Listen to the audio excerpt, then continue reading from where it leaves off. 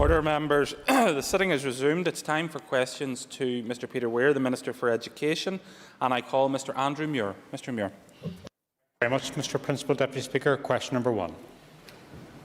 I thank the member for his question. Through Fresh Start funding, my department is delivering a hugely significant capital investment of almost £10 million in Bangor Central Integrated Primary School.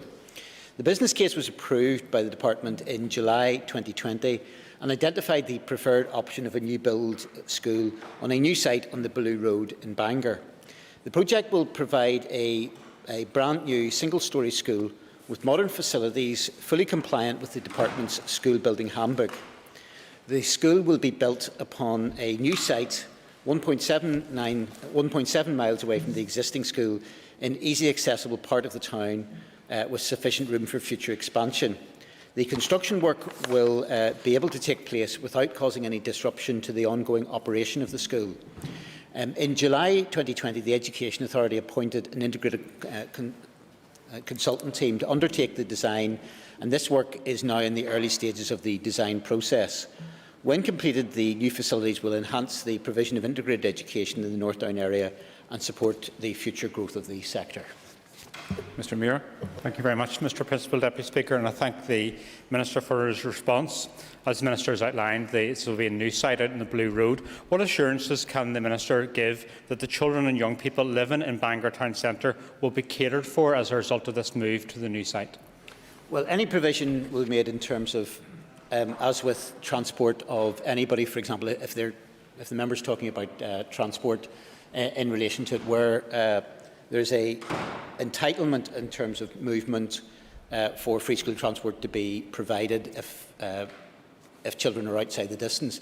But it should be indicated, I suppose, that in terms of the Bangor Central Integrated Primary, because it's the one integrated school at primary level within Bangor specifically, it does actually draw a fairly wide catchment area. So at present, for instance, of the two main wards in the centre of Bangor, as the member will know because he had put in a written question in relation to this, would represent about a third of the pupils who go to Bangor Central, the other two-thirds coming from outside that area. So to some extent it will shift perhaps the emphasis or the location, but I think, as with all occasions, children will be catered for in terms of any level of movement. Ms Rachel Woods. Mr Principal Deputy Speaker, and I thank the Minister for his answers so far. The Minister will know that I have many questions on this, but for now, can the Minister outline what consultation was done with the school, the Board of Governors and the parents about this move, as well as the wider community? And will he commit to meeting with me and a group of parents and interested parties regarding the proposed school move? I am always happy to meet with the member. I've met, indeed, with some interested parties in relation to it. It was part of a project. There's a project board for each of the Fresh Start which involves the school directly themselves, which there was consultation and discussion. Look, we should remember, if the issue is around the location, I would point out on at least 3 separate issues in relation to this. First of all, the statutory duty in the department is to integrated education. It's not to a specific site or specific location, and so therefore, when looking at this, it's what is in the best interest of the sector as a whole. Secondly, on a business case point of view, this was something which, from a public cost point of view, has a considerable difference from simply building on site in terms of the current location. And the member should also be aware that in terms of Fresh Start capital, it is something that specific projects will require Treasury sign-off. So it's not simply a matter of what the department feels, and indeed providing a situation in which best value for money. But it is also, if we're looking at the broader position in terms of integrated education in the broader level on it, this is a school which actually, in terms of its location, there is actually more room at this site. So that if there was, for instance, an additional unit to be put onto the school, there's an opportunity for that to happen at a future point, whereas the central site, and it is one that I'm very familiar with, would have much more limited space in terms of accommodation. So all those factors, but I'll be happy to meet the member on those, but the member should be aware that in terms of location, the decision has been taken. Mr Alan Chambers. Mr Principal Deputy Speaker, Minister, I certainly welcome this investment in my constituency, and I understand that the Board of Governors and the staff of the school fully support this move. but there does seem to be a body of resistance building against the move. Has your department had any sense of this movement against the move? Well, look, in terms of location, there will be, and it's very natural that people are seeing, particularly history tied up with a particular site, for it to move to a different location. But as indicated, it is not, if we were to provide neighbourhood-specific schools for every school, that would not be an appropriate way of dealing with it. So, look, I think it's perfectly natural, and I suspect that most people, if they are linked in with a particular school, will have a particular emphasis on that location. As the member mentioned himself, in terms of the project board, in terms of the governors, I think they have accepted this. And there is also, as I indicated, a wider commitment that has got to be there in terms of a business case of what is provided to the Treasury in relation to it. I think it's also the case that because of the pressure on places across the board, even at primary sector within Bangor, it is not a question of a level of displacement will create problems, largely speaking, elsewhere, because there isn't really much of any in the way of spare capacity within the system. Question number 2 in the name of Mr Andy Allen has been withdrawn. Mr Stuart Dixon. Deputy Speaker. Development proposals proposing transformation to controlled integrated status for 2 Mid and East Antrim schools were published on the 26th of March. They were DP 645, Carrickfergus Central Primary, where the proposal was to transform to a controlled integrated status with effect from the 1st of September 2021 or as soon as possible thereafter, and DP 648, which is Seaview Primary School, to transform to controlled integrated status with effect from the 1st of September 2021 or soon after. Area planning activity was paused due to COVID on the 3rd of April 2020, with the exception of special education provision in mainstream and special school settings, so that all available resources, including staff, could be redeployed in support of the Department's emergency response to the COVID-19 pandemic. As a consequence, the progression of DPs has been delayed. However, we're now in a position that there can be a restart to this, and an extraordinary meeting of the Area Planning Steering Group was held on the 21st of October, and the decision taken formally to resume all area planning operations and structures from that date. The Department has extended the statutory objection period and I should say by way of objection, it can be both letters of support and opposition, for affected DPs to provide a full 2-month consultation outside of the suspension period. The revised closing dates for these transformation proposals was the 9th of November 2020. Work on the assessment of these proposals has recommenced, and decisions on these DPs will be made as soon as possible. Mr Dixon. Thank you. And can I thank the Minister for his answer and very much appreciate the difficulties that his department has had during that time, but very welcome that they are now back on track to make these decisions. Particularly welcome the one with regards to Central.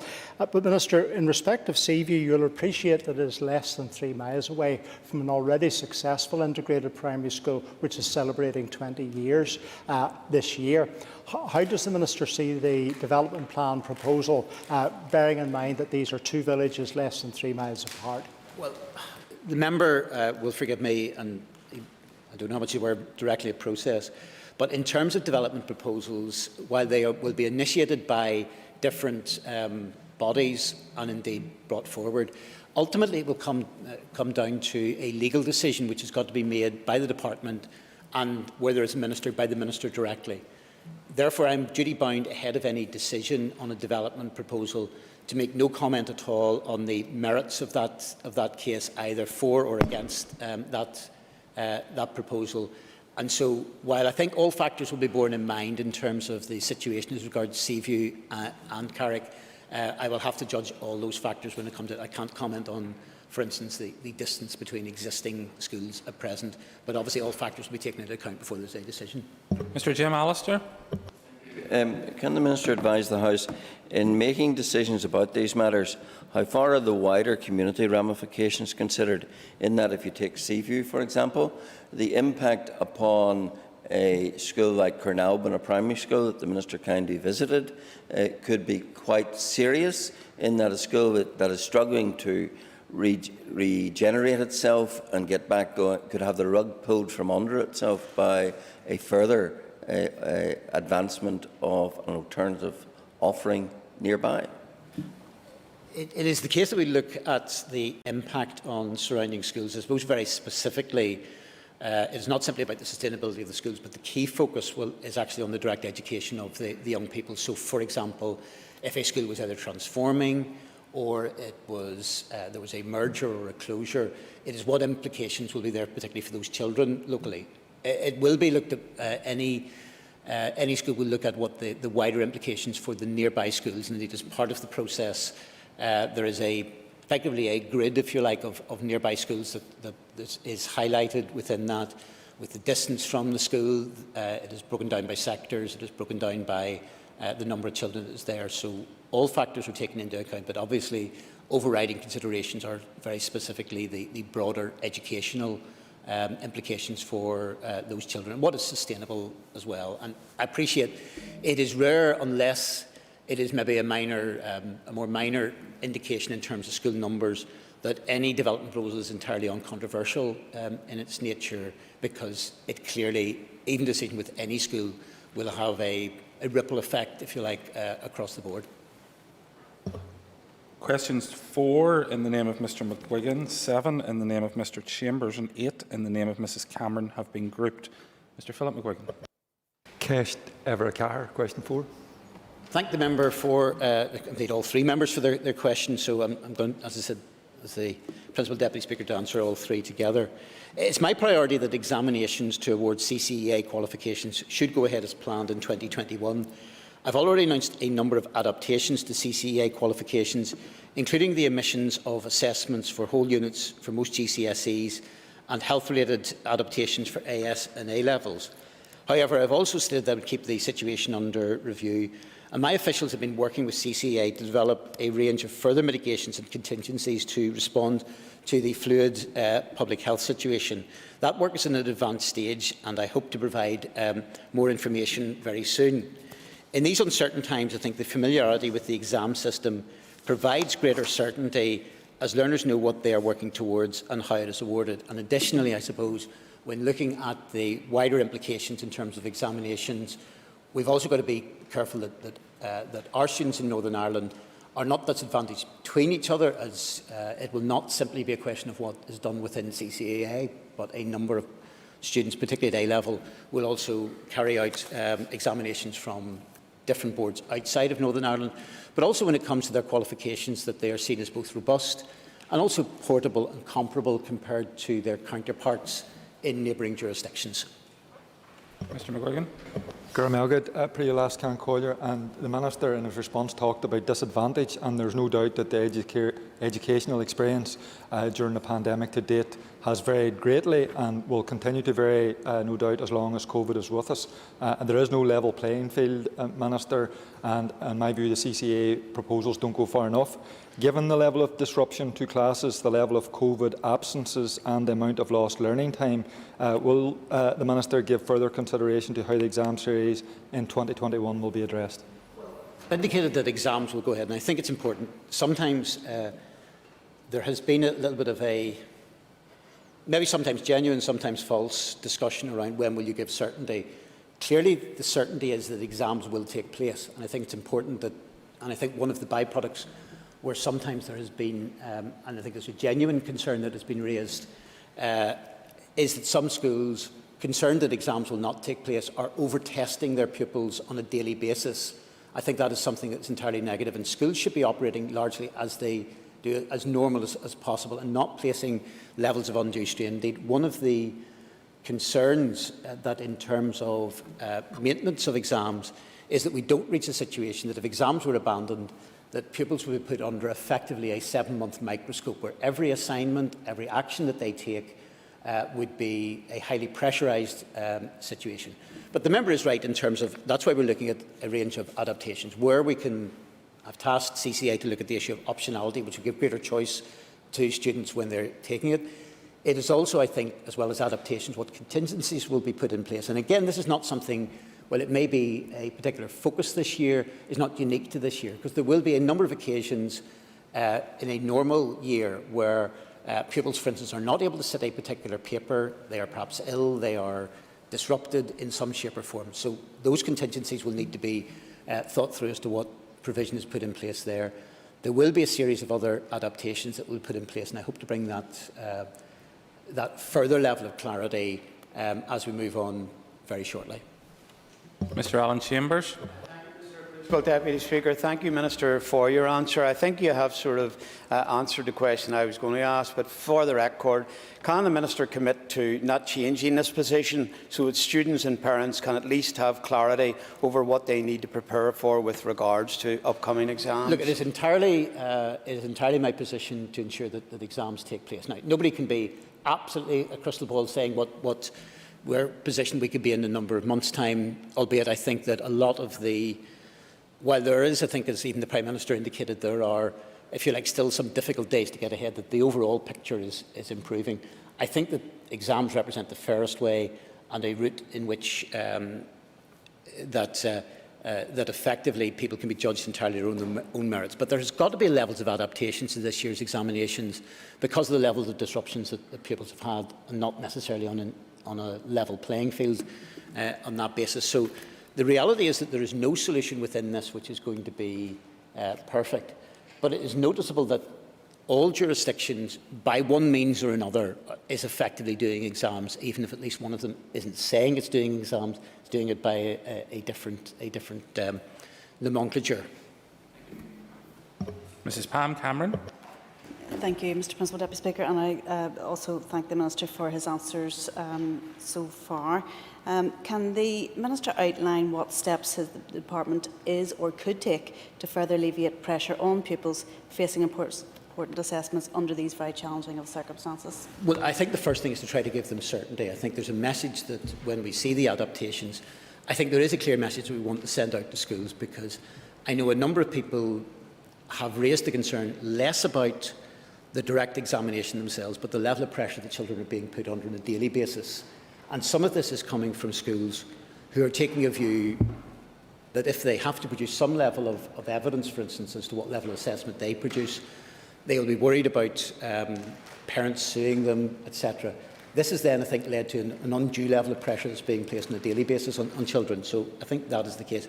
It is also the case that there have been a range of mitigations, that some driven by health, some driven by reducing the level of assessment, that in a number of occasions we've been able to enable a unit within particularly the GCSEs to be removed so that there can be up to 40% of that GCSE not assessed. So if you like, effectively the pupil will then be assessed on 60% rather than the 100%, which eases the burden considerably.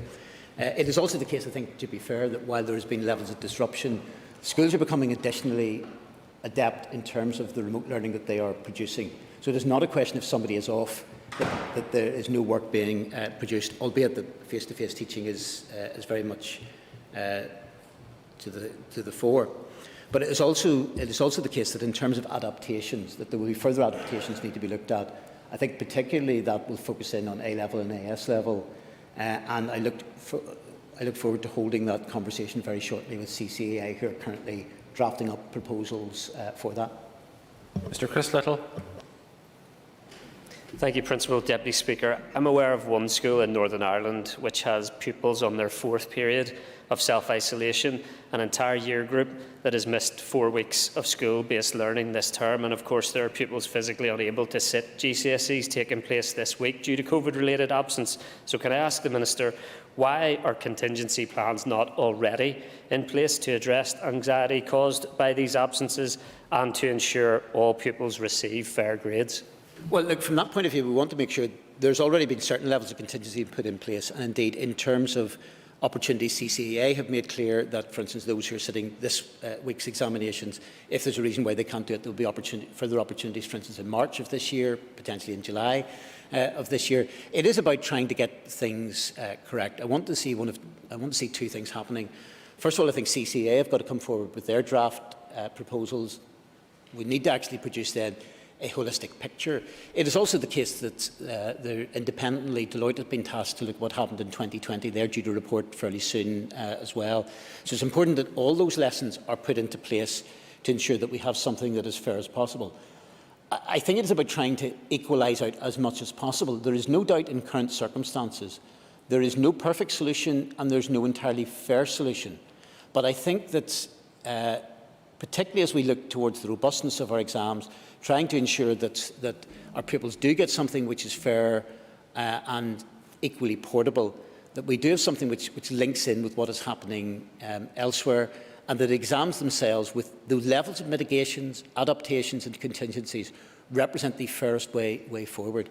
If, for instance, we were to abandon exams, for instance, in 2021, there would also be the consequence that when we get to 2022, A-level students who are probably doing ultimately the most important exam that they were doing in their lives would have gone to a situation where they would have never sat a public examination before doing those A-levels. And that, I think, would be something that would massively disadvantage them when it comes, for instance, either employment or university places. Mr Daniel McCrossan.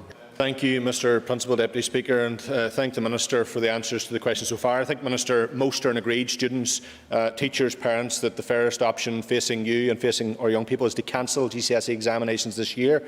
Minister, in view of the importance and significance of the, as you have clearly said, the portability of qualifications, and in light of Scotland and Wales unilaterally deciding to change their qualifications, is the Minister now mindful not to recognise the Scottish and Welsh qualifications in that regard?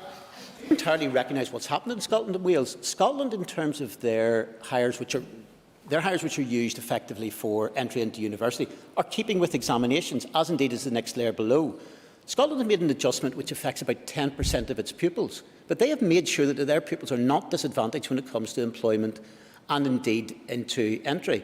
Wales have produced what I would call the David Copperfield solution.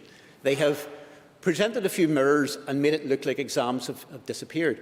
But as part of their proposals, which have not been particularly well sketched out, it talks about one of the key bits of their assessment will be external assessments, externally set, externally marked. And presumably if an assessment is being done externally, the only way to be fair there's only one of two solutions to that. Either you allow schools to do that completely willy-nilly, in which case you're not creating any level of playing field between that, or effectively those pupils are doing it in exam conditions. So Wales appear to suggest that they're not doing exams, but they are doing exams. And that is not just my opinion, but, for example, the National Association of Head Teachers in Wales have said Wales is doing exams under a different title. This is, exams under a different name. And so let us get to the kernel of the truth of this. All jurisdictions, including Wales, Scotland, England and the Republic of Ireland, are all doing, for their main set of students, examinations in 2021. Northern Ireland is a small jurisdiction. We cannot afford simply to go on a level of solo run, and indeed, particularly given that close to 20% of our students at A-level do English board examinations. We cannot create a situation where we create that level of differential between some of our students in Northern Ireland and some others within Northern Ireland. That would be simply folly. Ms Rachel Wood. Principal Deputy Speaker, and I thank the Minister for his answers so far. The Minister will be aware that one of the key issues arising as a result of COVID-19 in general is effective and meaningful communication to ensure education can continue in the safest manner for our teachers and pupils. So can I ask the Minister to detail what formal consultation he has had with teachers and trade unions since school reopened in September regarding exams, but also school reopening in general? Well, look, we've met with a range of stakeholder groups in terms of that, there is ongoing discussions that will take place with the trade unions and ongoing, on a regular basis, discussions that take place within that. We also have a stakeholder group of school principals, and indeed, particularly in terms of engagement with our officials, with those principals, that has taken place particularly on the examinations on a couple of occasions within that.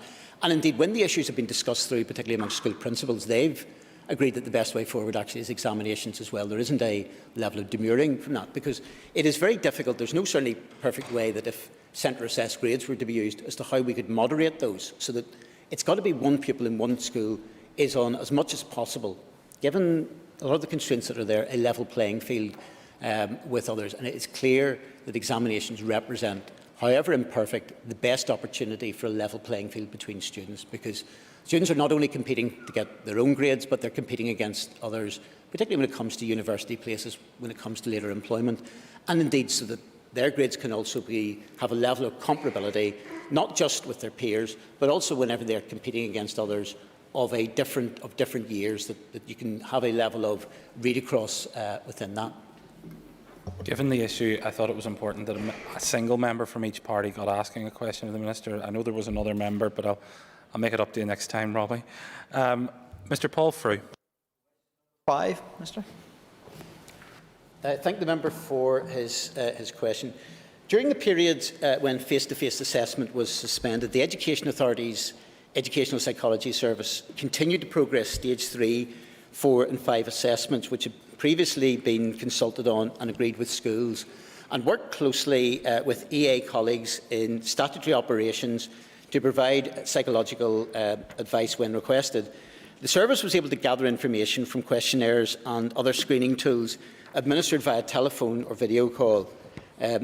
Telephone consultations with school sources, such as the school's SENCO, previous assessments, scores from standardised tests or other attainment information, and analysis of the child's developmental checklist, with a view that this information may be added at a later stage where necessary. In addition, the service provides advice and resources to staff, as well as training to support children and young people who are struggling at this time. The service continued to provide support during the period of school reopening, and face-to-face assessments resumed in September 2020. Mr Frew. Thank you, Mr Principal Speaker, and thank the Minister for his answer to my question. Can I ask then, how will the Minister and how will the Department manage the backlog, which I'm sure is mounting, and how will this be rectified before school placement time, given the fact that some of these children may well have to attend special needs schools? The position, when the member says that it is mounting, it did mount, I suppose maybe is more accurate in terms of the tense of that. So yes, there's no doubt that because of some of the pressures that were there with COVID, it meant that the extent of involvement was there, as I indicated. There was able to be certain things carried on, but was limited. So work, I think, continues to manage backlog cases with the aim of reducing those. The particular focus, I think, are those children who've been waiting longest. And that can include a range of actions to reconfigure processes and workflows across offices. It will be achieved through a combination of EA's continuing process improvement work and a level of additional short-term staff resource. A capacity and demand analysis is being finalised to define the short-term resource that will be required, and where short-term resource will be indicated, I think, as part of this year. In fact, just a matter of a couple of days ago, there has been some additional money has been granted through the monitoring round. But the short-term resource, but also I think there's also a longer-term delivery model to try to ensure the sustained performance within the 26-week period. As indicated, delays have been too long, but we are starting to see a level of improvement. And so, for example, if you go back a year ago today, there were 107 children waiting basically a year and a half for the statementing process. In terms of that level of delay, by the end of September of this year, there was no child that was waiting a year and a half. And indeed, compared with 158 children who were waiting a little bit over a year ago, that number is down to, on a 60-week period, is down now to 10. And again, there's an 83% improvement in children waiting over 40 weeks. So, there has been action taken. There's no doubt that COVID created problems in that, but I think there are new processes in place which will help reduce that further. Ms Emma Rogan. Can I ask the Minister if there has been an assessment of the impact that reducing statutory obligations in respect of special education needs to what are best described as best endeavours, and what effect has this had on the children? Well, the indications are that what we tried to provide actually is an improving service within that. There's no doubt that in terms of, and I think it was something that there wasn't really any alternative, that in terms of what could precisely be provided during COVID, was that going to be necessarily absolutely the same as it was under normal times? No, and I think that is the case across a wide range of services. So our aim, I suppose, is the focus to try to make sure that the backlog is cleared, that we reduce waiting times, and that indeed both from a short-term intervention, and we've seen that there has been improvements in terms of waiting times, and also a longer-term plan is put in place. But there's no doubt that for any child, the longer they have to wait, the less service that can be provided for them, the more difficult it is for that child. And that's what we're trying to combat. But we've also got to work, and particularly during that peak period of COVID, against practical realities as well. That ends the period for listed questions. We'll now move on to 15 minutes of topical questions. Before I call Mr Allister, I announce to the House that question number 10, standing in the name of Ms Paula Bradley, has been withdrawn. Mr Allister. Thank you. The Minister will be aware that the last week of Christmas term in primary schools is a particularly exciting and significant week. Indeed, one can well imagine the Minister, no doubt, excelling in the role of playing a wise man, maybe. But in terms of this upcoming week, obviously it's going to be very different. But schools are still preparing. Kids are full of anticipation about in-bubble, in-class celebrations. Can the Minister therefore assure the House that he will not countenance the closure of our primary schools a week early, as some have been suggesting, and thereby bring devastation to many kids looking forward to those festivities? No, it was very nice, albeit I think the member was probably slightly tongue-in-cheek when he referred to me as a wise man. I'm just glad he hasn't referred to me as Herod within the situation. Can I say both as regards primary schools and regards post-primary schools? I am aware at times there have been rumours floating about. I suppose this is Northern Ireland. There's no substance to those rumours. Schools will continue on their normal Christmas period up until the week before Christmas. On that basis, there are no plans to close. None of that has come from myself, Department of Education, the EA, but it is a little bit of whispering around the place. And I think that is important that schools remain open. It has been also the case that whenever the restrictions were talked about by the Executive unanimously agreed across all the parties that schools should remain open.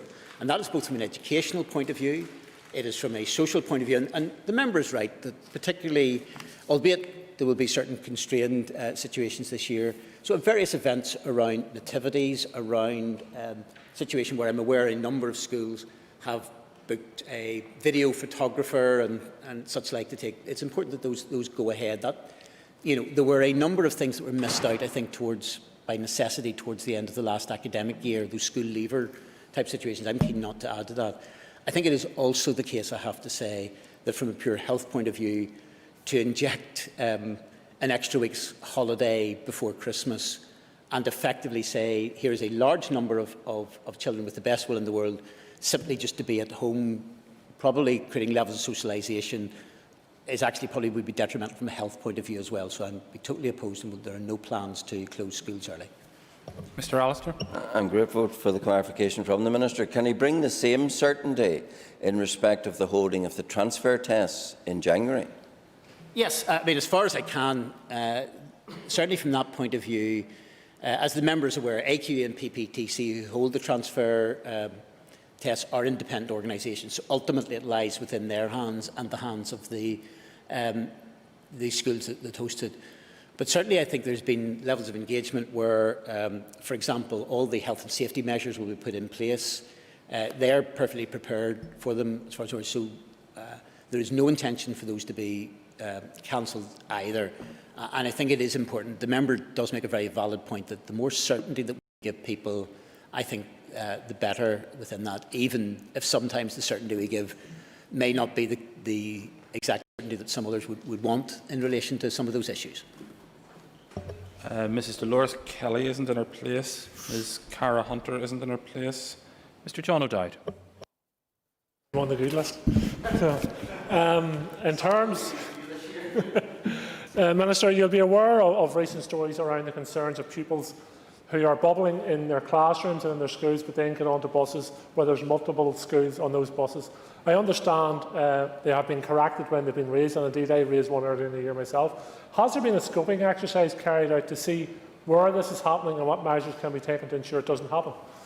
Yes, what we have done in relation to it, and the member will be aware, obviously as part of that we've moved to a situation which hopefully should reduce levels of transmission in terms of post-primary children, then that there's a requirement of both public transport and school transport. for them to wear masks. We are up against, I suppose, levels of practical restrictions, which in terms of free transport reached about 80,000 pupils each day. But I've certainly instructed officials to work with TransLink, with EA and the Department of Infrastructure to see, for example, while there's been some additional money that's been able to be levered in terms of additional transport.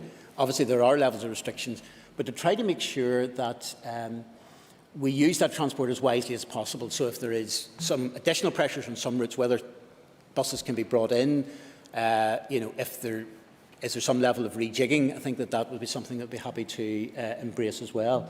But I think the member also raises, I think, a very important point, which I think in terms of the threat that is out there, is that there has been a lot of good work done directly within schools, and indeed schools themselves, particularly within bubbles, I think do not represent a particular risk to people. So the danger is, if you like, from wider community transmission being brought in. So in anything that can be done around buses, around messaging, although it lies a little bit outside my direct control, for example, on issues around drop-off and pick-up, there's a role for all of us in terms of social responsibility as well. But there will be ongoing discussions to see, are there any actions in terms of any rejigging of buses that can be done which can help ease the situation? Mr O'Dowd. That's your first question, and I do think that the media has to be careful and how reports infection rates associated with schools. They report them as in schools. I think it's more important to report them associated with schools. But my other point was, has there been any discussions with the infrastructure department in terms of the provision of buses, particularly TransLink? But there's also many private coach companies out there who are crying out for work. So is the Minister aware if there's been contact made with them? Some level of contact, and I think as part of this, there's a small amount of additional money that the Executive has been able to provide, both to provide additional safety on buses, but also then, as we sort of ease levels of transport, that money is not, by its nature, infinite, so it's about trying to use it as well as possible. But I think there has been, good conversations I've had between myself and the Infrastructure Minister, and I think there is that commitment, both at the departmental level and the more operational level, to work together to see if there's any additional elements that can be put in place. I suppose one of the other issues as well, which we have to respond to some extent to events, is that the pattern of drop-off of children will have adjusted a little bit as well. Some parents will have taken a view that, for example, the situation is that they will feel most confident delivering their children to and from school themselves, where they wouldn't have previously. So all those factors have got to be put into factor as well. And I had the great pleasure as well, which I think should also be strongly encouraged, on Friday amongst a number of schools that I visited.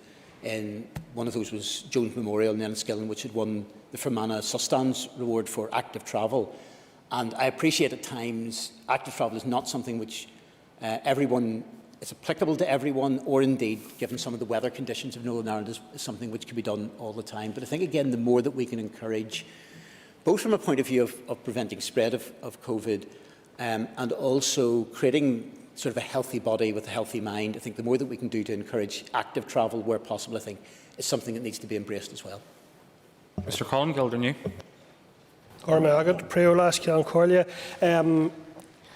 The Minister, you recently announced £5 million for wellbeing initiatives in schools.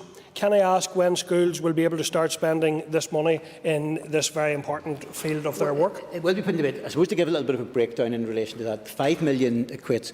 This is effectively, call it COVID, sort of COVID recovery money.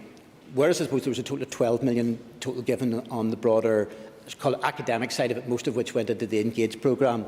The COVID money, the breakdown of that is about $250,000 of that 5 million will go to youth services. So I think a number of youth organisations have already been notified of an element of grant. The remaining 4.75 million will be divided up amongst schools effectively on a pro rata basis. And given that this will be on mental health and wellbeing, there is a wide, I don't see any particular, given that the money is assured, once they've been notified of the money in individual cases, which they should be or should very soon be, I think there's no barrier in schools spending that money. Now, this is not an enormous sum for individual schools, and there will also be complete flexibility on the way that schools will be able to use that money, provided it's being used for mental health and wellbeing purposes. So that might be around getting some additional sort of talks or counselling sessions. It could be around, for instance, staff support for staff in terms of their well-being, and while naturally we concentrate on the children, we need to make sure that is covered as well. Or it may be through some additional extracurricular activities that they want to take place in, or even improving the school environment, perhaps by buying particular pieces of equipment which could be used, which would help the general. So there's a trust, I think, in schools, I think, in terms of this, to spend this money wisely and to actually determine within their own budgets and indeed their own situations. And it might be they want to put something additional into nurture as to what they do. They're the people on the ground, in the same way as we give a level of trust to schools with the Engage programme. Mr Gildernew. Thank you for that answer, and I suppose it's an opportune time to just acknowledge the work of teachers in terms of frontline and in terms of protecting the well-being of their staff and their school community and the children. But how will this funding complement the work of the emotional health and well-being framework next year?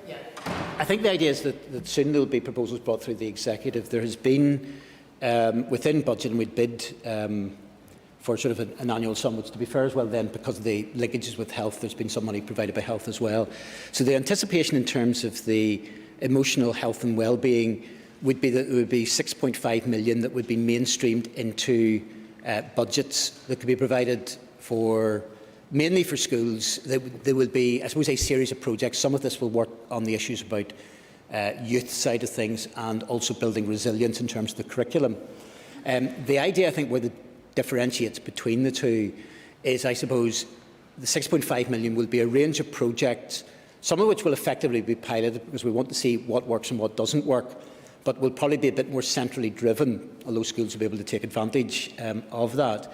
The 5 million difference, I suppose, being that the 6.5 million will be mainstreamed in budgets. So what is there in 2021 will be there in 21-22 and beyond. You know, we may reach a situation where that amount of money expands, but nevertheless it will be there. The 5 million is effectively from the COVID funding, so it is effectively a one-off payment. And the level, as opposed to try to ensure that it's spent very much in year, the level of flexibility for schools in terms of spending that money will be much wider level of discretion that will be given to schools, rather than on the 6.5 million that will probably be more directed into particular projects and processes. Mr Doug Beattie is not in his place. Mr Jonathan Buckley. Could I ask the Minister for an update on the Children and Young People strategy and when it will be announced? Well, Children and Young People strategy has been now created in a situation where it has now been finalised. It's obviously been a long while in coming, and some adjustments been made down the years. It has now been circulated, I think, to executive colleagues, and I would anticipate that from that perspective, within the next week or two, because I think, to be fair, across the board, any of the comments that I've received back from executive colleagues have been largely supportive, and I think it's not something which I think anybody should see as any level of controversy. As such, I would hope that that will be in a position that will be signed off by the executive as a whole before Christmas, and I think it will produce a sort of longer-term vision in terms of the children's and young people's strategy. Mr Buckley. Thank the Minister for his answer. And would he agree with me, whilst COVID is demanding a lot of prioritisation from executive colleagues and indeed the Department of Education, that it is still seriously important that departments continue to bring forward important priorities, existing priorities that already exist? It's right. And I think, to be fair, I suspect education, as with other departments, and I've seen both from myself but also from other executive colleagues where they've brought forward sort of more strategic plans for the longer term. So it is across the board. There's no doubt in different government departments that there has been, call it a level of broadband that has been taken up with COVID. And that has led at times to some things that are immediate have to be covered, and particularly also in terms of the level of attention that can be given at different levels. It has meant that some people from officials, be it on issues around area planning, for example, have had on a temporary basis to be diverted into those activities. But I think for all of us, I think there are a range of priorities which we do need to ensure are both maintained. They might have been slightly delayed because of COVID, but I think collectively, both in the Department of Education and beyond, I think there is a determination to work through, from a programme for government point of view, a range of those priorities, some of which have already started to be brought to fruition, not just in my department but in others as well. A single question from Mrs Martina Anderson. Minister, do you understand the parents in Derry and across the north are concerned about putting their children through the transfer test because of even COVID, and that any other cobbled together test would be fraught with legal challenges for schools? So why not just do applications? Well, apart from the fact that schools have a legal right in terms of academic selection to do that, the tests themselves are run separately. Look, I understand that the current situation, everybody will have concerns. I think there will be a range of health and safety measures are put in place, and we're talking about gathering together about 10,000 young people across Northern Ireland, when on a daily basis around about 300,000. It will not surprise the member to know that I suspect that her and I would have a very divergent view, shall we say, on the issue of transfer. And while there can be around a range of things, people can always make legal challenges. I do remember that going back far enough to the point where one of my predecessors, I think Katrina Ruan, who predicted whenever AQE and PPTC, which were first making tests back, I assume that's probably 12, 13 years ago, we were told that actually the tests would collapse under the weight of legal challenges. We're a number of years on and they're still here. Order members, that concludes questions to the Minister for Education. If I could ask members to take their ease for a few moments and clear the chamber, and don't forget to clean the spot where you were before you leave. Thank you.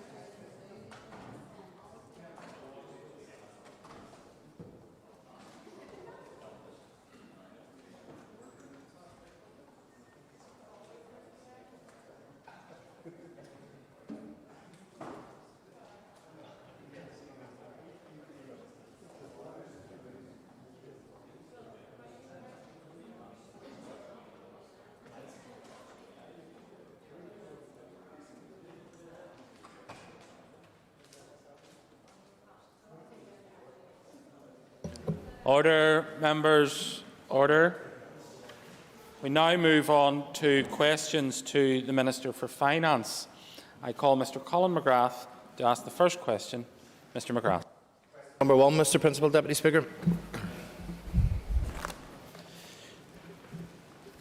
Good progress has been made to deliver the NDNA civil service reform commitments. The Executive formed its subcommittee on response to RHI inquiry and reform in March 2020. It has met in late July and last week and is currently working to complete the Executive's response to the RHI inquiry. A revised Civil Service Code of Ethics has been developed, including discussions with trade unions and civil service commissioners. This will be finalised soon and become part of all civil service contracts of employment. It has significant changes in terms of working for the Executive as a whole, on record keeping, on raising and responding to concerns that are raised either internally or externally. Review of arm's length bodies is underway with Stage 1 complete. And I am discussing with Executive colleagues the creation of a civil service reform team in DOF, which will develop a wider reform plan. The Procurement Board will be reconstituted to include expert advisory panel appointed from key sectors in the economy, and I will consider last week's NIAO report on civil service capacity and capability and its potential for a read across to civil service reform. Mr McGrath. I thank the Minister for his answer. That report that you refer to, the Northern Ireland Audit Office report on civil service capacity, highlighted major structural problems with the local civil service. How can we possibly address these challenges without a head of civil service? And can you tell us, when is this appointment going to be made? Well, quite a lot of the work that I've just outlined has been conducted without the head of a civil service, so the world doesn't come to an end without somebody in the head of civil service post. And a lot of work continues on through the departments and through the Executive Office itself. Of course, I would like to see a head of civil service appointed soon. I know the First and Deputy First Minister are looking at steps in terms of interim appointments, and I think they want to look at the whole role of the head of civil service, and obviously it will be up to them to bring forward that process. Mr. Philip McGuigan. Minister, can I ask, will a review of the recruitment process for senior civil servants be part of the reform process? Yes, I think there are a range of issues to be reviewed in terms of civil service reform. It's a very significant piece of work, and that's why I'm putting together a reform team so that they can scope out the broad areas, do some consultation with other departments and executive ministers and others in terms of the full scope of issues that we want to see in civil service reform. But it was very clear commitment in the NDNA to do this piece of work. It falls largely to my own department, who have responsibility for civil service, and we're happy to have it as broad as considered necessary. Mr. William Humphrey. Mr. Principal Deputy Speaker, I thank the Minister for his answer so far. In relation to the Northern Ireland Audit Office recent reports in terms of capacity and capability and attendance at civil service employment, can I ask the Minister, how does his department plan to take forward the recommendations, or is he going to take forward the recommendations as put forward by the Comptroller and Auditor General for Northern Ireland in those reports? Well, clearly we'll be looking at them. We have initiated a process of reform in terms of civil service. We're putting together a group to take that forward, and clearly this report fits in to that discussion. So, of course, there will be recommendations in that report which will be required to be addressed as part of a response to your own committee and indeed to the Assembly as a whole. And I'm sure the Department will look at that, but it will dovetail nicely with what we intended to do in terms of civil service reform as we had agreed under NDNA. Mr. John Blair. Principal Deputy Speaker. I've been concerned that the Treasury's eligibility criteria for its schemes have excluded some businesses, and I've raised this directly and repeatedly with ministers in London. In particular, given the local restrictions the Executive put in place in October, I called on the Treasury to immediately make furloughing available for all businesses that needed it. I do recognise, however, there was a gap for those businesses not eligible before the 1st of November extension of the scheme. But this sort of wage support can only be put in place by Treasury. Firstly, the scale of the funding required is huge, and Ulster University previously estimated the total value of furlough claims in the North up to the end of July alone was £890 million. This is beyond the scope of our budget locally. And secondly, making these sort of payments requires access to HMRC taxpayer data and systems which we don't have nor could we get. That said, I will continue to use all the levers at my disposal to support businesses impacted, as I did most recently in putting the localised restrictions support scheme in place, paying double the amounts available under the London Government scheme. Mr. Blair. Principal Deputy Speaker, thank you, and I thank the Minister for that answer. Can the Minister provide an update on the number of applications and the number of payments in progress on the localised restriction support scheme? Yes, the number of applications, I think, is in the region of 12,000. The number of payments is over 5,000, and I think there are in the region of over 2,000 have been rejected, so more than half of them have been processed, and we're heading towards £20 million in terms of payout on that scheme. Mrs. Rosemary Barton. Minister, thank you for your answers so far. Minister, can you tell me what was the outcome of the talks with the Department of Economy officials over the weekend with regards to this matter, and could you ascertain why it has taken nearly 8 months to come up with the appropriate package? Well, the member will know herself, because her own colleague proposed the restrictions last Thursday, that we were not aware until Thursday that non-essential retail was part of the proposition from the Department of Health to be restricted. So in order to come up with a package to address these issues, you have to know where the businesses are that need support. And so in essence, we had over the weekend to come up with a package, and that's what we did. And I brought to the Assembly yesterday a very substantial support package across a range of departments, including the Department of Economy, to provide that level of support. The amount of funding available to us has changed. The furlough scheme has changed at very short notice. We only knew about just over 2.5 weeks ago we had an additional £400 million, and the restrictions themselves have changed the businesses which have been required to be closed. And all of that has happened with very little notice. So, the notion that we somehow have had months to come up with these schemes, I wish we had. I wish we'd have known what restrictions would be in place. I wish we had known what funding was going to be available to us. I wish we'd have known that the Treasury was going to abruptly change its mind in relation to furloughing with no notice. And I'm looking forward to finding out tomorrow what's actually going to be in our budgets for next year when the comprehensive spending review is finished. So it hasn't been ideal in terms of planning, but we've put together schemes and processes as quickly as we could once we had all the relevant information. Mr. Pat Catney. Thank you, Mr. Principal Deputy Speaker, and thank you, Minister. Realising just that we are working as this money comes out and tries to get out to businesses, I was wondering, is there a possibility that support that was announced yesterday for company directors could be utilised by these small businesses? Well, the member will know that the scheme that refers to has been taken forward with the Department of the Economy. And clearly it's to try and address a section of our business community who have not received any support so far, and I've made the point many times that as we now getting on to perhaps the third level of support for some businesses, that it's particularly acute for those who have not received any support to date. So the Department for the Economy will roll out that scheme. I'm looking forward to seeing the details of that, and I'm sure if it can assist some of the businesses he's referring to, then it will be of benefit to them. Mr. John O'Dowd. Question number 3.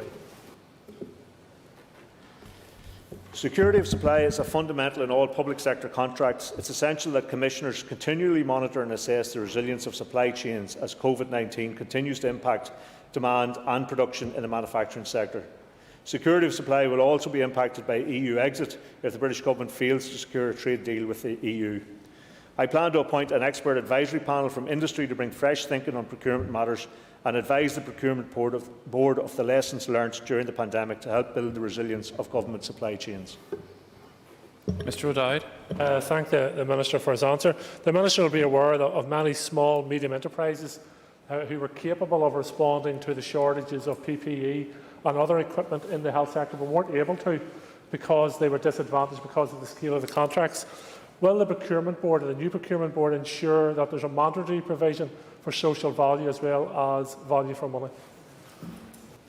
Well, I think, in my perspective, obviously the Procurement Board and procurement of contracts generally have to follow a set of criteria, but I think clearly the experience of the pandemic is such that security of supply has to be key, where previously I think price was the king in relation to procurement, and I think quite clearly the evidence during the pandemic was that there is sufficient capacity and skill and ingenuity in local manufacturing to meet some of the critical supply that is necessary for us on this island, and certainly in terms of food, in terms of pharma, in terms of manufacturing, that critical supply exists here. So I think that some of the lessons that we have to learn right across the island and between these islands as a consequence of this is that cheaper price, cheaper goods on the other side of the world may be fine in terms of saving some money, but they don't bring you that security of supply, nor do they assist the local economic growth in the way that procurement should be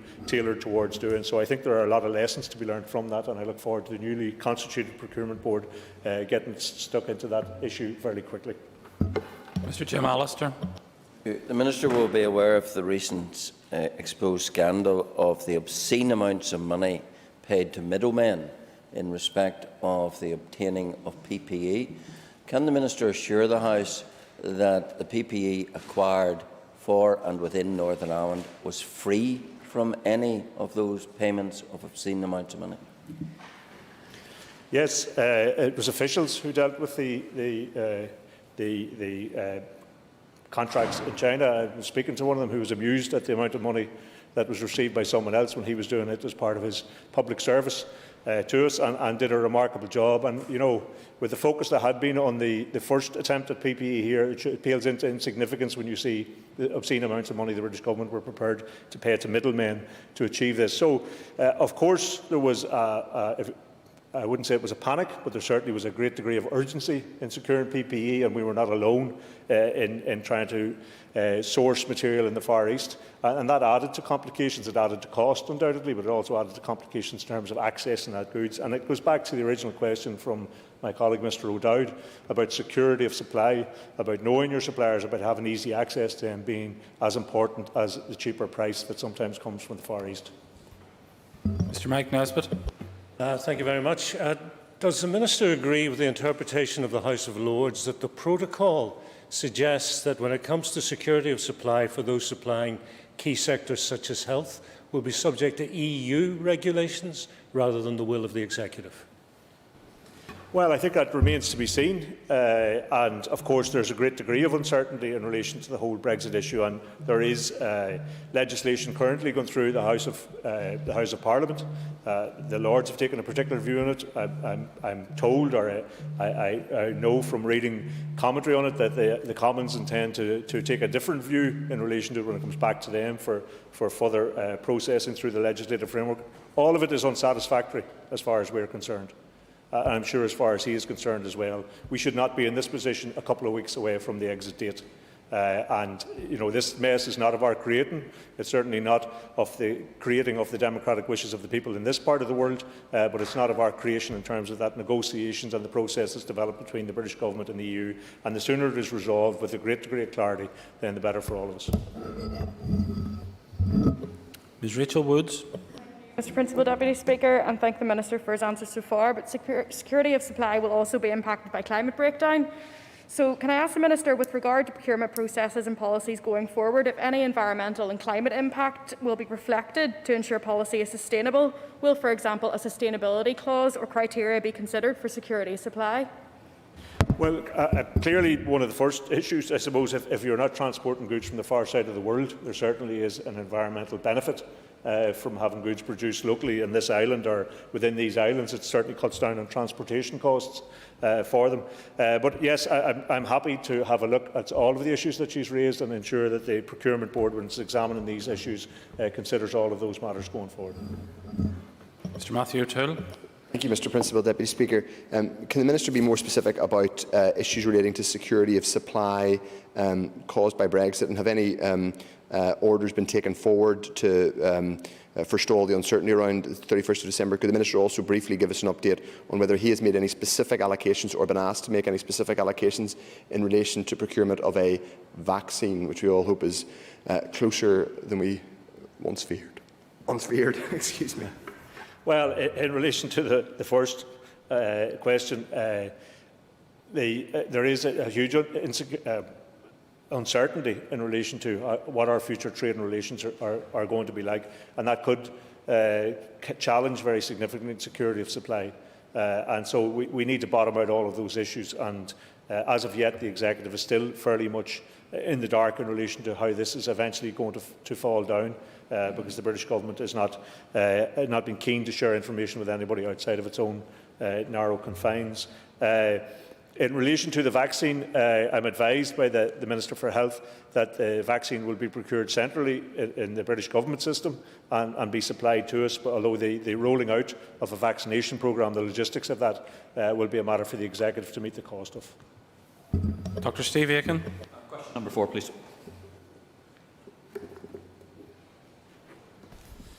RHI disciplinary proceedings are ongoing, and I await their determinations.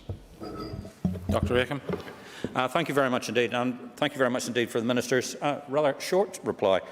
I wonder whether the Minister will be considering introducing legislative changes to ensure that those civil servants or those employed by public bodies who have been subject to disciplinary process but have subsequently retired and are therefore, under the current legislation, exempted from sanction, can they be prevented to being re-employed as consultants, on boards or in any other official capacity?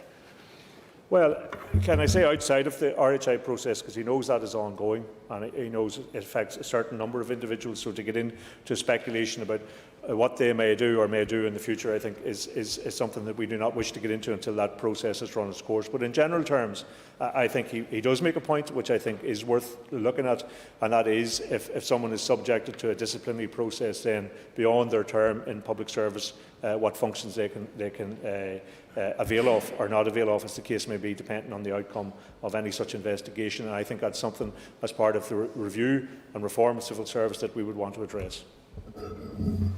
Mr. Declan McAleer. Can I tell us when the Executive Subcommittee on the RHA recommendations will conclude its work? Thank you. Well, the RHI subcommittee met last week and processed further some of the issues that we've been dealing with in terms of the ongoing work to codes. It is our intention to bring that to the Executive in December for approval and clearance before Christmas recess. Question number 5, what stands in my name, has been withdrawn. Mr. Blair, were you rising in your place in relation to question 4? Mr. Blair. Thank you very much indeed, Principal Deputy Speaker. In relation to that, can the Minister provide an update on the panel that was due to be set up following RHI to investigate ministerial conduct? Well, the setting up and the formation of that panel is the responsibility of the Executive Office, and I am hoping that that is taken forward as a matter of urgency. It's an incomplete part of the process that we've been dealing with from the Department of Finance and the RHI Executive Subcommittee. So I will be bringing that to the attention of the Executive, because when we do bring the propositions to the Executive for completion in December, clearly we want to see that panel in place as well. Mr. Trevor Lunn. Mr. Principal Deputy Speaker, just going back to the question of discipline, the last case I can remember of a civil servant being disciplined was quite a serious one, and the punishment was a letter being placed in his file for 18 months. So he wasn't hung.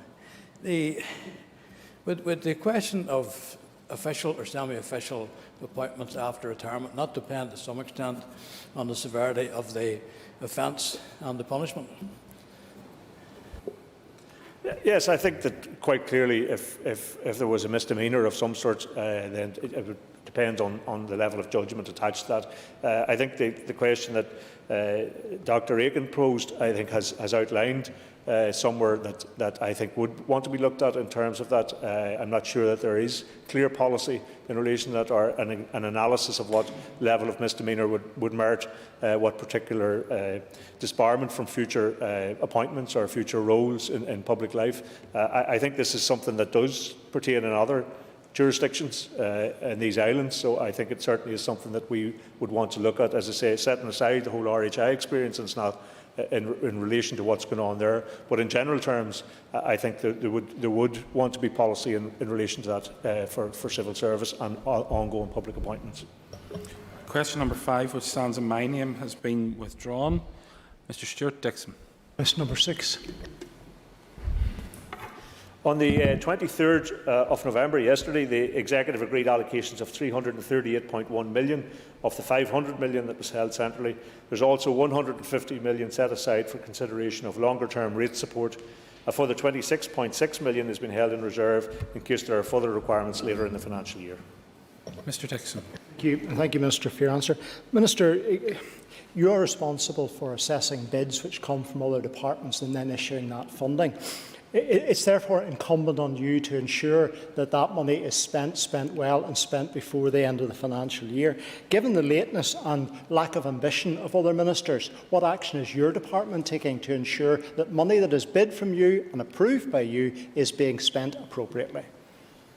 Well, firstly, there's a clear understanding, and there has been a clear understanding among executive ministers and departments when they're asked to submit bids, and that's how the process works, that this money is COVID-related money. It is to be spent in the financial year. It is to be directed to the 3 broad pillars of the executive response to COVID, which is supporting vulnerable people, supporting the health service and supporting business, and that it meets those criteria.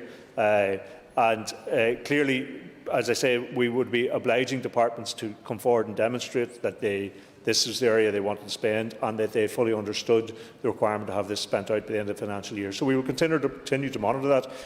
Of course, you will know there will be the January monitoring of the general departmental spend coming through as well, and there may well be further Barnett consequentials received early in the new year. It has been a challenge to manage all of that money and that additional money and deal with, the stripped-down resource available to the civil service because of the pandemic. But nonetheless, I think it is incumbent on us to make sure that that is spent wisely in the right areas and spent out before the end of the financial year. Ms Gemma Dolan. Minister, has the British Government responded to your request and the request of the Scottish and Welsh Finance Ministers for greater flexibility to ensure the funding is spent fully and effectively this financial year? Well, there have been ongoing discussions with Treasury right up to recent days. I intend to speak to the Chief Secretary of the Treasury tomorrow. As the member may know, we're expecting an announcement on the comprehensive spend review tomorrow, which might give an indication of the finances available for next year's budget. But yes, we have pressed consistently for flexibility, and particularly if we are to receive further Barnett consequences early in the new year. I think that adds to our case that this kind of drip feed of money with no long-term planning attached to it is very difficult for any devolved administration to manage. And I suppose it reinforces that point that we've been making in general terms about the need for flexibility in terms of managing the public finances. Mr Matthew O'Toole. Deputy Speaker, I'll be brief.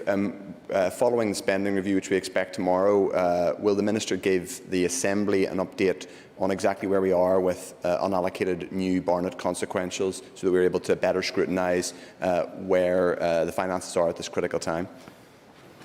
Well, as I say, we hope to receive that tomorrow. That's the date we've been given. I have a call scheduled with the Chief Secretary of the Treasury tomorrow, and I anticipate knowing that. And of course, I'm happy to come back in terms of when we get a handle on that. There had been a series of budget discussions with other executive ministers. There's a couple still outstanding because of other businesses overtaking it, and we need to get discussing that with them. And we understand what the budgetary requirements are of the departments for next year. But of course, that will depend on the amount available to us. So I'm happy to update the Assembly and indeed his own committee when we get some answers in relation to all of that. Mr Alan Chambers. Number 7, Mr Principal Deputy Speaker.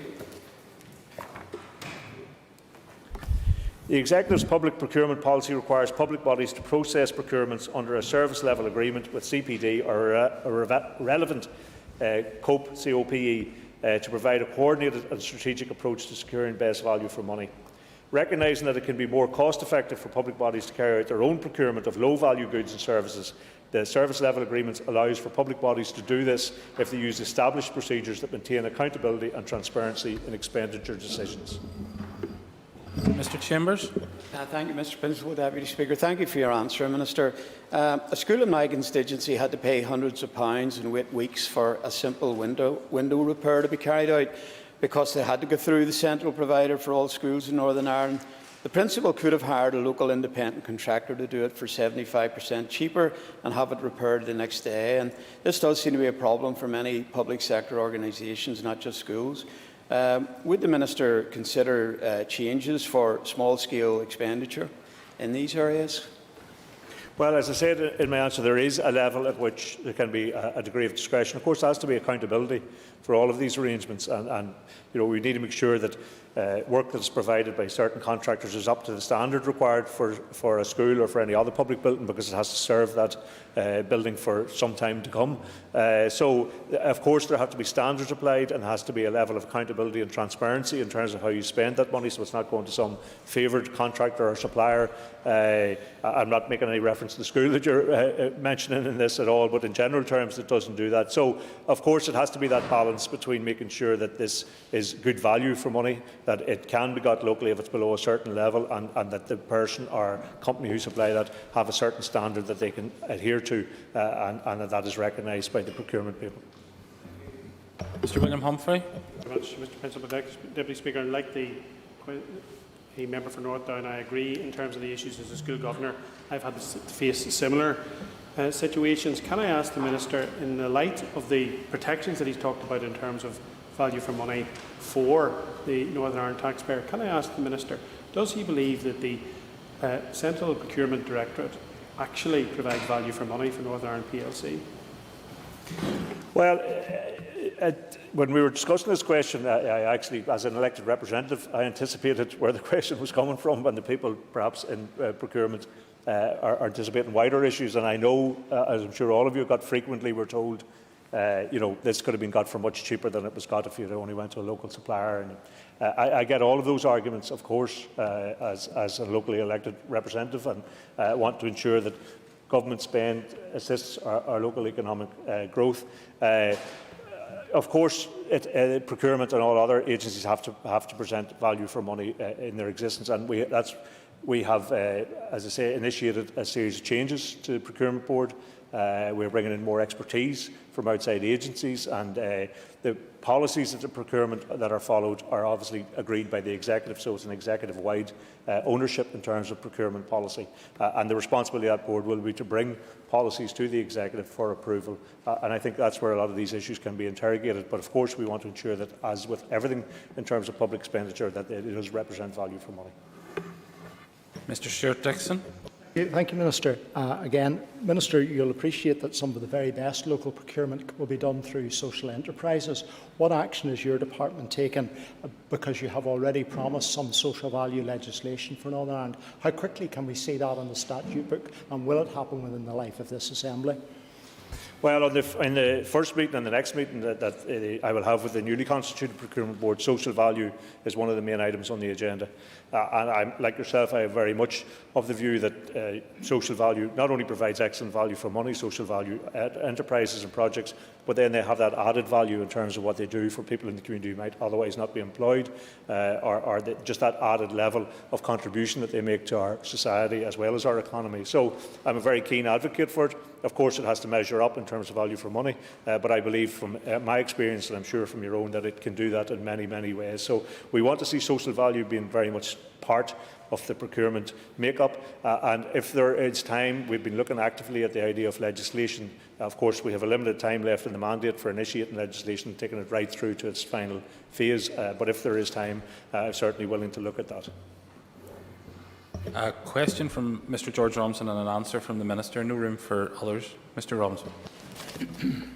Can the Minister give assurances that reducing the number of furloughed workers as soon as possible will give an economic boost to the economy of Northern Ireland? Yes, of course. I think it goes back to this discussion in relation to how we spend our money, and I'm firmly of the view that we should be spending it as locally as we can to support local businesses and workers, and to support the local economy. And that's why, when I was speaking yesterday publicly in relation to the High Street voucher scheme that his colleague is proposing, that I'm encouraging, we should be encouraging families to spend that in local businesses to try and use that money to support our local economy. So I think anything we can do in terms of our public procurement, or what executive departments are doing, with $3 billion, I think, in terms of annually that the departments spend, then that has the potential of making a very real impact on the local economy, and it should be used in that regard. Thank you. That ends the period for listed questions. We'll now move on to 15 minutes of topical questions, and I call Mr. George Robinson. Thank you, Mr. Principal Deputy Speaker. And can I ask the Minister a very topical question? To ask the Finance Minister in relation to the localised restriction support scheme, how many allocations have been made and how much finance has been paid out? Well, in relation to my own scheme, the Department of Economy would have to answer to theirs. My own scheme, which is administered through LPS, which deals with businesses which have a premises which has been closed down due to restrictions. There have been 12,000 applicants. Over 5,000 businesses have been paid out, almost to the value of £20 million, and there have been about 2,500 applicants have been rejected. Some of those have come in for the wrong scheme, if you like, that hear that there's money available for a certain business sector and think that that's where they go, but actually they don't have a business premises and they need to go into the Department for Economy scheme. So there's quite a lot of crossover between the schemes and people coming on the wrong ones, or perhaps even people applying to both, making sure they get in on one of them. And so that's how this has been rolling out. But of course we want to see it gather pace as quickly as it can, but as I say, up to £20 million has been paid out to date. Mr. Robinson for supplementary. Minister, and what proportion is still to be allocated, Minister? Well, as I say, there have been 12,000 applicants, so and judging by those figures, more than half of that has been half of those have either been paid out or have been rejected. And so, what I want to see is that those figures are increasing daily as some of the data issues which affected the scheme early on have been ironed out, and so those figures are updating. So bear in mind, from the end of this week, we're now introducing a new element, that is the non-essential retail, which puts additional pressure on LPS. So I would like to see as many of these, and that's what we've been asking the Department for, as many of these paid out before that additional element to be paid out comes in. Ms Emma Sheeran. Minister, can you confirm when people who have a civil partnership currently will be able to convert that into a marriage? The Marriage and Civil Partnership Northern Ireland No. 2 regulations, which introduced the ability to convert same-sex civil partnerships into marriages and opposite-sex marriages to civil partnerships, comes into operation on the 7th of December 2020. There will be no fee for signing the conversion declaration in the first year. Ms Sheeran. Thank you, Minister, and thanks for confirming that you're going to waive the fee for the first year, given that many people who have a civil partnership currently would have maybe preferred a marriage if they'd had the choice at the time. Will that fee be, will that waive be extended? Well, I think in the first year, anyway, it is to apply. And of course, this is an issue which has been a very key issue for some of the people involved in this who haven't been able to have that legally recognised. And I think it's a great advance that is now the case. There is no fee for signing the conversion declaration in the first year. Councils may apply additional fees for attendance of a registrar at an approved venue, and the General Registrar Office will bring forward legislation to set the fee for years 2 and 3. So we will be able to have a look at that at the time, see what the take-up is like, if the payment of the fee becomes a barrier to such things, and make an assessment then as that comes forward. Ms Sinead Bradley. Mr Principal Deputy Speaker.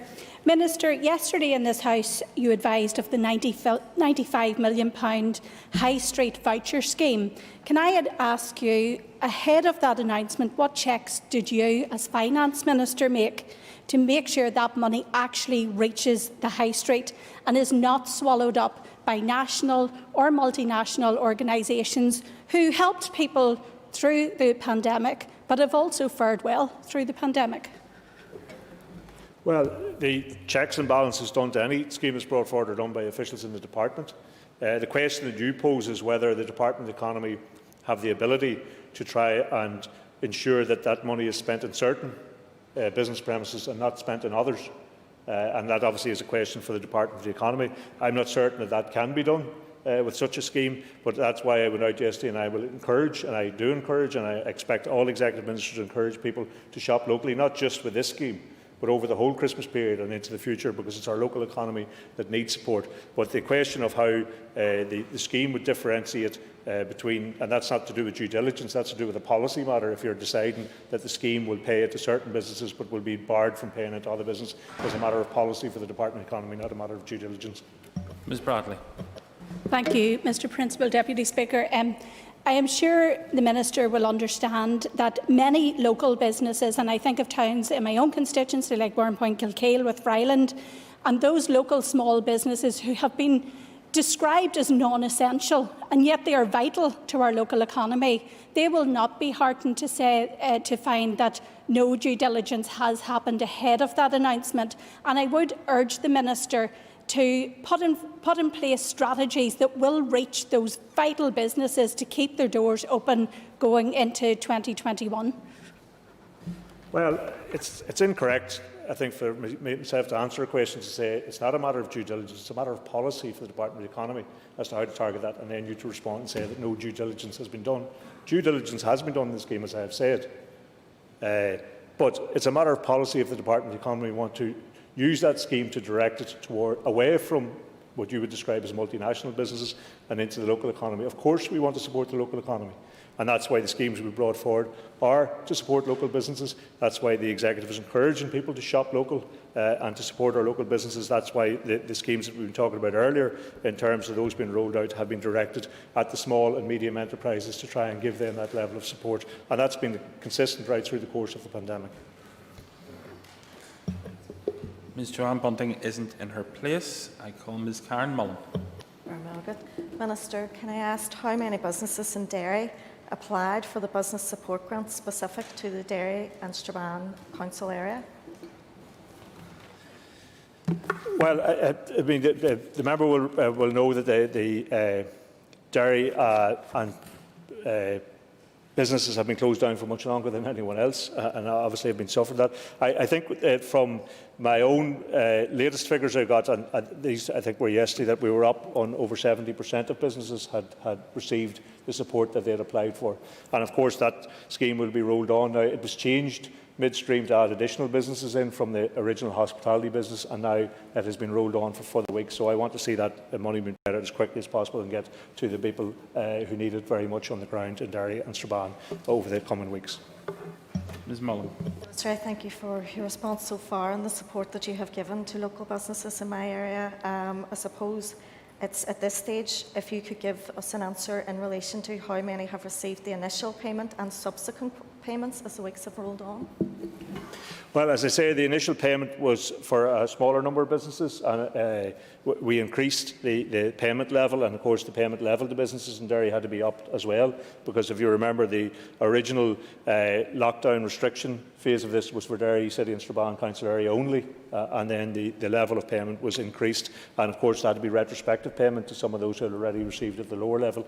So it has been quite complex and complicated in relation to that, but of course the objective has been to get that payment up to the right level and out as quickly as we can, and recognising that we now have another couple of weeks to go in relation to that. And bear in mind, all of these things have changed midstream from the original programme we designed.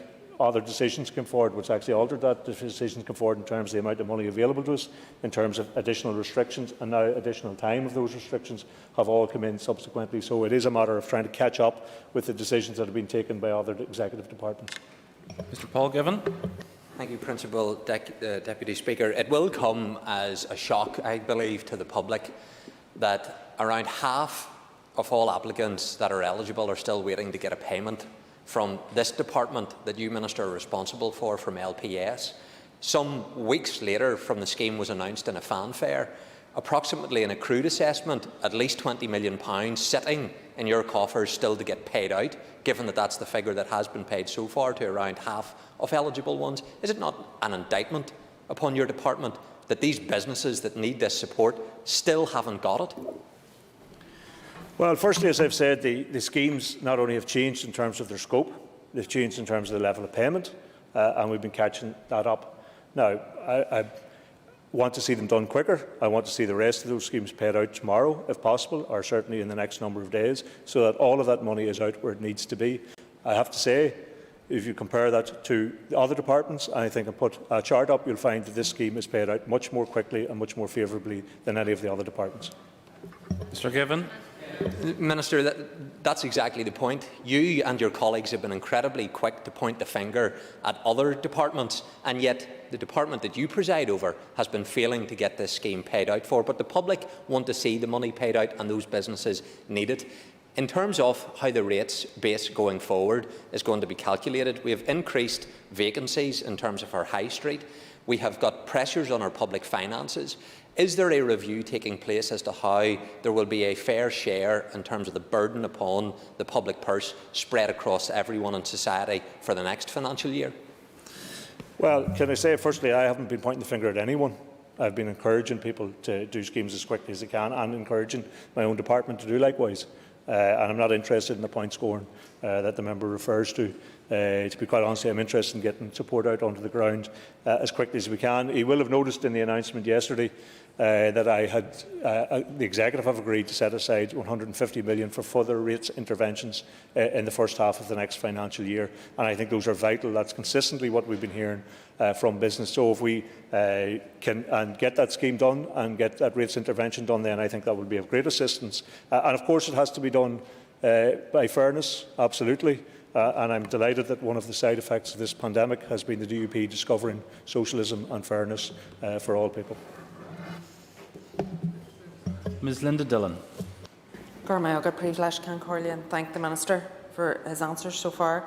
Can I ask the Minister how many vacancies in the civil service have been filled by the most recent recruitment drive? Well, I haven't got the actual figures for them. The recruitment drive has been ongoing, of course, at all levels in civil service, and clearly there are a significant number of vacancies at the lower levels, and that's why we've been encouraging people who are currently employed by agencies to apply for those, and we've improved the terms and conditions of those agency workers who have been working for quite some time, particularly in departments like communities over some time. So there is an ongoing drive to that. I think one of the areas that our review of civil service and for reform of civil service is a look at the age profile in that, and I think it's quite clear that we need a much younger cohort of people coming into civil service, an influx of new ideas and new talent, but that has to be achieved through a managed way, and of course that will be done through recruitment over the course of the time ahead. Ms Dillon. Speaking as somebody who once worked in the lower levels of the civil service and knows what the pay was like at that level, I just want to commend many of our civil servants that are working at that level, trying to deliver on all of these schemes that have been talked about by all of us members in this chamber today, and it's not an easy job to do. Can the Minister outline, given the recent Audit Office report on the capacity and capability of the civil service, do you agree that we now have an urgent need for a review? And I know you've outlined that obviously we need to look at the age profile, but I think we also need to look at what we're asking of some of our civil servants for the pay that they get.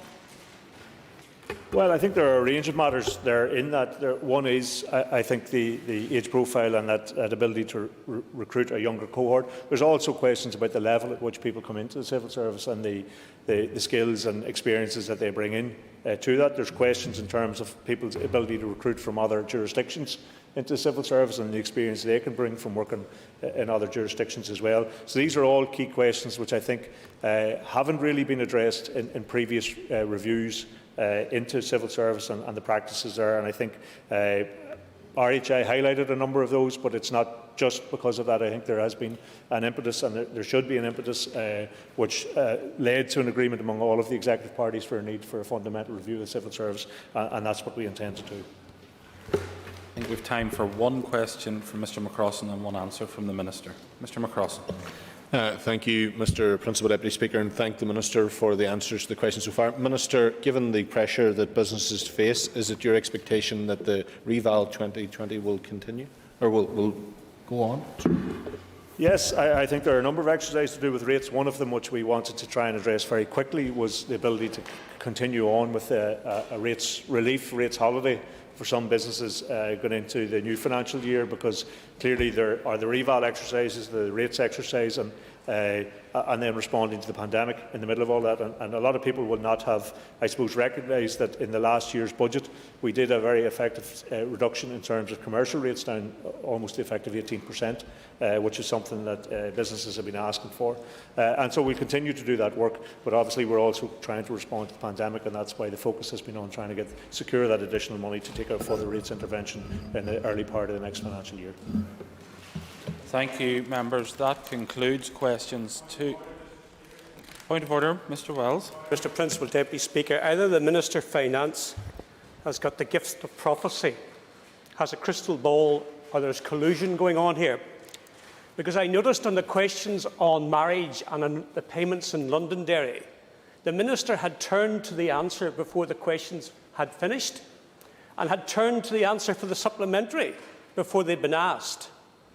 Now, I understand that topical questions are meant to test the Minister's mettle and find out if he's on top of his brief. Could it be, Mr Principal Deputy Speaker, that members of his party have been giving him the text of the questions in advance before they're asked? And is that in order for topical questions? The member has been here a lot longer than I have, since 1998, and I'm sure the member would accept that such behind-the-scenes chicanery would never occur in an institution such as this. Minister. I did, in fact, did turn to see could I find figures for Derry, and I hadn't got them in my folder, so it disproves entirely your point. It disproves your point that the question was set up in the first place because I hadn't got actually the figures for it. If members would just take their ease for a moment, we'll return to the consideration stage of the Functioning of Government Miscellaneous Provisions Bill, and if leaving the chamber you could wipe down the surface that you were at as well. Thank you.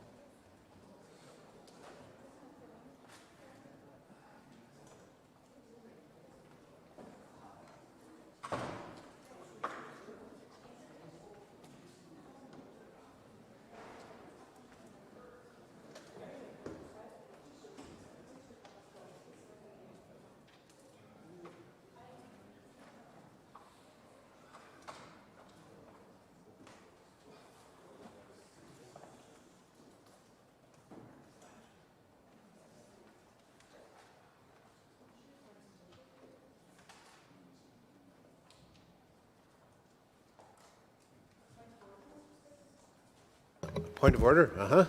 Mr Speaker, I have to apologise both to you and the Principal Deputy Speaker for not being in my place during topical questions. Thank you for that. Duly noted.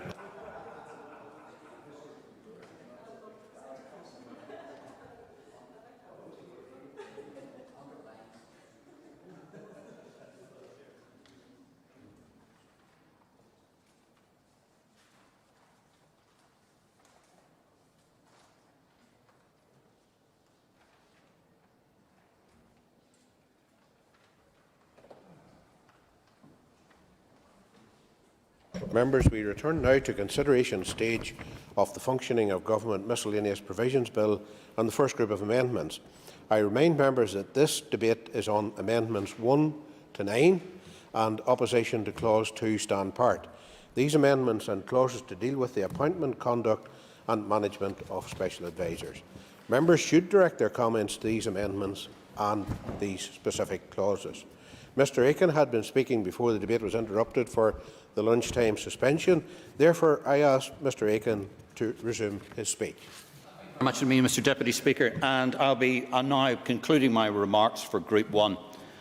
The Ulster Unionist Party will be supporting the amendments and clauses proposed by Mr Allister. I would strongly encourage all members of the Assembly to join us in trying to help restore trust in our institutions.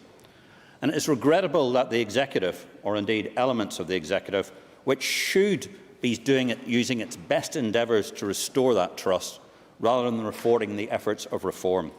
And because that is the case, we as legislators must do what is right and make those necessary legislative changes that can help restore that trust. Thank you, Mr Deputy Speaker. Paul Frew. Thank you, Mr Deputy Speaker. And I suppose this is the second week in a row where I'm going to be there's absolutely no chance of that, Mr Deputy Speaker, but that's a great intervention. Thank you.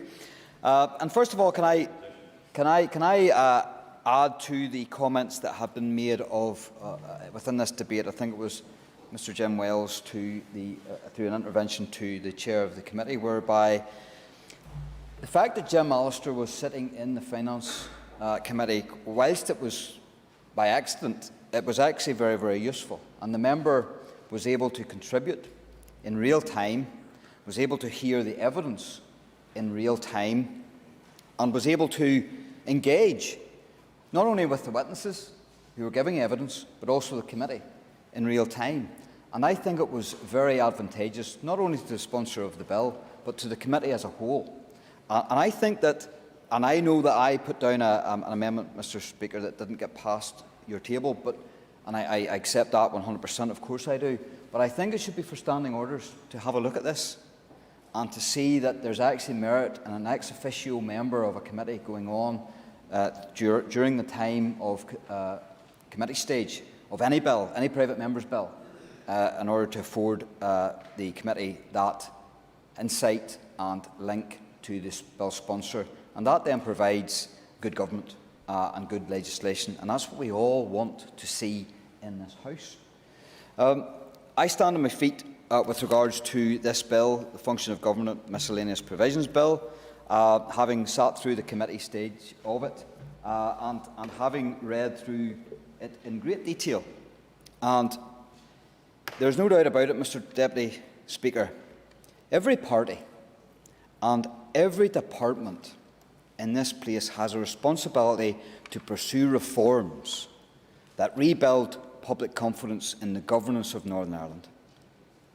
The Executive and its decisions, its policies that they wish to adopt, the behaviour of ministers, the behaviour of SPADs, the roles that they play and the parameters in which they operate, the interactions between departments, ministers and SPADs, the interaction between departments and statutory committees, the transparency of departments, the information that is offered to committees, the respect for MLAs in this place as individuals, when we ask questions of the departments, the respect for MLAs as they perform an important role in the statutory committees, and even in this chamber. We all need to ensure that we're all treated with respect and that democracy is as transparent as it possibly can be. Is it transparent at the minute? It's as transparent as a brick. So we need to do something to reform that. And to be fair, if we have to do it step by step, small as they may be, we should all put our hands and shoulders to the wheel in order to achieve that. I see this bill as being a small step in the right direction. It has increased its footage by the fact that it's went through a committee stage and it's been forged in fire, if you like. But I would commend most of the parties for doing the heavy lifting in that regard, because it was very, very useful. And as the bill sponsors already suggested, this bill, with the amendments, everything else that's going on today, and hopefully will be passed, this bill will be a better bill. And the bill sponsor has already admitted that. So, Mr. Deputy Speaker, I have enjoyed my time on the Committee of Finance, whereby we were able to look at this bill and get into the nitty-gritty and the detail. But let me say this, and I've heard this on the media and in commentary by some journalists, that because I sit in this Committee of Finance on my own with regards to party at whip, this is not some sort of reform agenda or mission that I'm involved in. My party is up for reform. My party wants to see reform. My party acknowledges that there has been mistakes made in the past. And my party is up for a dialogue and a conversation on reform moving forward to ensure that this place gets better and that we add and inject confidence into the system. And, Mr. Deputy Speaker, within our party manifestos going back a number of years, we have asked that there be a development of a Northern Ireland reform plan, because I recognise, and the party recognises, that private members' bill may touch on some aspects of reform, but it won't be able to cover it all, even though, with the best intentions, this bill sponsor has added miscellaneous provisions to its title, which is a very useful thing. But sooner or later, the executive ministers will have to work on reform, and we would like to see that reform piece. We would like to see that. Second stage, it was commented, I think it was Mr. O'Dowd, commented that no, a private member shouldn't be tackling this issue. Why not, I say? Why not?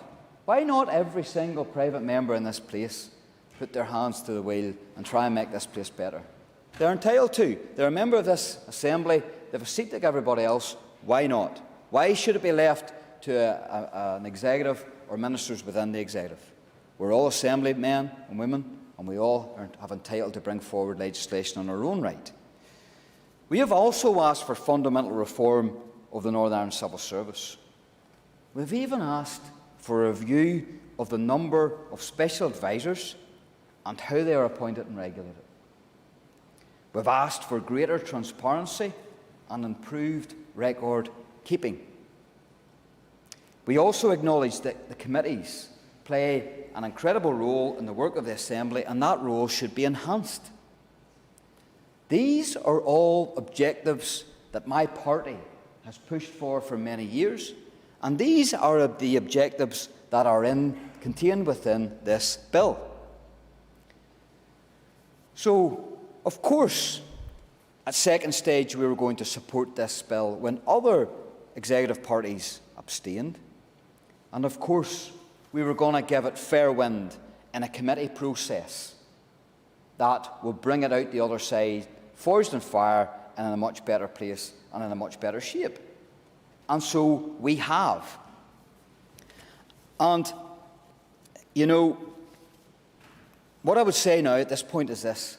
Every single party in this place, if they're not here for reform, what are they here for?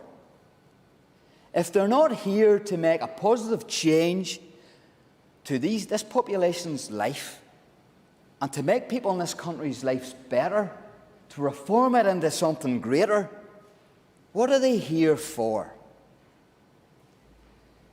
And this is just one vehicle in which we can do it. This is just one small step. It's not even a big step. I'm sure the bill sponsor would even agree with that.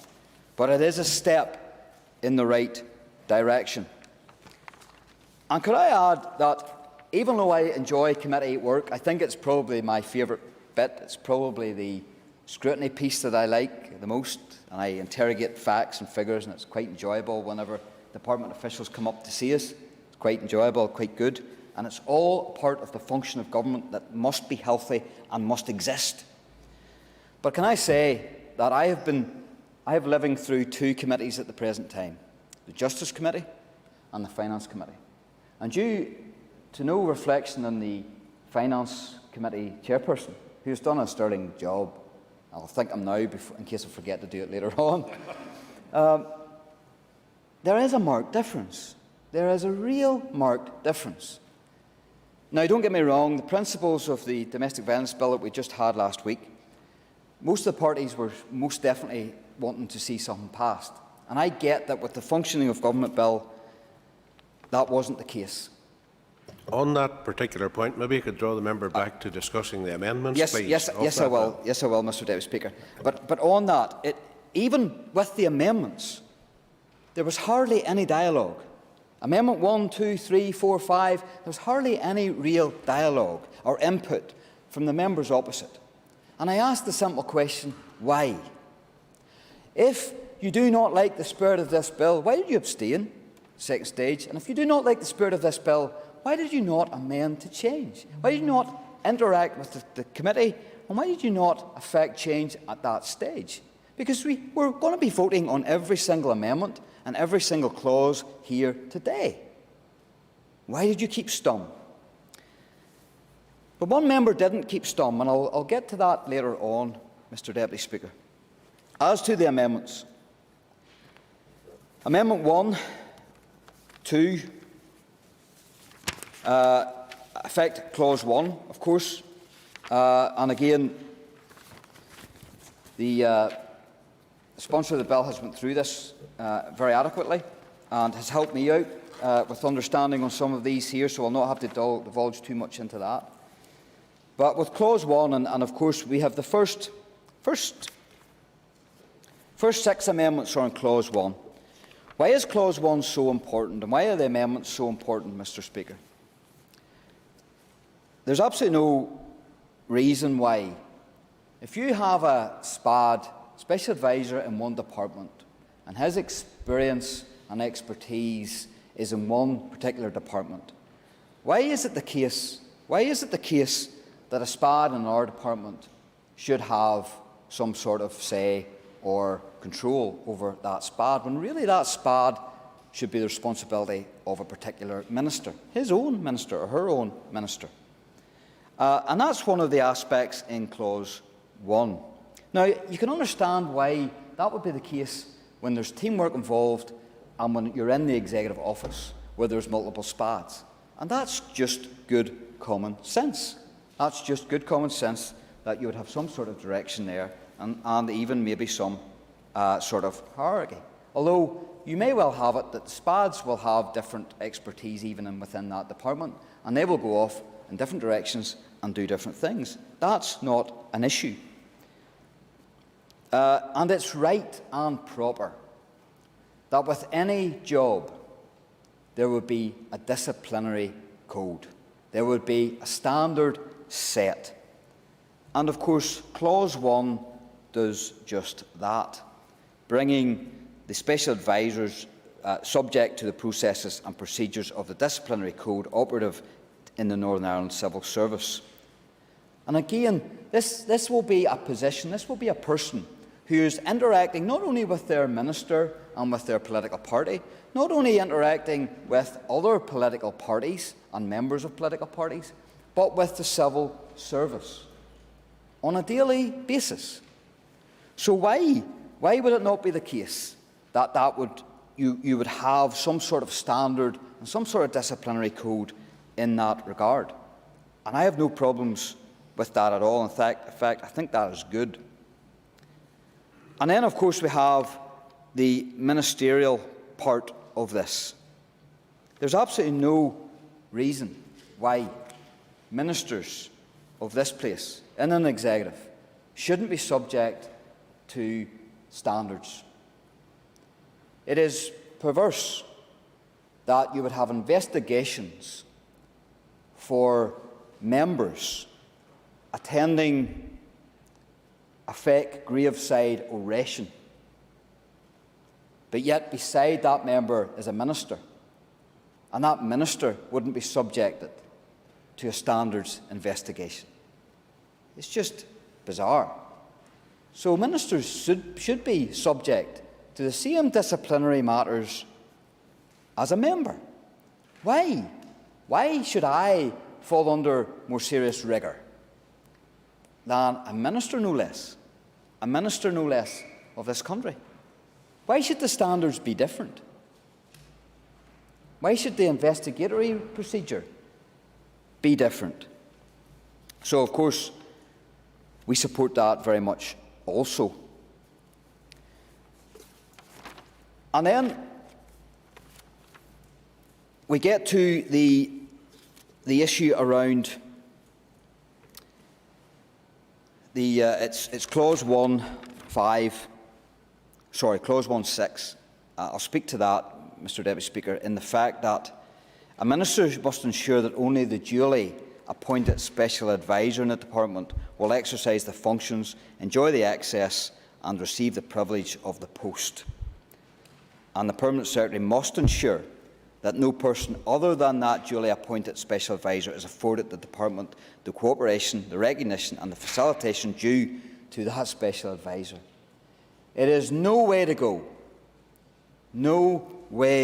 go, that you would have a figure, shadowy or otherwise, being able to conduct themselves in a sphere where there is serious decisions being taken on behalf of the people of Northern Ireland, and they are not accountable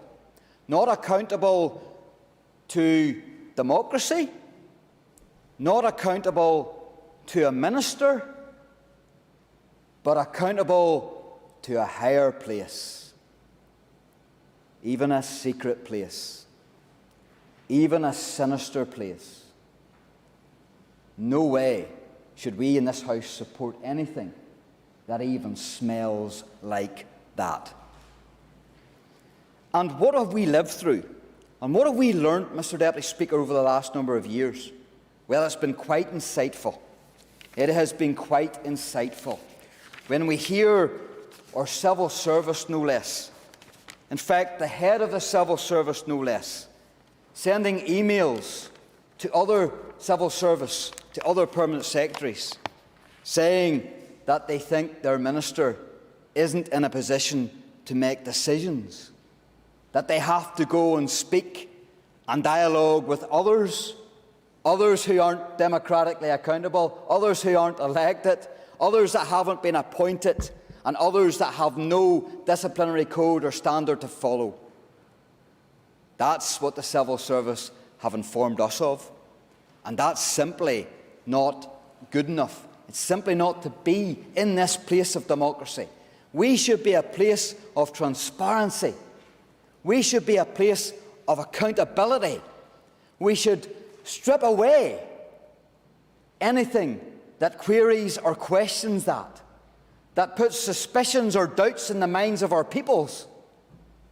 We should be completely transparent, completely accountable.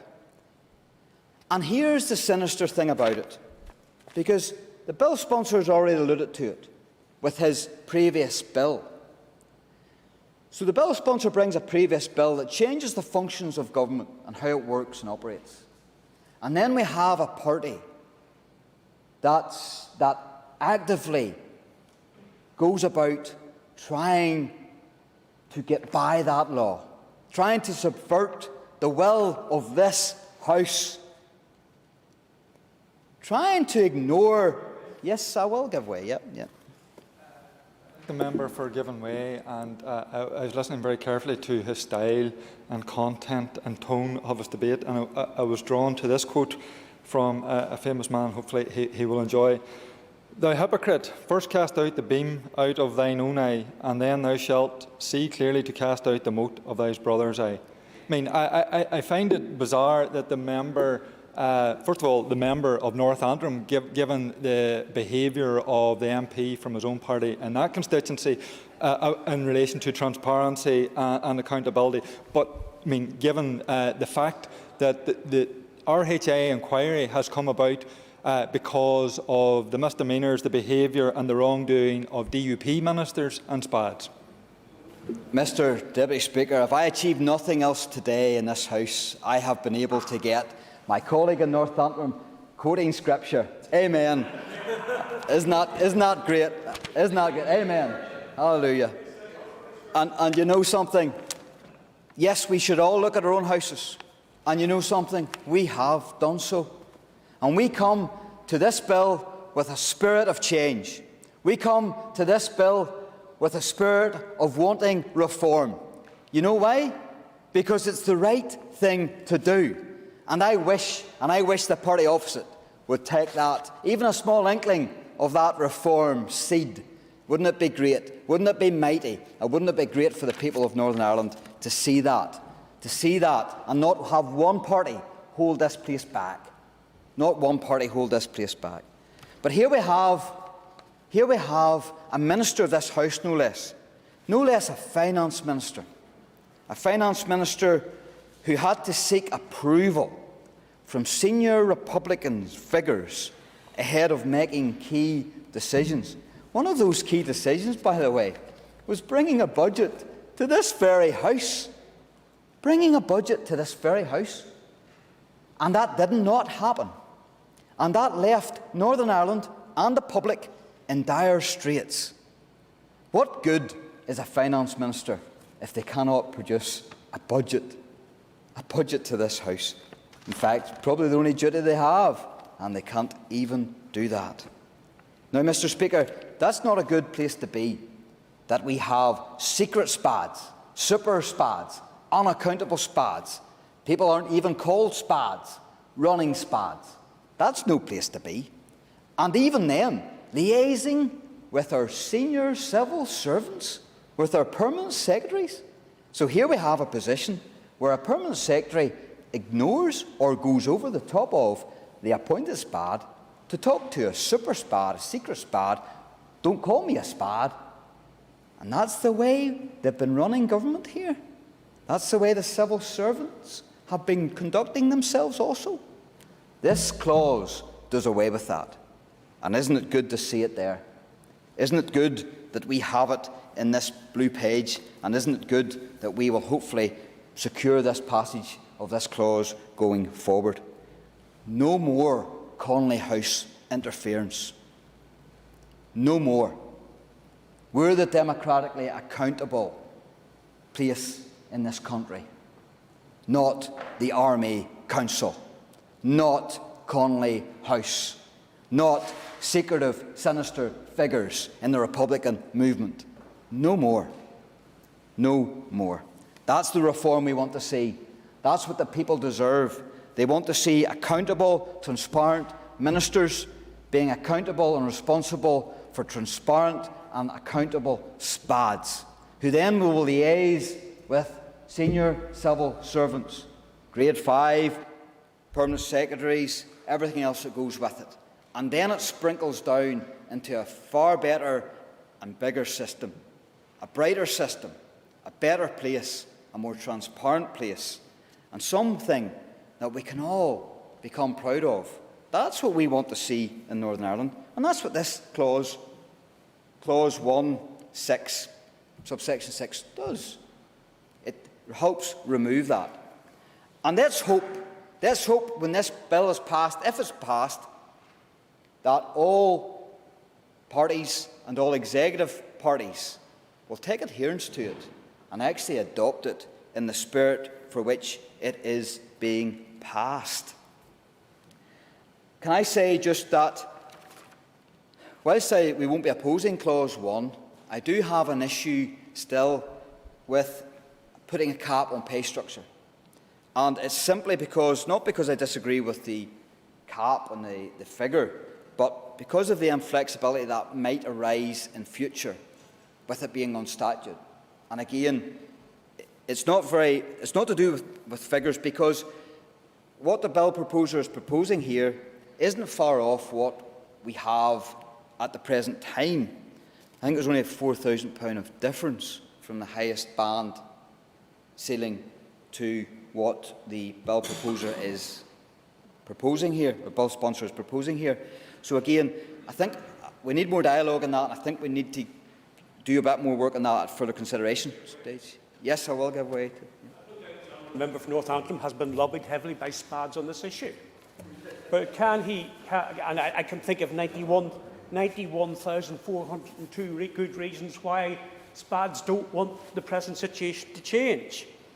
But given the track record of SPADs in this building over the last 5 or 6 years, how can he justify any system that allows people who are not out of their 30s, who have never secured a single vote in an election in their lifetime, some of whom have minimal experience of the systems of government, earning £91,000 a year? Surely there has to be some limit on that. Because I remember being ruthlessly whipped as an obscure backbencher, which of course I've remained, and being told that the only way to incentivise the SPADs was to increase their pay from £77,000 to £91,200. I would feel quite incentivised by £77,000 myself personally, but the SPADs are putting pressure on their ministers to increase it to £91,000. Surely, if he doesn't back Mr Allister's proposals today, we get back to the situation where SPADs are earning obscene levels of salary, much higher than the ministers that they're serving, and we could once again have a situation of a junior minister on £6,500 a year being looked after by a SPAD on £85,000 a year. Can he not see the total obscenity of that situation? And I think the member for his contribution, and again, you have to remember that when he talks about the accountability of ministers, SPADs aren't in that place. SPADs are a public political appointment, and they're also attached to the outside world. They're not attached, or they shouldn't be attached, to the political bubble in that regard. And sometimes it's hard for ministers, and sometimes with the busy hours and everything they do, they can become attached and encapsulated with that bubble. But that's where you need a SPAD in the real world. And sometimes when you go out into the real world, you're competing with the private sector. And it's about the flexibility in order to attract the right person, Mr Deputy Speaker. And that's why, and you know, what are we talking about here? We're not talking about the 90,000s that the member has stated. We're now talking about, with Mr Allister's clause, we've got a ceiling of 80,847, but at the minute, the top band is 70,000 to 85,000. So you're talking about just over £4,000 in that regard. So, whilst I take the member's point, at the present time it's splitting hairs. Now, he raises a valid point with regards to the codes, and they could change, and they could change easier than statute. I agree with that, they could. And there is a risk in that. But I think, moving forward in reform, I certainly as an MLA wouldn't support the increasing of that. And that would be a political decision. But it's the inflexibility that statute brings with that. That could hurt, I will in a minute, that could hurt the attraction of a specialist out there who works in a field, a specialist field, who would actually be quite useful to have within the political party and a political context. Yeah, I will give way. I remember, take it from me as someone who's been around here probably before he was born. The reality is that what we have in this building is a single transferable SPAD. We had absolutely no trouble attracting people to show an interest in becoming special advisors. Indeed, in my time, as far as I can recall, there was only one special advisor who ever left, and he left to become a High Court judge. and a very good advisor he was too. So clearly he left to take on a very attractive salary. But the reality is that the rest all stayed, and there's been special advisors around this building for 16 and 17 years. Unlike the situation in Westminster, when a minister falls, his spad goes with him. So therefore, it's a very volatile and temporary position. Here you can be a spad for 3-4 terms of this Assembly. If your minister leaves, you then take over whoever the new incoming minister is from your party, or you move to another department. And he knows the names we'll be quoting later. Mr Johnston, Mr Crawford, etc. went on for years and years and years. Now, if they were unhappy on their measly £77,000 a year, would you not expect some fallout? Would you not expect them to be headhunted for even better salaries? But is it not ridiculous that you have spads being paid more than a minister? And surely you have to accept Mr Allister's point of view that we need to have a ceiling somewhere. We need to have that. Secondly, Mr Allister very eloquently stated that there may be a time when we need some high-flying person coming in, perhaps from industry. But that person, there is provision for that. They don't have to become special advisors. They can become consultants to the department. So therefore, you don't have to break their pay code in order to achieve that expertise that you required. Though I suspect even that person might be motivated on £80,000 a year. The ordinary man in the street regard that as absolute cricket scores.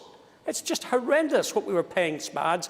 There must be a ceiling agreed, and I think Mr Allister's proposal as an interim is the best way forward. And again, I thank the member for his intervention, and I'm not disagreeing with the member that we need a ceiling. It's a case of what should that ceiling be and where should that be placed. And it might well be the case that something needs to go down in statute. But what I am saying is, I think that still needs to be teased out at the further stages of this bill. So I'm still open to that debate that the member puts, and we'll see how that works on. But again, make sure that he's aware that I do not oppose Clause 1 as it stands at the present time. I'm talking about the concern that we have with that subsection within it, and we might well want to do something at a further stage. So I'm only simply putting the members and the bill sponsor and himself on notice, if you like, for that in that regard. But another thing that I will speak to now is that whilst this bill works on the function and the operation of a SPAD, and it works also on the conduct of the SPAD and the Minister, Amendment 4 deals with another thing. Amendment 4 deals with the appointment of that SPAD. And I have concern around Amendment 4 for that reason. If this is a purely political appointment, and again, I take the argument Mr Allister has made on this issue, if it's a purely political appointment, and other parties and other members had difficulty with this also, and probably still do, and they'll speak to it in their own words, they're quite capable of doing that themselves. But if this is a purely political appointment, the chances are, if you were a minister, you would know who you would want. You would know who you would want to, this is a term in the private sector, you try to headhunt people that you think could help you as best that they can, keeping in the real world, if you're a minister in this place. And also, if it's a purely political appointment, and you create a pool of people, if you create a pool of people of 3 or 5 or 7 or 10, you can only appoint one person. I doubt then that those other people would be of your political suasion anymore because of the fact that they didn't get the job. So there is issues around the appointment process. And the last thing that I would want is for us to put something in legislation that a party, any party, could circumvent, could put up a sham, could run a process, but yet come to the same conclusion and the same outcome. Point of order. Deputy Speaker, is it not the rule of this House that the Speaker must address yourself rather than another member, i.e. Mr Wells? Well, that is true, and I'm sure the current Speaker will engage with that, but I do realise he has been engaging with other people as well within the chamber, but I'm sure the member will adhere to proper protocol.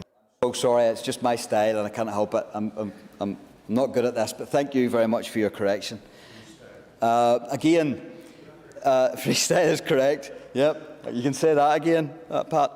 So there you have it. And again, let's be brutally honest with the bill sponsor. Let's be brutally honest with this House. There'll be things that we want, things that we don't want, and we're prepared to engage and work alongside, compromise and reform.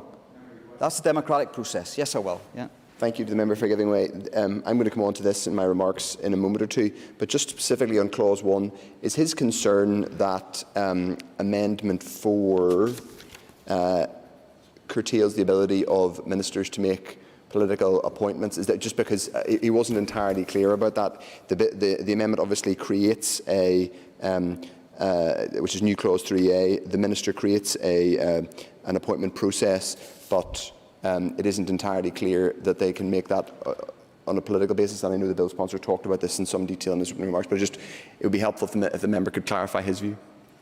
Well, as I said, I was going on to, I just don't want it to become a sham, a shadow process whereby there's an outcome already realised and you have to go through an outcome to get to that point. I think that becomes a sham, and I think it does weaken the bill. Another thing we're concerned about is Section D. And again, if this was to pass this House, there's absolutely no bother with trying to work through this with the bill sponsor. But the fact that the above process complete and the department retain documentation associated with the above processes, including recording the minister's reasons for the selection made. Now again, that's an interaction with the political party and the department, whenever the SPAD is a purely political appointment for that party.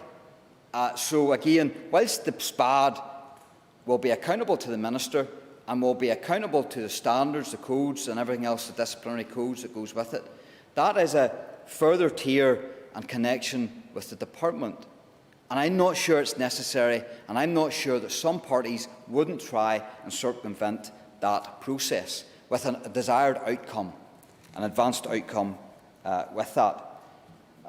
If I can move on, Mr Deputy Speaker, addressing you in the chair, to the numbers game. And this was always going to come down to a numbers game. And just on that, can I thank the bill sponsor, because he has been very gracious with amendments coming forward. And that's to be commended. I think most of the parties recognise that 8 was too many SPADs in the executive department. And I looked at this, and we looked through this, and it was quite clear that 3 was suitable. Now, I know the bill sponsor wanted to run with 2 each, 4 in total. That was halving the current allowance. And I think, in genuine spirit, Mr Deputy Speaker, that is just too tight. That is just too tight for the parties who populate the executive office. But I must commend the bill sponsor for his adoption of these clauses, because what he has done, I agree with him, he has removed the junior minister's SPAD, and he has allowed the three positions at executive level to sit as they are. Now, most of the parties, I think, are content with that. Can I even say, and this is a remarkable intervention, because all through the committee stage, the party opposite didn't speak hardly at all. They opposed everything, including the long title of the bill. But they did make this interjection, or I should say Mr Lynch made this interjection. When the chairperson asked Mr Lynch what he thought of this aspect, Mr Lynch says, "We believe that 6 in TEO is the appropriate number." Now, why is that so remarkable, Mr Speaker? Is that's the only time they give any commentary on this bill. They were opposed to everything, but yet Mr Lynch, now I can remember it as clearly, because I thought, oh, here we go. We're getting a wee bit of engagement here. But then that was it. Mr Lynch is no longer on that committee. He was replaced, and he was replaced by my colleague from North Antrim. And it's good to have the colleague for North Antrim onto the committee and in this chamber today. I think Mervyn was here earlier. He's gone now. Wish he was here, because this would be the good team of North Antrim pushing through with reform, quoting scripture and everything. It's a great day. And so I would ask the the member across who made an intervention earlier, does he support his colleague, Mr Lynch, who he replaced on the committee, when he thought that 6 in TAO is the appropriate number? Now, if that's the party position, then that's fine. That was the only party position that the party opposite ever gave on this bill. So that's why it's so remarkable. That's why it's logged in my memory ever since. So yes, we support that aspect of this bill. We support the aspect of the bill by reducing the number, removing the junior minister's SPAD. We don't believe it's needed. We don't believe it's required. We believe 3 is sufficient, both for one party and then the other party. Doesn't mean you have to fill those places, by the way. You don't have to populate 3. You can have 2 if you have sufficient expertise. You can have 3, you can have 2, you can have 1. But I would suspect that really 3 is the balance. 3 is the number that will assist the Executive Office performing the functions that they require to do on behalf of the people of Northern Ireland. So, Mr Deputy Speaker, I support all of the clauses in this group, except for Amendment 4. Yep. The member, first of all, he said he sort of fought a lonely battle. Would he accept, as an erstwhile colleague of his, that I give him my undoubted support throughout the committee? Secondly, during the committee, he was very positive in his reaction to the bill and supported the report of the committee. I note that, having done that, he's now raised issues that he's concerned about. Can I ask him why he didn't raise those in the committee? Because that would have been the obvious vehicle to have dealt with them. Perhaps was he taken into a darkened room, perhaps by a SPAD, and re-educated on those issues, as I have been many times in the past? Unsuccessfully indeed, yes, but still have the stripes on my back to prove that that happened. Was he perhaps re-educated by senior SPADs and told that, particularly on the issue of their pay, he had perhaps gone too far and had followed his own genuine intellect rather than party instructions? Why has there been this hint of an about-turn, and who was it that gave him the friendly word in the ear to change his mind, like I experienced on many, many occasions? Me very well, and I know the member very well. And the member knows that we as a party decide these things together. And I would have consulted with as many of my elected members as I possibly could, along with everyone else within the party. But I would correct the member in this regard, Mr Deputy Speaker, and that is that I have been consistent. I have raised issues around the flexibility around the pay cap in the committee, and I have raised issues around the appointment procedures for SPADs, them being the political appointments. So the member is wrong in that regard, and he'll have to go through all of those committee meetings again to pick out the moments when I did raise this. But I do know that other members will be aware of that, because they also had the same concerns at those times also. So, yep, and again, I don't know what sort of relationship he had with some of the members in my party, some of the elected members and some of the non-elected members, but I can certainly tell him from now, I've never had an experience, that horror show that he has deployed here and has displayed. I've never experienced a horror show like that, and I suspect I never will. Again, I thought, is the member wanting another intervention? Yeah, sir. Before the intervention, if we could just stick to discussing the amendments, maybe not the machinations or otherwise in darkened rooms of the DUP. Honourable members are very keen to know what goes on behind the scenes in the DUP, and certainly when I speak, they're going to hear an awful lot about that. Could I just say to them, I have an excellent relationship with the vast majority of the ordinary members of the DUP, and I have had a relationship with the SPADs, which I will reveal later on. But the point is that he didn't actually, in my opinion, raise concerns in the committee on the issue about the appointment of SPADs. and he didn't express concern about Mr Allister's capping of their salaries. And I still believe that whilst he hasn't got the scars to show it, a friendly word has been given to him that certain SPADs will not accept Mr Allister's cap on their salary. Has he had that discussion, and has he changed his tune because of that? Sorry, if we could just bring this back, please, to discussion on the amendments, rather than he said, I think he said, or I think he did otherwise. Please. Yes, Mr Deputy Speaker, and I know the member misses the party life, and I would love to see him back in the party fully someday.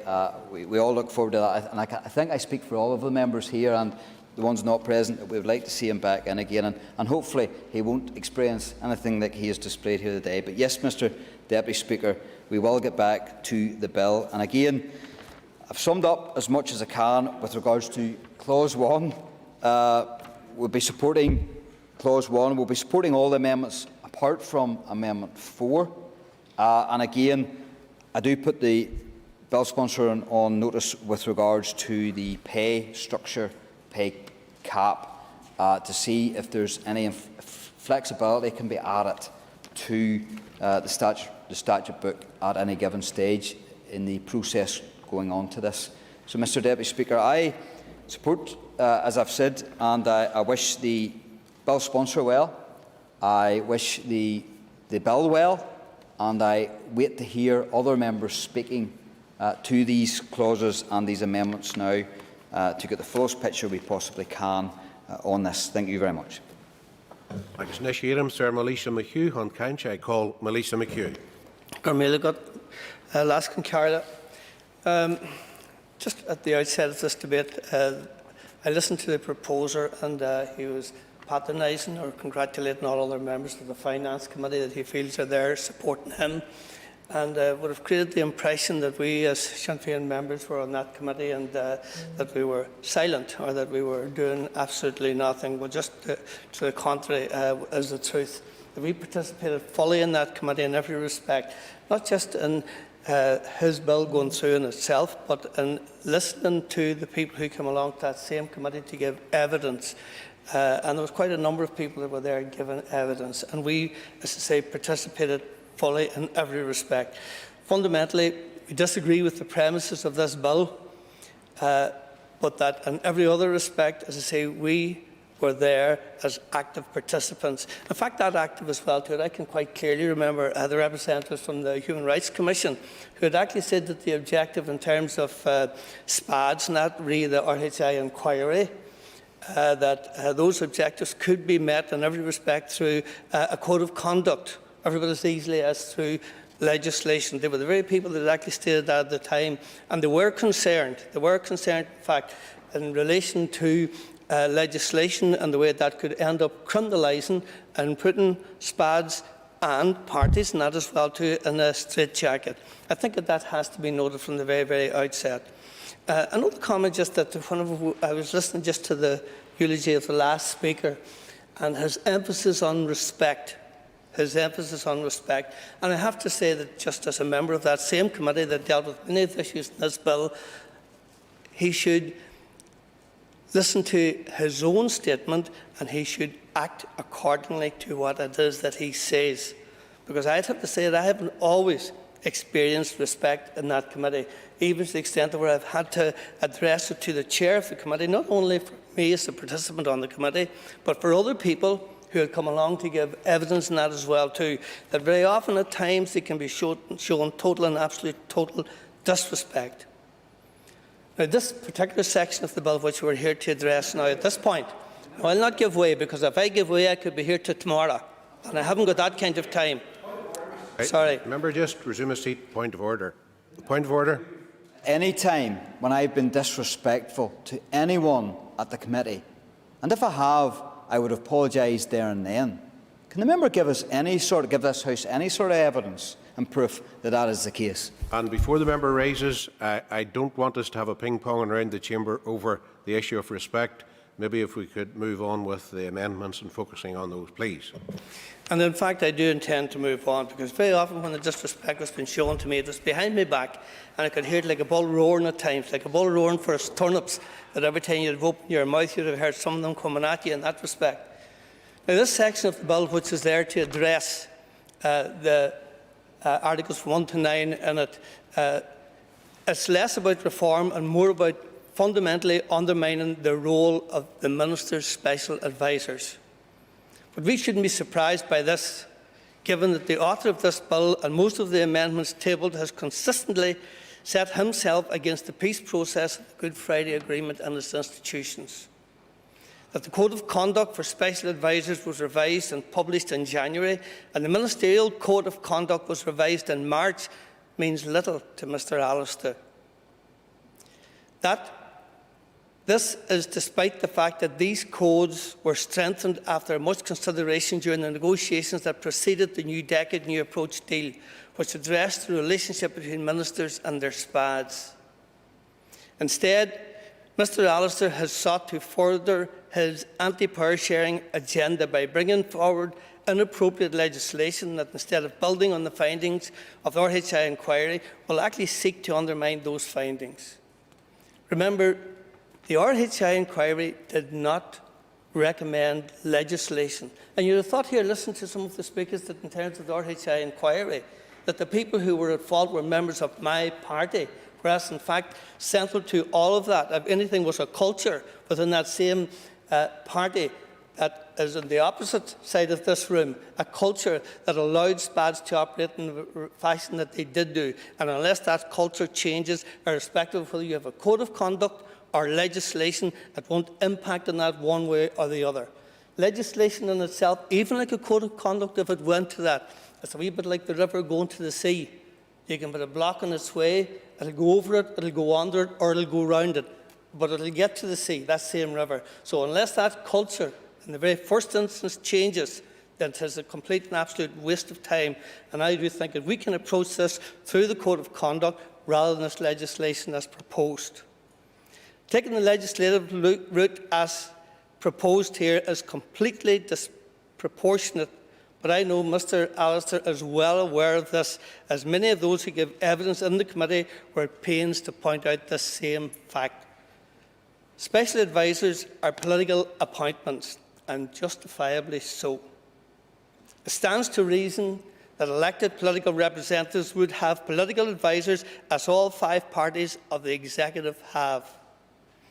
We all understand this well. These changes are about fundamentally changing the role of SPADs and picking apart the institutions. Applying normal civil service process to SPADs ignores the reality of the role. This again is where it brings into play the whole idea of legislation and the fact that people can be subject then to sort of criminal charges and the likes of it. We have seen from the RHI scandal and in the case of DUP ministers and SPADs what happens when the relationship breaks down, i.e. between SPADs and their ministers. It's important that ministers and SPADs can go their separate ways if necessary, and it's even more important that a minister can appoint a new SPAD to take over in a short space of time the considerable workload left behind by a previous adviser. If this isn't apparent, then it seems some people haven't learned from the RHI inquiry. In conclusion, given this bill is about undermining the functioning of government, Sinn Féin will be opposing all clauses of this cynical and counterproductive bill. Agus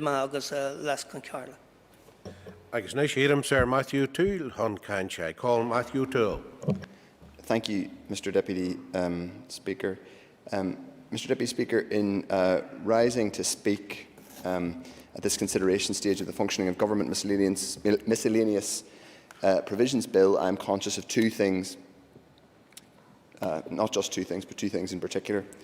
First, the need to rebuild public trust and confidence in these institutions, which were eroded so painfully by the renewable heat incentive scandal and have not yet been adequately addressed by the Executive. Indeed, in some ways, faith in these institutions has eroded further in recent weeks and months, albeit not for the same reasons as those revealed by the RHI scandal. Second, Mr Deputy Speaker, it is vital that in scrutinising proposed laws to improve the transparency and probity of our governance, we are using legislation in the right way. That means that the law should be aimed at addressing the serious issues which persist in our politics while avoiding, or at least minimising, unintended harms to other areas of our governance. And it's at this point that I should address some of what was just said by the member for West Tyrone around legislation. He made, in many ways, a very persuasive metaphor. He often does. He uses language very, very well and in interesting ways, and he talked about a way of choosing to crash around laws. There's some truth to that. That is, of course, even more true of codes and guidance. So, in approaching this legislation, we haven't sought to either be slavish to the idea that legislation is always the answer, but nor do we think that the proposed use of legislation is somehow inherently wrong, and I'll come on to talk about that in a little bit more detail. The approach of the SDLP in the Finance Committee has been to broadly support many of the intentions of the bill, and indeed the majority of the clauses, but not all of them, and we retain specific and real issues around some of the clauses and amendments which I will go on to discuss. I should just touch in parenthesis at the point the previous speaker made around the bill sponsor and the bill sponsor's intentions. The bill sponsor himself touched on this at the beginning of his remarks. It's almost redundant to say it, but it's worth saying anyway. I agree with the bill sponsor, though I work with him often productively in the Finance Committee. There are very many things that he and I don't agree on, and I'm happy to state that I'm fairly confident that we won't agree on most things going forward, whether that is about Brexit or any number of other things. Nor am I or my party under any illusions about the bill sponsor's warm, fuzzy feelings about the Good Friday Agreement that we helped deliver and care so profoundly about. If we thought that specific measures in this bill were about undermining that settlement, you can be sure that we would be very judicious about supporting them. As I've said, Mr Deputy Speaker, we welcome a good deal of this legislation, but have real reservations about some of the measures. I will come on to talk about both the areas of our support and our areas of concern as we come on to specific clauses and amendments in these groupings that we are discussing at this phase of the debate. But first, if you will permit me, Mr Deputy Speaker, I want to talk in slightly wider terms about this bill, the broader context around transparency and governance in this place, and the principles that our party has brought to bear and will bring to bear as we make specific judgments on clauses and indeed the final legislation when it comes before us. Mr Deputy Speaker, as I said, the RHI scandal and subsequent public inquiry and Cochrane report revealed systemic failings across our political institutions and the Northern Ireland Civil Service. But of course, RHI was not an isolated incident. It was distinctive because of the scale of the financial overcommitment and because it demonstrated a remarkable collision of poor political leadership and poor performance at multiple levels of the civil service. There are, however, a litany, Mr Deputy Speaker, of examples of grubby clientelism and even corruption that have continued to stay in this institution. Red Sky, NAMA, the Social Investment Fund. And just to go back on the theme that we touched on earlier on of biblical quotations, and I listened to Paul Frew, my committee colleague, and Mr Frew and I have engaged and sparred many occasions in the Finance Committee. I too am not a religious person, but listening to Mr Frew's peroration, and a lot of which I actually agree with, I'm tempted to say in the context of his party, the DUP, and some of the record of the last decade, Mr Deputy Speaker, there's more joy in heaven over one sinner repenteth than there are over 99 righteous persons. We'll see how the rest of this debate goes, and one may debate whether there are 99 righteous persons in the DUP or the Northern Ireland Assembly. So, Mr Deputy Speaker, when these institutions were resuscitated at the beginning of this year, the New Decade New Approach document acknowledged that strengthening transparency and accountability were, quote, a matter of urgency. The broad response from the Executive, specifically from the Department of Finance, has been to say that legislation is not required to achieve the improvements in governance and the improvements in public confidence in governance that virtually all of us recognise are required. Indeed, it has pointed out, and it was pointed out again by the previous speaker from West Tyrone, as if it were a trump card, that Sir Patrick Coughlin's report did not specifically call for a legislative response.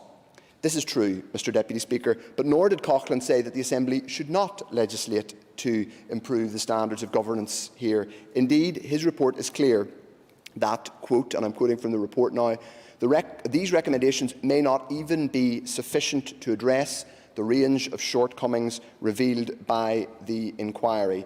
Mr Deputy Speaker, there is nothing in either the RHI report or the NDNA document which specifically precludes or advises against legislating to improve transparency and governance here. The question we should all be asking ourselves, we've been asking ourselves as committee members, our party has been asking ourselves, if I'm using English correctly, is whether the draft legislation before us and the specific clauses and amendments offer the best means of addressing the challenges that we know exist. Our view is that legislation can only do so much to create a culture of transparency and good government. As I said, I agree with some of what Melissa McHugh said around the limits of legislation. But it is also true that in Northern Ireland we have seen codes and guidance repeatedly fail to deliver high standards of governance. Mr Deputy Speaker, without wishing to be too partisan about it, any external viewers watching this, listening to members of Sinn Féin and the DUP row over their relative levels of transparency, might conclude it's a little bit like watching two bald men arguing over a comb. The past decade has led to a very serious crisis in public confidence. So, any means of improving standards and recovering that confidence has to be at least considered. So, to the Minister's argument and the argument of the Department that we should not be considering legislation at all, I would gently point out that his party colleague in Dáil Éireann, Mairead Farrell TD, has introduced her own private member's bill seeking to tighten rules on lobbying and enforcement of public standards rules. I believe, in fact, that legislation is being moved tonight in the Dáil. So, if the Minister's issue is with the principle of legislation at all, and the bits of legislation are not exactly overlapping, but there are similarities. They are about lobbying and transparency. If the Minister's issue is with the principle of legislation, then it would be helpful to understand why this part of Ireland doesn't need any legislation to deal with these issues, but the other part does. I won't use the word partitionist, but others might. John O'Dowd said earlier on that we have enough transparency here. Well, if we have enough transparency here, why is that treatment different? What's different here? And I say that not just as a facetious party political point, although it might sound like it, but there is a real question there. Why the inconsistency, Mr. Deputy Speaker? On the other hand, if some legislation may have merit, but this bill, in the view of the Department, doesn't achieve what is needed. And let me be clear, in significant ways, we have significant reservations about this legislation, and we will be, and I'll be going through those both in this debate, and other groupings.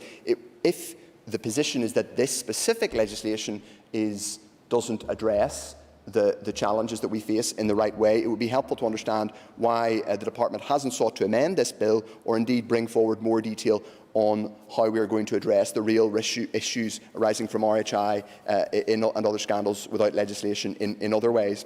Mr. Deputy Speaker, to finally come on to the specific clauses and amendments in this grouping.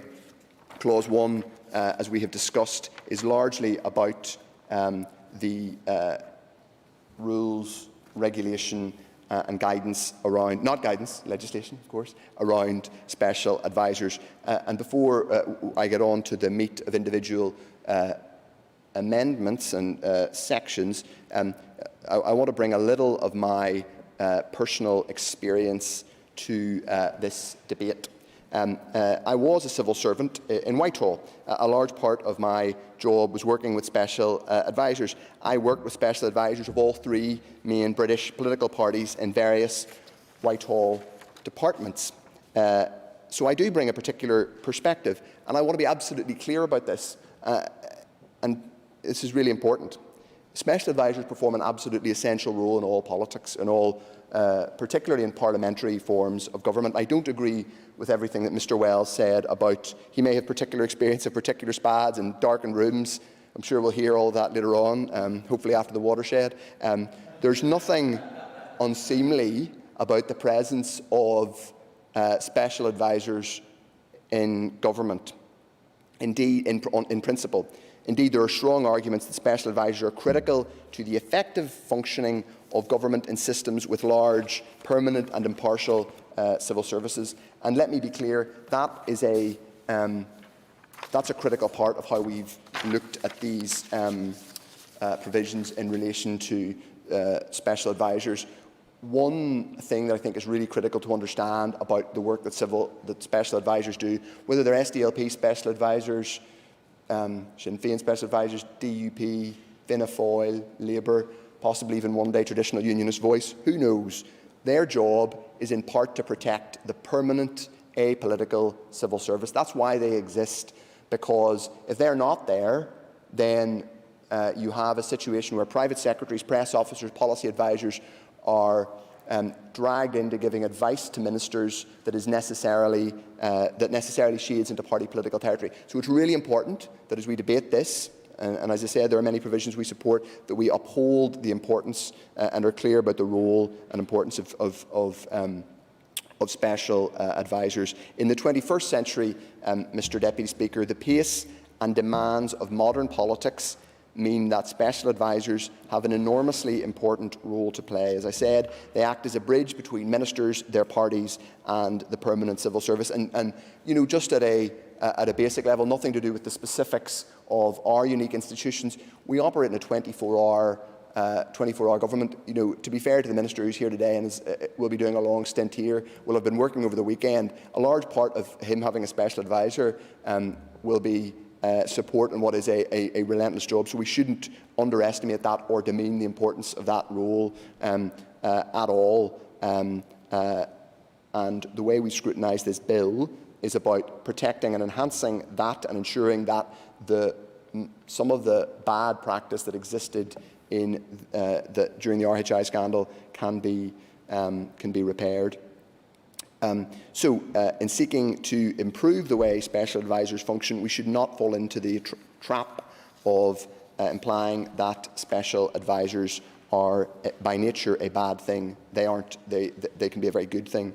Nonetheless, we know that there were real issues around how they functioned in this place, including in relation to RHI. So, what does this clause do? Clause 1 first restricts the ability to create a hierarchy of special advisers within the Executive Office. That can only happen within the Executive Office. We support this measure. It's fine as far as it goes, along with the technical amendment that the bill sponsor has proposed. So we support this provision. I don't think that it's going to completely transform how we do government here. It's putting in law something which is common sense, and we support it. It shouldn't, however, though it removes the ability to form formal hierarchies across SPAD networks, let's face it, there probably will still be situations in which informal seniority will still exist between SPADs of the same party, particularly because people will have more experience and they will have served longer in particular jobs and within particular parties. But hopefully it will have the effect of clarifying that ministers outside the Executive Office are officially responsible for their SPAs rather than some other senior SPAD. Clause 1.3 amends the Civil Service Special Advisers Act 2013 to provide that SPADs are subject to the disciplinary procedures of the civil service. At committee we saw merit in this measure and still do, but there is the outstanding question of whether this measure clouds the capacity of ministers to be clearly responsible for the conduct of their special advisers, which was of course one of Sir Patrick Coughlin's recommendations. The bill sponsor talked a little bit about this in his opening speech.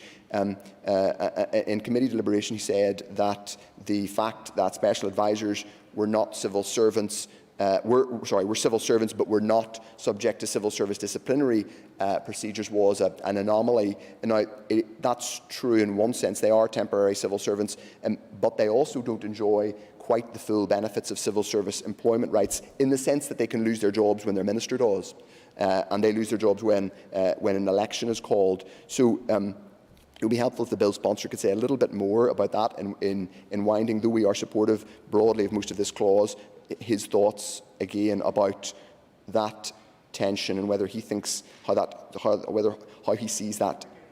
Yes. I sat through a minute of the deliberations of the committee on this bill, and a bit like Mr. Frew's situation, members had a very adequate opportunity to raise any concerns they had, and I thought the committee worked well in dealing with the scrutiny of this bill. He's now raising issues that he wants teased out with the honourable member for North Antrim. Would it not have been better to have resolved those in the committee rather than bringing them at this stage to the Assembly? This is consideration stage of amendments, I say with respect. I did raise many of these issues at committee stage. The purpose of bill scrutiny, with respect, Mr Deputy Speaker, to Mr Wells, is that we continue to tease out detail. There's nothing illegitimate about asking further questions and asking for clarity. And with respect, he seems to be implying certain DUP SPADs acted as thought police. He's not thought police for individual members of the Finance Committee who are entitled to have their own views and their own perspectives on how they debate this bill. So I'm happy to give way on substantive points, but if at every point he's going to ask me to give way where he claims that I didn't make that precise point verbatim 3 or 4 months ago, then I won't give way, just to be perfectly blunt about it. So Clause 1.3 amends that. We are, broadly speaking, sympathetic to it, but as I said, it would be helpful to hear from the bill sponsor on what I've just raised, given that, as I said, there is a danger that we imply that SPADs are exactly like civil servants. They clearly aren't. They're political appointees, and there is clear merit in clarity around the disciplinary procedure, but there's also a risk that we go too far down the road of defining special advisers as exactly like other civil servants, when the very fact that we're debating this bill in this way makes clear that they aren't ordinary civil servants. But Amendment 4 is in a sense, the first very, very substantive amendment. It provides for a recruitment, a recruitment process that was previously provided for in code, but as the bill sponsor said, honoured more in the custom, honoured more in the. I've now forgotten that bit of quotation. A custom honoured more in the breach than the observance is, I think, what I'm trying to say. In making a judgment on this clause, we would like more clarity on whether the bill sponsor foresees any issues with using party political sympathy with a legitimate recruitment rationale. Put directly, it is not unreasonable for any party in this chamber to appoint a SPAD on at least partly on the basis of party alignment. I've spoken to the bill sponsor. He's been helpful on this point around, and he mentioned it in his opening speech, around the Fair Employment Order, but to get our support for that particular amendment, I think we would need to be very clear that there was going to be an amendment at further consideration stage to make absolutely clear on the face of the bill that, in effect, an appointment could be made based on party political alignment. I think it's really important that we're clear about that. It's one thing to create a process, as the previous code did, and ensure that it's in law that a process happens, but it's another thing to question the ability, frankly, of clear party political allegiance to be the driving factor, or at least one of the driving factors in those appointments. So it would be helpful if the bill sponsor could make clear that he is willing to amend at further consideration stage the face of the bill as that at that stage. And as I said, if the clause remains as drafted, we would find it difficult at a later stage to support, and it would be helpful to get clarity before today's vote, if possible. Clause 1.5, which has been talked about at some length, we view it as sensible tidying up. We support it. The remaining provisions in Clause 1 are fairly sensible, and we do not have issues with the sponsor's remaining technical amendments. The bill sponsor has given notice of his intention to oppose his original Clause 2 and replace it with an amendment which would have the effect of providing a limit of 6 rather than 4 in the number of special advisors in the Executive Office. We think this is sensible. It is, as I think others have said, something of a reversion to what the situation was in 1998. Clause 3 amends the Civil Service Commissioner's Amendment Order, NI 2016, and removes the negative resolution procedure. Again, this provision causes us relatively little problem, though I think it is worth putting on the record that obviously this procedure was used famously or notoriously once a few years ago.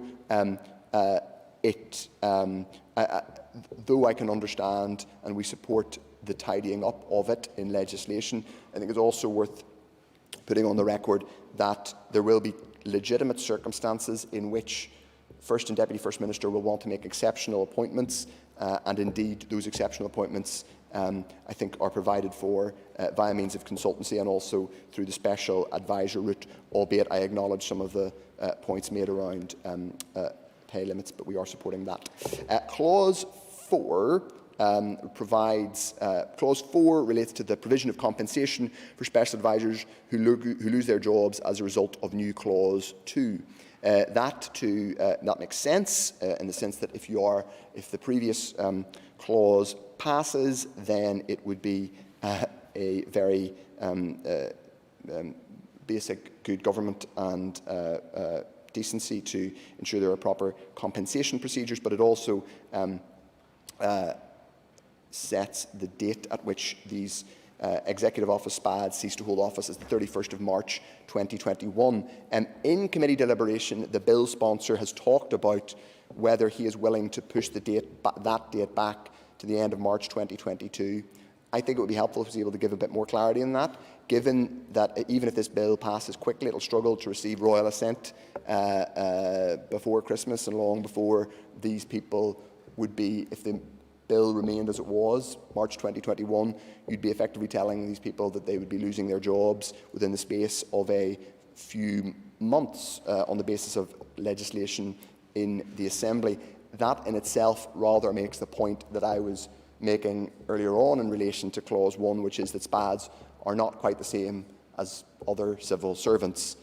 We wouldn't simply be debating ending any old civil servant's employment in this way on the floor of the Assembly. So it would be helpful if the bill sponsor could indicate that either at further consideration stage he would be minded to move to March 2022 as a means of, frankly, I think being fair to people who are in employment at the minute, whatever the fate of the final bill.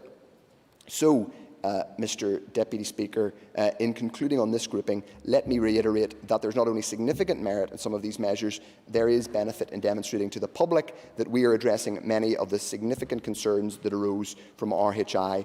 Nevertheless, we would like specific clarity from the bill sponsor, specifically around Amendment 4 and amending further Amendment 4 in order to be absolutely clear about the political nature of SPAD appointments. And at that, Mr Deputy Speaker, I'll wrap up my remarks for now, but I suspect I'll have much more time on my feet this evening. I call Andrew Muir. Thank you very much, Mr Deputy Speaker. I rise to speak on behalf of the Alliance Party on the amendments and clauses included in Group 1, the appointment and conduct and management of special advisors. I say at the outset this is the second piece of substantive legislation that I've considered as an MLA in my short time here in this House. The first piece was the Executive Committee Functions Bill, so it's been an experience in terms of dealing with this legislation. Before I address the specific clauses and amendments, I feel it's important to address the context of the bill and the Alliance Party's stance concerning the general issues under consideration. I will come to the specific amendments, but feel it's important to set out the context.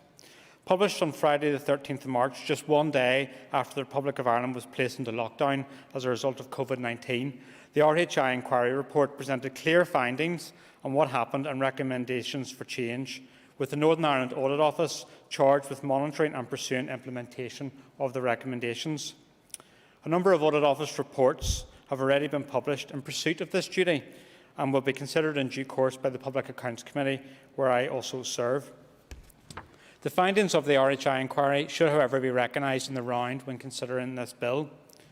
I do acknowledge the aims and objectives of the bill's author, what he seeks to achieve, but as we will debate throughout today and this evening and possibly into the morning, the Alliance Party have to differ on a number of aspects in terms of whether the methods proposed achieve the outcomes desired and are appropriate and balanced.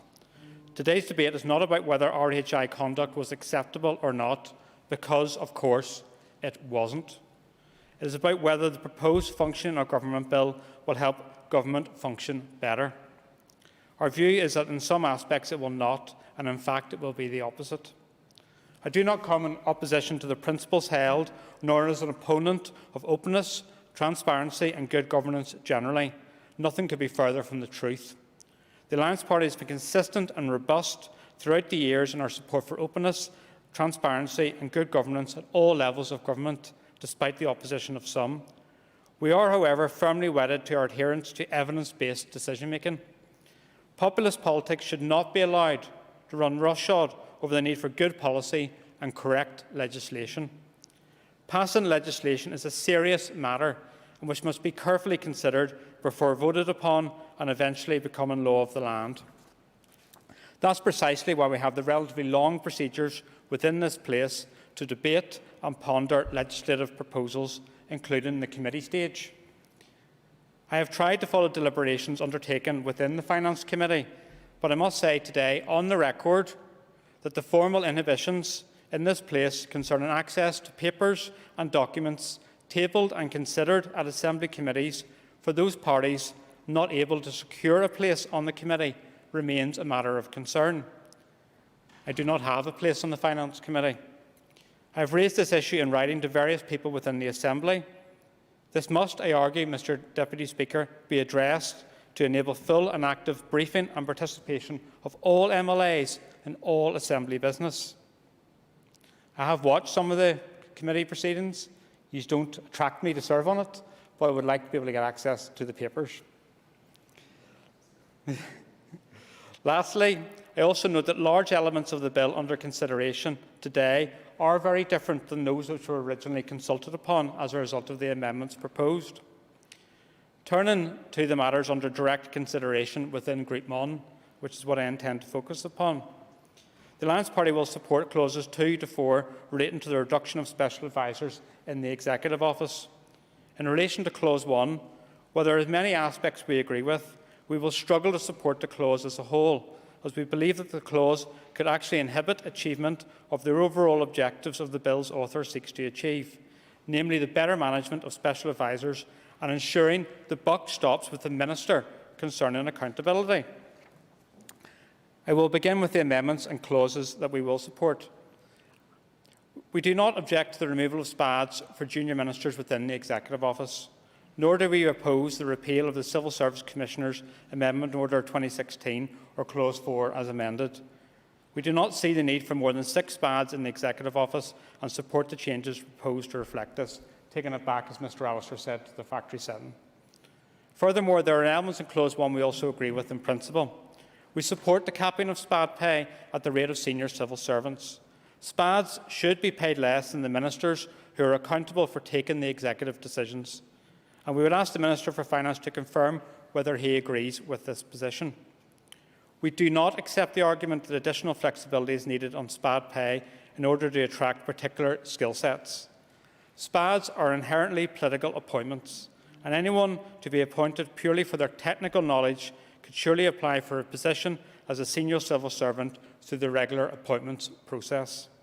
However, there are other elements of Clause 1 that we cannot support on a whole, relating to the appointment and dismissal of special advisers more generally. Amendment 4 proposes additional requirements regarding the appointment of a special adviser. Mr Deputy Speaker, ministers must be open with the public that the special adviser role is not a normal one. It is already recognised in legislation, and therefore the appointment process is inherently different, a matter recognised in other parts of the United Kingdom and Ireland. As well as political alignment, there is an essential part of a functioning relationship between a minister and a special adviser. Ministers must be able to have full trust in their special adviser. The relationship is inherently personal in nature, and ministers will often personally know the person in advance of the appointment. To pretend otherwise, as if it's a regular recruitment process, when the nature of the role means it cannot be, would create a completely false sense of process. One of the major problems identified by the RHI inquiry was that what had occurred when the relationship between a minister and a SPAD broke down. When a SPAD was appointed by and answerable not to their minister, but to another SPAD or the party hierarchy. The principle should be maintained as set out in the revised ministerial code. The ministers are fully responsible for the appointment of their own SPAD. Secondly, Mr Deputy Speaker, another prominent issue that the RHI inquiry raised was that ministers are responsible and accountable for the actions, conduct and behaviour of their SPAD. This should always have been the case, and it is right that the relevant codes have been updated as recognised and recommended in the Cochrane report. Part 2 of Clause 1 forbids ministerial interference in the processes and procedures of the disciplinary code of the SPAD. We believe that when the special adviser breaches the disciplinary code, rather than the SPAD simply facing a penalty from the civil service, the minister should be fully responsible for the SPAD's actions and their response to it. Yes? This issue was teased out at the committee, and we dealt with the, I think it was the Department of Social Development at the time, where a SPAD had clearly acted well beyond the rules, and it caused a great deal of concern amongst members of this House. The issue led to disciplinary action, but the problem was that the minister intervened and said that the matter should be taken no further. So therefore, how can he rely upon the minister to take disciplinary action against someone that he has appointed? I thank the member for his intervention, and I will cover that in my next remarks. If we are in agreement that this Assembly and that the conduct of the SPAD is a responsibility of the minister, then it should be the minister that disciplines the SPAD when they are in breach of their code. They should be held to account if they fail to do so, and this is the important issue. And I welcome Mr Frew's conversion to change and reform, very revealing. The use of the petition of concern to block sanctions and censure against the minister is something we will come to later in this bill, and that's the change that we need. Bringing permanent secretaries in to not only determine SPAD misbehaviour, but also enact disciplinary action upon what are ultimately political appointments also places civil servants in what could be difficult and invidious positions.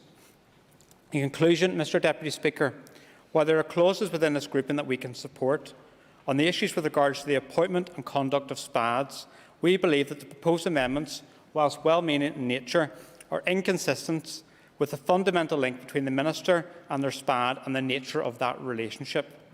Two of the fundamental issues that arose during RHI was that SPADs were not accountable to their ministers, and ministers did not take responsibility for their SPADs' actions. We do not for one second question the seriousness of the behaviour that occurred during RHI, and absolutely believe that SPADs should be subject to a robust code of conduct and held accountable for their actions, along with ministers who appointed them. But we believe this is best achieved through the recommendations within the RHI inquiry report and not through some of the amendments and clauses within this grouping. Thank you very much, Mr Deputy Speaker. I call Mervyn Storey. Thank you, Mr Deputy Speaker. And I rise to speak to the clauses in this bill.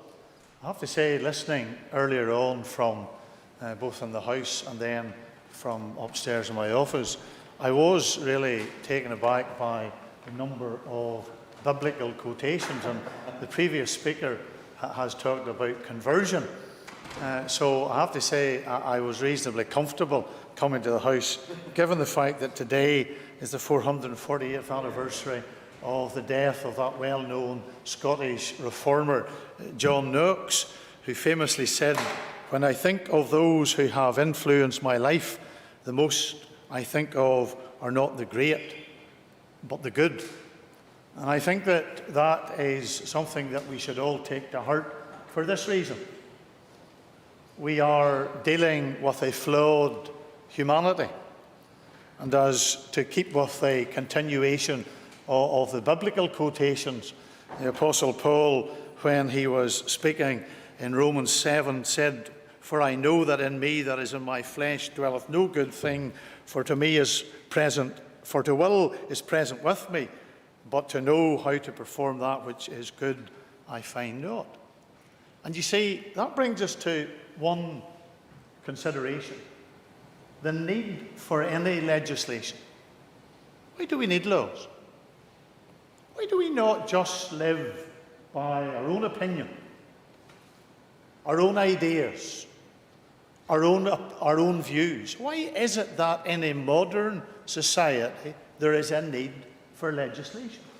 It is because there is a fallen humanity. We are not perfect. We are human. We make mistakes. We do err. And I think it is good for politicians. You know, I've been in this House since 2003. And I have to say, the one thing I've always struggled with is that it is almost impossible to find a member in any one of the benches right round this House to actually stand up and say, "You know this, we got it wrong." It seems as though every time there's a debate, we are always right. We always have the answer. And we never have the sense of being able to admit that there is error on our part. But I do think this legislation and the clauses... Just on a technical point, Mr. Storey, the microphone isn't picking you up correctly. There would be an awful thing. I'm sure the country will be all the worse of that. I think that these clauses, and the very fact that this bill was necessary, is an indication that we haven't got it right. And I commend the sponsor of the bill. In fact, I was just thinking today that it's almost over 40 years ago since I first met the sponsor of the bill. When I was a very young schoolboy, I have to say, going to what was the then North Antrim Association meetings as the then secretary of that association, in absolute fear of this legal mind who was going to quiz every detail of the minutes of the meetings that I had previously taken a record of. But I do commend, and I commend him for this, because what he has achieved in this bill is a recognition, while he is totally, like many of us, opposed to the architecture of this building in terms of the structures that we have to work under and the mandatory nature of the coalition that we have. This is not a normal democracy. This is not the same as any other jurisdiction in the United Kingdom, where you have the government who wins appointed on the basis of who wins the election. Here, everybody's in the government when it suits them. Of course, we know, Deputy Speaker, that there are times whenever every party takes the view that there are some decisions that is not a collective decision and they go on their own. So the clauses of this bill are a recognition that there is a need for change. And there is a need for change despite the fact, and the member made reference to Mr. Muir saying it was an issue of resetting of the factory settings.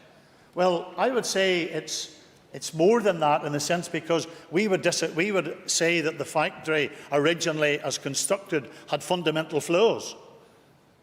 Who in their right mind would create a government with 5 parties? Really? No wonder we have chaos. No wonder we have all the difficulties and challenges that we have. It's not easy. Now, when we come to this bill, I think that it's a recognition also. Oh, yes, I'll give way. The reason why we have 5 in the executive, and you're here since 2003, and I'm sure you'll know better than myself, was that we did have one party domination here, and we've seen the abysmal rule that come from that, and the misrule that come from that, and the gerrymandering that come from it. So it was a political solution to have the 5 members in the executive. Thank you. And I think the member, although I don't agree, because let's remember when we had our own government, we had an education system that was fit for purpose. When we had our own government, we had decisions made that were for the benefit of all the community. But what did happen, and I would readily admit to this, is that there was a discrimination against working class communities, both unionist and nationalist. My grandfather had no vote. Why? Because he had no land. So let's, when we come to the context of the reason as to why we have... If I could just bring the member back to the present day. I notice your patience, the Deputy amendments. Speaker. Thank you. There is, I think, as we head into next year, the centenary of Northern Ireland, we will be able to have that discussion and I think set right some of the misconceptions that there have been in regards to some, I heard in the opposite benches talking about a failed state.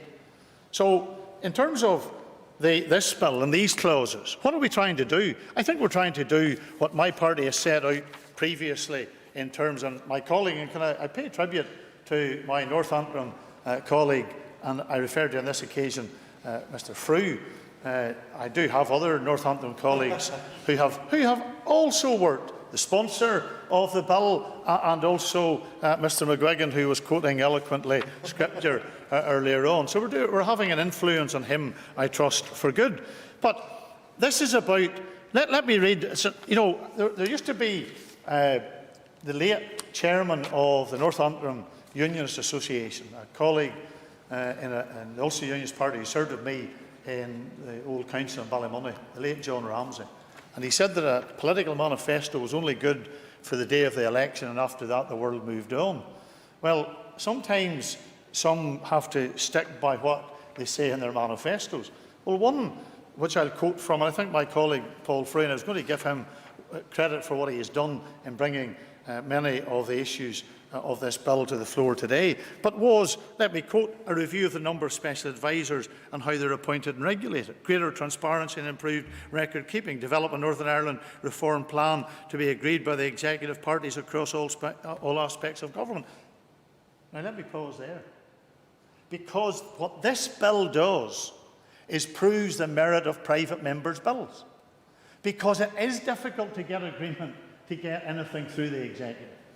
So if members, and I think collectively we should all take this on heart, that private members' bills do have a place, do have a purpose, because they force, if the bill is accepted and it's found to pass the tests that are set in terms of the acceptance of the bill, and some of us are working on private members' bills on other issues, and we see where the challenges and the difficulties arise in relation to that. But what it does is that then if it goes into a committee of this House, it becomes owned by that committee, not just so much in relation to the sponsor of the bill. So I think that there is merit, and it is good for this even flawed democracy that we use the processes that we have. But I could also thank the chair of the Finance Committee, because, and it's probably from a personal perspective more than anything else, and that is, I welcome the fact that he took on the responsibility, and very willingly, I have to say,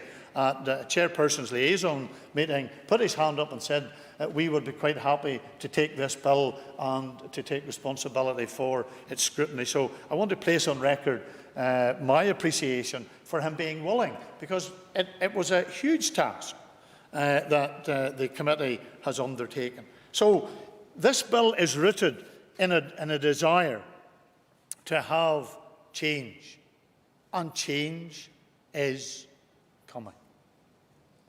And I think it has to be change that is based on open, like, you know, members, the party opposite has lectured us for a long time about openness and transparency.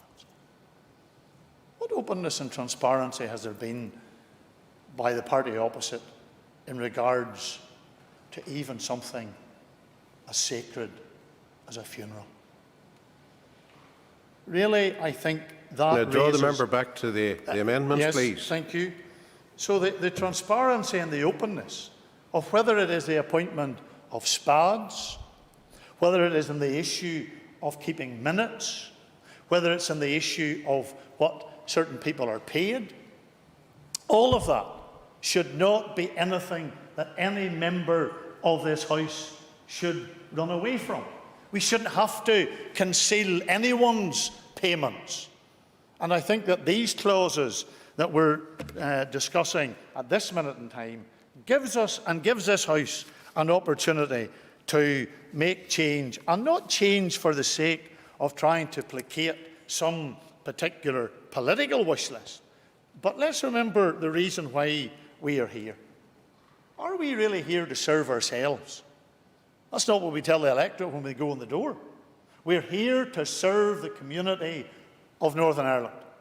And I think that by addressing the issues in this bill, that will help us to give more confidence to people, despite all the scepticism that is out there, despite all the concerns that are out in our communities about the very existence of this place. If we make progress in this bill today, I think it will be to the betterment of the governance of this House, and also to ensure that decisions are made in a way that is open. I can just conclude, because I see my colleague Jim down in the corner. Can I give an assurance to members? I have not been in a darkened room. I have not been accosted. I haven't spoken to one SPAD. I haven't had any arm twisting or anybody who has come to me from the party saying to me, "That's what you'll say, Story, and if you don't say that, you'll be up in front of the hierarchy in the morning." Glad to support the comments that have outlined my party's position in regards to this bill. Thank you, Mr Deputy Speaker. Okay, and I now call Jim Wells. Mr Deputy Speaker, first of all, could I, at the outset, pay tribute to the chair of our committee, the Finance Committee. When I was appointed to the Finance Committee in April 2015, it was seen as a punishment. Normally, when one errs and strays like a lost sheep, to add to the scripture, in a party, one's punishment, if one has been a really bad boy, is to be appointed to the Finance Committee. If one has been horrendously badly behaved, one is appointed to the Committee for the Centre, OFM, DFM. And I have had that experience, and one of the happiest times in my political career was when my Chief Whip turned around to me and said, "I'm taking you off the Committee for the Centre." But I have to say that the Finance Committee has been one of the most interesting and rewarding that I've ever sat on in my 26 years in this particular Assembly. Every week we notice there's a full turnout, which is interesting, always 9 out of 9 present, albeit maybe 1 or 2 of them remotely. And there's always something very interesting comes along, and the time flies. Now, if I had been asked, could that happen in the Finance Committee? If somebody had asked me that 2 years ago, I would have thought that was impossible. But I must say, all the members that speak to me find it an extremely enjoyable, interesting and fulfilling body. And I think that's no doubt due to the expert chairmanship of Mr Aiken. And so therefore, he has taken, and the members have taken this bill through, and I think the bill has come out much better as a result of that scrutiny. We have spent many, many hours taking evidence from expert witnesses. We have teased out the nuances of the various aspects of the bill. I do notice that several members, having gone through that, have suddenly had a Damascus Road experience and have received additional information about where they're going with this bill. I do think, without wanting to be controversial, I think that would have been better done within the committee. Whilst I do accept from the honourable members that perhaps they weren't spoken to by the SPADs, maybe the Chief Whip or the party leader had a little word in their ear and said that they were too constructive and helpful to Mr Allister's bill in committee, and now it's time they had the ultimate Damascus Road experience at this particular stage. But that having been said, I think the committee worked well together. I think we were a good mix of youth, good looks and experience. And as a result, we were able to tease out, I'm not saying who had which attribute, but Mr Mr Allister and Mr Wells certainly didn't have the good looks, but we had the experience. But what I would say is that the bill did indeed benefit enormously as a result of the scrutiny. People are very critical of this Assembly, and I do accept they have every right to be critical. But I think in two aspects we actually do serve the public well. First of all, the role of the committees, which is often very positive, and the role of the scrutiny of ministers by written and oral questions. And I think on that aspect we can stand with all the other legislators in the United Kingdom and say we're doing a relatively good job. Other aspects, of course, leave a lot to be desired. Mr Deputy Speaker, you can remember on the 27th of April 2015, I resigned as Minister of Health. I did so holding a commitment from my party that after the dust had settled on the totally untrue allegations were made against me, which led to one individual getting a 3-month prison sentence, that I would return as a minister. That never happened. But little did I know that when I made that decision to stand down, I would create a situation that would bring down the downfall of this Assembly and the RHI crisis. Now, you may ask, how is that possible? Because by stepping down as a minister, I enabled one Jonathan Bell to be appointed to the executive.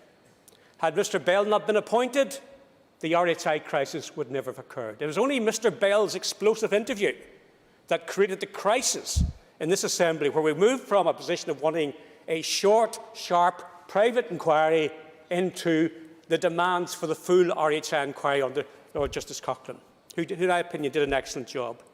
So clearly, had I not stepped down, Jonathan Bell wouldn't have been appointed, there would be no slot for him, there would have been no RHI crisis. Little did I know what the chaos that I had created. But that has given me the freedom here this evening, this afternoon, to speak openly and honestly about my experience of special advisers and to state my understanding of what I believe has been going on and why I am such an enthusiastic supporter of Mr Allister's bill. And I would pay tribute to him. He has been tenacious throughout the work on his bill, and he has listened. And we have heard the phrase reasonable and Jim Allister in the same sentence. Now, how often can you have that? Reasonable and Jim Allister in the same sentence. He has been flexible.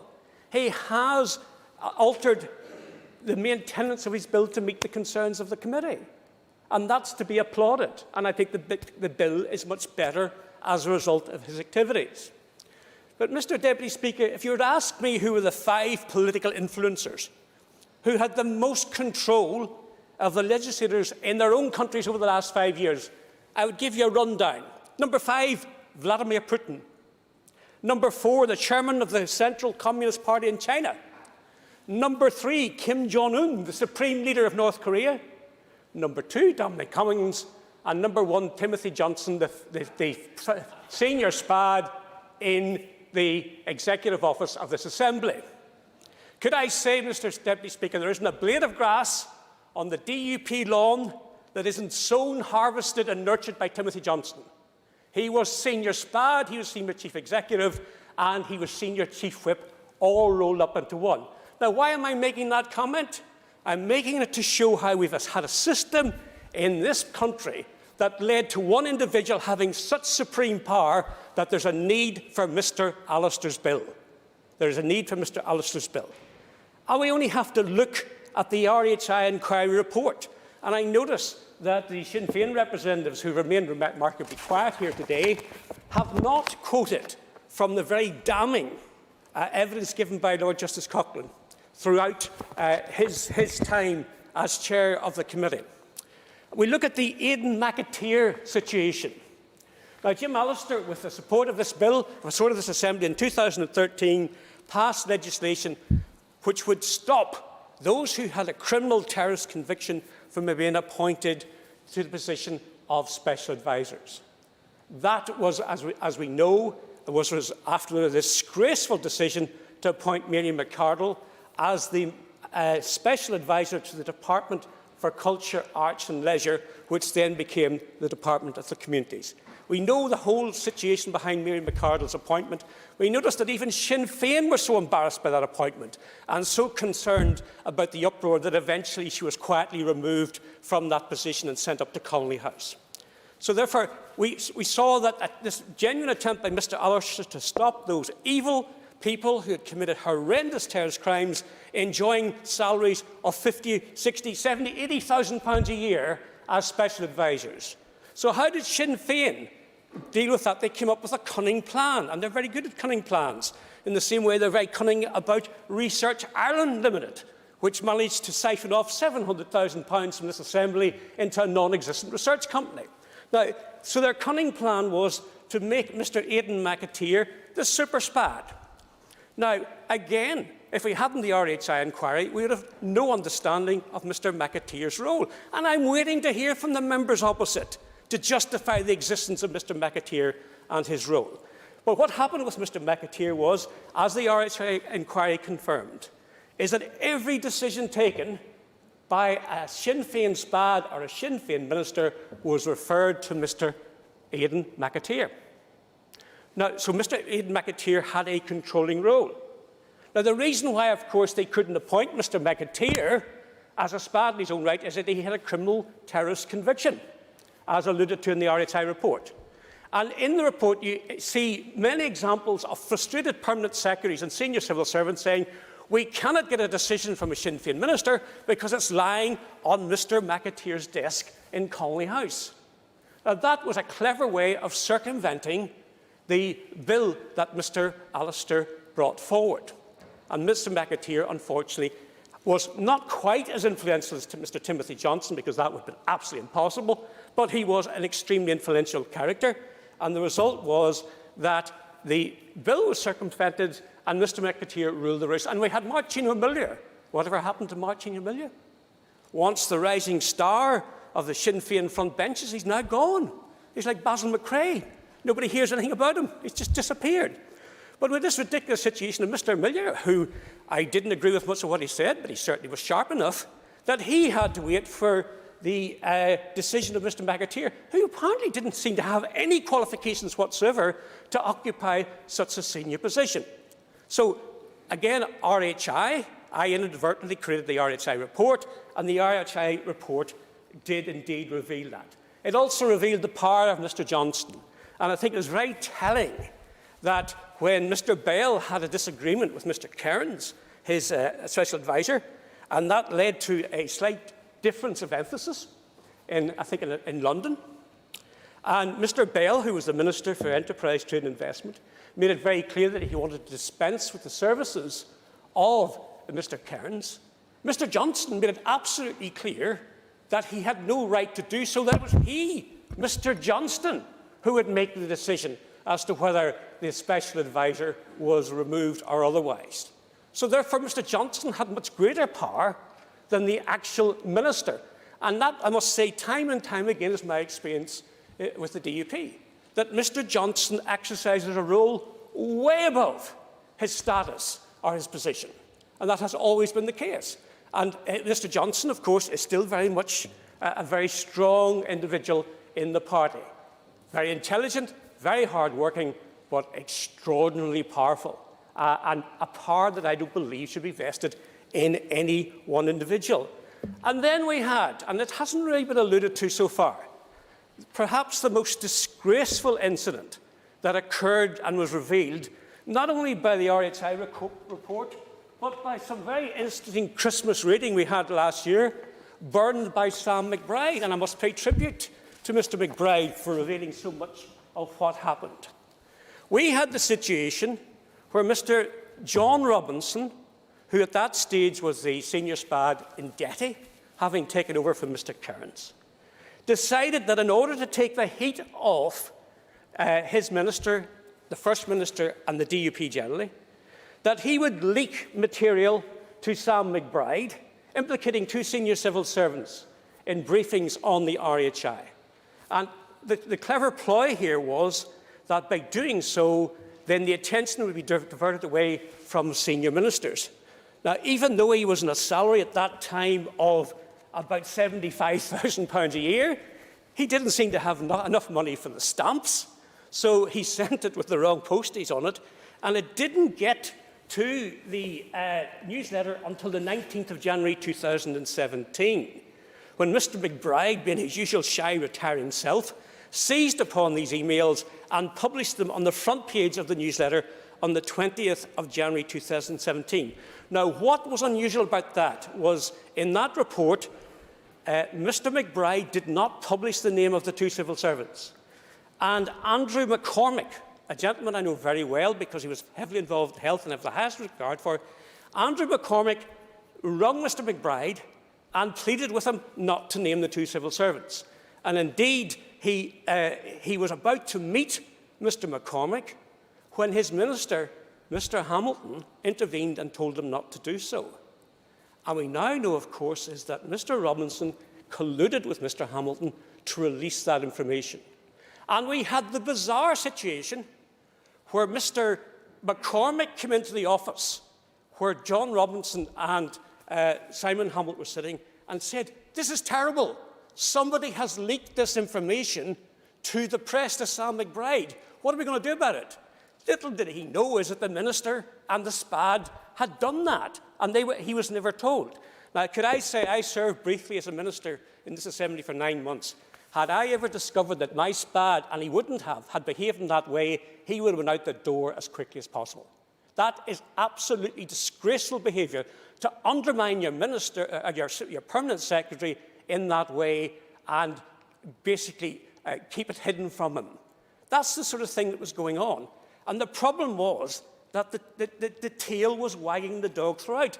I don't blame any minister, frankly, for the RHI situation. I believe our ministers took their eye off the ball, and it was the SPADs, the special advisers, that created the chaos that brought this institution down for 3 years. So therefore, we do need very strong controls on their activities, because they have behaved, and all the two major parties, they have behaved appallingly. So therefore, what's interesting me is Sinn Féin are sitting there like little mice in the corner, and they're not answering any of these points because they know they haven't a leg to stand on. And they put up Mr McHugh as the big hitter to speak on their behalf. Where are the stars of the Sinn Féin? Where is Mr O'Dowd? Where's Mr Murphy? Why are they not speaking out to defend the activities of their SPAs? Because they know they're indefensible. Could the member please start to address the amendments? Yes, I will address them, because in one of the amendments that Mr Allister has quite correctly put forward, he has said there must be a limit on the pay of the special advisers, and I agree with him totally. Now let's, for the record, put on record what we were paying the special advisers out of taxpayers' money in this assembly at the time of the RHI crisis. Mr Richard Bullock, £91,809 per annum. Mr Timothy Johnson, £91,809. Dr Darragh O'Hagan, £89,480. Mark Mullen, who I never had the benefit of meeting, £75,000. Andrew Crawford, who unfortunately I met on many occasions, £68,747. And John Robinson, £84,000 a year. Those are staggering salaries and way out of line with what is paid to SPADs in Westminster and SPADs in other devolved assemblies in the rest of the United Kingdom. And as I said it earlier, but I'll say it again, I remember at a time we were only paying the senior SPADs £82,000 a year, and they were having trouble getting by. Life was tough. Now, these are people who were in their 30s and 40s, who, as I said earlier, had never fought an election in their lives, who had no political experience, but who happened to be friends of the minister, and they were having trouble getting by on £82,000. And I remember sitting in room 315 in the DUP and being told by the then party leader that we had to support an increase in the salary of the senior SPADs to £92,000 a year. And I remember thinking to myself, this isn't right. But then I thought to myself, you know, you could pay the price for opposing it. So we meekly tripped to the lobbies to vote for £92,000 a year. And when this assembly did fall, when this assembly fell in January 2017, each of those SPADs received a payoff equal to half of their salary. So Mr Bullock got £45,904, Timothy Johnson £45,904, Darragh O'Hagan £44,700, Mark Mullen £37,500, and Andrew Crawford £34,373. The first £30,000 of that was tax-free. But Am I wrong? But have I not seen Dr. O'Hagan walking around the corridors of this particular institution as a SPAD?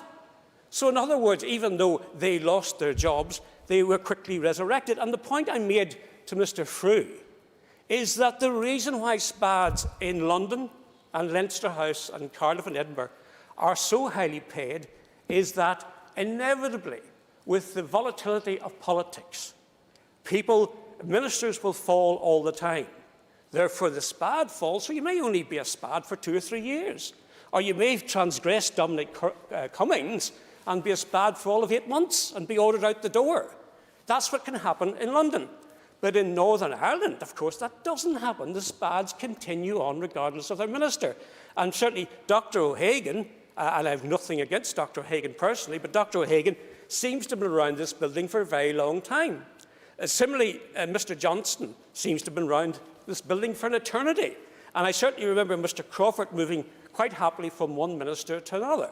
So the fact is that the pay reflects a volatility which doesn't exist in this building. And the only SPAD that I remember, in fact, he was actually quite a nice individual, which is unusual for a SPAD, but the only one that I can remember who moved on because of pay was a gentleman who was here between 2000 and 2002, and he moved on to become a High Court judge and has done very well. Now, but we've managed to retain all of the rest of them.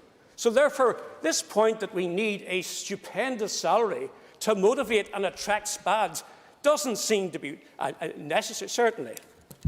Given way, because I do think there is, and I concur with a lot of what Jim has said, the member said, but when you look at the Prime Minister, because there's a fallacy that's put out that somehow we have more SPADs and there have been all sorts of quotations. There's 24 SPADs in the Prime Minister's office. Now, you can look this up, because I just looked it up there now. And Dominic Cummings is on almost 100,000. There are 4 bands of special advisors. Sorry, can the member just speak towards the Sorry, mic, please, apologies, Deputy Speaker. There are 4 bands in relation to SPADs. Band 1 is from 40,000 to 60,000, Band 2, 57 to 78, Band 3, 73 to 102, and Band 4, 96 to 145,000. So sometimes our generalities in relation to what individuals are paid and how many of them there are not rooted always in fact. Story, there's a world of a difference between serving a population the size of Leicestershire and serving the Prime Minister of the United Kingdom with a population of 60 or 70. Yes, certainly will. But that's not how it's portrayed. We were always told there are more SPADs here in the Executive Office than there is in Westminster. That's not the case. Well, again, when you're dealing with somewhere the size of the United Kingdom and the number of MPs and ministers at Westminster, I think it's rather different than dealing with what would constitute the size of a county council in most parts of England. But again, the point was that Mr. Cummings is actually gone, but Mr. Cummings himself was earning less than what our senior SPADs were getting in 2017. Mr. Cummings actually was given the power that he exercised. The second most influential SPAD in the United Kingdom was actually earning less than £92,000 a year. But equally, the fact that he's now gone does tell you how volatile a position it is. Our SPADs do not have that problem. Our SPADs are around a very, very long time. So therefore, the salary has to be capped. Now, Mr. Frew, and I am worried about what Mr. Frew was saying, because what he's wanting is flexibility. We can't have anything too rigid, because ministers have to have the discretion that if they get a star performer, their best mate, that he or she must be endowed with a fabulous pay rise. I think we have to bring this under control, and I think Mr. Allister's view that we peg it to a specific level within the civil service is a good one, because that takes the decision as to what special advisors are paid out of ministerial control. They come in knowing exactly what they're going to get, and they stay on that level throughout their career. Because do remember, when they do go, they get a very substantial pay rise, or they get a very substantial, what would call it, redundancy payment. And indeed, we had a situation of someone who was a SPAD, then became an MP, was made redundant because that person became an MP and walked out with a fabulous severance pay. That can't be right, that someone can do that, but that's the system here that allows that to happen. And we simply cannot allow those sort of pay grades to continue. So therefore, I will be supporting Mr Allister in its entirety. And I think, to be honest, he's been too generous. I think he must have got up one morning in a very good frame of mind and decided to set that pay scale because, frankly, given the behaviour of SPADs in the past, I would like to see 10 years of very good behaviour before I would award them those sort of pay grades. But I would accept, in the interest of getting unanimity, that we should indeed go along with what he's suggesting. I hope and pray that we can get through this bill through unscathed. Because someone said earlier on today there was a lack of public confidence in this institution. You can say that again. The people of Northern Ireland, and we only have to turn on our shows, our radio shows in the morning, 9 o'clock to 10:30. I'm not going to name the individual concerned, and they hear what the public are saying about us. We are held in the same high esteem as drug dealers and armed gangsters, and that's probably impugning the integrity of all the decent armed gangsters in Northern Ireland. The reality is that people have an incredibly low view on us, and when they see that we cannot keep our special advisors under control, when we're saying that we're paying them a salary that none of the ordinary men in the street could ever attain, then they think, what on earth are we playing at? So therefore, it can't be by code, it has to be legislation. The numbers have to be restricted. I would have preferred 4, but I understand why Mr Ulster, having taken soundings, has gone for 6. To take up Mr O'Toole's issue, I don't think there's going to be much of a problem in terms of severance payments, whether it be in end of March 2021 or 2022, because there are actually, as far as I know, only 6 SPADs in position at the moment. So I presume what the parties will do, if we remove the right to have a junior Minister SPAD, they will simply move the person affected to become a permanent Deputy First Minister or First Minister SPAD. So I don't actually see there being any real effect on public expenditure here.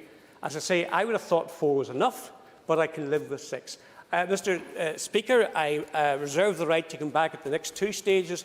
I think we're in for a very, very long night on this particular bill, but I would congratulate the Honourable Member for Antrim North in his tenacity and his hard work. I would congratulate the Chair of the Committee and the staff, Jim McManus in particular, for all his efforts, and other members of the Committee, some of them anyhow. There were 3 members of the Committee who obviously were given scripts from Colony House and told to oppose everything. Now, I've been in this building for 26 years. I have never come across members opposing the short and long title of a bill. You just don't do that. That's like saying you oppose the fact that this is Tuesday. It just never happened.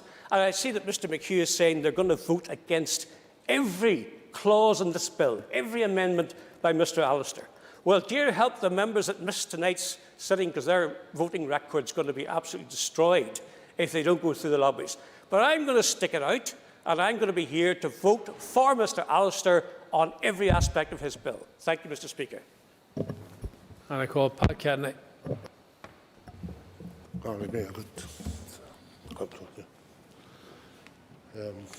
Thank you. You'll be pleased to know I have a shortened script and I have the longer script. So I've decided I'm going to go for the shortened script. Definitely. I'm going to try and keep it as quick as I can. Try the shorter one, Pat, first of all. Sorry.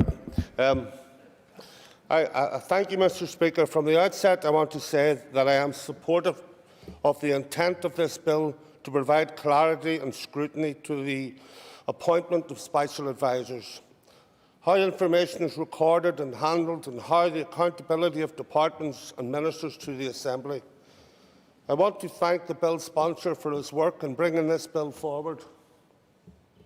And despite some of my reservations with parts of this bill as drafted, for his willingness to work with the committee to find consensus and a way forward to provide the vital reform that it could provide for all. There are clauses I am happy with and some I feel need some work.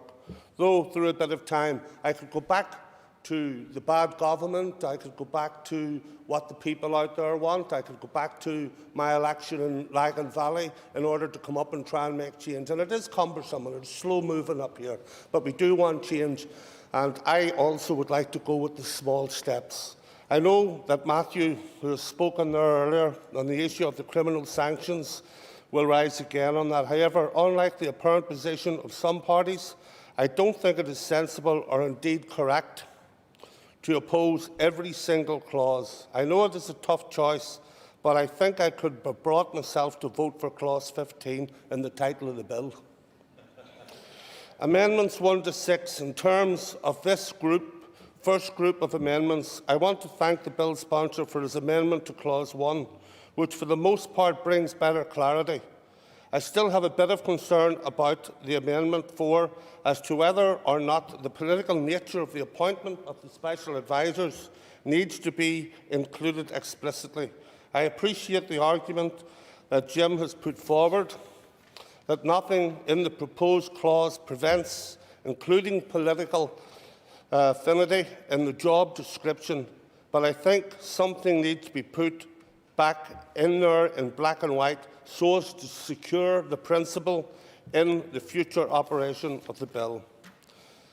Amendments 7 to 9. I welcome Amendment 7 and the replacement clause A2. I know there was some back and forth at the committee about the number of special advisers required in the Executive Office, and I think Jim has done well to find a suitable number of 6. Similarly, as concern I had was how the clause itself operated to reduce the number of special advisers, and I support the clarity given by Amendment 8 and 9 that not all special advisers in the Executive Office will need to be reappointed by the actions of this clause.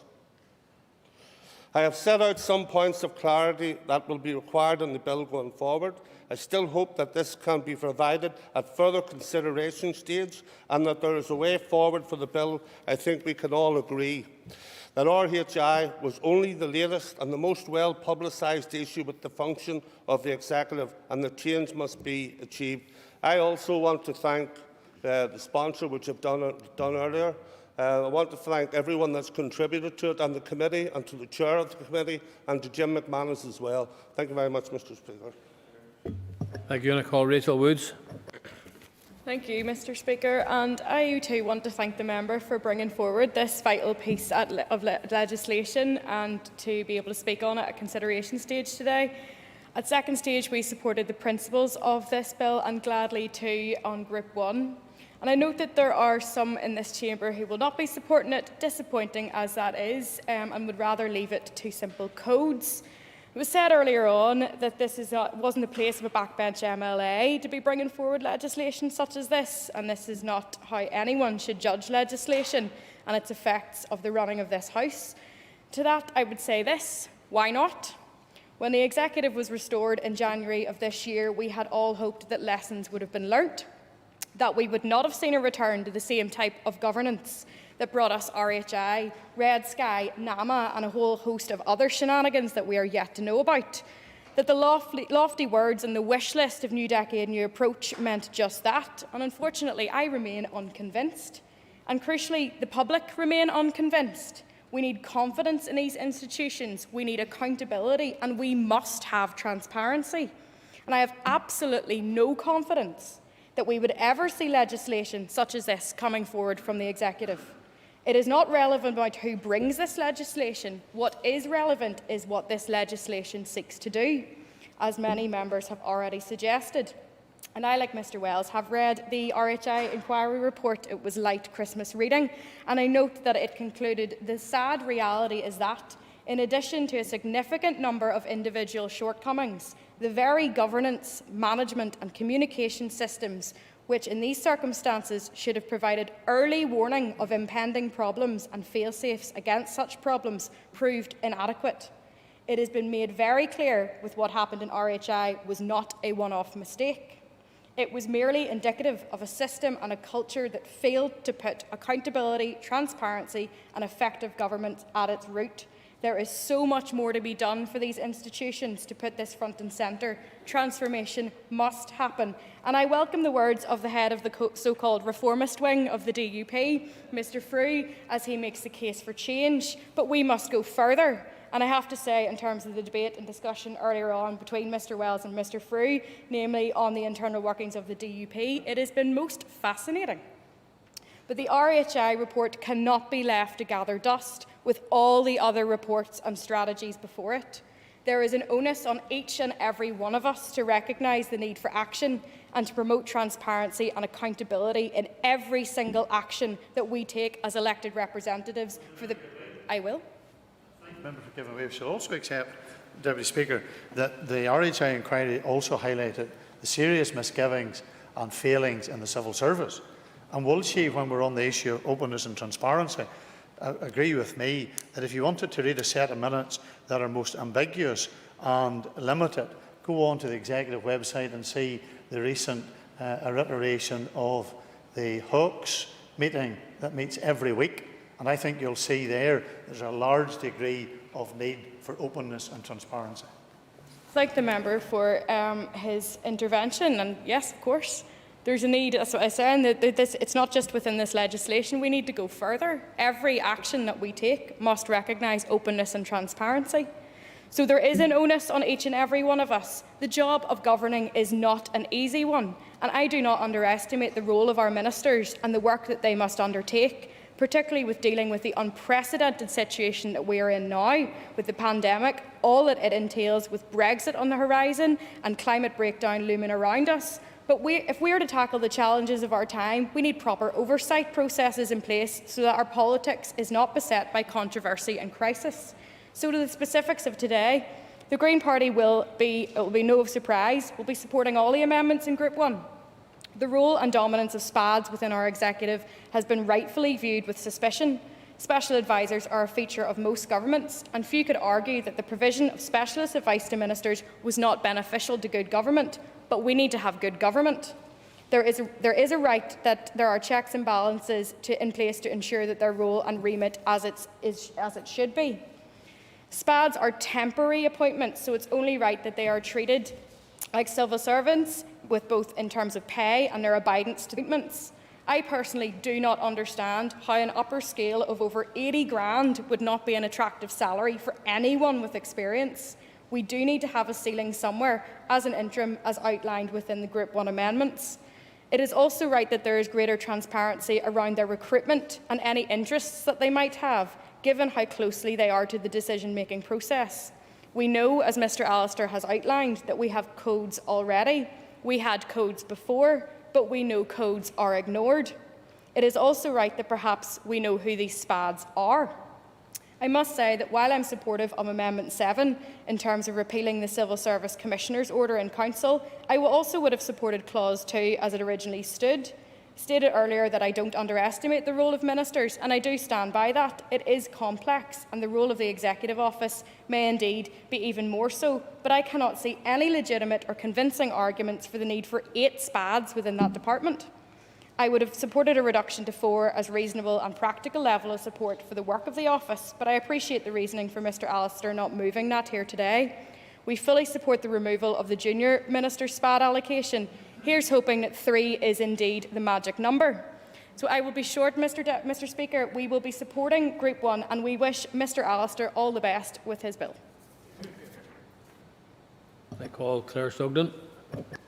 Thank you, Mr Speaker. And I rise to support generally the Group 1 amendments. I bring to this debate a level of experience, having appointed a special advisor myself, and therefore I want to just put on record, Mr Speaker, that not all SPADs are bad. Not all SPADs are party political. Some are actually there to do the job interpreted by the minister who had appointed them. My interpretation of the role of SPAD was to assist in the delivery of government programmes, to oversee the work of a public sector department through strategic external experience, to build relationships with both internal and external stakeholders, be a sounding board to echo back the bad as well as the good to me, and someone that I could trust to have my back. At 29 years old, who could I possibly know with those abilities, the necessary experience, and someone that I could trust?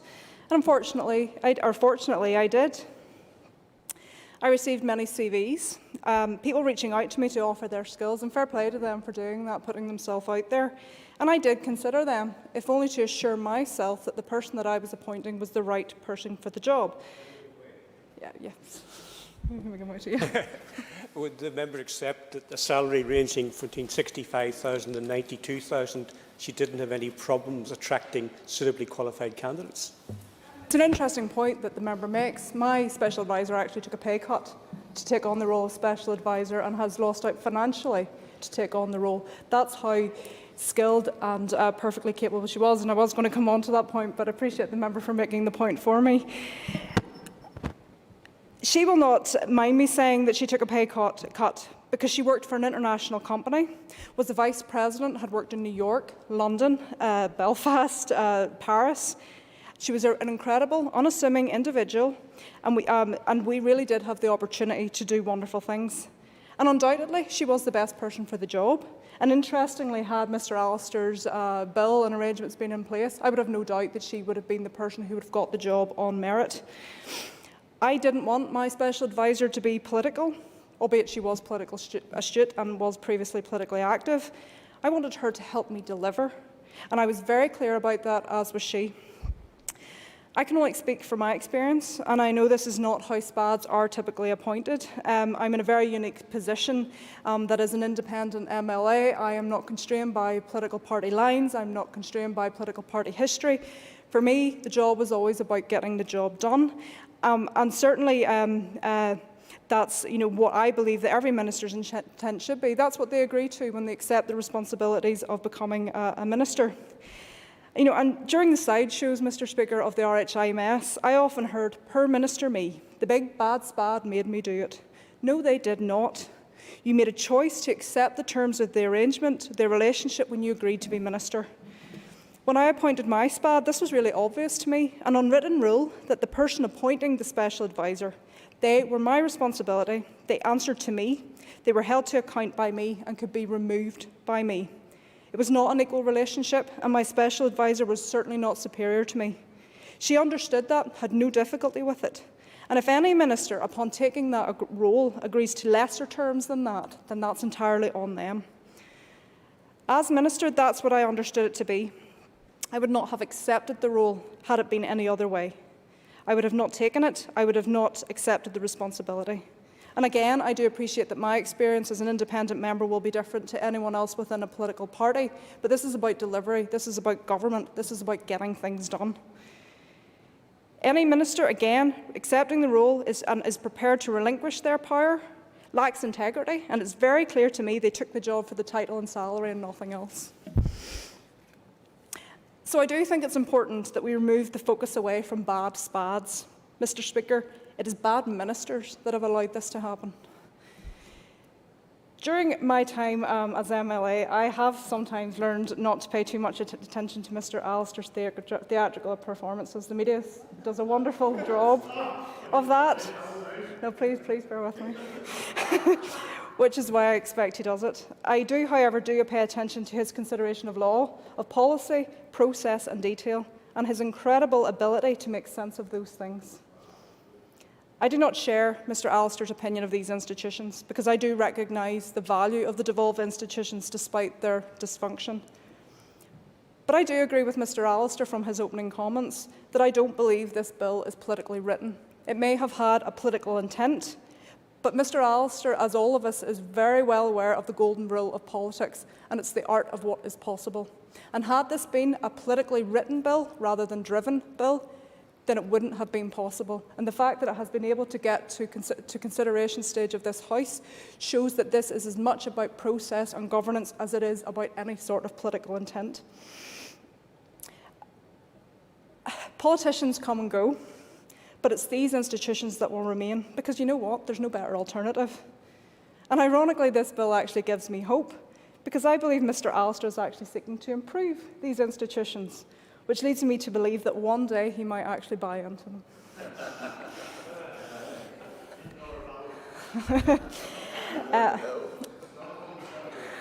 I suppose I only really want to speak to the amendments that give me, I suppose, give rise to some issues for me. That doesn't indicate that I will necessarily stand in the way of these amendments, but I would appreciate if Mr Allister could give me some clarity around that.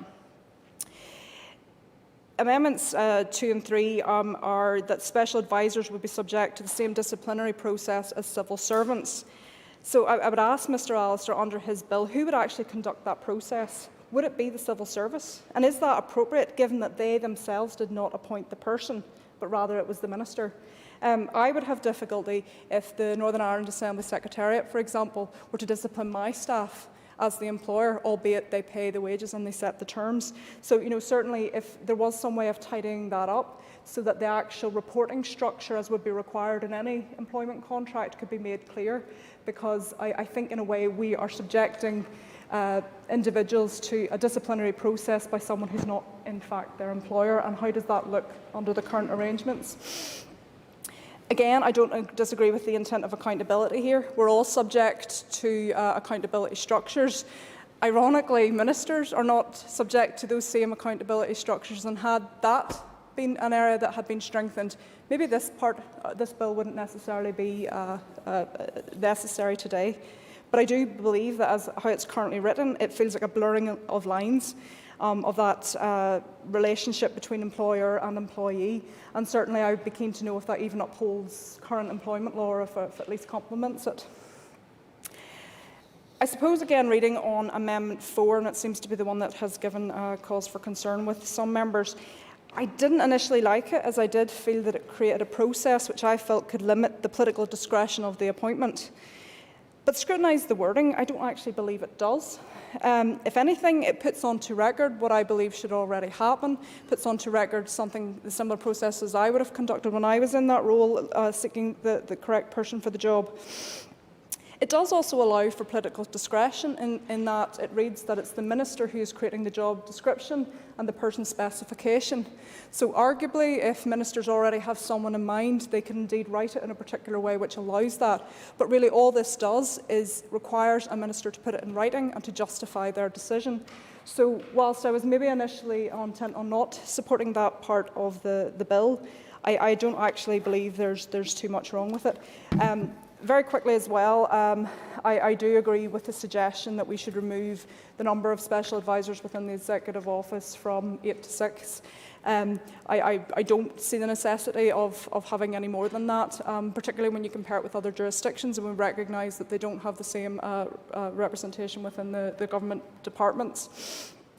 I do think, though, it is important to put on record, what special advisers are there for, and what their purpose is. And I've outlined it insofar as what I needed to do. But again, it's interesting, because I'm almost agreeing with everyone on this side of the House. I do believe ultimately the buck stops with the minister. They are the appointing person. But if we don't have the appropriate and relevant structures in place to ensure that ministers are holding the people they appoint to account, then maybe Mr Allister's bill is necessary. I also think it's disappointing that some people are choosing not to engage in this, because, as I said, us politicians are coming and going, and Mr Allister does tend to cause controversy, and to an extent we like him for that. But what I would say is that he's not here as Mr Jim Allister, private citizen. He's here representing the people of North Antrim, and when we disrespect him in his office in the context of the Northern Ireland Assembly, then we are disrespecting the mandate which the people of North Antrim gave him. And I think we're all entitled to have that opinion. We need to get back to a place of where we are ensuring the integrity of this place. We are building confidence in a general public. And to be fair to Mr Allister, should this bill be necessary? No, it shouldn't. I would like to think people's good intentions drive what should be done. But sadly, as we have seen in what has characterised the last 3-4 years, that hasn't been the case.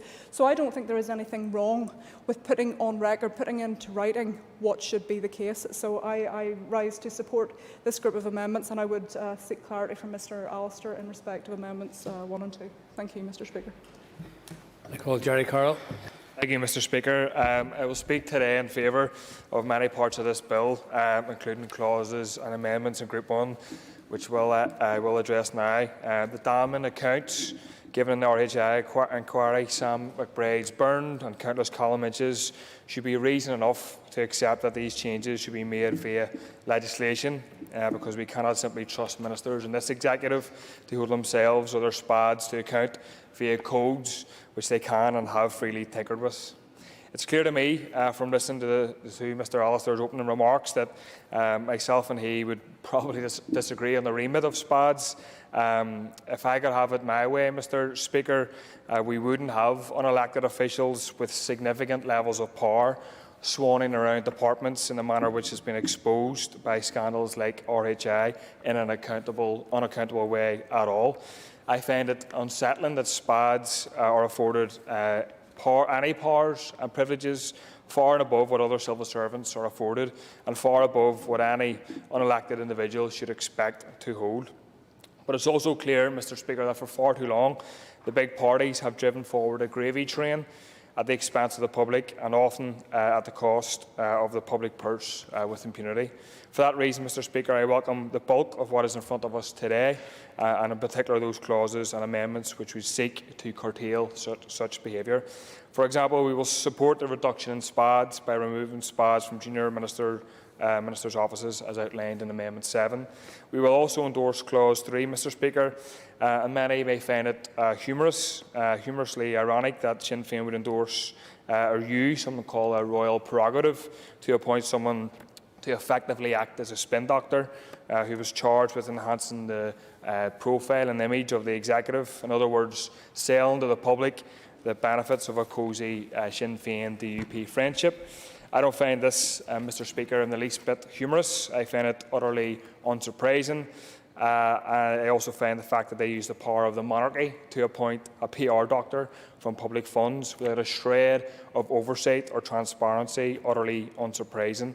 But I feel strongly that the First and Deputy First Minister must not be allowed to engage in such underhandedness in the future. Mr Speaker, we would also be inclined to support Amendments 2, 3 and 4. It is patently clear to me that someone paid out of the public purse to advise a minister should be hired with some degree of record-keeping and regulation. The need for this is redoubled by the fact that the current Minister for Finance saw it fit to change the codes for appointments to remove such measures.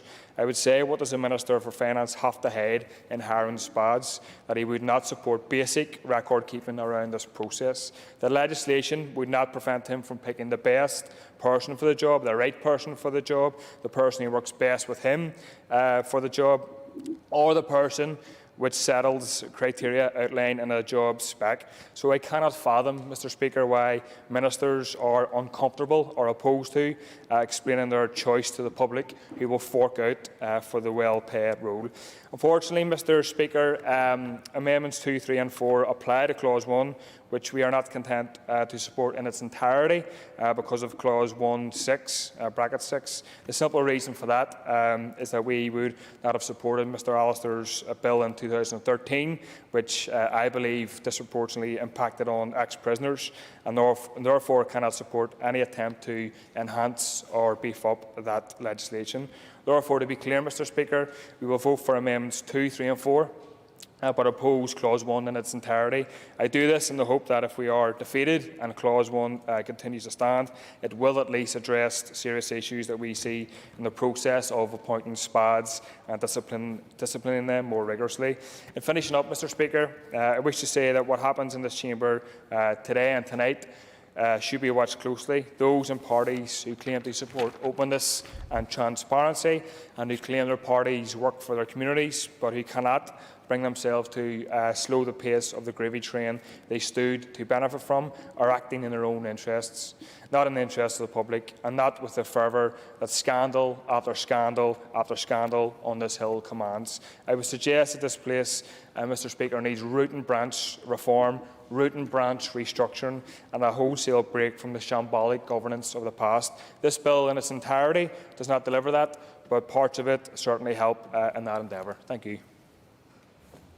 Thank you. And I call the Finance Minister, Conor Murphy, to respond. And I have the task of responding to this bill because I was given the task by the Executive to lead its response to the RHI inquiry and to bring and chair this RHI subcommittee and bring the matters approved by it to the Executive for approval. Having listened to much of the debate, I'm almost thinking that perhaps we're in the Executive on our own, would that we were, but it appears that the approach that we have agreed across the Executive since the Executive was reformed and how to deal with these matters, it's as if that process never happened at all. And the debate that's going on here today is as if there was no response at all to the RHI inquiry and no agreed response among the 5 parties who make up the Executive, and that response isn't being followed through. The evidence of the RHI inquiry directly informed the extensive talks on transparency, accountability and the operation of the Executive in the summer of 2019. And this formed the workstream of the talks that led ultimately to the new decade, new approach. Representatives of the 5 main parties were involved in the discussion of improvements to the Ministerial Code, Special Advisor Codes and the NICS Code of Ethics. And the conclusions of those discussions were then reflected in New Decade, New Approach. The parties agreed to an ambitious package of measures to strengthen transparency and governance arrangements in the Assembly and in the Executive in line with international best practice. And the Executive was committed as a matter of urgency to produce strengthened drafts of the Ministerial, Civil Service and Special Advisor Codes to be implemented immediately.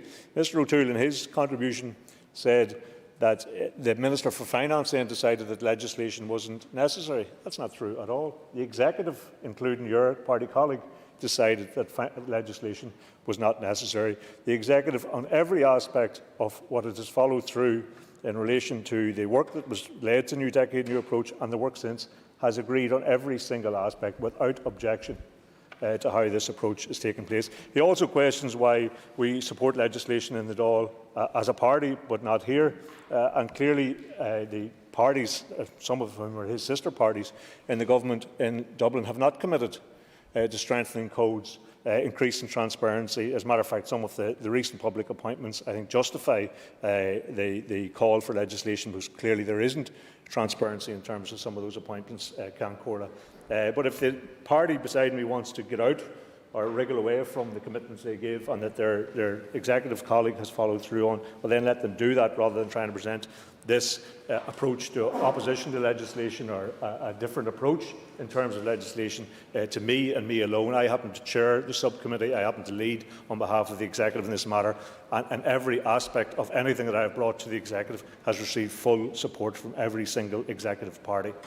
The measures that we agreed included issues addressed in this bill, making clear the accountability of ministers to the Assembly, strengthening ministers' responsibility for their special advisers, publishing details of ministers' meetings with external organisations, publishing details of gifts and hospitality received by special advisers, meetings with external organisations and pay, and strengthening requirements for record keeping and protections for whistleblowers. The parties also agreed to establish a robust, independent enforcement mechanism to deal with breaches of the Ministerial Code and related documents. Among the first decision of the restored Executive unanimously in January was the agreement and publication of the Special Advisor Code of Conduct, the revised Code of Appointment for Special Advisers, not my proposition, as Mr Carroll says, but the Executive's agreement proposition, not my code, the Executive's code, among all of the parties in the Executive, and new arrangements for Special Advisor pay and a revised model and letter of appointment. And interestingly, I think Mr Story and Mr Allister, or Mr sometimes mix the two, Mr Wells, has majored on this issue of pay, and as if the pay scales that didn't prevent him, in fairness to him, joining the Executive. He knew all about this, objected to it, but decided to take the post when it was offered to him. He set aside his principles. The pay scales have been reviewed, and Mr Story referred to that this bill will allow us to see what the pay is. The pay was published. The Department of Finance published the pay. That document, on 14th of February, contains a list of all of the special advisers, the bans that they are put in, the restrictions, the cap that has been put in relation to pay, which is nowhere near £91,000, the details of all of them and which band they are on. So I just want to say that to correct the debate, because some of it is as if there's a complete vacuum here in terms of ongoing activity in relation to these matters. And the Executive parties, in fairness to them, all of your colleagues, have filled this with the action that we agreed to do, and did cap the pay of special advisers, did publish the names and the pay scales that these people are on. in relation to that. It's as if this has appeared out of the ether in terms of Mr Allister's bill. I can also say in terms of our approach to this, this has nothing to do with the politics of Mr Allister. This is the Executive's agreement, and I'm here to represent the Executive's agreement in relation to. I think he overestimates his own importance in that regard. This is the Executive has decided and approached this. I've been tasked with chairing that approach and leading that approach and bringing it back to the Executive, and each aspect of this has had full Executive agreement. I'm happy to give way. Could I suggest to the member for Newry and Armagh, the Minister, that what happened was, yes, the Executive may well have given him an undertaking that they would oppose this bill, but when the relevant ministers went back to their parties, they received a very clear message from the backbenchers that they were going to support Mr Allister's bill, and the party leaders realised they could not win the argument. Well, I mean, if he wants to outline some rationale for a kind of duplicitous approach to this, then that's fair enough. That's his understanding of that. I had an RHI subcommittee last Thursday, I think it was, in which we progressed further the work that we already set out to do, with the full agreement of the ministers who were there, an agreement to bring that to a further RHI subcommittee in December, to bring to the Executive for approval in December. So if that was the case, then ministers that I'm dealing with and the Executive I'm dealing with are still on the still course and pathway that they agreed to take, which emerged from the five-party work stream prior to the resetting of the Executive, was affirmed a new decade, new approach, and then was followed through immediately by the Executive when it was appointed. Appreciate the Minister giving way on this. And I recognise what he is saying, because his argument is actually consistent with the argument he brought to the committee, the Finance Committee, along with David Stirling, the head of the Civil Service, and his own Permanent Secretary, Sue Gray. But can I tell the Minister that whilst he was conducting that argument and relaying that argument to the committee, it was alien to me, because at no time in my party, as I've been tasked to sit on the Finance Committee, no time during second reading, and no time during the consideration in the committee was I ever informed by my party that they were against this bill. And at no time when I asked did they say that they were against this bill. Well, I mean, himself and myself have had many discussions across the chamber about the nature of how his party does its business, and I can't get any further into that.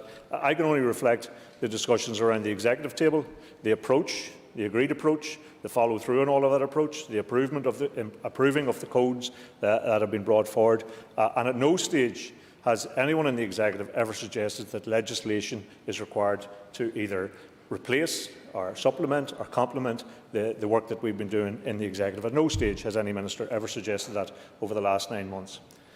The Subcommittee on Reform following the RHI inquiry conducted that review at its first meeting in July, and the majority of the inquiry's recommendations has already been fulfilled by the existing revisions to codes and guidance. And the subcommittee agreed to make recommendations to the full Executive for a couple of minor additions that would fulfil the terms of the inquiry's recommendations. Those amendments have been circulated to Executive members without objection and will be formally agreed by the Executive shortly. In summary, the parties in the Executive followed the evidence to the inquiry, committed themselves to acting in response through the revision to the codes, and the Executive has followed through on that commitment and has satisfied itself that it has fulfilled those recommendations, including the recommendation of the inquiry to revise the codes. Moving on to the bill itself, and as I say, my opposition to it is to be consistent with what I have and my Executive colleagues have agreed, and to follow through on that piece of work. Nothing to do with the politics of the proposer of the bill at all.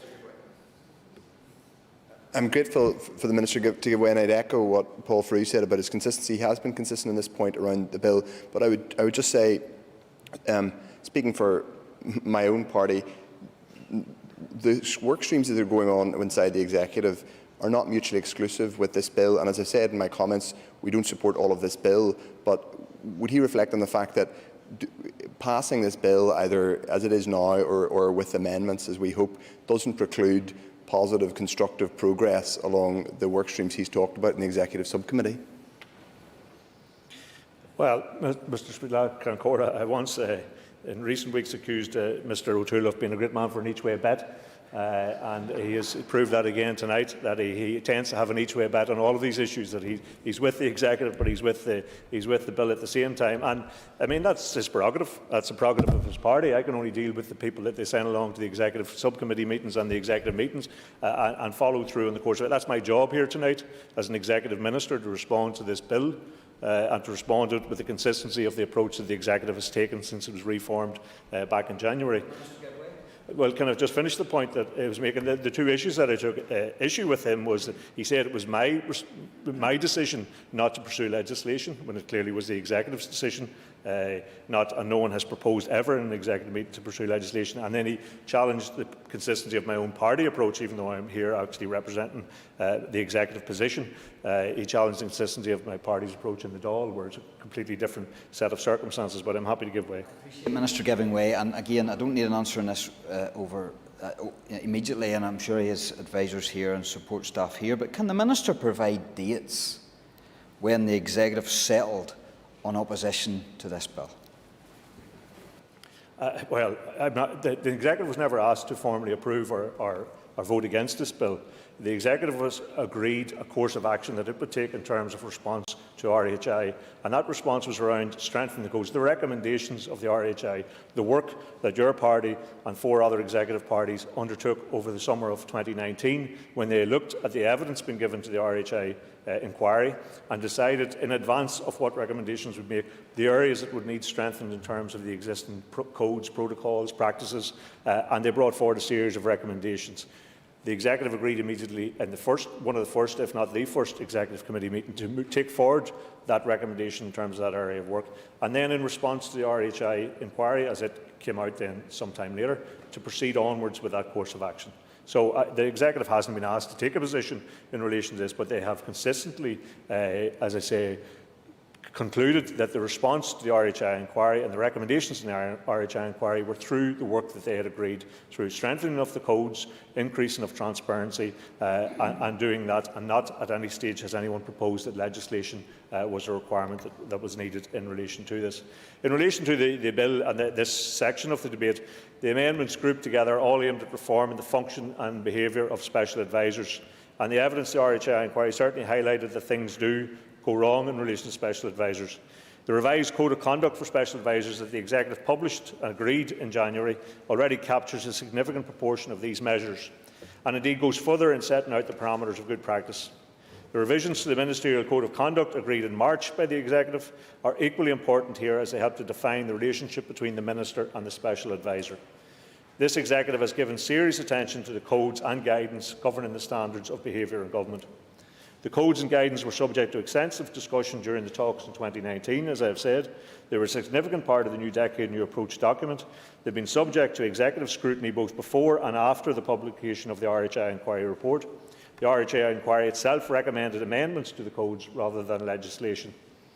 In addition, I am not convinced that the way to bring about the desired change is through the making of this legislation. Putting administrative arrangements into primary legislation makes them difficult to adjust and opens up relatively minor matters to legal challenge, which benefits no one apart from lawyers. Clause 1(2), as amended by Amendment Number 1, it would make it unlawful for a special adviser to be responsible for managing any other special advisers except in the Executive Office. But of course, in all other departments, the special adviser is accountable to their minister and to no one else. That is inherent in the relationship between the two by virtue of the fact that special advisers are appointed by their minister. And the appointment process, might I add, has been the same for all special advisers to this executive. Other parties, if they felt there was something untoward or a better standard that could have been adopted, could have chosen to go out to public appointment for their special advisers, could have chosen to publish the details of who they interviewed, could have chosen to advertise the post. They all chose to appoint their special advisers under the arrangements that were put forward. Sorry, I thought Mr. Did you wish me to give way? Yep. He knows that that's not true.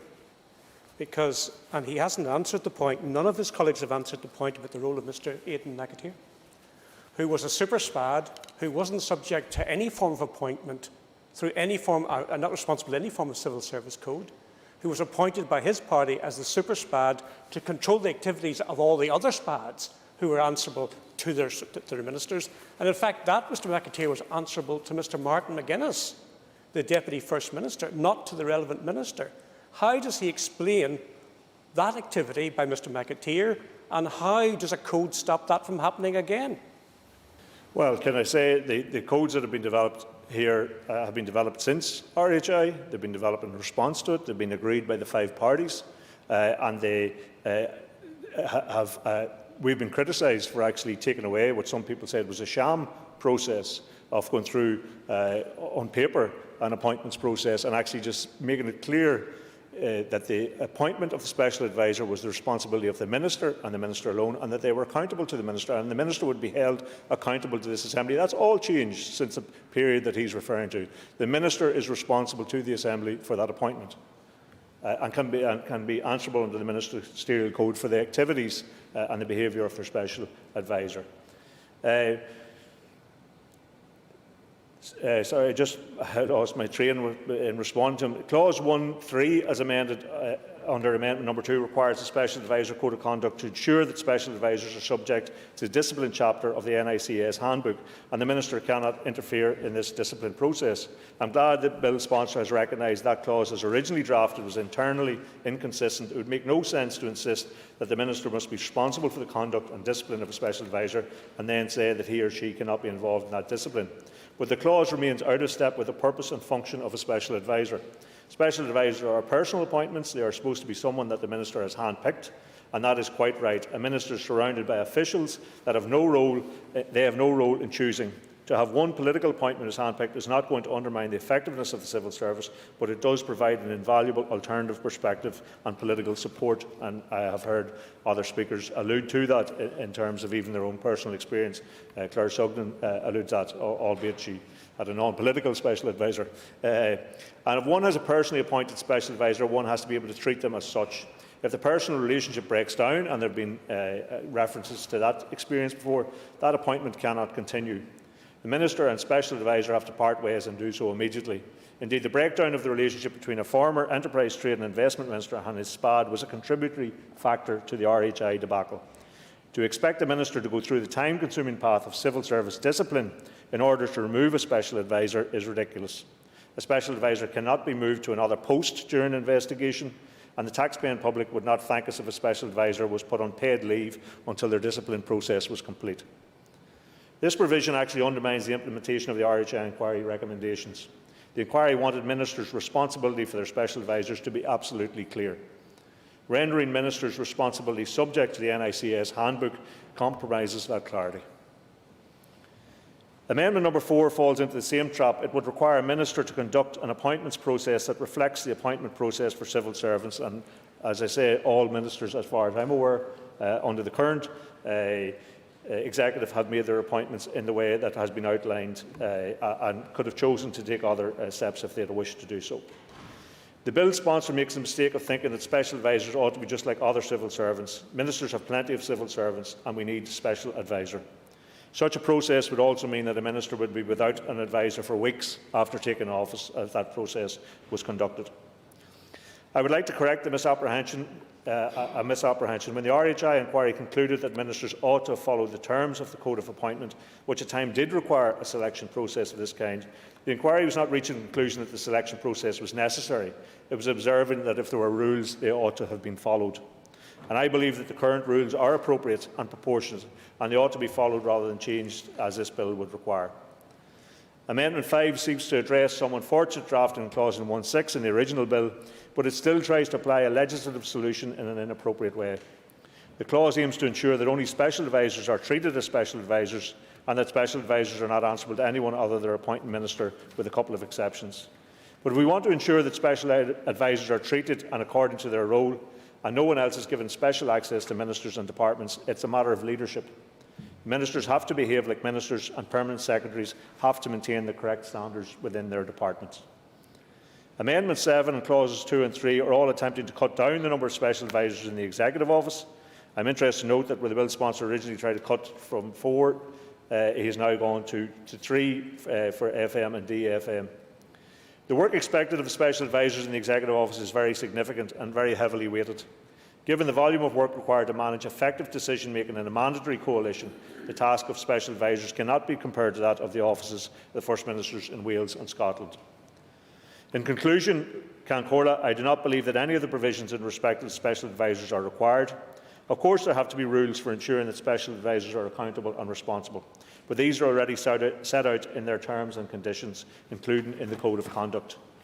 The force with some members have insisted that these measures are necessary does not give credit to all those special advisers who work hard, providing invaluable support to ministers and fulfilling their essential roles in the departments. Cancora, as I said at the outset, we have been consistent in saying that the way to deal with the RHI inquiries was through strengthening of codes. We have brought those to the Executive. Those emerged from the work of the 5 parties who make up the Executive, whose approach that was reflected in terms of the recommendations of the inquiry itself, and we've been consistently bringing that work forward in that manner, and that's why leading the work stream within the Executive on this particular issue, I oppose this legislation. Thank you, Cormac. And I call Jim Allister to wind on this group. Thank you. Thank you, Mr. Speaker. I will seek to hone in on the issues which drew most attention and which raised the most questions. But I do want to start by responding somewhat to what the Minister said. The Minister seems to have a very churlish attitude to this Assembly wanting to consider legislation. It's as if we don't need this Assembly, that we simply have executive decree. He goes out of his way to tell us how much the Executive, allegedly, are opposed to this bill, and therefore we effectively shouldn't be discussing it at all. It's a matter for the Executive. Sorry, this is a Legislative Assembly, and this is a Legislative Assembly here to discuss and decide upon legislation. Legislation ultimately rests with this House, not with the Executive, with this House. And the exercise in which we're engaged today is that very exercise. So I think it's a pretty churlish and poor start to infer that really we should leave all this matter to the Executive and not busy ourselves in these matters. But as I said at the beginning, and of course the Executive or the departmental position, it's not clear to me, in fact, whether Minister Murphy is here as he proclaims representing the Executive when members from other parties in that Executive seem to be disputing that, whether he's here to represent the Executive or whether he's here to represent the Department of Finance, which would have primarily responsibility for the oversight of this legislation. I would have thought he's here in that latter capacity rather than the former.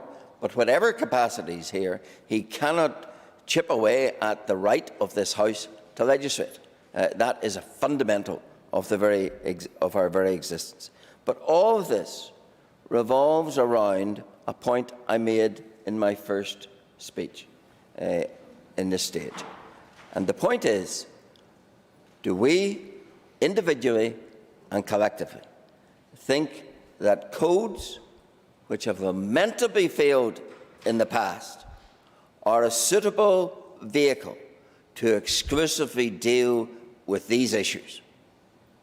Or do we think that they need the bite of legislation?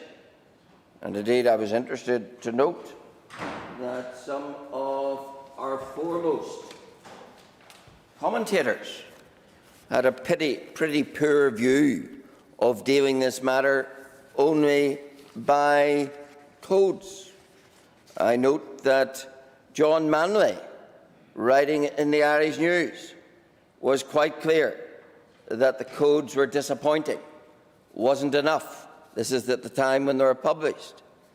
I noticed that the newsletter editorial headed Code and Stormont Advisers does not go far enough. And it started with this very compelling sentence. I think the House would do well to live by it. For the Northern Ireland Assembly to command respect and confidence of the public over a long period of time, it must right the wrongs of the previous administration. One of the key questions, of course, is whether or not the new code goes far enough, and the answer is that it does not. And the newsletter goes on to say that giving the codes true bite is required. and that it should be complemented by legislation. And Suzanne Breen, another notable commentator, had this to say: in terms of the SPAD Code of Conduct that Conor Murphy unveiled today, I think it is massively disappointing. She went on to make some complimentary comments about the bill's sponsor. Modesty forbids me reading those out. But she then says, to continue with 8 SPADs in the Executive Office, that is absolutely ludicrous.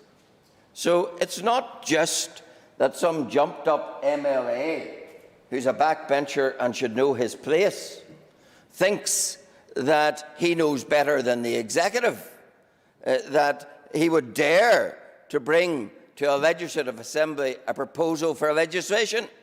It's that some of the most seasoned commentators on our political process seem to hold the same view.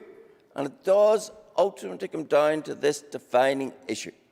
Are we prepared to place our trust on the broken reeds of codes, or are we going to give them the bite of legislation? And to remind the House again that the party that says we don't need anything but codes is the party that said we don't even need codes. Because in 2013, they were the party who voted against the very introduction of codes. And here they are again, fighting that same rearguard action to avoid oversight and restraint. And of course, one of the most compelling reasons why they're seeking to avoid that is something Minister Murphy talked very little about, Clause 1.6. Why is Clause 1.6 there? It's there because, with calculation and deliberation, Sinn Féin set about deliberately circumventing the law of the land by appointing a super SPAD to oversee everyone else, knowing, conscious and boasting of the fact that it breached that particular conviction, because they did not regard themselves as bound by it. As Mr Muller put it, Sinn Féin was not going to be told by Jim Allister what they could and couldn't do. Sorry, it was not Jim Allister. It was a Northern Ireland Assembly that said what they could and couldn't do the moment it passed the Special Advisors Bill of 2013. But it is that same mentality that then has to inform us when we ask the questions, are codes enough? If a party that said you never needed codes, a party that then set about breaching the provisions of the statute, they are the people who are called as the character witnesses to say you don't need codes. I think that is confirmation itself of just how much, you don't need legislation, you just need codes. I think that's confirmation itself of why you do need to give codes the bite of legislation. And so I urge that view again upon the House. Yes? But accept that if the codes are so wonderful, so enforceable, then there's nothing to worry about legislation, because the legislation will never have to be invoked.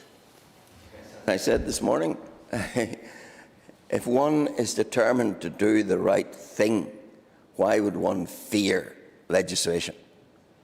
Legislation is only a restraint from wrongdoing if you're minded to do the wrong.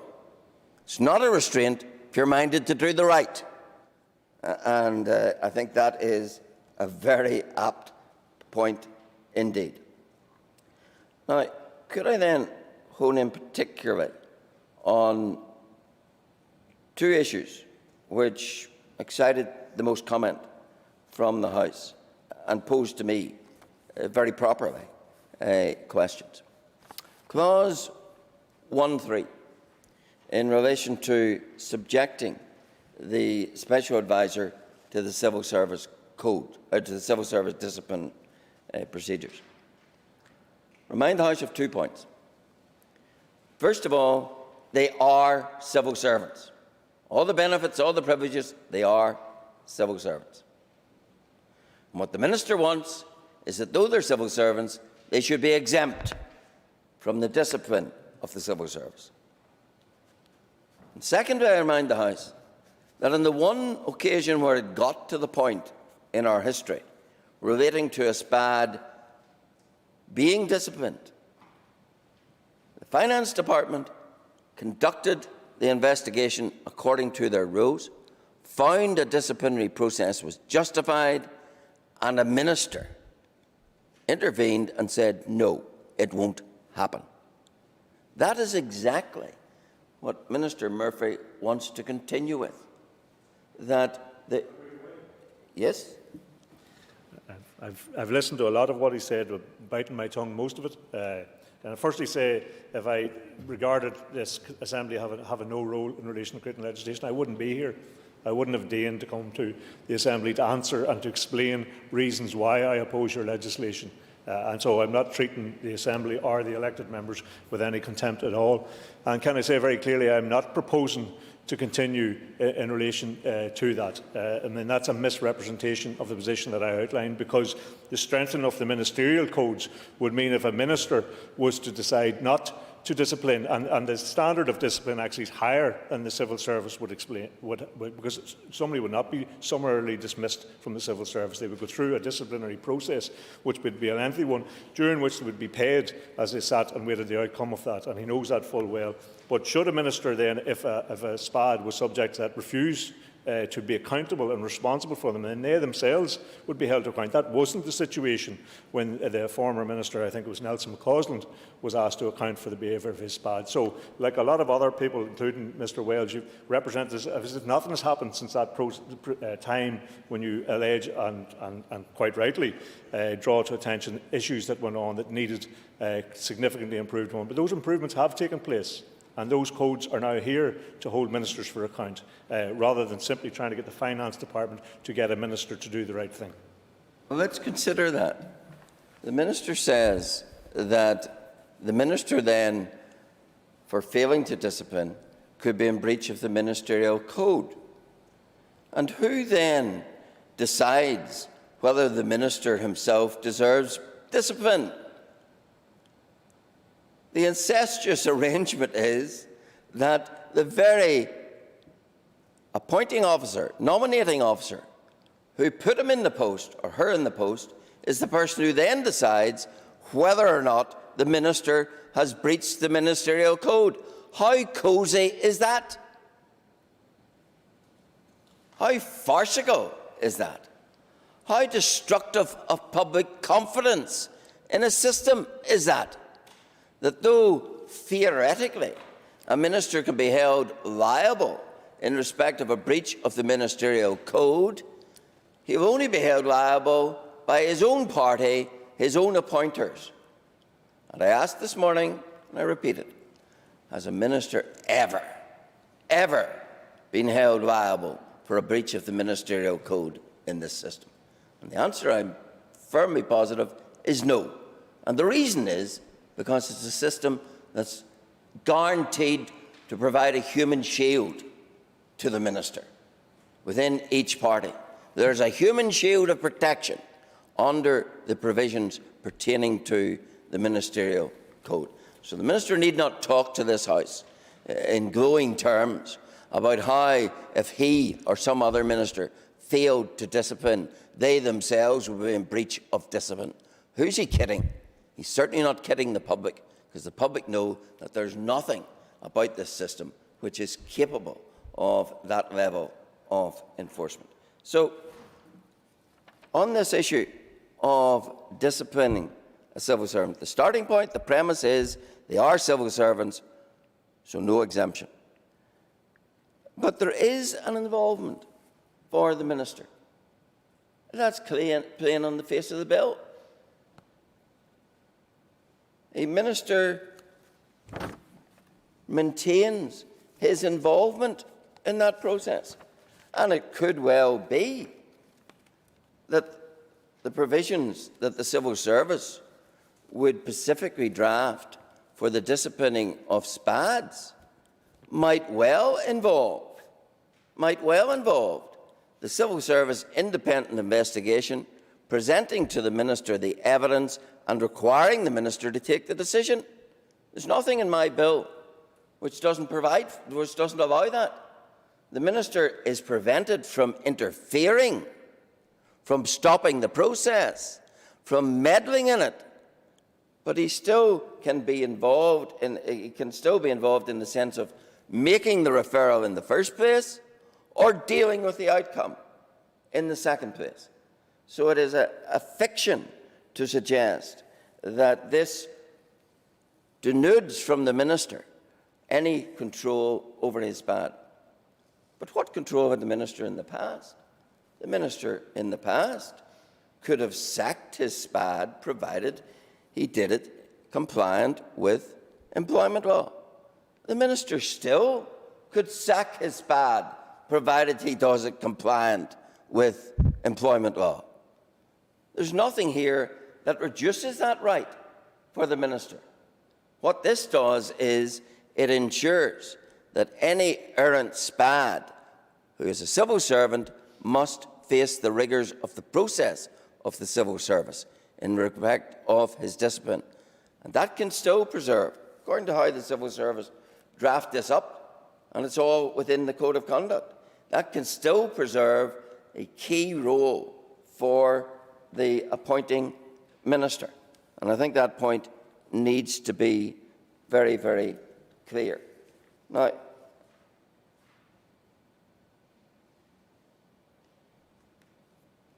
Ms Sugden asked that question, and that's the point I've been trying to deal with, this blurring of the relationship, as she said.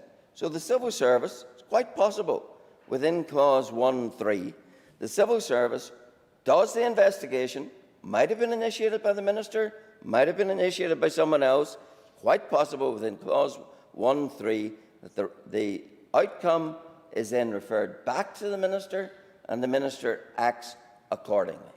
That's all entirely feasible within 1.3. But what 1.3 makes sure of is that there is a process.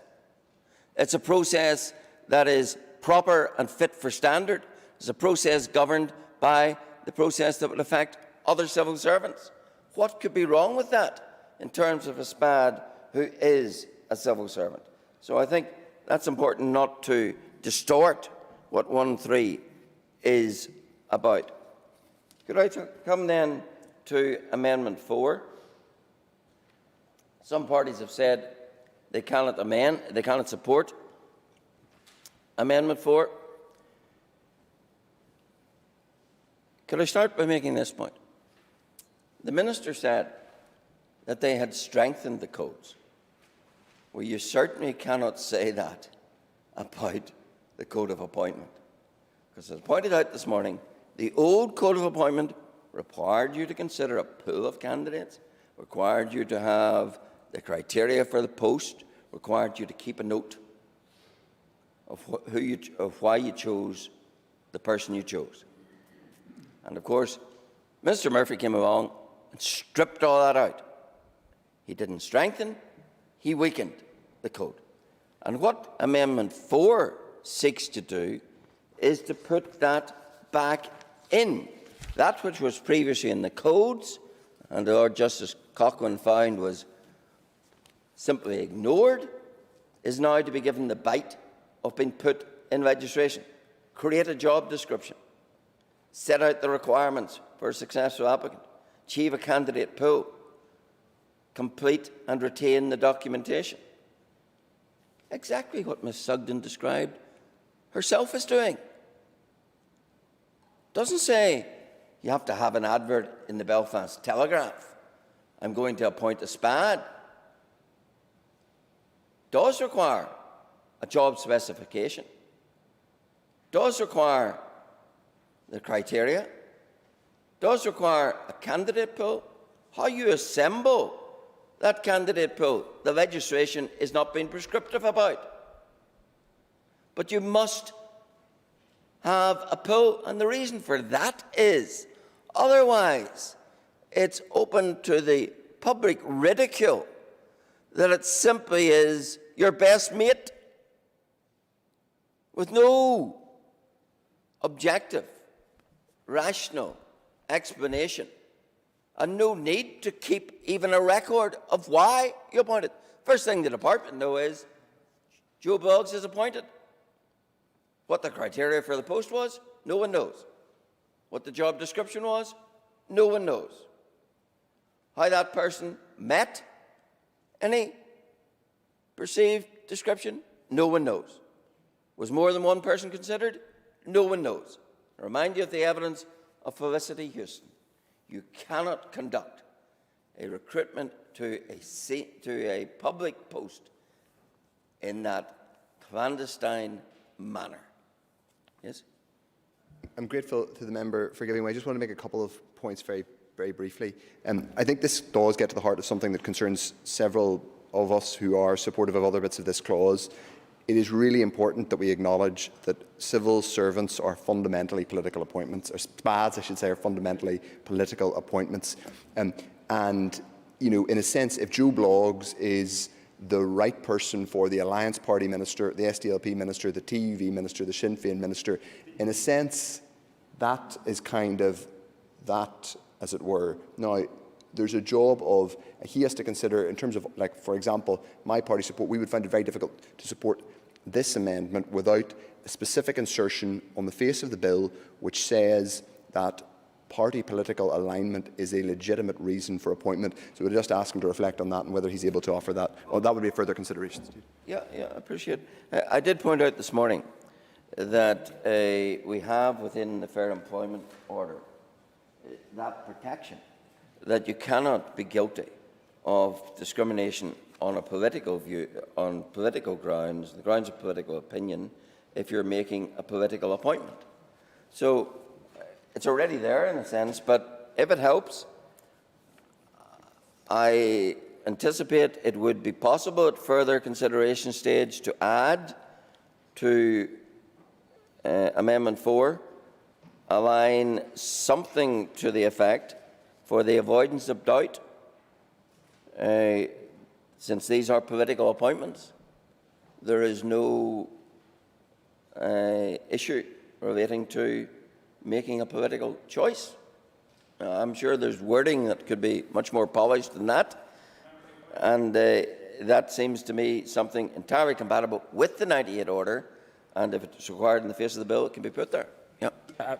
Hopefully the member will find this helpful. The member will know organisations such as Presbyterian Church in Ireland, Church of Ireland, church groups, when they're advertising for paid posts at things like Church House or their church headquarters, they put in the adverts phraseology such as the applicant should agree with the ethos and identity or whatever of the potential employer. I'm just trying to be helpful with perhaps that suggestion. Yes, and if that's required in legislation, that can be in legislation.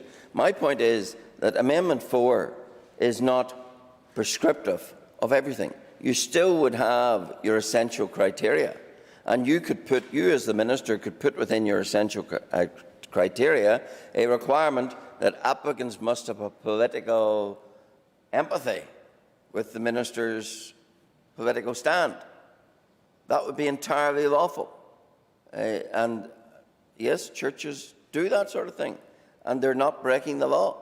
Likewise, a minister who puts that in here wouldn't be breaking the law. The point of Amendment 4 is that it is an insult to the intelligence of the paying public that you never have to even have a job description for a job they're going to pay for. You never even have to have any requirements set forth for a job they're going to pay for. You never even have to consider more than one person for a job they're going to pay for. And you never even have to keep a note in respect of a job they're going to pay for. And that is why I say Amendment 4, which draws carefully and exclusively on what was in the old code, doesn't go beyond that, doesn't expand it, draws carefully and explicitly on what was in the old code, a code which existed for many years. And it simply puts it into legislative form. Why does it do that? Because Lord Justice Cochrane said those codes on appointment needed to be rigorously implemented. having pointed out how flippantly they were treated in the appointment process heretofore. So it's nothing new that suddenly would have to be done. It's something that always should have been done. And now it's giving it the bite of putting it in legislation. But if it helps the House and helps others, then I don't see the difficulty with an avoidance of doubt clause, which I would undertake to discuss with those who are interested before further consideration stage and bring that forward as an amendment. But the fun, yes? I appreciate the member for giving away. I suppose my initial apprehension about Amendment 4 is probably that to the same as other members. And it somehow suggested to me that there was a limitation of political discretion. Can I just confirm with the member, and he will know this better than I, that any decisions or any process that one minister adopt will not limit any future ministers? It won't set a precedent of any sort, so that it doesn't suggest that ministers will be limited in having their political discretion? Because for me, certainly rereading this, it does seem like you're essentially putting on to record what should already be done in terms of your consideration. Absolutely. And if it hadn't been so flagrantly breached, as illustrated in RHI, then this would never be necessary. Indeed, I remind the House, Amendment 4 is bringing something that wasn't in the bill initially. Why? Because the bill was drafted before the new Code of Appointments was stripped all this out. I never for a moment thought, given the evidence at RHI, that any minister would be so brazen as to take out the very criteria which had been breached and that had been criticised by a Lord Justice for being breached, and that the answer to that would be simply excoriate the criteria, take them out, and then no one can say we're in breach. So the very fact that this is an amendment and wasn't in the original bill is because it took me greatly by surprise that the minister came forward with a proposition as brazen as he did, that the Code of Appointments should be stripped out of the very things which were in the old code and which, as Ms Sugden says, should be happening anyway. Well, they didn't happen, and that's why we now need to put them in legislation. And that's why I believe the committee at that stage was convinced of the merits of Amendment 4 and voted for it. The other point I wanted to deal with, the point that Mr Frew raised about the cap on pay. Make it plain again, all I'm seeking to do is to insert a ceiling. I'm not interfering with the bands, not interfering with the department's discretion to juggle the bands or do anything else. I'm simply saying that for two reasons. One, because it's good to depoliticise it and not have ministers accused of upping the salary just to placate their special advisers. That's what happened in the past. We know that. And yes? The member again should be aware, because he's brought this legislation forward and they've had a committee stage on it, that that's no longer the case. That the bands and the level of payment are set by officials in the Department for Finance, not by me, but by officials. So to correct something which was the case in the past is not correcting something which is the case in the present. Yes, the minister's half right, I acknowledge that, but it still then is subject to a political process of approval. The codes have to be approved, and that's where the political imprimatur comes. Whereas if the ceiling was set with a linkage to a civil servant grade, a generous grade, then no one could say that's the politicians looking after their own. That's why I think it makes good sense to link it to a civil service grade, because there's nothing, to see that in future those bands are not radically revisited. But they would be revisited under my system, or the ceiling would be revisited according to the natural progression of grades within the civil service. And that's how I would think it should be. I've heard no one say today grade 5 isn't generous enough. Some have said it's too generous. I think it's about right, and it takes it out of the political arena, and I would have thought that is highly preferable. As to the point Mr Frew said, is it not inflexible? Of course, the answer, the then you have no ceiling. You don't have 85,000 in the bands. If you want maximum flexibility, then you remove everything. But the principle is, where should the upper limit be set? Should it be set by a department, through their officials, approved by ministers, or should it be set by a linkage to a civil service grade? And I think that is the better prospect. Plus, there is perhaps a legitimate concern. What if we need a super-duper expert on something or other, and he would turn his nose up at 81 or 82,000 pounds? Well, if you are in that situation, I suggested to the House there are two remedies. You can be appointed as a consultant within the department, or you can use the prerogative powers to create an appointment subject to the approval of this House. So if you did arrive in that situation where you needed to max out, where you needed maximum flexibility to address an issue such as that, then there is a mechanism. It's not all or nothing here. So I do say, I think a cap on the pay in principle is right. I don't think it's inflexible and that will move as the grade moves. But if it proved to be less than satisfactory for the filling of a particular post, then there is an opportunity to do something about it through the other mechanisms. So, Mr. Speaker, I hope I've dealt with the main points. I haven't gone through what everyone said and didn't say. It never strikes me as a very fruitful exercise, that. I hope I've dealt with the issues, and since no one else is seeking to intervene, I assume I have, satisfactory or otherwise, and therefore on that basis I will conclude my remarks. Thank you. Okay, members, thank you. Then we'll go to the votes. So, Amendment 1. Amendment proposed to Clause 1, page 1, line 7.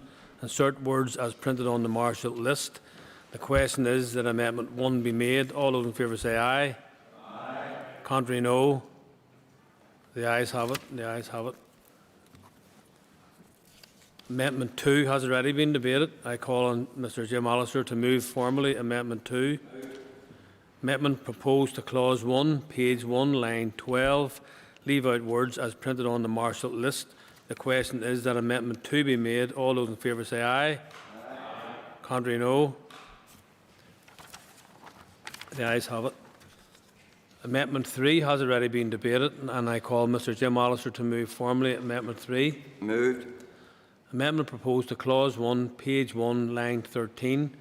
Insert words as printed on the Marshall list. The question is that Amendment 3 be made. All those in favour say aye. Aye.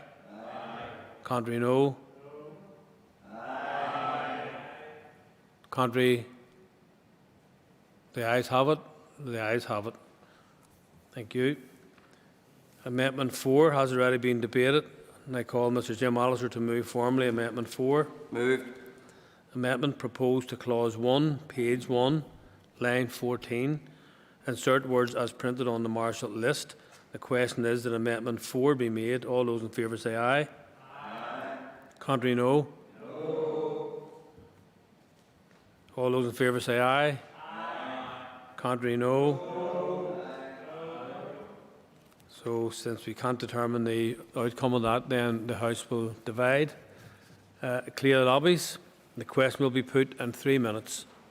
I would remind people that you should continue to uphold the social distancing, in fact, throughout all of the votes that may be held this evening, and the members who have proxy voting arrangements in place should not come to the chamber. Thank you.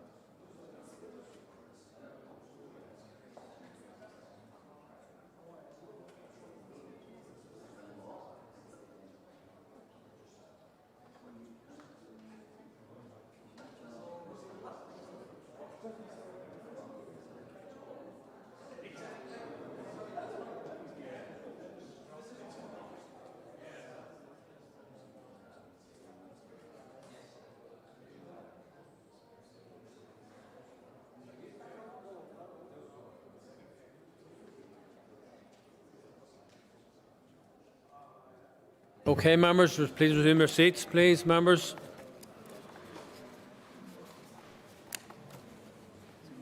Thank you, members. Before I put the question, I would just remind members that, if possible, where possible, it would be preferable if we can avoid divisions. So the question is that Amendment 4 be made. All those in favour, say aye. Aye. Contrary, no. Okay. Okay, the ayes have it. Okay. Thank you.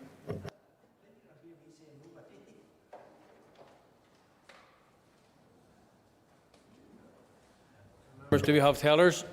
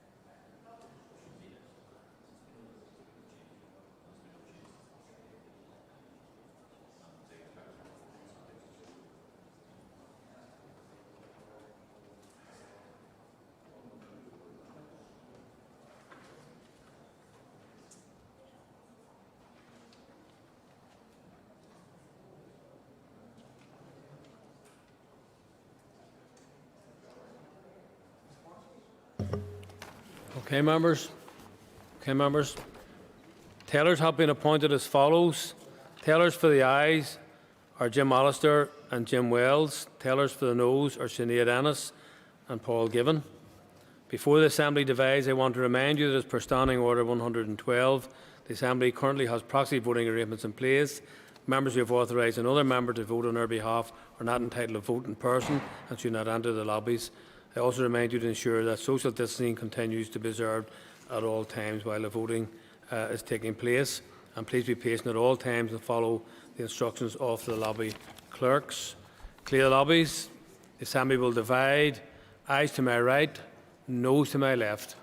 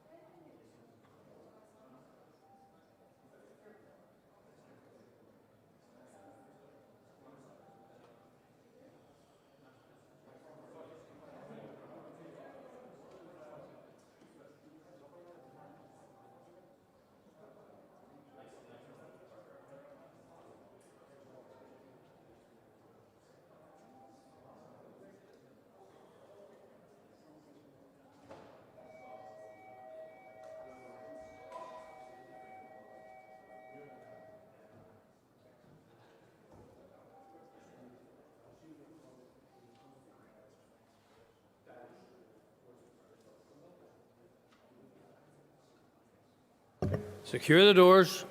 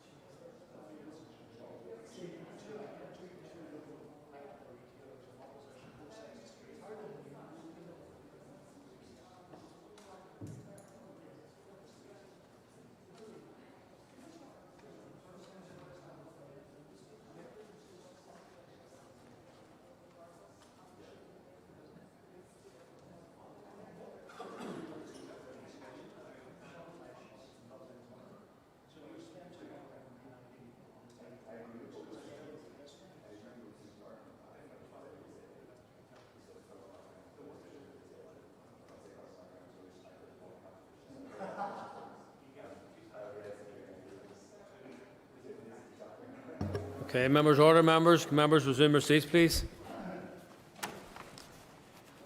Thank you. Clerk, please read the result. 87 members voted. 27 members voted aye. 60 members voted no. The amendment falls. The amendment falls, members. The amendment falls. Unfasten the doors.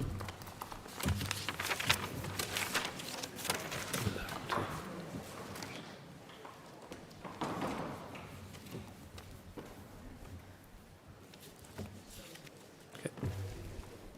You switching over, yeah? Huh? You switching over? Yeah.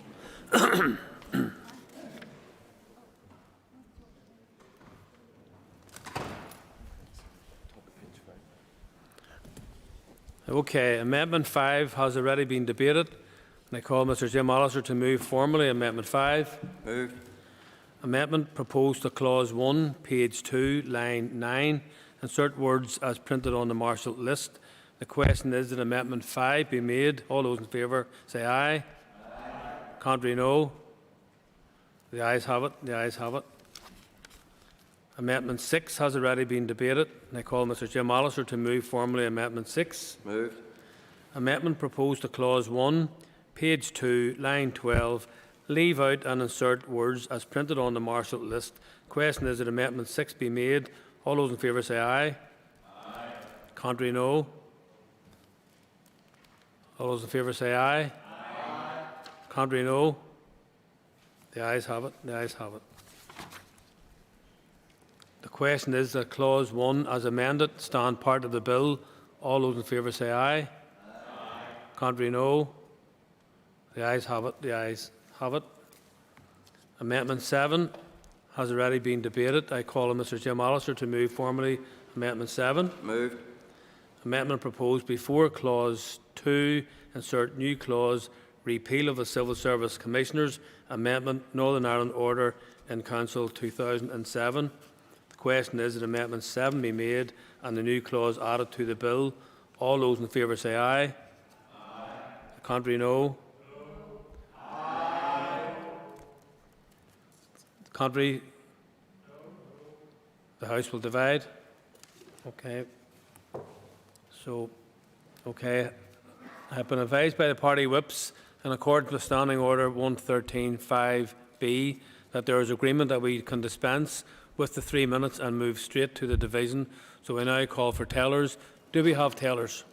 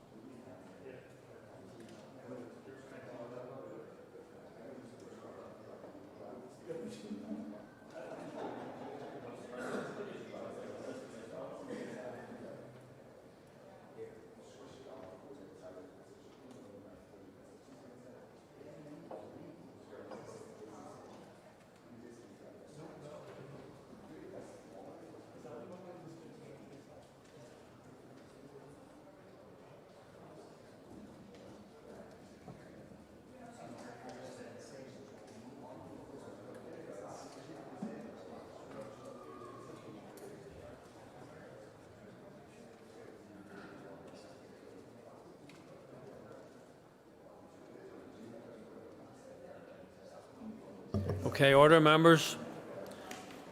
Members, tellers have been appointed as follows. Tellers for the ayes are Jim Allister and Jim Wells. Tellers for the noes are Philip McGuigan and Sinead Ennis. Again, I remind all members to follow instructions of the lobby clerks and to respect the need for social distancing throughout. Clear lobbies, the Assembly will divide. Ayes to my right, noes to my left.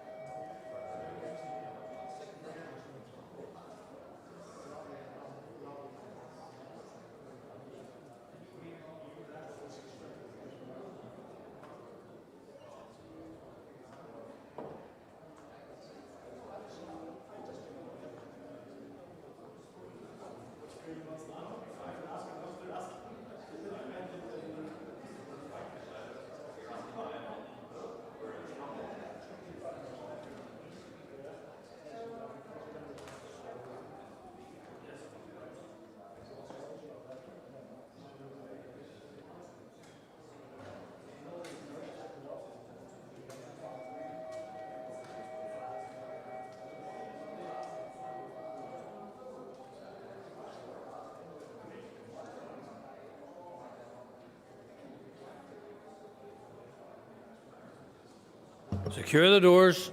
Secure the doors.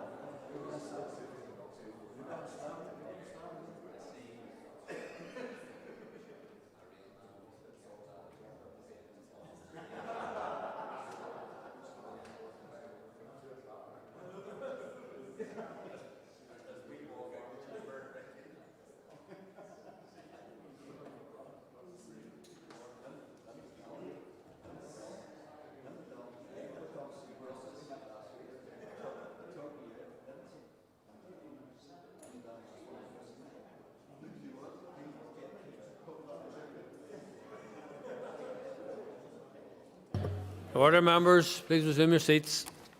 Okay, members. Clerk, please read the result. 87 members voted. 61 members voted aye. 26 members voted no. The amendment is carried. Amendment is carried. Thank you. Unfasten the doors. I'm just pausing for a moment to make sure members are in the chamber before we move on to the next amendment. I think we'll go. Okay, before I put the question, I remind members that we have debated Mr Allister's opposition to Clause 2 stand part, but the question will be put in the positive as usual. The question is that Clause 2 stand part of the bill. All those in favour say aye. The contrary, no. Noes have it. Noes have it. Clause 3 stand part. No amendments have been tabled to Clause 3. The question is that Clause 3 stand part of the bill. All those in favour say aye. Aye. Contrary, no. Aye. Do the ayes have it? The ayes have it. The ayes have it. Amendment 8 has already been debated, and I call Mr Jim Allister to move formally Amendment 8. Moved. Amendment proposed to Clause 4, page 2, line 28, insert words as printed on the Marshall list. The question is that Amendment 8 be made. All those in favour say aye. Aye. Contrary, no. Aye. Do the ayes have it? Do the ayes have it? The ayes have it. Thank you. Amendment 9 has already been debated. I call Mr Jim Allister to move formally Amendment 9. Moved. Amendment proposed to Clause 4, page 2, line 33. Leave out words as printed on the Marshall list. The question is that Amendment 9 be made. All those in favour say aye. Aye. Contrary, no. The ayes have it. I think the ayes have it. The ayes have it. Clause 4 as amended. The question is that Clause 4 as amended stand part of the bill. All those in favour say aye. Aye. Contrary, no. Aye. Do the ayes have it? The ayes have it. The ayes have it. Thank you. And members, just by leave of the Assembly, intend to suspend for 15 minutes.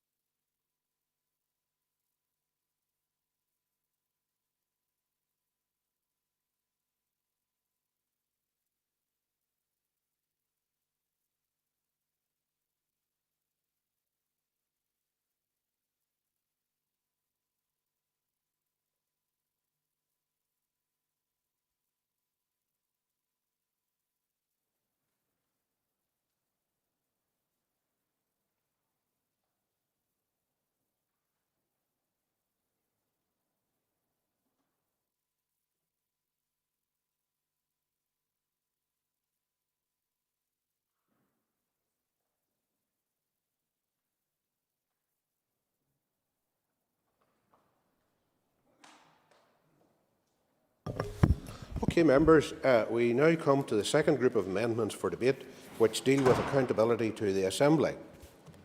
With Amendment 10, it will be convenient to debate Amendments 11, 12, 21 to 23 and 25. It should be noted that Amendment 25 is consequential to Amendment 21. I call Mr Jim Allister to move Amendment 10 and to address the other amendments in this group. Thank you, Deputy Speaker. I move Amendment 10.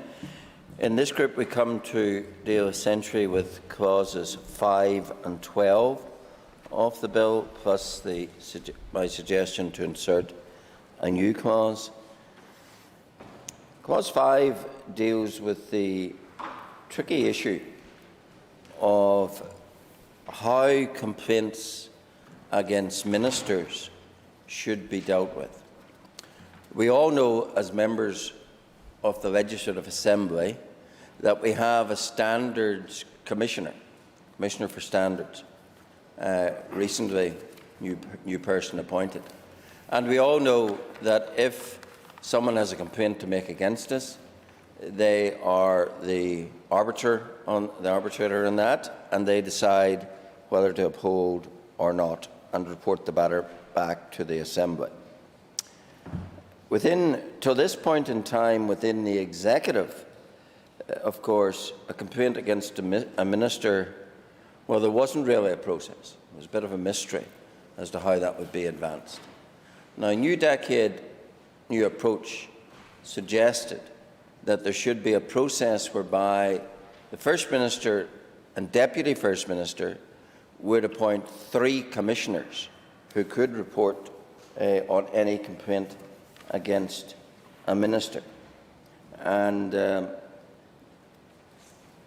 what I want to do primarily here is to compare and contrast how that would work as opposed to how it would function on my proposal, that it should go to the Standards Commissioner.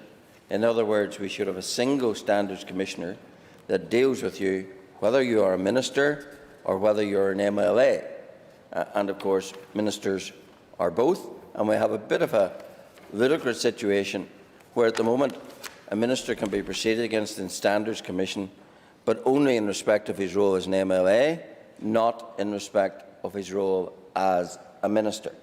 And since that essential mechanism and process exists, I suppose my basic and simplistic contention is, why would we reinvent the wheel when all we have to do is expand the remit of the Standards Commissioner?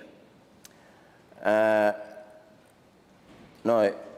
the last motion that this Assembly passed before it fell apart in January 2017 was a motion passed without division, proposed by Stephen Agnew.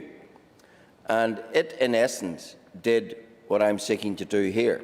It called upon the expansion of the powers of the Standards Commissioner to also deal with complaints against executive ministers.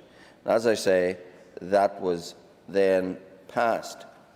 And when that was passed, that gave rise to the then Standards Commissioner in his 2016-17 report make comment upon that.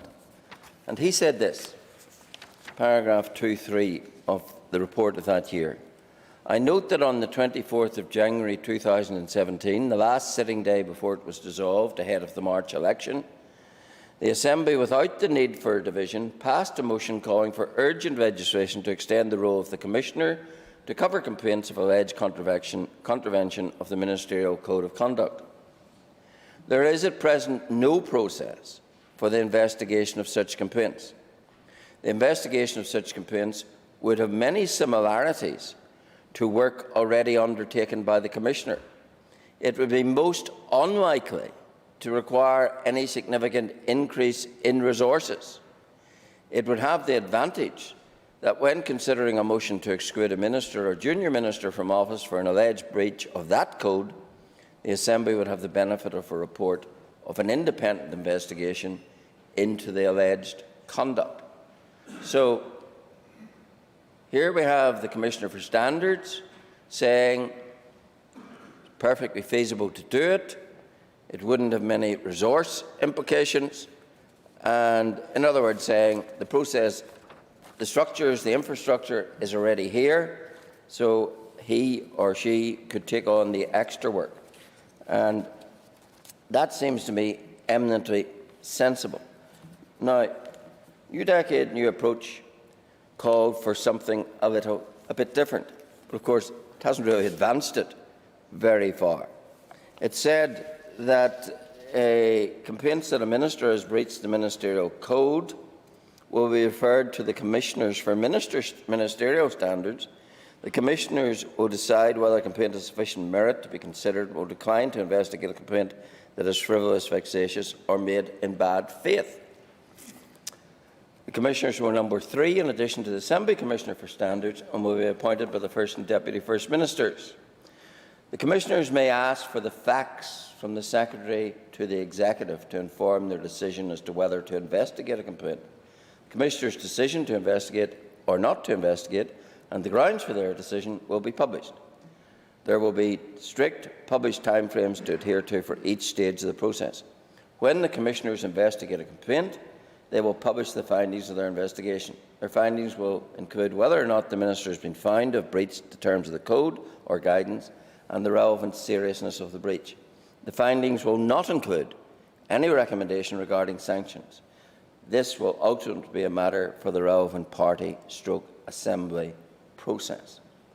So that is what is proposed there. Now what I want to do is to compare the mechanics and the usefulness of that process with what would be the process if the powers were given to the Standards Commissioner.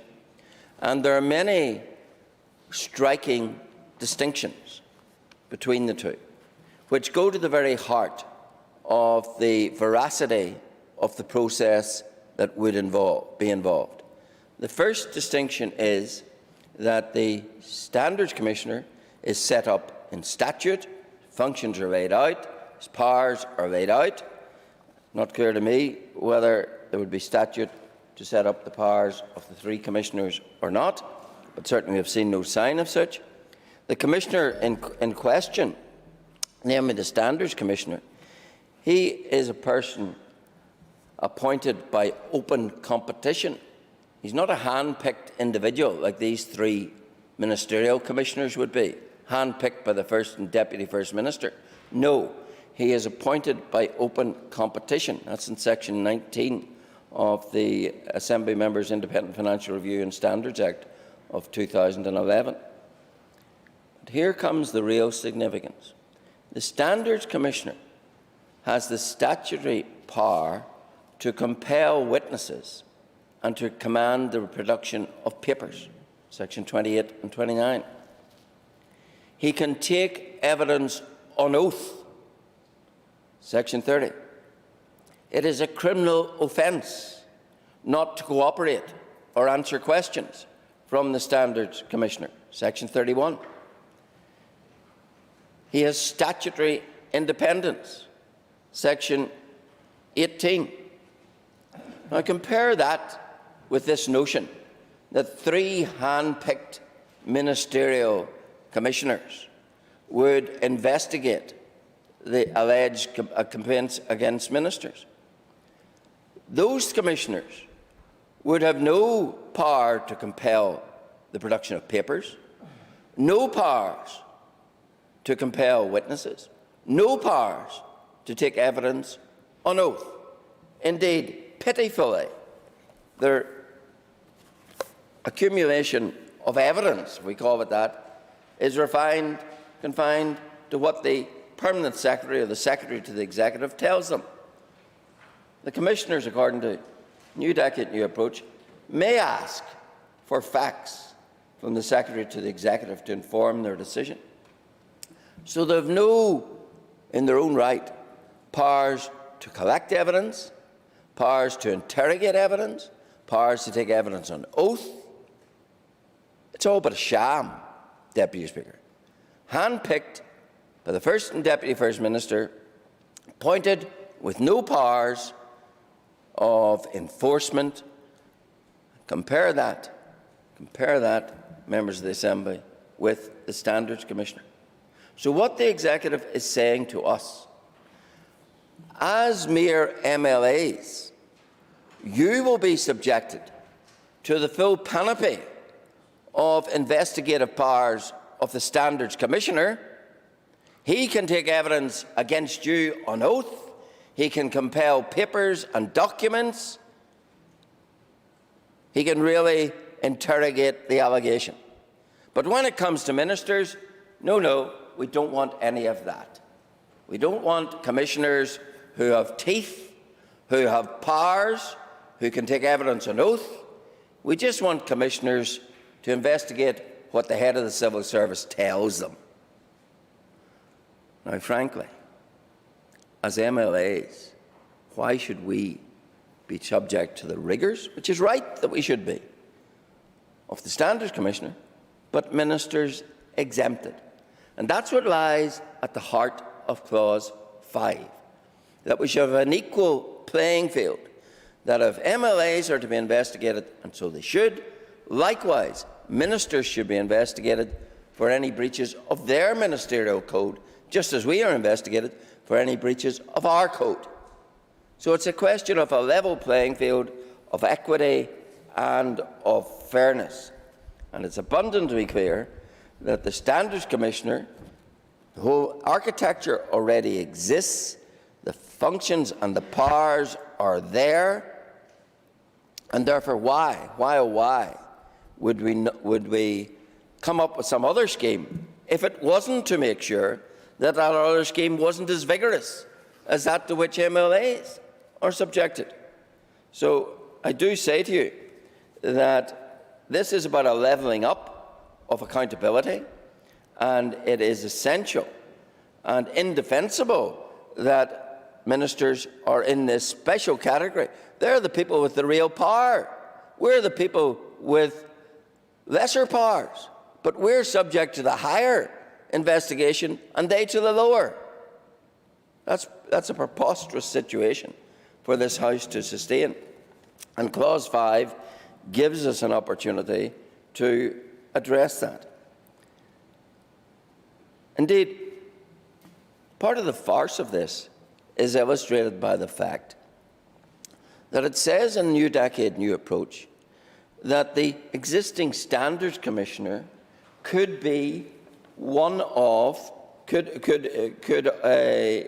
assist the 3 commissioners. So if the present Standards Commissioner was acting as a commissioner investigating a minister, he wouldn't have any of the powers that he has in his real role of investigating an MLA. He would simply be able to go to the head of the civil service and say, I need the facts. What he's told, he's told. But he couldn't compel witnesses, couldn't compel documents, and he certainly couldn't take evidence under oath. So he would be second-rate when performing that role, as opposed to the first-rate facility that he has when performing his regular role. So I can think of no sensible, compelling reason why the Assembly Commissioner, as this House decided back in January, should not also exercise those powers in respect of the ministers. The Welsh Assembly, their Committee for Conduct, Standards of Conduct, produced a very interesting report back in 2018. And they recommended the very thing I'm suggesting, that ministers equally with MLAs should be subject to the work and oversight of their Standards Commissioner. That seemed to be sensible to them, and I suggest to you it should be sensible to this House. So Clause 5 is about a levelling up in that regard. And then there are 3 amendments to Clause 5. You will have noted that in New Decade, New Approach, there is a protection at Clause 1.5, which says the Commissioners will decide whether a complaint has sufficient merit to be considered, will decline to investigate a complaint that is frivolous, vexatious, or made in bad faith. There's no such protection for you as an MLA.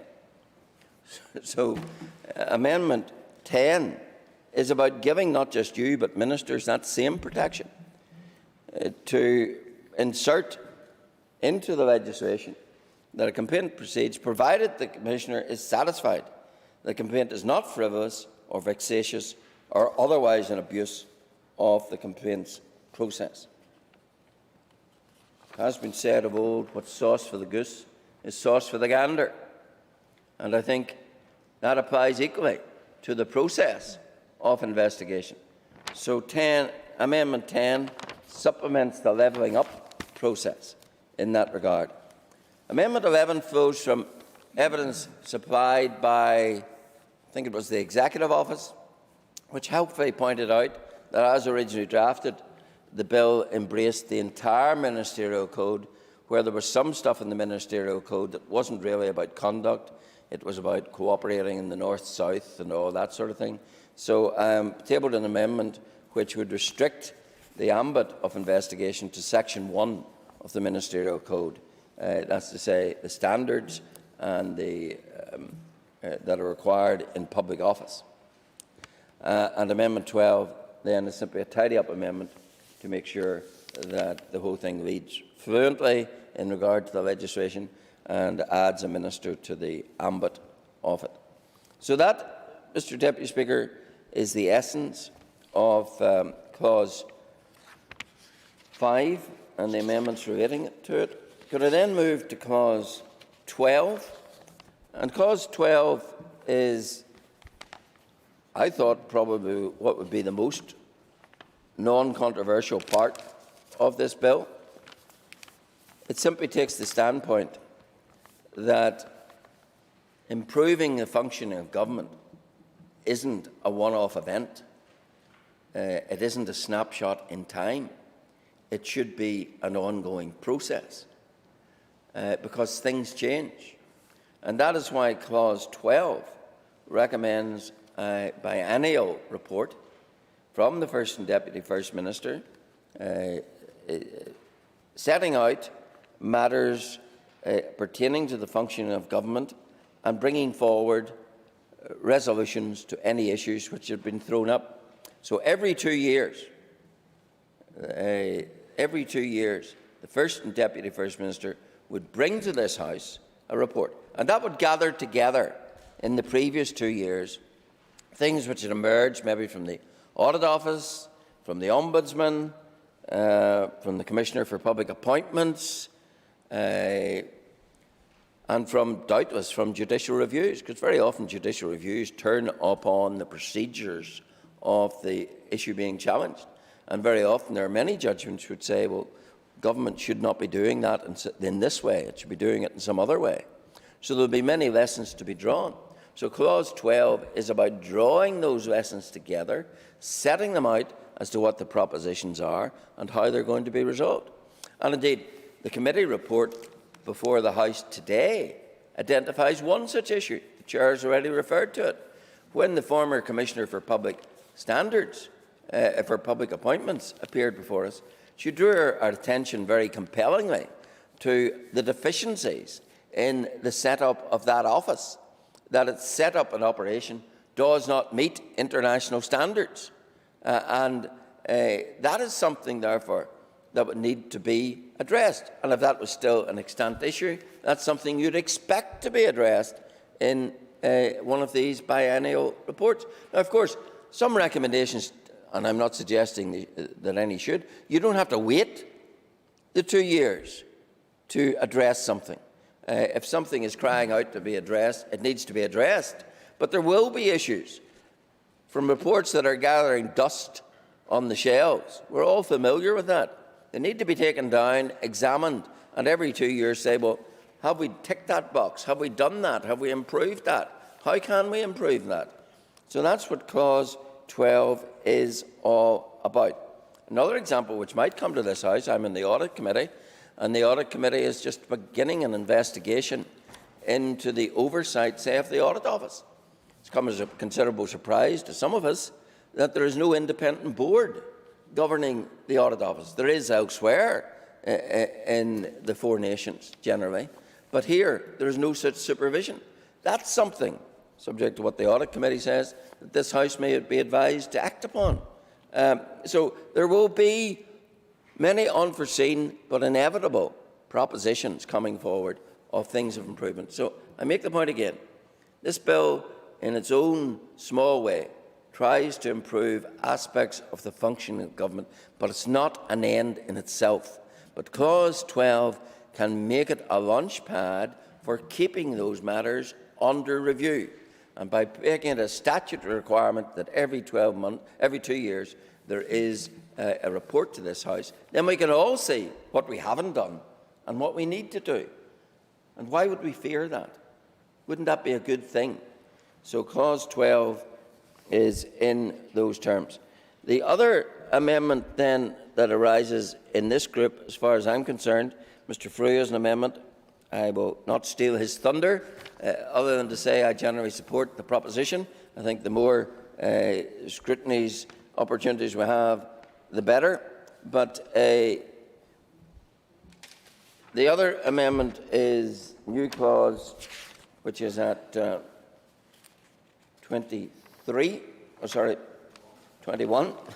I was about to steal his thunder. Clause 21.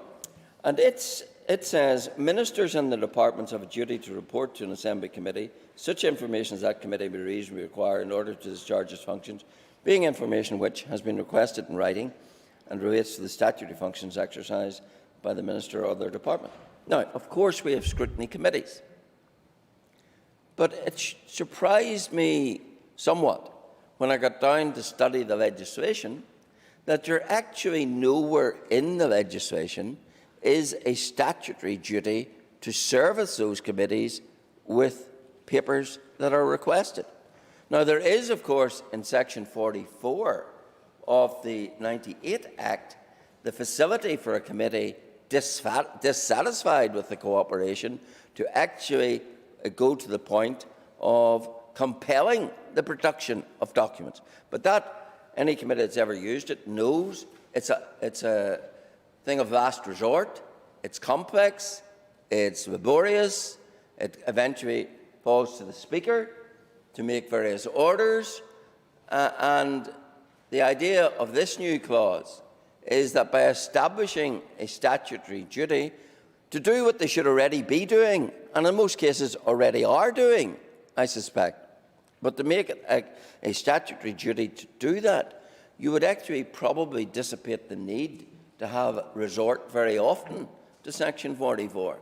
So it is about toughening up the provisions of the legislation and to underscore the accountability to the Assembly of the Executive and of the Ministers, and to therefore impose this statutory duty to provide information, and it sets the conditions for that. Again, I think that can only be a good thing. I think it's something to strengthen scrutiny, and I don't see why anyone would object to that. I should say, when the Carnegie Trust, who are much respected in these matters, sent us evidence, they were quite effusive about this idea. They thought it would very much improve openness and transparency. They said this. Sorry, I've got it. This is about Clause 12, but I'll quote it now that I've come to it. Reporting to the Northern Ireland Assembly on a biennial basis will improve accountability, transparency and public awareness of these ways of working and progress made towards improving the societal well-being outcomes in the programme for government. Sorry, that was about Clause 12. I didn't mean to say that the Carnegie Trust had supported that. But back to this new clause, it seems to me it's justified in its own right. If it's what the department's already doing, well and good, but it puts it on a statutory footing, which means there's no wriggle room, there's no opportunity to play around with it. So I do say to the House that the amendments within this group and the clauses to which they relate are worthy of your support. Thank you. I call Steve Aiken. Indeed, Mr Deputy Speaker, and Mr O'Dowd will be very happy that my remarks will be much shorter this time than the last time, and more germane. I think he would be happy to believe in that. Mr Deputy Speaker, concern was expressed in the committee that the provision in clause 5 to bring ministers under the same procedure for complaints as MLAs could lead to large numbers of complaints relating to ministerial decisions on policy issues which may be considered unpopular.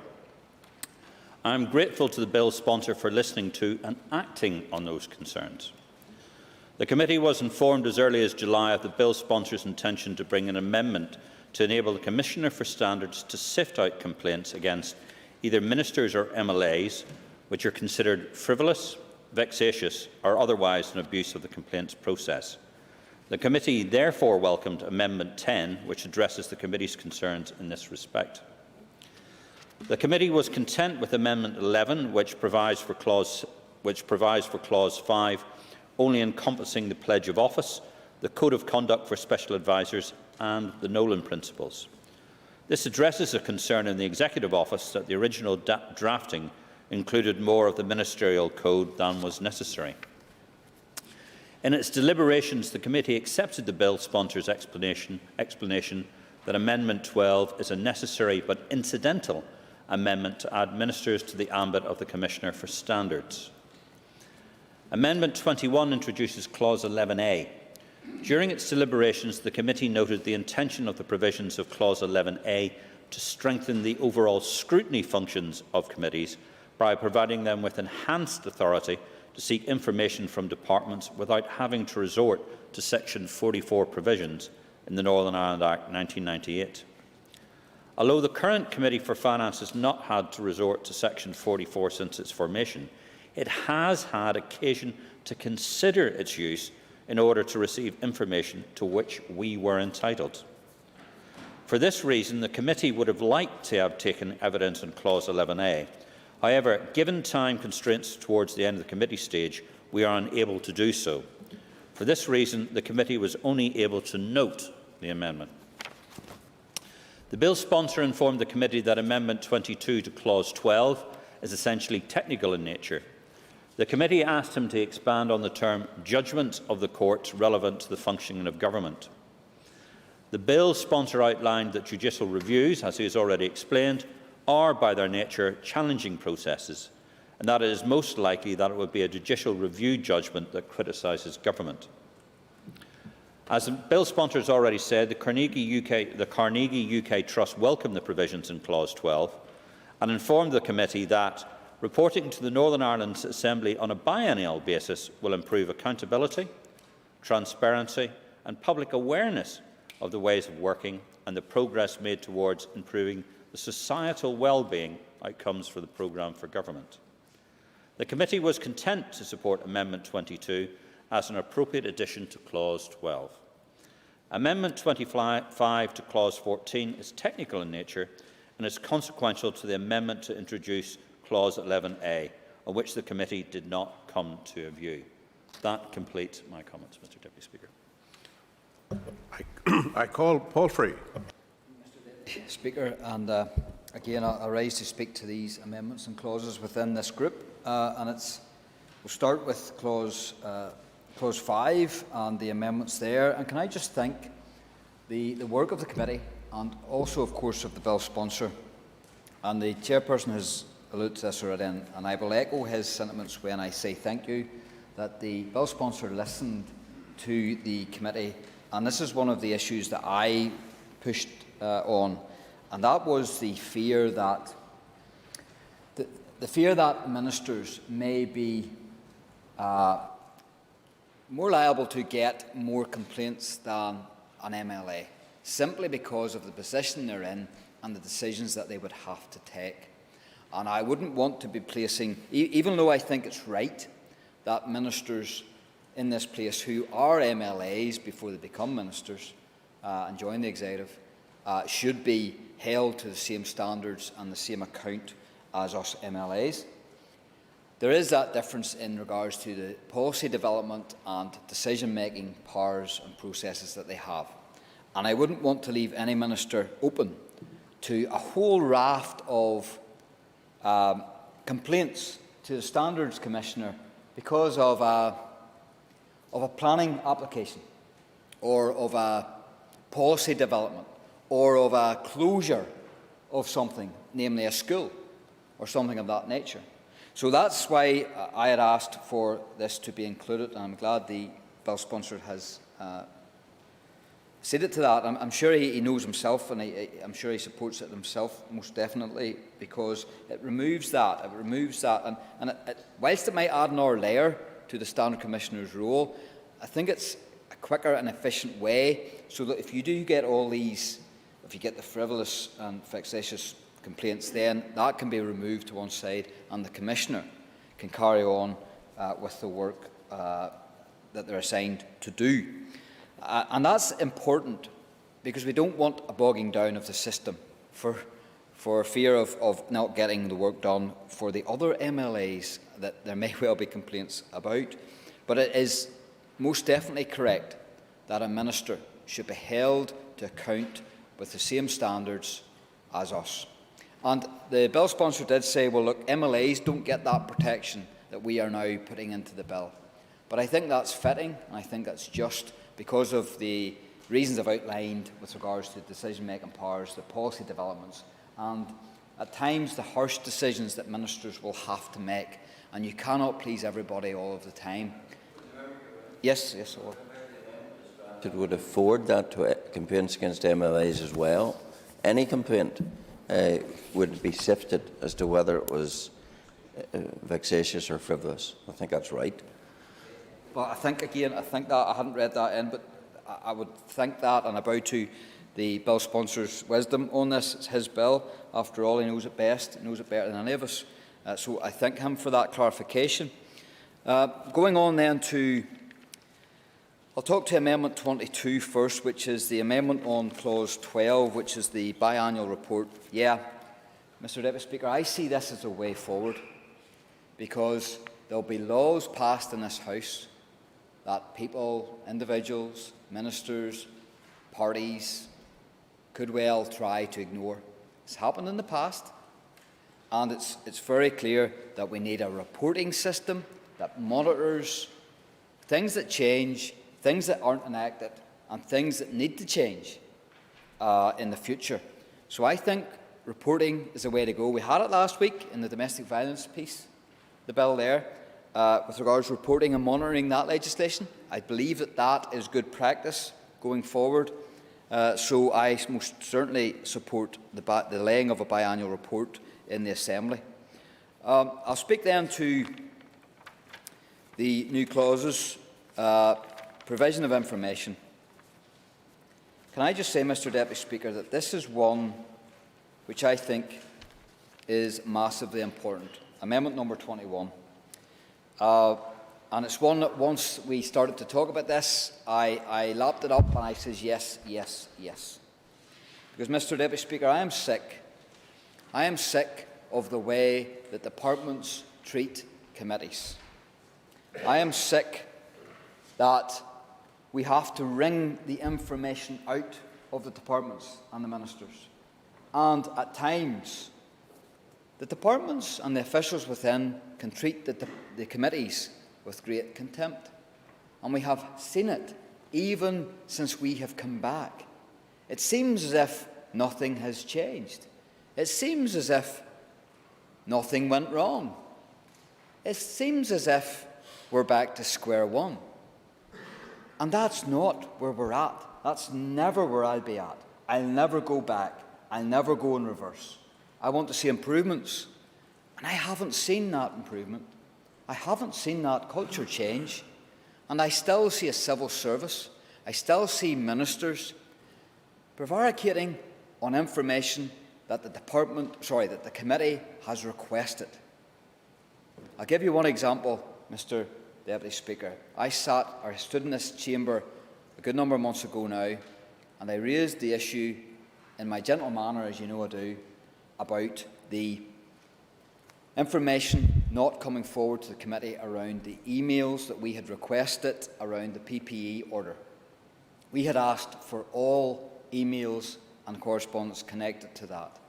Now, all is a very small word. It's 3 letters long, A-L-L. It's very simple to understand. And we didn't receive all of those emails. And then we kept on asking the same question. And it was treated like a different request. And it wasn't a different request. It was the same one being repeated over and over again until we were provided with the information that we received. Now, it took weeks. In fact, I think it took months to get that. And then we were able to look at the bigger, wider picture. And can I say that the damage was done, the reputational damage that was being done to the Minister, to the officials, to the Permanent Secretary, and to the Department was mighty. And it wasn't mighty because of what was contained in those emails, although quite embarrassing that it was. It was the fact that there was this vacuum being created at will by the Department, opposing the release of that information to the very scrutiny committee that is designed to scrutinise the Department. Now, that is no way to behave. That is no way to have a relationship between Scrutiny Committee and Department. And I hope that lessons are learned. But I've learned in this place long enough that lessons don't get learned.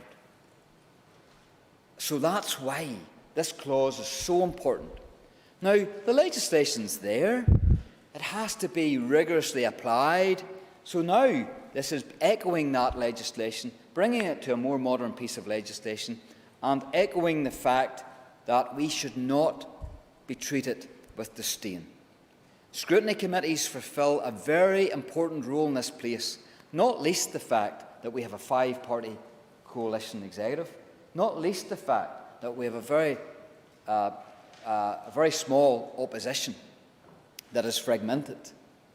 So it's critically important for me as an MLA, even though my party is part of the executive, to know that there are safeguards in place, to know that there are fail-safe mechanisms, so that if, God forbid, heavens above, a minister, no matter what party they belong to, makes a mistake or does something that's not quite right, that the Scrutiny Committee is there not only to scrutinise, but to support the Department. And sometimes, yes, to fix. Sometimes to fix. And I have evidence of that. I have experience of that throughout my career as an MLA. And it's very, very important. It's very important also that the members of a committee take that role very seriously. And that's why I embraced this bill when it came. There's things in this that I didn't like, the way, the direction of travel in some places I didn't like, but I embraced it, I engaged, I communicated with the bill sponsor, I communicated with the chairperson, I communicated with the members of that committee. And what we have produced here is a bill that we could all hopefully be proud of in this Assembly. So I support Amendment 21 and the new clause that brings added accountability to the Assembly with regards to the provision of information. This is a no-brainer. This shouldn't have to even be said. This shouldn't even have to be wrote on a face of a bill, a statutory bill. But it has to be, because I have no confidence that a committee will get everything that they request. And it's happened also in the Justice Committee. It's not just the Finance Committee. I can't lay everything on the door of the Finance Minister and his officials. It happened in the Justice Committee also around monitoring rounds. Unforgivable. Unforgivable. It's not the place where we need to be. We need to be in a far better place, far better plane. And let's hope that this, in a small way, goes some way to correcting that imbalance and removing that disdain that some of our officials at the highest level and some of our ministers have with regards to their committees. It cannot be abided. It should not be abided by anyone in this House, and nor will I support anything less. I then move to my amendment, Mr Deputy Speaker, amendment number 23, and I'll speak to this and then sit down. Members will be relieved.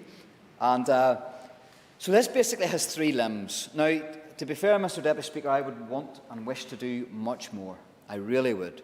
I tossed and turned around this, and I really wanted to go after the procedure that is the formation of a budget. Now, I see the budget as being a two-yearly thing. And I spoke to this House a couple of weeks ago on the budget bill on this very matter, and I laid the groundwork down at that time, and I served notice. I served notice that I was going to do this. And it's quite simply this. I wanted to make sure that there was a statutory duty on the Minister to commence a budget cycle and to then lay it before this House in a timely fashion. We have had experience in the past where a Finance Minister failed to bring a budget to this House. This House fell, and this country was left without a budgetary process. And then, of course, civil servants took over. Ministers in Westminster had to put in emergency legislation in order to get by. Not anywhere near a sufficient process at all. Terrible process. But it was a necessity because there hadn't been a bill passed in this House. Now, the only duty that I can see on the Minister in that is a duty, a requirement to bring a budget by the end of March, the new financial year. That seems to be the only duty on the Minister, and it's an accepted matter. So it seems that we can't touch it, but I'll just keep pushing and probing to see what we can do. So this is the next best thing, I'll admit, the next best thing. So this deals with monitoring rounds. And in my experience, not just in this phase of devolution, since we've come back, but in my past, over the last 10 years, I have seen massive inconsistencies, I'll correct that for Hansard. Inconsistencies with the way that departments handle the committees around monitoring round information. Now, that could be quite simply that ministers are querying something. That could be that ministers isn't quite sure of something and is crossing T's and dotting I's and that type of thing. And that may delay the process. And that may just be good, sufficient, thorough ministerial government. That could well be the case. But the committee should have a role to play in this. Now, in that first limb, that section 1, subsection 1 of my amendment, it basically puts a requirement on each minister and their officials to provide the relevant Assembly Committee with a written or oral briefing on the Department's submission to each monitoring round in advance. Now, they should do that. What I find, though, is that that information can be inconsistent between departments. There might be reasons for that. I don't know why. It shouldn't be the case, but that is the case. So this in some way tries to regulate and uniform. Now, I haven't been too hard on the other ministers. I haven't been too hard simply because there's time here for things to bed in, and there'll be a further consideration stage, but there'll be other opportunities throughout the legislative life of. Yes, I will. Yeah. Thank you, the member, for giving me. Can I just ask on? We've been considering this new clause 12A on the first subsection.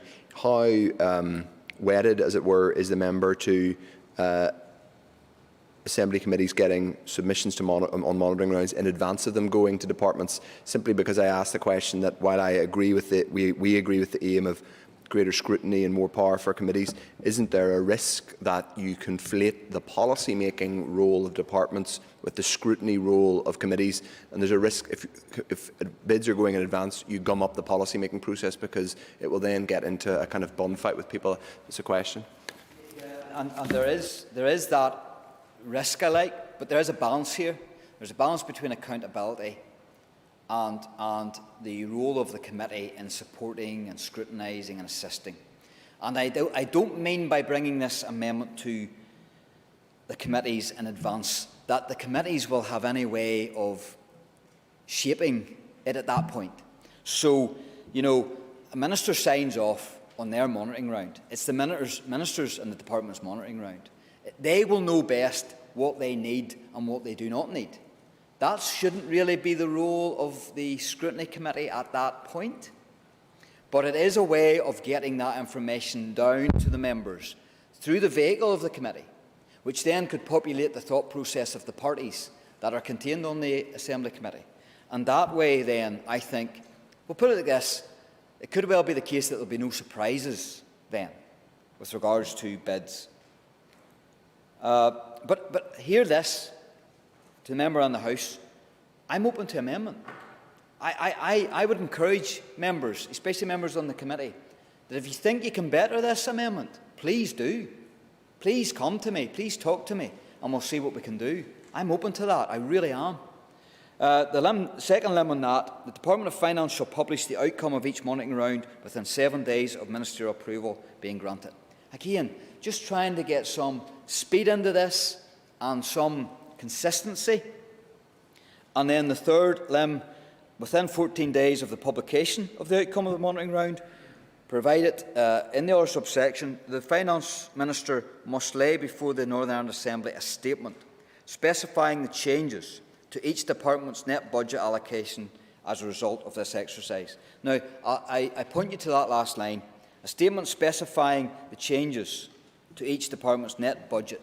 Now, one thing I've learned being on the Finance Committee is budget material is hard to read. You need to really be experienced as an MLA. You need to be a master craftsman, like Matthew here, with regards to Matthew O'Toole here, the member for South Belfast on the Finance Committee, who is experienced in this in a daily way, to really get into the detail and see what those figures actually mean. And sometimes you just see a blur of numbers with a whole lot of zeros. Sometimes they don't even provide the zeros. So it's hard to read the budget. And I suppose my attempt here is to try and make sure that there's something published that specifies the changes in each department's net budget allocation. Yes, I will. The member, like myself, I'm sure, has sat through many monitoring round statements in this chamber. And attached to the back of the monitoring round statement is actually what this clause is asking for. It sets out in the statement what each department is getting extra. And my experience of monitoring rounds is that they're usually good news stories, so there's no hesitation of a finance minister coming to the chamber and telling the world that he's able to give out money. It's when they have to take money off you, the more reluctant to come into the chamber. But so I don't wish to lengthen the debate. I'm not sure that the clause is necessary to carry out the functions for which the member wants. Yeah, and I accept that argument. And there's two aspects to that argument. One, I hope this isn't necessary.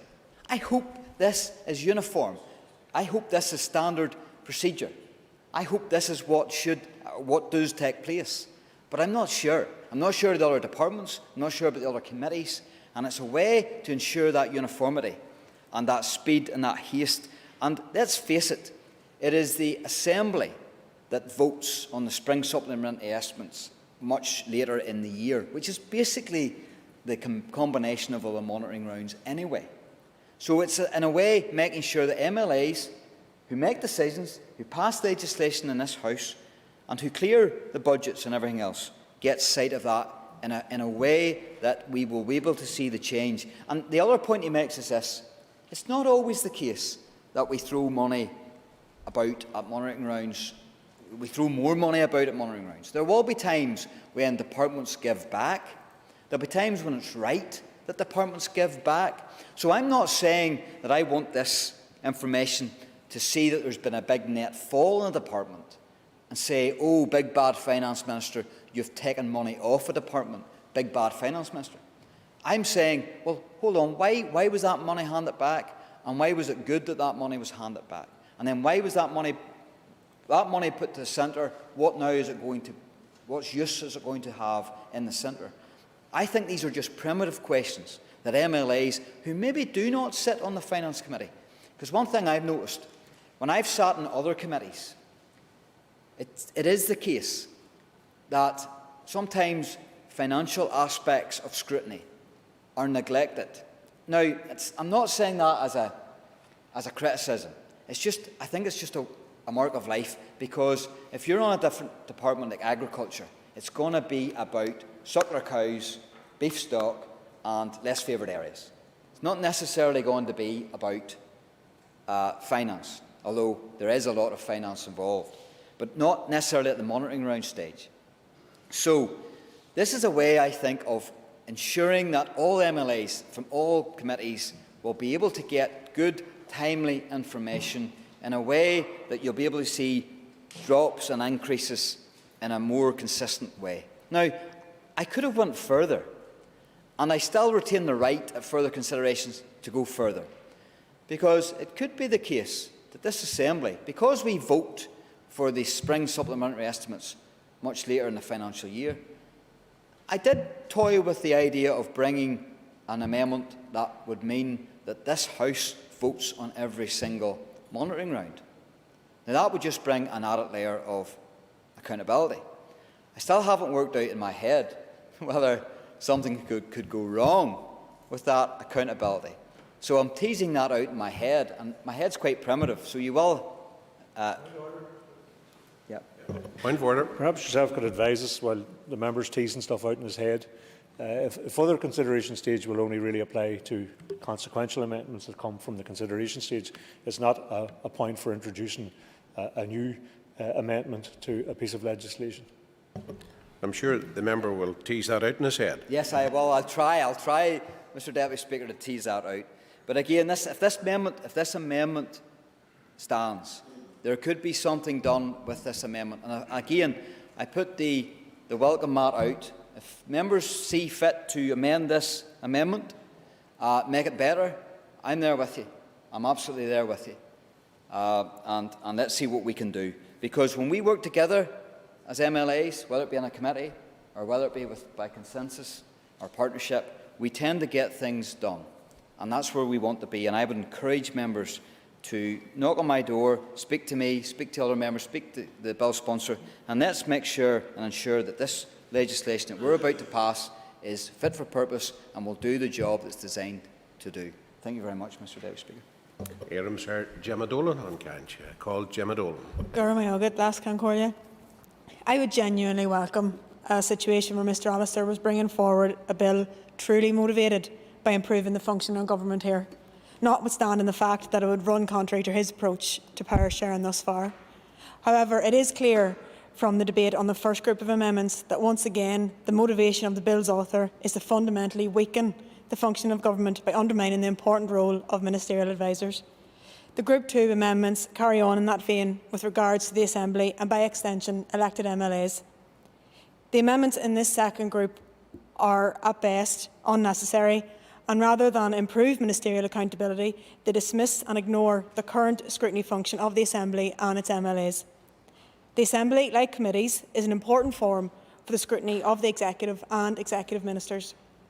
As we all know, the scrutiny role is a fundamental part of the work of this Assembly, and it is a responsibility of each MLA to perform that role. It is an essential rule to delivering good governance, and it is necessary in holding ministers to account. But in reality, these clauses do nothing to enhance this role. Amendment 21 is case in point. Under Section 44 of the NI Act 1998, this Assembly has the power to call witnesses and documents.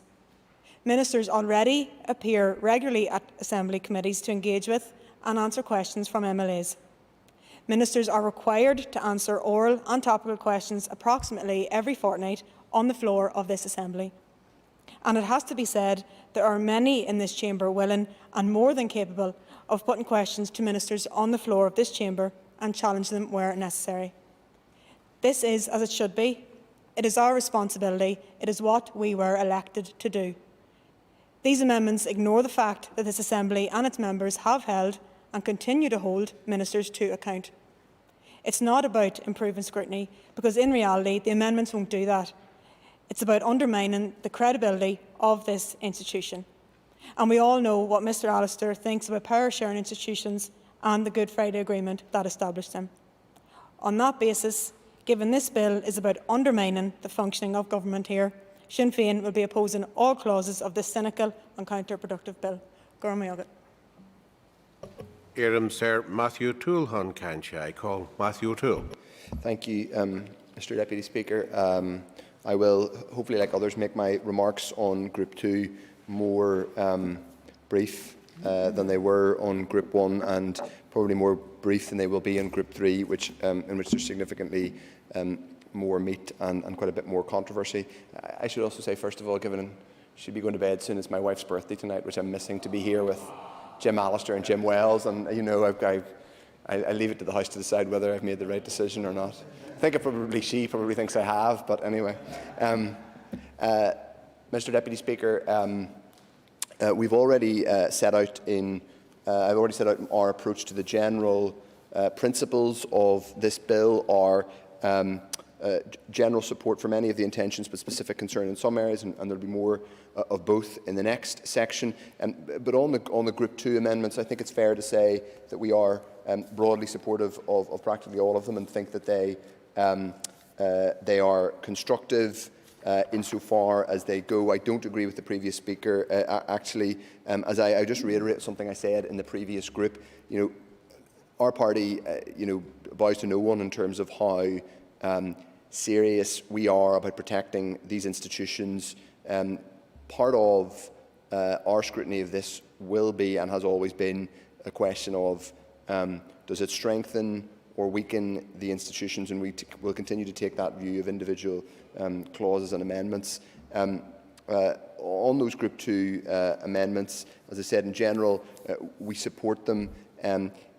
One of the things about the legislation that created this institution, the Northern Ireland Act, is that there were it created the potential for real, and obviously the negotiations that led up to the Good Friday Agreement before that, it led to the real possibility of, in some ways, a more dispersed democratic approach to scrutiny. First of all, we obviously had power sharing at the core of the way this institution worked. We remain committed to that, and just for the purpose of putting it on the record again, I'm under no illusion that other people who either sponsor or support this bill are not keen on mandatory coalition, but you know, we remain committed to the principles of power sharing. But as I said, one of the key drivers, or one of the key instincts, thoughts, impetuses around in the development of these institutions was not just around power sharing, but also around the dispersal of scrutiny authority and putting very specific scrutiny functions into committees.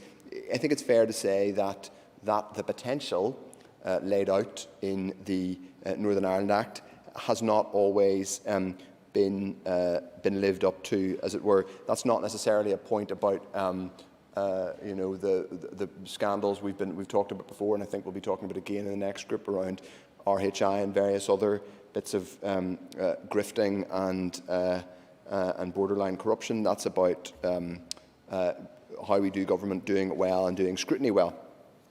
So, Mr. Deputy Speaker, as I said, good government relies on executive ministers, special advisers, the Assembly and the civil service, all performing our respective roles effectively. And the last few years, I think, has prompted a serious examination of us all in terms of how well those roles have been performed, not just by individuals, but by the structures that those individuals operate within. We have talked at some length about codes and guidance versus legislation in the earlier part of the bill. It is clear that in terms of scrutiny around ministerial accountability, that some of the codes and guidance have not lived up to their billing in terms of delivering not just the actuality of ministerial accountability, but the perception among the public of ministerial accountability. And at this point, I think it's worth saying that, you know, at times, this is something I've noted since I joined the Assembly and was privileged to be asked to come here, and it's a privilege to serve with all of you, and despite very profound political differences with everybody here, I think there's one of the things I've been struck by is, despite very profound political differences with people on both sides of this House, there is actually a significant amount of goodwill around people trying to do the best, as they see it, for the people and places and communities they serve. You would think sometimes that if you paid attention to some of the media coverage, that absolutely everything about these institutions was totally was totally falling apart and distrusted. It isn't, but there are real issues. There's a problem if you turn on the radio. Someone mentioned a certain programme. If you turn on the radio at 9:30 every day, you get a certain version of this place. Now, that may not be an entirely accurate or exact reflection every day of where we are, but it does perform that debate and that sense that things need to get better in terms of how we hold people to account is a real one. It's a real one. So we need to think about how we do ministerial accountability and how we do scrutiny. The Assembly, Mr. Deputy Speaker, is the prime source of devolved authority in this place. Our laws and our governance should reflect that and uphold accountability to the Assembly. It's sometimes easy to forget that. I don't say that to undermine or take away from the important work that the Executive does, but as I said, the Assembly is the prime source of devolved authority and the Executive is derived from that. As such, the SDLP supports Amendments 10 to Clause 5, which protects ministers from frivolous and vexatious complaints. I think it adds to the original clause. We also support Amendments 11 and 12 to the clause. Just on our general support for provisions in Clause 5, as others have said, the bill sponsors delved in some detail. Clause 5 obviously brings the ministerial code brings complaint procedures for ministers into the same ambit as those for MLAs. I think it's worth just taking a step back and looking at some of the wider context around codes and around ministerial standards. In some ways, it's fitting that we're debating it here this week.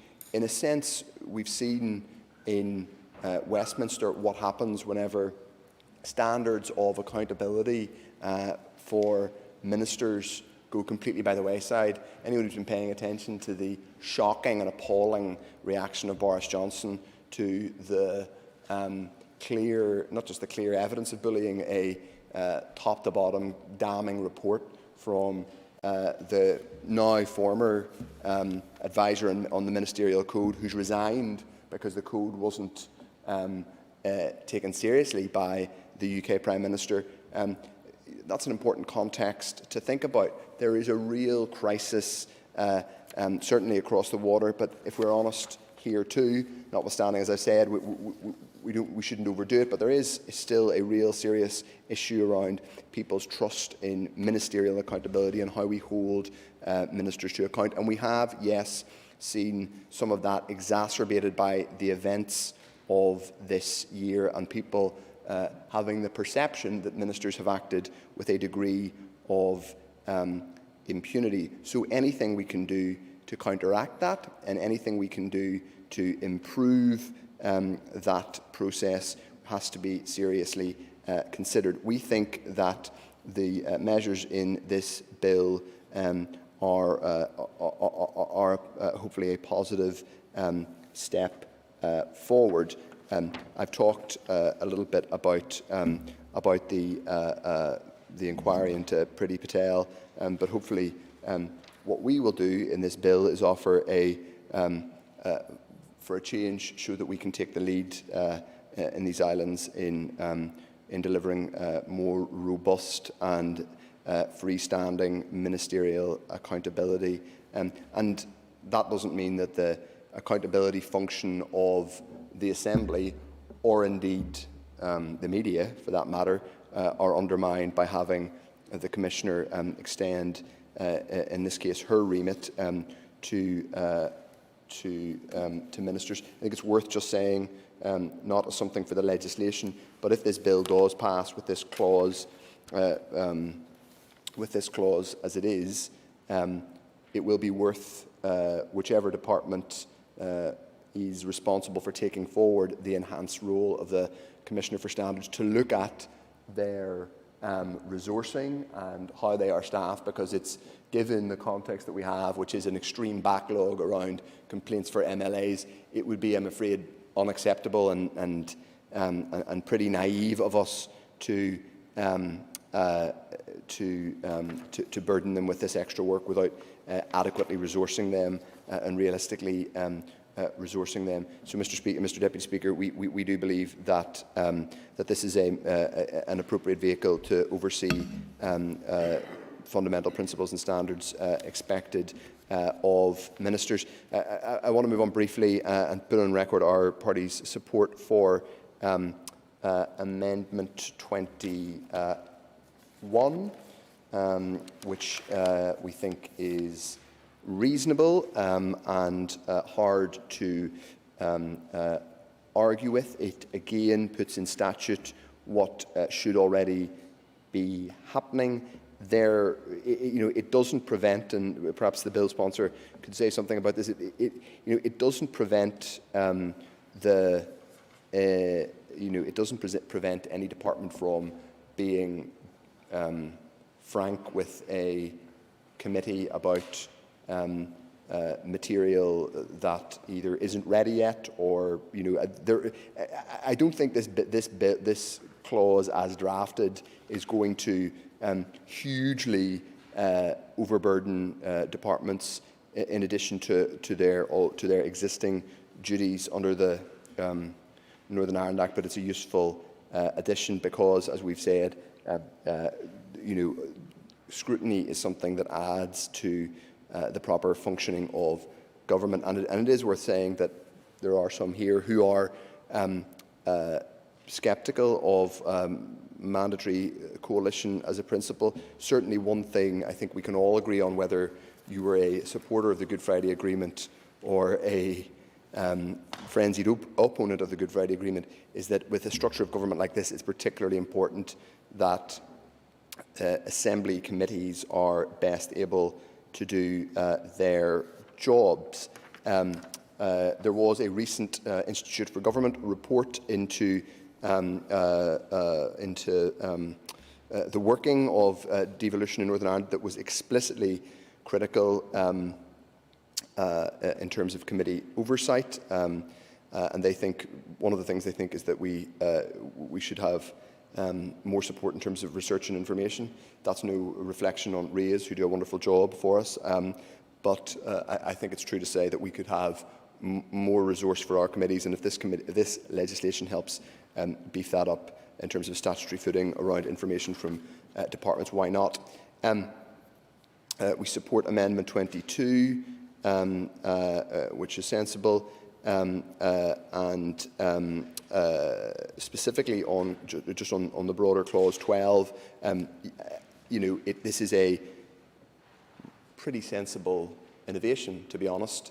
I think this isn't necessarily something which is going to transform how people see these institutions instantly, but the fact of having to have senior ministers come to the Assembly, and explain what's going on with the functioning of government, I think is a useful discipline. I don't think it should create any disproportionate burden on civil servants or on executive ministers.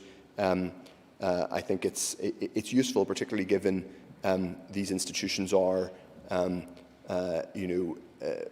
like everything else, they're a work in progress. And in one sense, it's arguable that a biennial report which leads to practical, constructive improvement and consensus around things that need to improve is not actually damaging to the institutions, but something that could strengthen the institutions. Perhaps I shouldn't have said that because Mr. Allister may want to withdraw the clause now.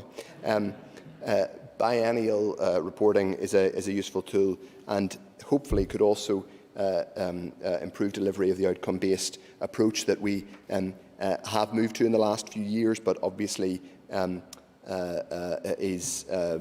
haven't had an updated programme for government, in some ways understandably because of COVID, but this is something that we could look at in complement to a new programme for government whenever that comes, and probably during the next mandate. So I think there are positive things there.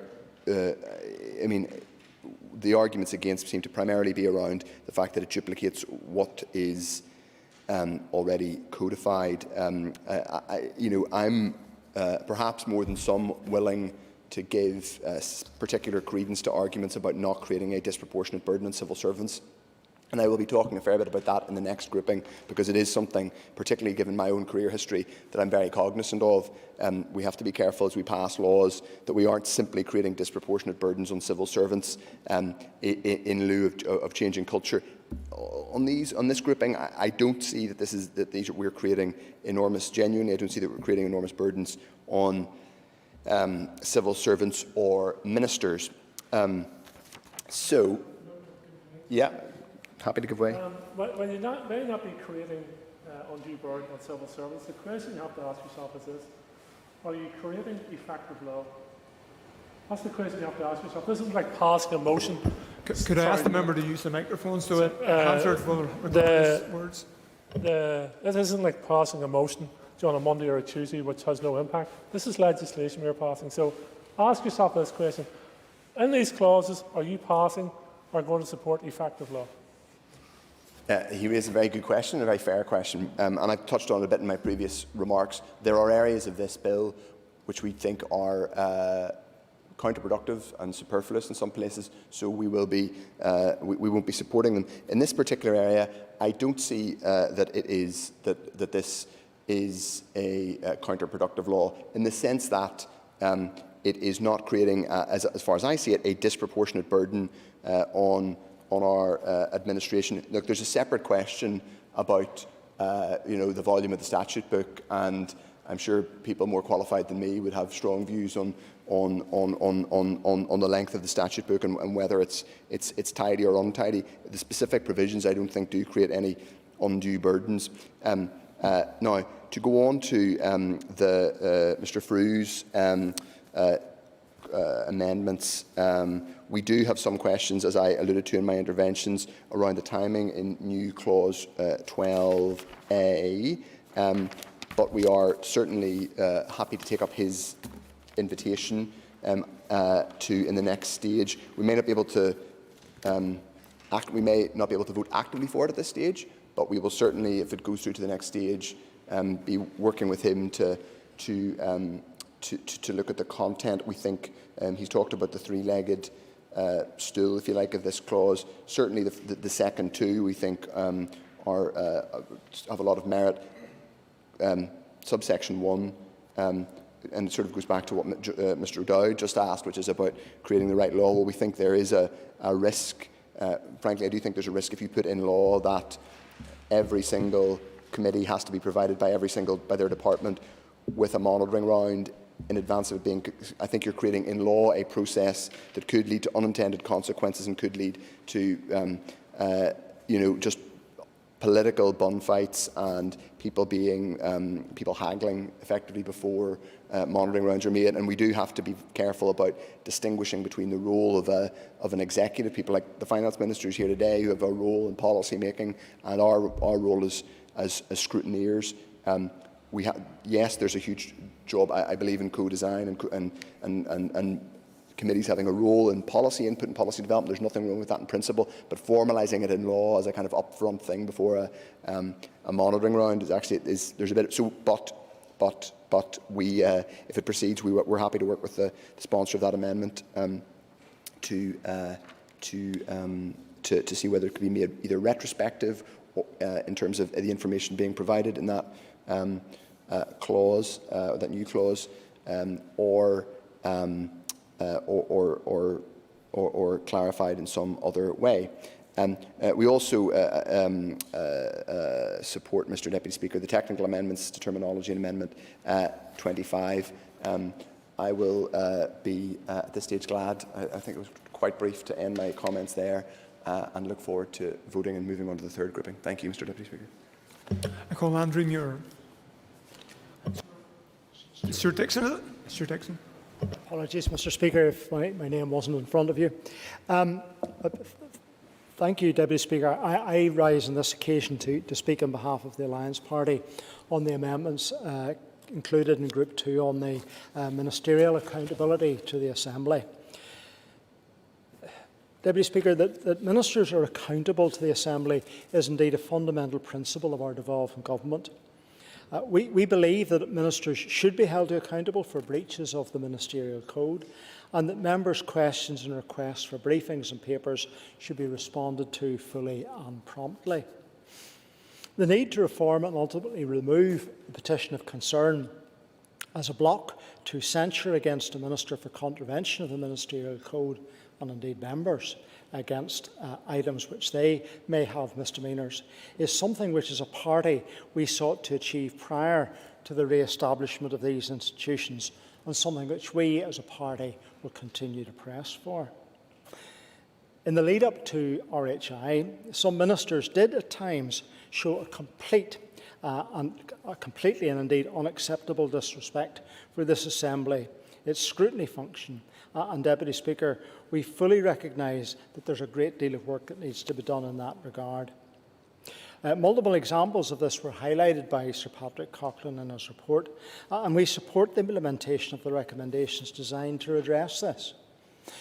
Since the return of power sharing earlier this year, the Minister of Finance has, through the Executive Subcommittee on the RHI inquiry, pledged to this House to establish a three-person panel, including the Assembly Standards Commissioner, to investigate breaches of the Ministerial Code. When the RHI Subcommittee, due to report its final recommendations before the end of the year, we will hold the Minister of Finance accountable for ensuring that the panel is swiftly established. Indeed, we would very much welcome an update from him as to the Assembly progress during this debate. We don't expect that other members of the panel should be commissioners, but rather that they should be people of the rigour of their independence and appointment and their ability to act. Again, we would like to hear more from the Minister of Finance regarding the powers and terms of their appointment. However, we do believe that it's important that the new Commissioner for Standards should be supported in what is a separate and additional role to that which she currently holds with regards to members of this House. On that basis, Deputy Speaker, we are minded not to support Clause 5 of the Bill, which brings the conduct of ministers in the Ministerial Code directly under her remit. We are, however, keen to get necessary assurances from the Minister of Finance concerning the establishment of a panel to investigate ministerial conduct, and that this will be properly and completely fulfilled in the recommendations of the Coughlin report. Deputy Speaker, if I could turn now to Amendments 21 and 23, which put into legislation requirements regarding ministers providing information to the Assembly, its committee, on the timing of the year in monitoring processes. Deputy Speaker, the Good Friday Agreement, enacted via the Northern Ireland Act 1998, gives committees the power to call for persons and papers. The power to require attendance at committees is included in Section 44 of the Northern Ireland Act. We just simply cannot see why we believe that further legislation will make any tangible difference, but wait to be persuaded before voting on Amendment 21. In terms of Amendment 23, the in-year monitoring process is indeed extremely important, and members must be able to scrutinise it fully. However, Deputy Speaker, there is a need for flexibility with regards to the timing. Indeed, we've seen that this year with the unprecedented disruption caused by this pandemic. So for that reason, we feel issues of timing are better and more appropriately dealt with through standing orders, where they can be ruled on by the Speaker's office. I would. Forgiving way on this issue. That's one of the reasons why I wouldn't put down dates, because of the flexibility that's required with regards to the monitoring round and the two-yearly process of a budget. And that's why I put down days, a time frame, rather than a date for a minister or duty to come to the House. Thank you. Okay, and indeed, I welcome that flexibility in that, and the recognition that the fixed dates would not be an appropriate way forward. For that reason, the issues of timing are more appropriately dealt with, as I've said, through standing orders. Deputy Speaker, we have no objection to Clause 12, which requires the First and Deputy First Minister to bring a biennial report to the Assembly on the functioning of government. So, as with so much of the bill before us today, real change will come through implementations of the Coughlin report, changes to culture and accepted work practices. At the end of the day, Deputy Speaker, you can take a horse to water, but you can't make it drink. Thank you. I call Jim Wells. Mr Deputy Speaker, it's well after 9, and of course this is only a warming up section for the real battle which is coming up after these series of amendments. There will be no revelations in this section from me about the misdemeanours of SPADs, so this will be rather dull, but maybe in the next section, part 2 will occur. Could I just say that I think these set of amendments are rather non-contentious. I'd like to think they'd go through without the need for a division because they make eminent sense. Mr Frew's amendment, I think every sensible MLA will give it their full support. I agree entirely with the clause which gives the Commissioner for Standards the power to weed out vexatious complaints. I'm a regular customer of the Standards Commissioner. Indeed, there were times when he or her would have had very little to do if it wasn't for myself and the former member for North Antrim, who's now the MP for the constituency. Between the two of us, we kept a very steady flow of complaints going to the Commissioner. But just to give 2 recent examples, I had one where I was attending a 4-party panel discussion in Belfast, and someone asked me my view on gay marriage. And I looked around the audience and I thought, if I give my views on gay marriage to this audience, first of all, I won't be home till about 2 in the morning, and secondly, it's going to cause an awful lot of dissent. So I said, I would prefer not to answer that question.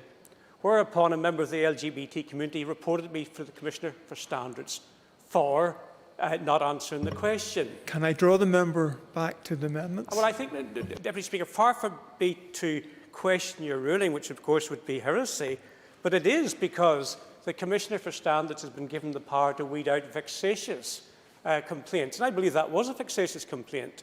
But of course, under the present rules, or the rules as applied then, the Commissioner had no choice but to have a look at it. Obviously, he very quickly ruled in my favour, because I'm perfectly entitled not to answer any question put to me at a panel discussion. More recently, I had cause to ring an office in Essex, of all places, on behalf of a constituent. I think it was about a speeding problem. And quite amusingly, the lady who answered the call had the broadest Essex accent. And though whilst I believe I speak English properly, she couldn't understand a word of what I was saying, and I couldn't understand a word of what she was saying. And I said, I'm sorry, but we can't make each other understood. You're going to have to slow down. And she took great exception to that comment and again reported me to the Commissioner for Standards. So that's what I call a vexatious complaint. And that's not what the rules were set up to achieve. They're meant to deal with issues of real concern and which would cause concern to the public. So that is why I think that's important, because as a former minister, and the various former ministers that are around the chamber will know, you have to take some very, very difficult decisions. And there's no doubt, for instance, I remember one of the most difficult decisions I had to look at was the Dalriada Hospital in North Antrim. And indeed, I was lobbied intensely by people in this very room. And as I said earlier, as it turned out, I decided not to close the Dalriada Hospital. But had I done so, and it was a 50-50 decision, I am confident that the 14,000 to 14,500 residents of Moyle who lobbied me, which was about 95% of the adult population of the district, that's how many signed the petition saying save the Dalriada Hospital. Had I done so, there would have been about 14,000 of those people who made a formal complaint to the Commissioner for Standards against that decision as malpractice. That's how controversial. I've never seen a community so engaged in my life than the Ballycastle Glens community were about the Dalriada Hospital. So if we're going to have a system whereby the Commissioner can deal with complaints against ministers, we have to have a filtering mechanism that stops that happening, or else the system becomes absolutely unworkable. And I can think of other examples that, for instance, school closures, a very emotive issue. Small rural primary schools, down to 30 or 40 pupils, the minister has to make a decision to close. Inevitably, that causes great concern. But if he's going through the proper procedures, he makes the right decision, albeit a controversial one, he cannot be subject to a huge number of complaints. Another one recently, the Minister for Infrastructure made a decision on the North-South Interconnector. a very hot potato in border areas. So therefore, I think it's, if we as MLAs are going to be protected from frivolous complaints and vexatious complaints, so should the Minister. So therefore, I think that has an awful lot of merit, and I'd hope that would go through without any dissension. The other proposals, I think, make eminent sense on the monitoring round. Yes, mostly the monitoring round is the Minister coming along and divvying out goodies to various departments. But why I think it is important that members can scrutinise is that indicates that some departments did not have sufficient control over their budget to spend all of what they were allocated. And I think it's important that members, particularly in the Finance Committee, find out why that happened, because that shouldn't really be occurring. If ministers are having good control over their budgets, they should be going right up to the wire, as it were, in terms of expenditure. What projects have been withheld, what projects have been held up, and we need to understand why that's the case. However, I'll not speak long on this section. I emphasise this section of the amendments, and I'd like to think that I will not be called upon to be a teller for the votes on these amendments. I call Pat Cackney. Thank you, Mr. Deputy Speaker. From the outset of this group of amendments, I want to give my full support and firm support to the concept that departments and ministers should have greater accountability to committees in this Assembly. One of the more interesting aspects of daily life here since the Assembly has been restored, even though politically I disagree with the bill's sponsor on a lot of issues, I'm saying one of my permanent likes, if you like, of coming up here was watching the bill's sponsor hold departments to account.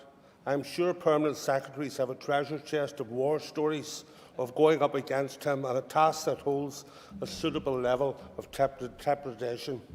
That being said, there's a clear need for greater accountability and scrutiny to allow a cleaner, more honest government and to restore the public's faith in this place, that it can come to reasoned, sensible decisions based on sound evidence rather than political whim. I am in support of Clause 5. It is right for ministers to fall under the same complaints procedures as MLAs. It would be ridiculous of them not to be included. I do, however, welcome the amendments from the bill's sponsor to add a protection against ferocious and vexatious claims. We only have to look at some of the statistics that come from the local government commissioner, which shows that around 50% of complaints against councillors come from other councillors, to see how the system could be abused rather than be used for its intended purpose. Also, I think Amendment 21 is very important to provide a statutory footing to the duty of ministers and departments to provide information to committees to allow for a greatly enhanced level of scrutiny. In addition, as the bill sponsor will know from the Finance Committee, this cause will enhance the efficiency of the work. I'm no expert on committees. This is my first committee, and I thought that it was a good, constructive committee, and a lot of the information that we require comes, but there are times it is slow. But I think that tends to be right across the House and all of the committees. Information does not have to be chased up repeatedly, and it will hopefully reduce the number of unnecessary delays. Turning now to look at Mr Frew's Amendment 23, I know what the member is trying to achieve. I also know his dedication to open decision-making, and I agree with his desire to have more scrutiny of monitoring round bids. My issue again is the operation of the clause. There are many departmental budgetary pressures that are time-sensitive, and the whole point of monitoring rounds is to allow departments to act quickly and give them the flexibility to deal with in-year pressures. It may be cumbersome for departments to come to the Assembly before every bid is submitted, so I wonder if this is something that could be done retrospectively to allow for the scrutiny that is required while keeping the process of monitoring rounds moving efficiently. Thank you, Mr Deputy Speaker. I call Jerry Carroll. Thank you, Mr Deputy Speaker. Obviously, the first two amendments in this section, 10 and 12, are technical, but I think Amendment 12 is an important addition to the role and the remit of the Standards Commissioner, as others have talked about. As it already stands, the Commissioner can investigate any MLA suspected of breaching the Code of Conduct or suspected of other wrongdoings. It's quite remarkable, Mr Deputy Speaker, that the body, the person designated to investigate complaints and breaches, effectively has a blanket ban on ministers being investigated. Of course, it is right and proper. There is a process, albeit often a slow and laborious one, but a process that exists nonetheless for MLAs to be investigated for breaches, potential breaches, misconduct, and so on. Then why doesn't it have the same level of accountability and scrutiny? Why isn't it in place for ministers? Are we really saying that ministers are untouchable? Are we saying that, as the current legislation unamended, unchanged does, that ministers are beyond any real investigation? And effectively, this will be the de facto situation unless changes are implemented to this legislation. And while this state of affairs is obviously obscene, Mr Deputy Speaker, it's fairly in line with the approach of Stormont generally, in which ministers are rarely held to account in any meaningful sense for their actions. And a minister resigning for wrongdoing is a rare thing indeed in this House. Amendment 21 and 23 introduced two new clauses, as has been said already, Mr Deputy Speaker. Amendment 21 will bring an important change to the way this building and its committees function. I've lost count how many times on the Health Committee that I, or indeed other members, have asked reasonable questions that are not outlandish, they're not in the public domain, and have often not received an answer or received a "I'll get back to you." And the fact that this amendment replaces responsibility on ministers and departments of committees, that committees may reasonably require information in order to discharge its functions, I think is absolutely right and proper. And I hope it can go some way to increase the scrutiny function of committees in this Assembly more generally, and also increase the information that committees do get access to, the Health Committee that I'm on myself. And given the normal process that does occur, Mr Deputy Speaker, around the budgetary process and the in-year monitoring process, my experience in the Health Committee already is that it's extremely difficult to find out the rationale for why some bids are made, or the details of bids are made or not made in other cases. And even political anoraks, we find it difficult to explain or understand that process as well. So any transparency around this process can only be a good thing, surely. And any attempt to increase the information that committee members get is only a good and welcome thing. And any attempt to further open up or make more transparent the budgetary process, Mr Deputy Speaker, and why ministers make certain decisions can only be a good thing. And for those reasons, I'll be supporting those amendments. Thank you. I now call on the Minister for Finance, Conor Murphy, to respond to this debate on the second group of amendments. The amendments in this second group are all seeking to ensure that ministers are more effectively accountable to the Assembly. That is a sentiment and a principle that I absolutely adhere to and encourage. But however, the question I think, as one of my colleagues asked, is this legislation the way to do this, or does it make any substantial improvement in relation to that? And I think the effort here is misplaced. Amendments 10 and 11 make some small tweaks to Clause 5, which puts the investigation of ministerial standards within the remit of the Assembly Commissioner for Standards.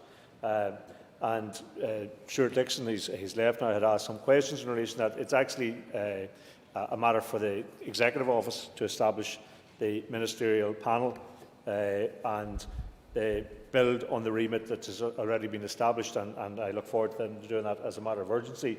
The investigation function that has been agreed by the Executive provides for the involvement of the Assembly Commission of Standards as an ex officio members if that were be required. The Ministerial Standards Panel is intended to be fast, reacting and efficient in dealing with complaints on breaches of the Ministerial Code of Conduct. It's not clear that the Assembly Commission for Standards would be able to fulfil the same role. I know that concern has been raised by others here as well. And the panel of ministerial for the Ministerial Code of Conduct will be obliged to report publicly. It's an arrangement unlike anything else in our neighbour jurisdictions, and some reference has been made to ongoing difficulties in the London government. But because it will rely on the independence of the panel from the heads of government, Mr Allister, in challenging this, said, you know, it's hand-picked. The reality is that the people in the Finance Committee are hand-picked. The members on the Committee for Commissioner for Standards, the Assembly Commission for Standards, are hand-picked as well. Members on all of the committees of this Assembly are hand-picked. And of course, there is a responsibility on these members who are appointed to report publicly, and I think that will bring a degree of independence to them and a responsibility to ensure that their work stands up to scrutiny. The place of the Assembly in bringing procedures against the Minister under Section 30 of the Northern Ireland Act would remain. In fact, it would be enhanced because all members would be given a panel member's report on which to act. Amendment 21 appears to be wholly unnecessary. The Assembly already has the power to call for witnesses and documents under Section 44 of the Northern Ireland Act 1998. I'm yet to hear a convincing reason why this clause is necessary and what it adds to the existing statute. The Assembly has the capacity or capability to achieve its ends under Section 44. Amendment 22 makes some minor textual changes to Clause 12, but it repeats the error of other provisions in this group of minimising the Assembly's own role in scrutiny. Rather than recognise the responsibility of the Assembly for reading, digesting and act upon the reports of the Civil Service Commissioners, the Controller and Auditor General, Commissioner for Public Appointments, it asked the First and Deputy First Minister to provide the summary report, in other words, to give their filtered view to the Assembly of the reports of all those independent organisations when those reports are readily available for members and committees to scrutinise as they so wish. Amendment 23 has been grouped with these others in respect of accountability, when it might just as easily be grouped with the next set of amendments concerned with matters of administration. It's placing into statute the administrative arrangements for departments to brief their respective committees. It's unclear exactly what's been proposed by this amendment. I routinely make a statement to the Assembly which sets out the changes to each department's budget, which have been agreed by the Executive in each monitoring round. This happens well within the 7-day timescale proposed in this amendment. This amendment has the potential to significantly increase the administrative burden on Department of Finance staff without a corresponding increase in the Assembly's ability to scrutinise executive decisions. I now call on Jim Allister to wind. Thank you, Mr. Deputy Speaker. The Minister has just said that the Assembly Standards Commissioner is hand-picked. I'll give way if the Minister wants. I said the members on the Committee for Standards and Privileges are hand-picked. The members on the Finance Committee, himself included, he happened to hand-pick himself, but all of the other members are hand-picked. He makes this almost as a disparaging thing that the members of the ministerial panel would be hand-picked. And of course they have a public scrutiny role which is open itself to scrutiny in terms of their reports, and my argument is that they would provide that in a professional way. Well, let's consider and contrast the standards for Commissioner, the Standards Commissioner who deals with MLAs is appointed, having been identified by a fair and open competition. Contrast that with 3 hand-picked commissioners. The Assembly Standards Commissioner has the power to compel documents and witnesses. Contrast that. The 3 commissioners have to rely on the information that the head of the Civil Service gives them. The Standards Commissioner can take evidence on oath. No such provision for the 3 commissioners. It's a criminal offence not to cooperate and answer questions to the Standards Commissioner.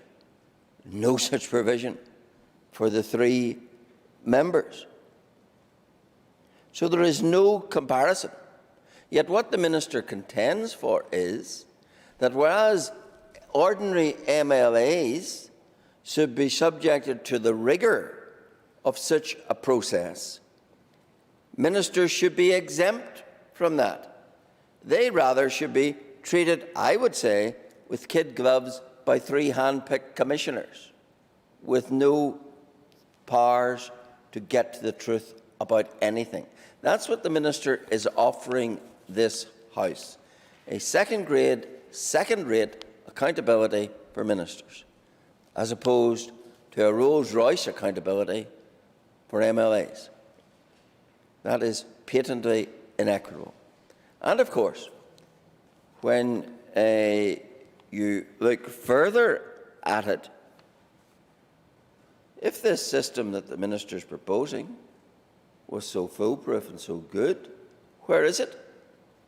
The greatest challenge to Clause 5 in this bill would have been to have had the 3 commissioners in place, to have been able to say, we have delivered, this is redundant and this is not needed. For 9-10 months, there's been no delivery. Is there going to be legislation to establish these 3 commissioners? Where's that? So, really, what the Minister is suggesting to this House is, even though we, the ministers, haven't done anything about it, you shouldn't do anything about it, and you certainly shouldn't put ministers under the same scrutiny as MLAs. I don't think that's tenable, and I think the passage of time has made it even more untenable. Turning to some of the points that Mr. Dixon made, he said his party would have liked to get rid of the petition of concern on these issues. So would I. I was minded to have had an amendment to prohibit the petition of concern being used on any Assembly Commission report, but the advice was petitions of concern are accepted matters and were outside the competence of this bill, so that's why that amendment isn't there. Mr. O'Toole asked, well, would this Commissioner be properly resourced? And who would resource him? Well, the answer is the Assembly Commission, because Schedule 4 of the 2011 Act is very clear. It says in paragraph 3.1, the Commission, that's the Assembly Commission, shall provide the Commissioner with such administrative and other support, including staff, services and accommodation, as the Commissioner may reasonably require for the purposes of discharging the functions imposed on the Commissioner by this Act. So if we amend the Act to impose investigation of ministers upon him, then it follows that the Assembly Commission will be under the obligation, if he needs extra support, to provide that. Of course, I do remind the House that the last Commissioner in his annual report thought this could be done without any stretch on resources. But if he was wrong about that, then the provision already exists for that, and he doesn't have to wait on the Executive for anything else. The obligation is on the Commissioner, on the Commission. There's a further clause, 4. The Commissioner may, in such terms as the Commissioner may determine, secure the provision of goods and services as the Commissioner considers necessary for assisting in the exercise of the Commissioner's functions. So the Commissioner is given very strong and powerful powers to require resources, to deploy services. And the Commissioner finds that he needs the assistance of an expert in something under Para 4 of Schedule 4, he's got the authority to do it. So it all can be done, it all should be done, and I believe that Clause 5 is a very important opportunity for this House to demonstrate that there are no protected species, that ministers are subject to scrutiny. And is that not a good place to be? Members, amendment has been proposed to Clause 5, page 3, line 4. Insert words as printed on the marshalled list. The question is Amendment 10 be made. All those in favour say aye. Aye. Contrary, no. I think the ayes have it. I think the ayes have it. The ayes have it. The ayes have it. Amendment 11 has already been debated. I call Mr. Jim Allister to move formally Amendment 11. Amendment proposed to clause 5, page 3, line 11, leave out, insert words as printed on the marshalled list. The question is that Amendment 11 be made. All those in favour say aye. Aye. Contrary, no. The ayes have it. The ayes have it. Amendment 12 has already been debated. And I call Mr Jim Allister to move formally Amendment 12. Moved. Amendment proposed to clause 5, page 3, line 14, insert words as printed on the marshalled list. The question is that Amendment 12 be made. All those in favour say aye. Aye. Contrary, no. Aye. Contrary, no. I think the ayes have it. I think the ayes have it. The ayes have it. The ayes have it. The question is that clause 5 as amended stand part of the bill. All those in favour say aye. Aye. Contrary, no. Aye. I think the ayes have it. I think the ayes have it. The ayes have it. The ayes have it. We now come to the third group of amendments for debate. With Amendment 13, it will be convenient to debate Amendments 14 to 20, 24 and 26, and opposition to Clause 7 stand part. It should be noted that Amendment 26 is consequential to Amendment 15. I call Jim Allister to move Amendment 13 and to address the other amendments in the group. Mr Allister. Thank you. I move Amendment 13 and we'll proceed to talk about it and the others. I want to take a moment to explain the architecture of the bill at this section, these sections, and of the amendments.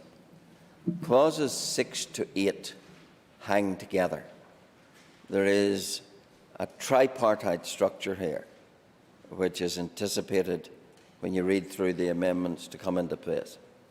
Clause 6 is to deal with the regular departmental meetings where decisions are taken, the Minister is present, and Clause 6 in consequence requires that a proper note should be kept. Old Clause 7, which will now be on foot of Amendment 14, if accepted, deals with scheduled scheduled meetings with third parties by the Minister, etc. And again, under Amendment 14, then proper note should be taken. Old Clause 8 is now restructured through Amendment 15 and recast in terms of lobbying. And that really is to deal with the situation where ministers, in respect of their own department, find themselves lobbied about an issue, probably on an unscheduled and an unsolicited basis. If it was a scheduled meeting with an interest party, it would be covered by Clause 7, now Amendment 14. But you're talking about a situation unscheduled, unsolicited, but a minister or a special advisor are lobbied about a matter. And that is what Amendment 15 would now cover. So these are about keeping proper records of all of that. Now, there was an interesting little short report from very influential sources at the beginning of this year.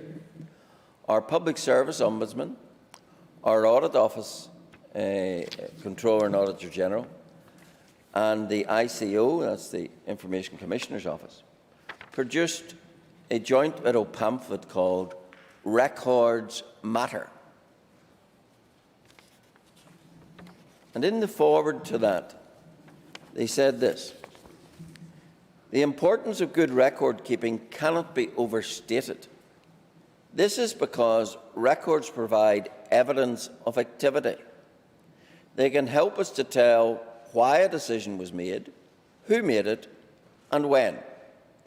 They are necessary to create confidence in any decision-making process, to promote accountability and transparency, and to enable others to verify what has been done. Good record keeping is also vital for corporate memory. It goes on to say, in fact, I think that's the essence of it. For the sake of time, I'll not read any more of it, but it's clear. And these are our primary scrutineers. This is the Ombudsman, it's the Comptroller and Auditor General, it's the head of ICO, and they're making it, maybe the obvious, but making it very clear that good record keeping is critical. And yet we know from RHI how deficient record keeping was and why. Let me remind the House of some of the evidence. Andrew Crawford told the inquiry that in 7 years, he never saw minutes of a meeting involving a minister.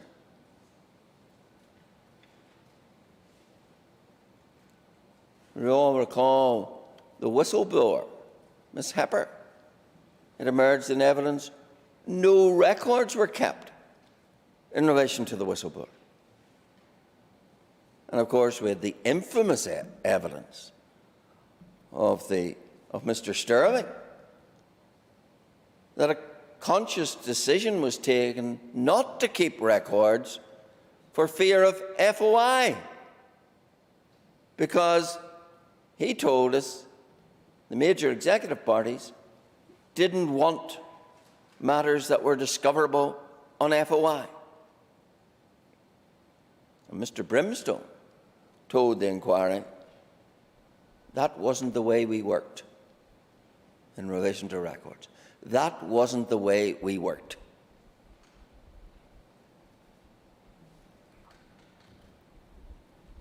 And of course,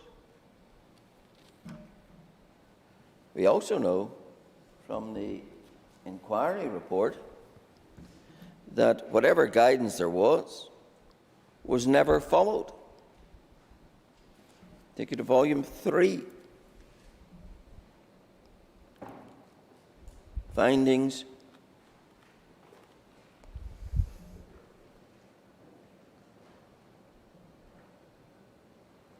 Sorry. Yep. Finding 299.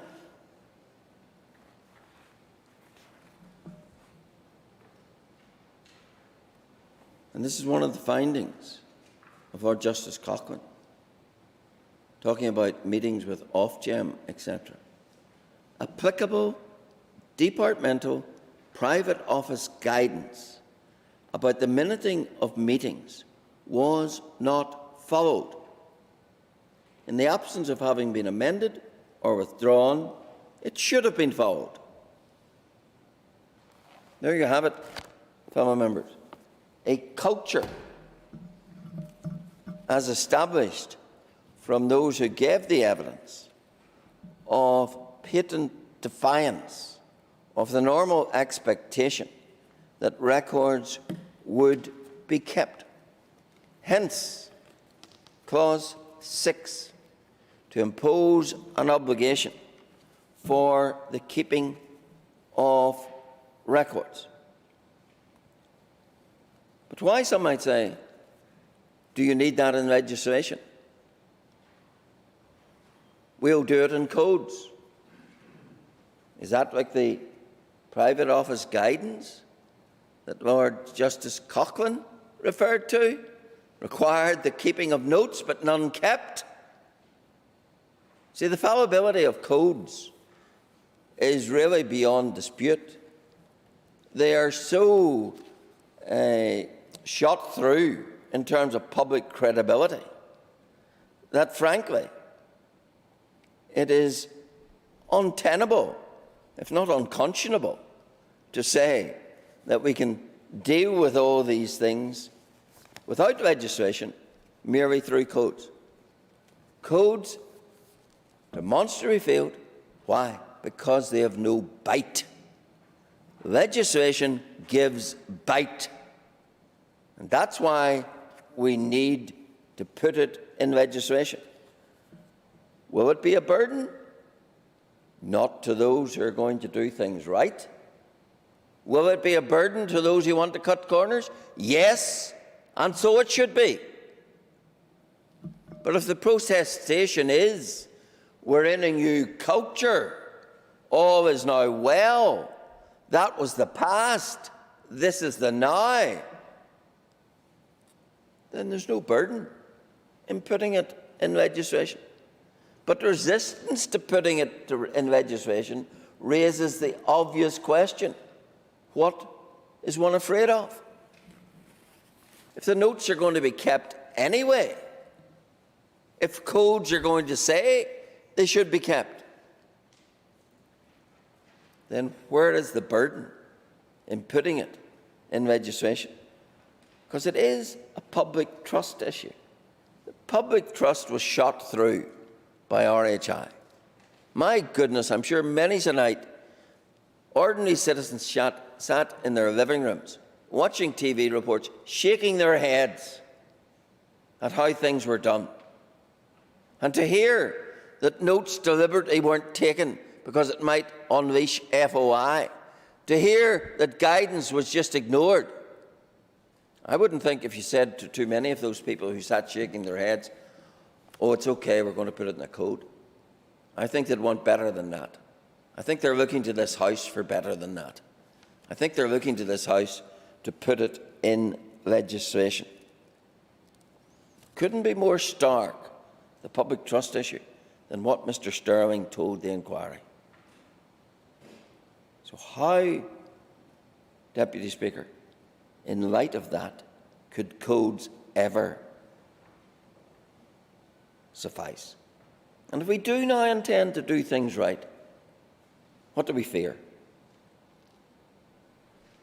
Amendment 13, in light of some points made to me, so it somewhat reduces the ambit of Clause 6 by taking out the requirement for noting ministerial indications of intent, keeps it tighter about actions, points and decisions, and of course the natural prerequisites of who was present, date, time, topics discussed. I do say to this House, who could object to that? And if you object to that, why? What is it that anyone would want to hide by not having a statutory duty? I could understand if we never had RHI, why people would say to me, oh, you're being unnecessary, burdensome and cumbersome and all that's too much. But we had RHI. And I'm not asking for anything more in legislation that we are told is now in the codes. So the practical outworking, the work product required, is no greater by putting it in legislation. So why not put it in legislation? Amendment 14, I can just take the House to that, then deals with the third-party meetings, where you have a meeting with non-departmental staff. And that's a relatively regular occurrence, I'm sure, where the Minister is asked to meet various lobby groups or various others, and they come to Stormont or his office or wherever, and they meet.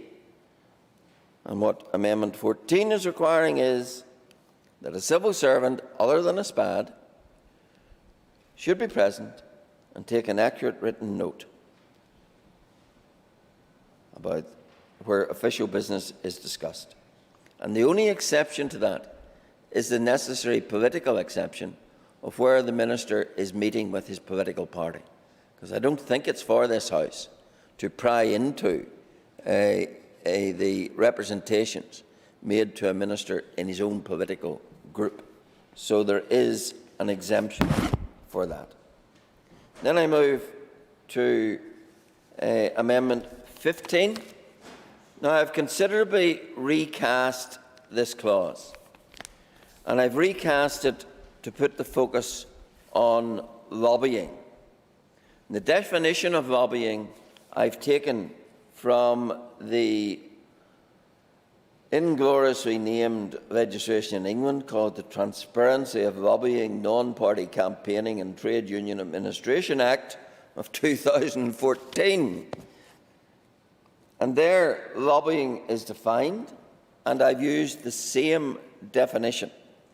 And I'm saying in Amendment 15 that in the event of a minister or a special advisor, other than is provided for in Section 8, that's to say, other than at the organised meeting with the third party, in the event of them being lobbied, then the minister, or as the case may be, special advisor, must provide at the earliest opportunity a written record to their department of all such lobbying. Now, it doesn't specify deliberately the precise mechanics of that written record, but it must place on record all such lobbying records, and the department must retain those records. Just a word about what lobbying means.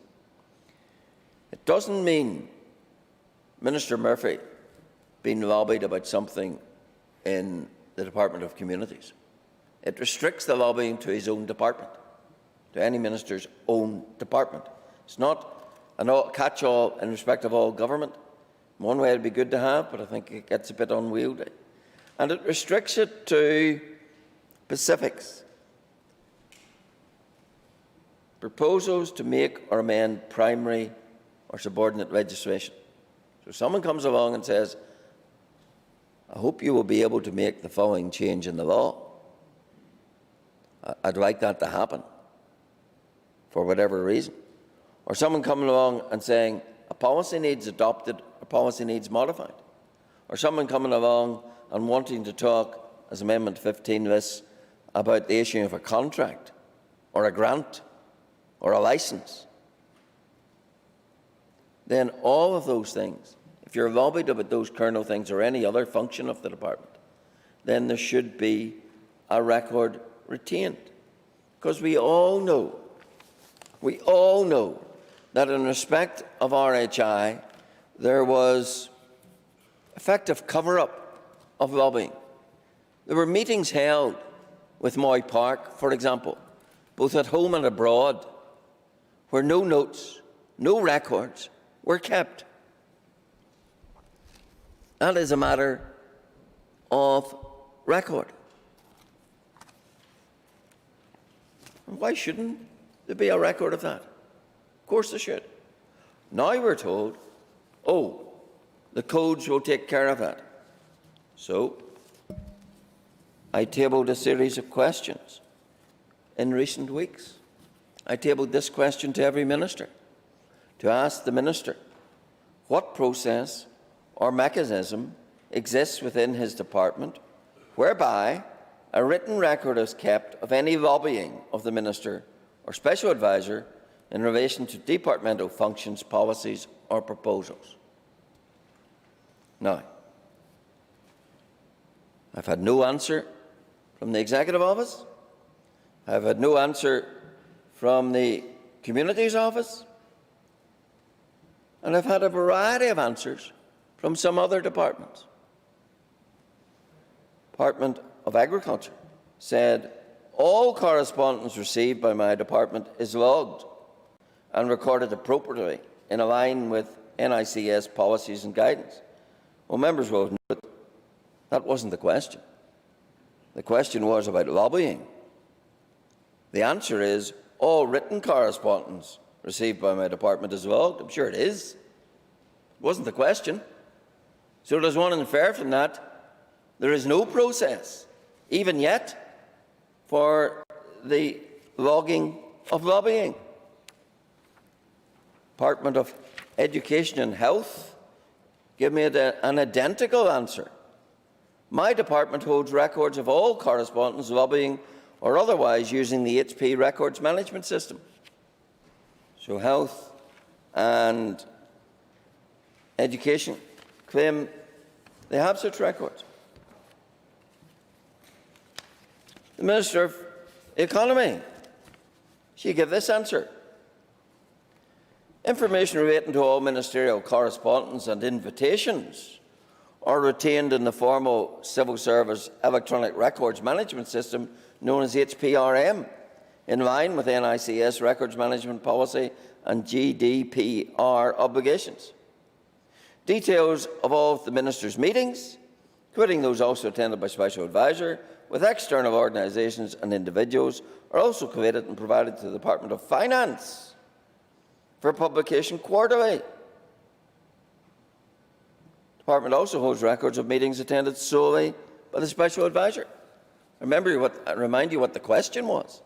The question was, what process or mechanism exists whereby a written record is kept of any lobbying? I wasn't asking about invitations or ministerial correspondence, but that's what I was told. Then we come to the Department of Finance. And this is what the Department of Finance said. The Department has systems and processes in place to maintain the record-keeping requirements of the Ministerial and Special Advisor Codes of Conduct. All written communication received by the Ministerial Private Office is recorded in the Knowledge Network KN system. Officials are present at all meetings concerning departmental executive business, and records of those meetings are recorded and stored on the NICS Record Management System, HPRM. In accordance with the requirements of Ministerial and Special Advisors' Codes of Conduct, where the Minister or Special Advisor meets external organisations or individuals and finds themselves discussing official business without an official present, they are required to advise the private office. Now, there's a new dimension. We have other departments telling us things are logged when they do answer the question on the HP record management system. But we have the Department of Finance telling us that if someone's lobbied, then you're required to advise the private office. What I draw from that, Deputy Speaker, is that in truth there is no system. Otherwise you wouldn't have all those disparate answers telling us that they each, to their own, do different things, if they do anything. Which is why I therefore recommend Amendment 15 to the House. Make it abundantly clear that if you're lobbied, then a record of that might be kept.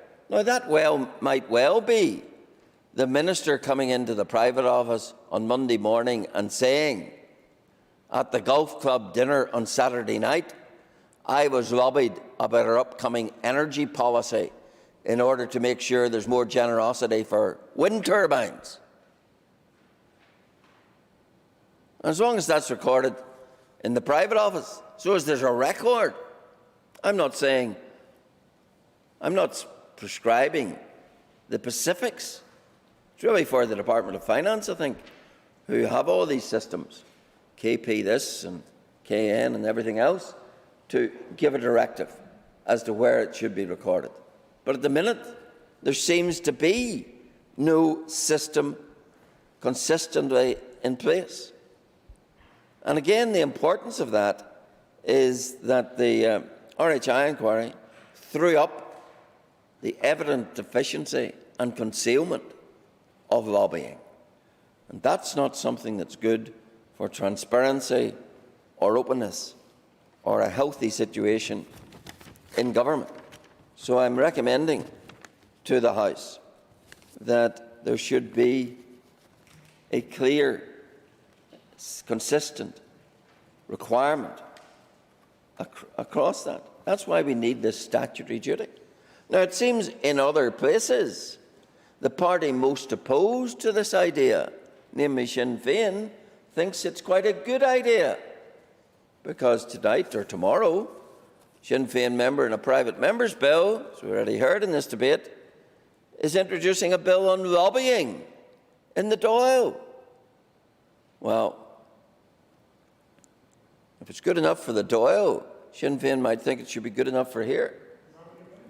Sure, whichever one. Oh, sorry, maybe I'll give away this. My party political colleague to deal with probably the party political point, but just in relation to lobbying, just as a matter of interest, I mean, I speak as a former DRD minister, and currently that post is held by Mr O'Toole's colleague, the Minister for Infrastructure. And would he envisage under this, if Minister Mallon happened to be walking to the shop in North Belfast and was stopped and asked to get a streetlight fixed, that she's obliged to record? That is a function. That's the exercise of any other function of her department. If she was asked to get a pothole fixed, is she obliged to do that? To record all that is lobbying, as far as I understand, as he has explained it to us.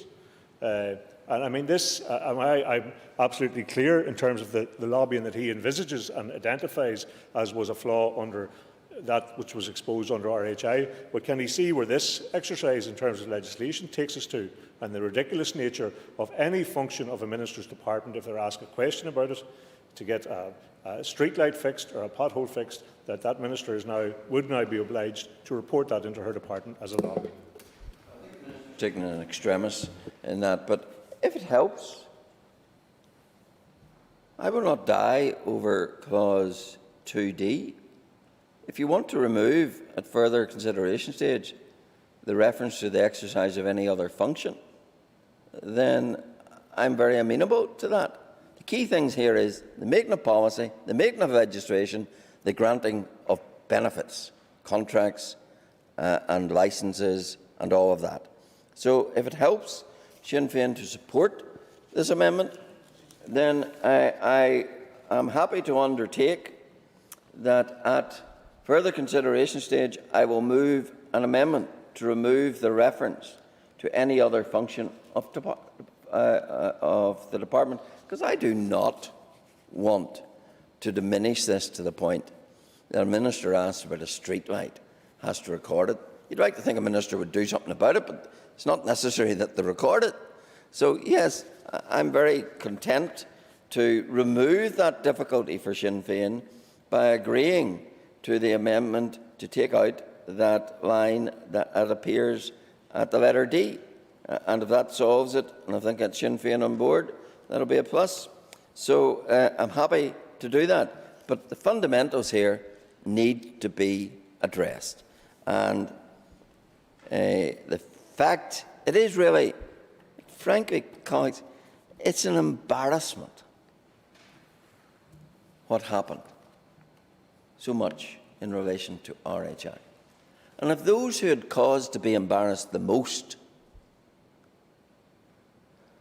have the maturity to face up to this, then why are others dragging their feet on this issue in this House? Because it's not just about the politics of this House. It's about the public looking to see, have we made any credible changes? Have we put in place anything that will assure that things like this won't happen again?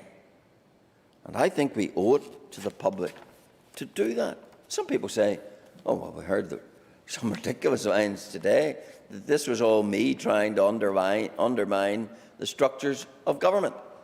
Think of it. Transparency, openness would undermine the structures of government. I don't like these structures of government. That's no secret. But I live in this place.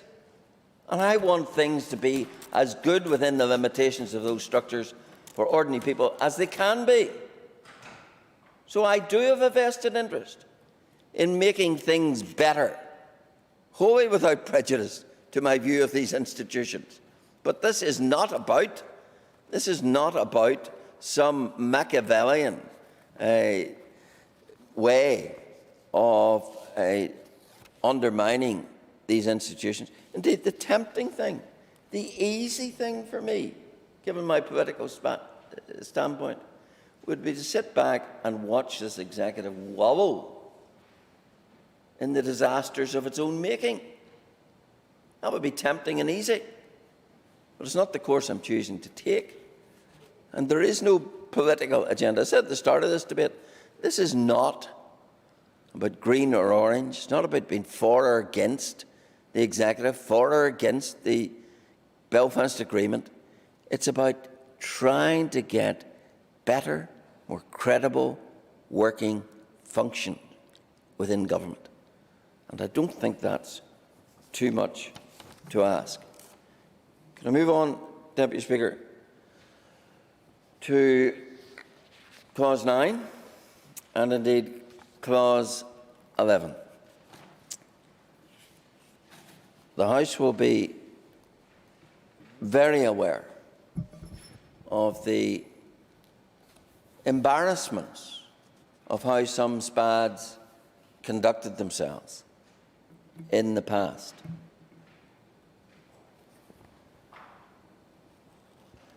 And the House will remember the evidence in the RHI inquiry where, by dint of using private email accounts, etc., information was hidden.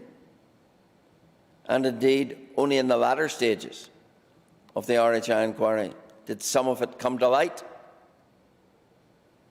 And the motivation was pretty obvious. If things weren't on the official system, then they were never going to be discovered in a departmental search. They were never going to be subject to FOI. And thus the thrust of Clause 9, though I've recast it in its wording, is to ensure that a process which facilitated the hiding of information is pulled up short. I said I've recast it, and I've recast it in such a way that the mischief that it now addresses is the hiding of the information by the failure to put it onto the official system. Because from the evidence given, I was readily persuaded that there are circumstances where, with the best will in the world, ministers, SPADs, civil servants might have no option but to use their private systems by virtue of where they are, etc. That's not a problem, provided they put it onto the official system. So that is what Amendment 16 now focuses on, that information should now,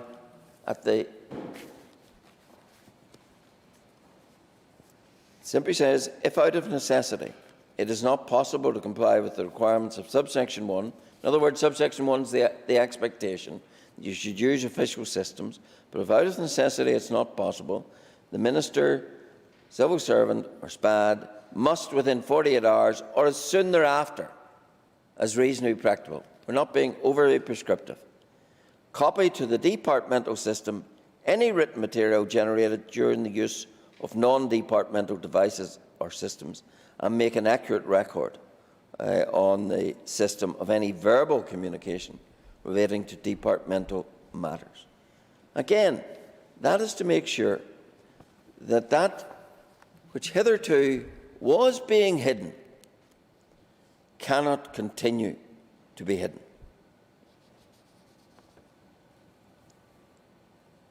Again, the Minister will tell us, oh, it's all now in the codes.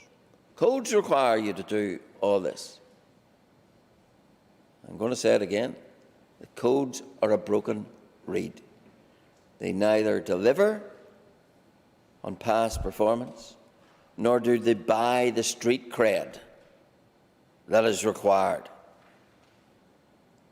And of course, into this offence, there is, lest some hapless civil servant should find himself inappropriately on the wrong side of the law, there is the reasonable defence, reasonable excuse defence, and also the public interest defence. And indeed, I go further in this amendment to make it clear that all the accused, and of course you can never be an accused, let's remember, unless there was a prosecution brought after passing the PPS tests of reasonable prospect of conviction and being in the public interest. And being in the public interest might be very germane to a prosecution such as this. But if it gets past that and there is a prosecution, I've cast this in such a way that once the accused raises reasonable excuse or public interest with some evidence, then it's for the prosecution to disprove that, and that's beyond all reasonable doubt. So it is hedged about with many protections so that people should not unwittingly fall victim to it. And the penalties are as specified. And in regard to the penalties, there was an issue from the Department of Justice at a stage about whether the penalties were proportionate. And I now have a letter, 16th of October, from the Permanent Secretary of the Department, after I reduced the penalty from 5 years to 2 in Clause 11, that I'll come to shortly, saying that the Department of Justice would consider the revised criminal sanctions in amended Clauses 9 and 11 to be consistent and proportionate. And that was the point that the Human Rights Commission raised, the Department of Justice raised it, and it would appear they are now properly satisfied about that matter. So, that is Clause 9. I'll return to Amendments 17 to 19 in a moment, but just because we're on the criminal offences, I will go to Clause 11. And of course, Clause 11 is about creating a criminal offence where there is efforts made, it's now Amendment 20, where without prejudice to the operation of the Official Secrets Act, that's to say there may be issues about national security, that they fall under that. This isn't what this is dealing with. Without prejudice to the operation of the Official Secrets Act, saving the discharge of a statutory obligation, that might be fulfilling an FOI request, or in the lawful pursuit of official duties, that might be a SPAD briefing the press on the instructions of his minister, a lawful duty. So save in those situations, it shall be an offence for any minister, civil servant or special adviser to communicate directly or indirectly official information to another for the financial or other improper benefit of any person or third party. And the use of the word improper is there on the advice of the Northern Ireland Human Rights Commission. So, if for the purpose of financial or other improper benefit, someone discloses official information, then it becomes a criminal offence. But again, with the two critical defences of public interest, which could be the whistleblower or a reasonable behaviour. And again, if those are raised, the prosecution have to disprove them. Why is that offence necessary? Well, we all know the sort of things that happened in RHI. Let me remind you of some of them. One SPAD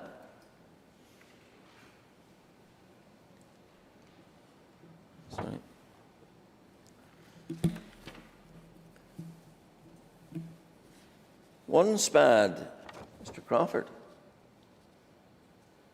admitted that in 2013 and in 2015 he gave documents to family members. He admitted he knew it was confidential information. He gave information to his brother-in-law. This is all in the time when the tariffs were going to change. He admitted he gave confidential information to Gareth Robinson, son of the then First Minister. for a third party he named as a Mr. Green. And he gave a privileged legal document to Gareth Robinson.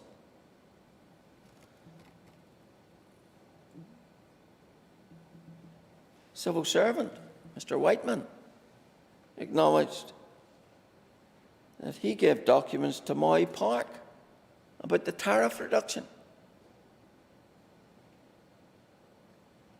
And of course, Mr. Simon Hamilton and Mr. John Robinson leaked emails from their own department back to their permanent secretary and to the newsletter to lay a false trail and false and diversion. Were those not things done for the improper benefit of third parties? I beg to suggest they were. And yet, I have in my possession a letter from the Chief Constable saying there are no investigations arising out of RHI in respect of any of these people. Now, does that not tell this House that there is a gaping hole in our criminal law that we need to plug? And we need to plug it in respect of an offence of unauthorised disclosure. That is why Amendment 20 sets out in the terms it does this proposition. So I recommend that to the House. I believe it is essential and necessary.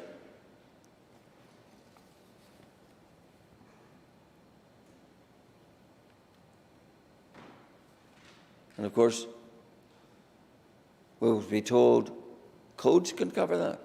Let me remind this House, the old codes required integrity and honesty. They required confidentiality. Did they work? Patently not. So having patently failed, why would we put our trust in that? And the real importance of this is, if codes weren't a deterrent to SPADs who had it in their contracts about integrity and their terms and conditions about integrity and honesty and confidentiality, if those weren't a deterrent, why would they be a deterrent in the future? And that's where a criminal sanction comes into its own. It speaks deterrent. It causes those minded to do things to stop and to think, because of the knowledge that if they do it, they're breaking the law. They could go to prison. That is a far greater deterrent and compulsion than thinking, if I break this code, so what? So that is the real essence. Codes were not good enough in the past. I don't believe they'll be good enough in the future. If they're good enough for this House, then you'll not be supporting clauses 9 and 11. But if we've learnt the lessons, then we will.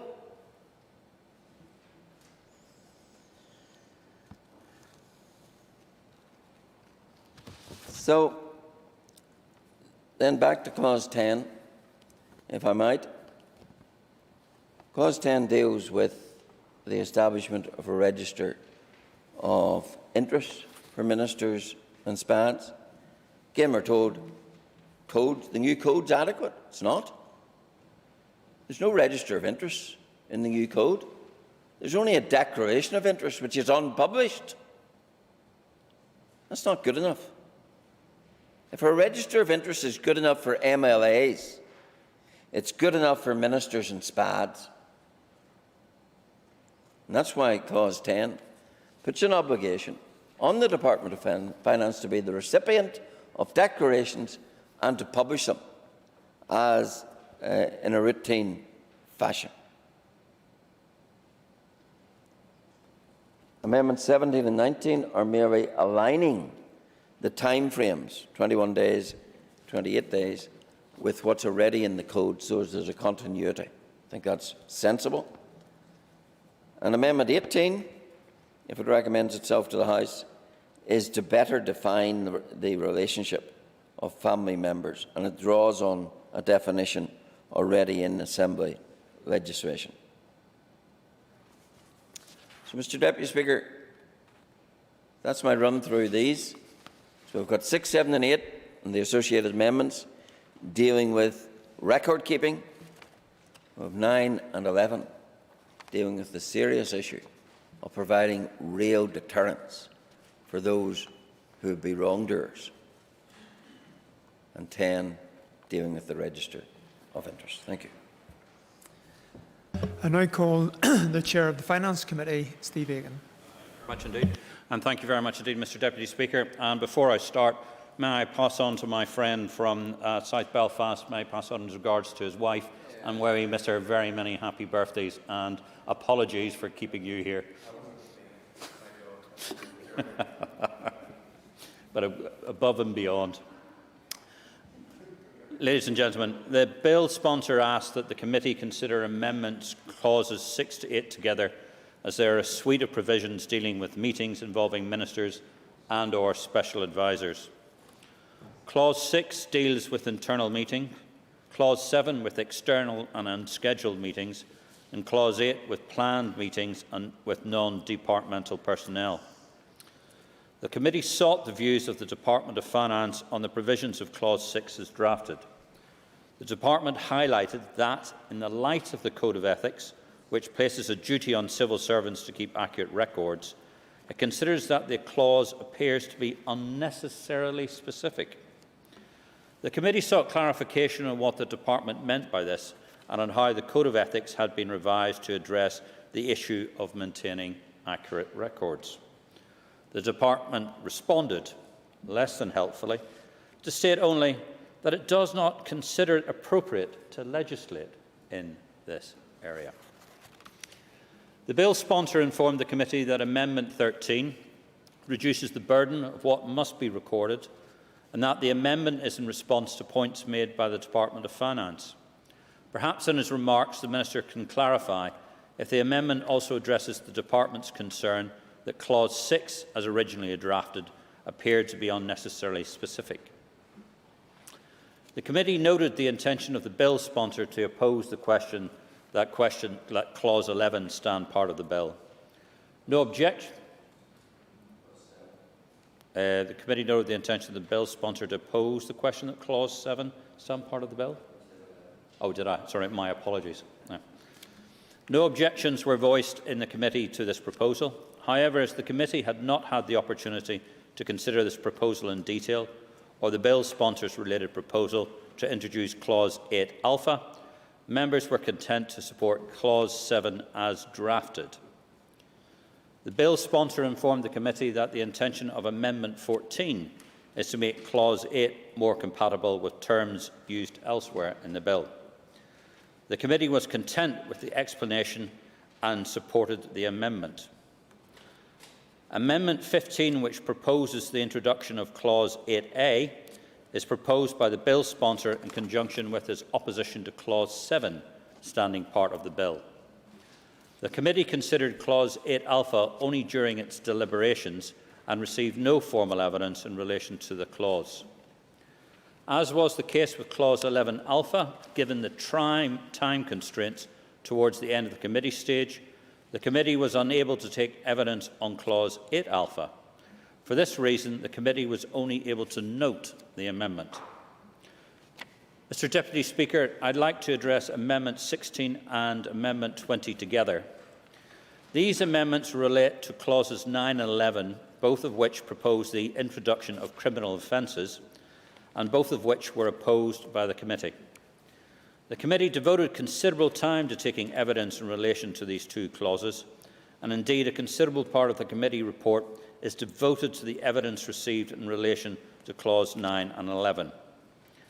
I cannot, however, enlighten the House on the reasons why the committee opposed these clauses, as the opposition only became apparent at the last minute during the formal clause-by-clause decision-making stage. The committee had concerns in relation to the provisions in Clause 9. The bill sponsor informed the committee that, in bringing Clause 9, the intention was to have official records to discourage people from hiding information in the event that actions may be investigated. The committee was concerned about the proposed requirement to always use departmental systems and email addresses and the potential for this requirement to impede good government. It was put to the bill sponsor that officials acting in the interests of the Minister and the Department outside of these parameters would have to do so in the knowledge that they would have to construct a reasonable excuse defence.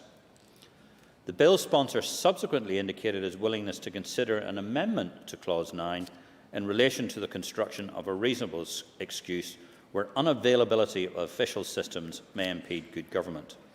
This provision is included in Amendment 16. The Department of Finance expressed concerns that, in its view, no electronic communication is likely to take place on wholly departmentally controlled or departmentally owned systems.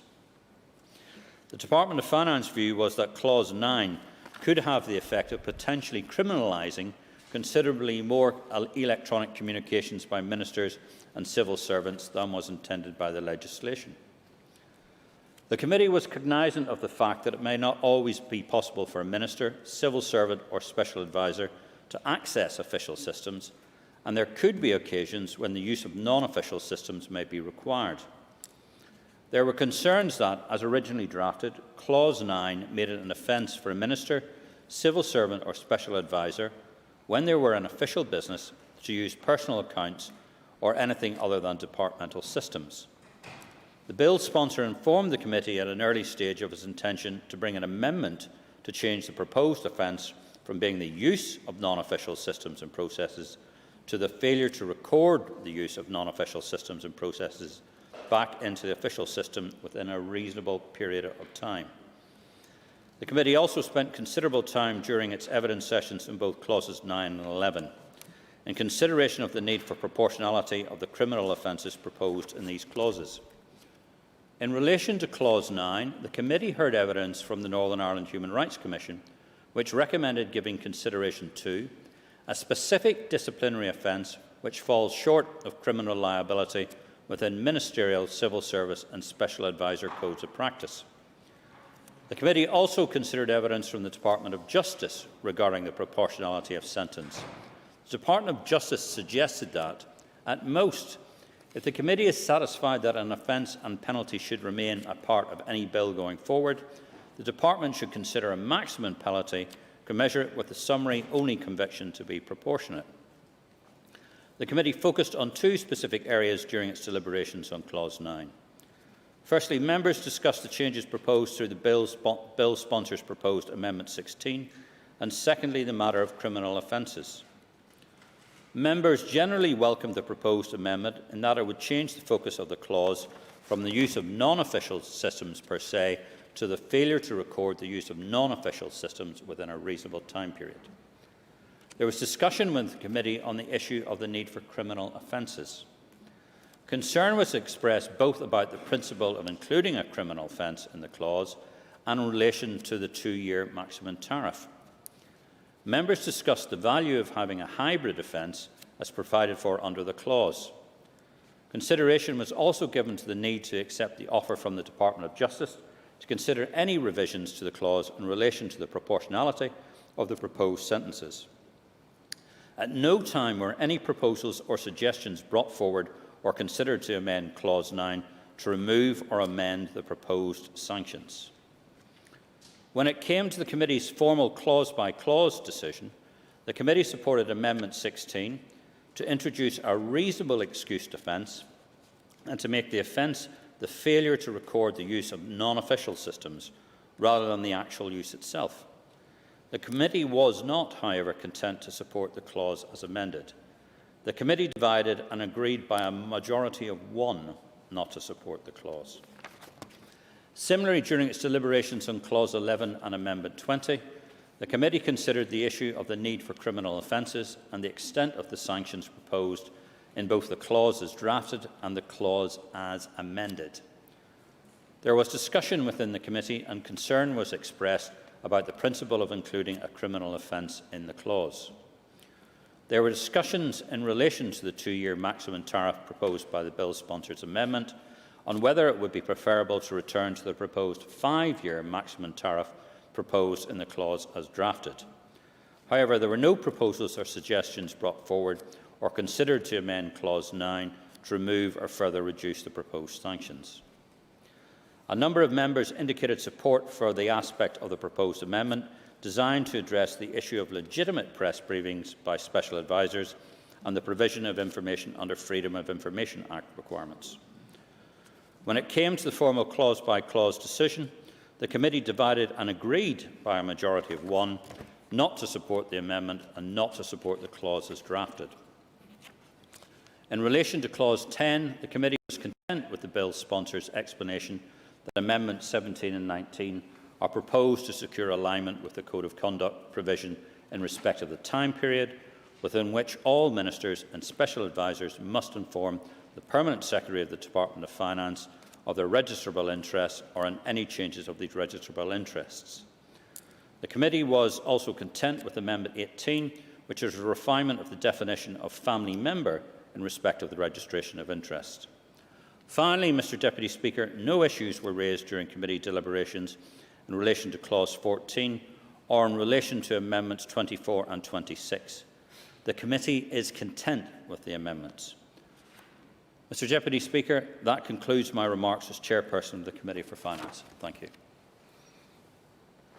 And I call Paul Free. Mr Deputy Speaker, and can I take this opportunity now, as this will be the last time I speak probably, that can I lay on record my thanks to the committee chairperson for his thorough work tonight in relaying to this House the views and the work of the committee. It was very adequately done and thorough, and I thank him for that. Can I also, because it would be remiss of me if I didn't do so, to thank the committee staff and the clerk indeed, and all his backroom staff for the work that they have done in supporting the members of the committee in their deliberations around this bill. And can I also take the opportunity, if I haven't done it also, but I think I have, to thank the bill sponsor for his work in, first of all, producing a bill. And I would encourage every single member of this House to consider a private member's bill. It's the way to go, I believe. And all sorts of weird and wonderful laws could be created with private members' bills. So it really is, I would encourage all members to consider, as I have in the past, because we're here as legislators, but it gives you a real buzz when you can change law and bring in law that will make a positive difference to people's lives. So I would encourage all members, if you haven't already done so, to attempt it. But can I say, with that, Mr Deputy Speaker, that the bill sponsor and I are from different parties. We're usually at loggerheads on all sorts of issues, policies and everything. And of course, not only that, there's a dynamic here whereby we're constituency rivals also. And at election time, there's no quarter given. Absolutely not. And I wouldn't expect there to be. And again, what this bill sponsor did, and of course, in a constituency setting, we always work on cases together. There'll be cases whereby people would come to all 5 MLAs, and we'll all work together for the common interest and good of our people. But we have been placed on the Finance Committee together. And can I say that I thoroughly enjoy my time on the Finance Committee. And can I enjoy the member to address the amendments before us? Yes, I will. And the point I make, Mr Deputy Speaker, is this. Having engaged with the bill sponsor in the committee, it was clear to see the great potential that could be churned out with regards to this bill. And whilst Hansard won't be able to record this, you only have to look at this section of the bill. And for the purposes of this House, you can see the black type and the red type. The red tape is the amendments that the bill sponsor made to his own bill on listening to the members of the committee. And that can only be a good thing. That can only be welcomed. And I appreciate the member for listening to the members, when he could have turned his face away, just the way I could have turned my face away from some of the things the bill sponsor is wanting to do and his motives. But I genuinely believe that the bill sponsor wants to make good legislation. It's a personal pride thing too, but also to make this place better. So why would you not support and look and engage and listen and communicate and engage with the member on that? And I do believe there has been a massive missed opportunity from the party opposite by not engaging with the bill sponsor and not interacting with the committee on changes that they could have seen, could have brought in on this bill, with amendment and with new clauses. Things that they might see as being needed or as fit for purpose. Yes, I will, yeah. I'm at a loss as to what the member's contribution has to do with the amendments. He's talking about amendments that could have happened, but I will alert the member to this. I'm going to divide the House on 6 of these clauses tonight. That will be at least 1 hour of voting you have to look forward to after your contribution. And can I encourage the member to reference the amendments that we are here to debate? Yes, Mr. Deputy Speaker, and threats haven't worked in the past, and threats won't work now. But can I say that we're here to do a job, and let's do it mightily. But to get on to the clauses, and the amendments, Mr. Deputy Speaker, Amendment 13, and again, the bill sponsor's right. These are grouped. These are a triumphant of clauses. 6 was 7, but now it's going to be 6, 8 and 8A. And they do very much so tidy up the clauses and the bill, but also because of our requests and everything else, and because of our concerns. And he has changed. Clause 6, he has changed from every meeting attended by a minister in departmental service to internal departmental meetings. That's to be applauded, because what we don't want, and it's a scenario the minister painted, we don't want an unworkable situation here where ministers, SPADs and civil servants feel as if they're hamstrung and tightened around where they can't move or they're scared to move.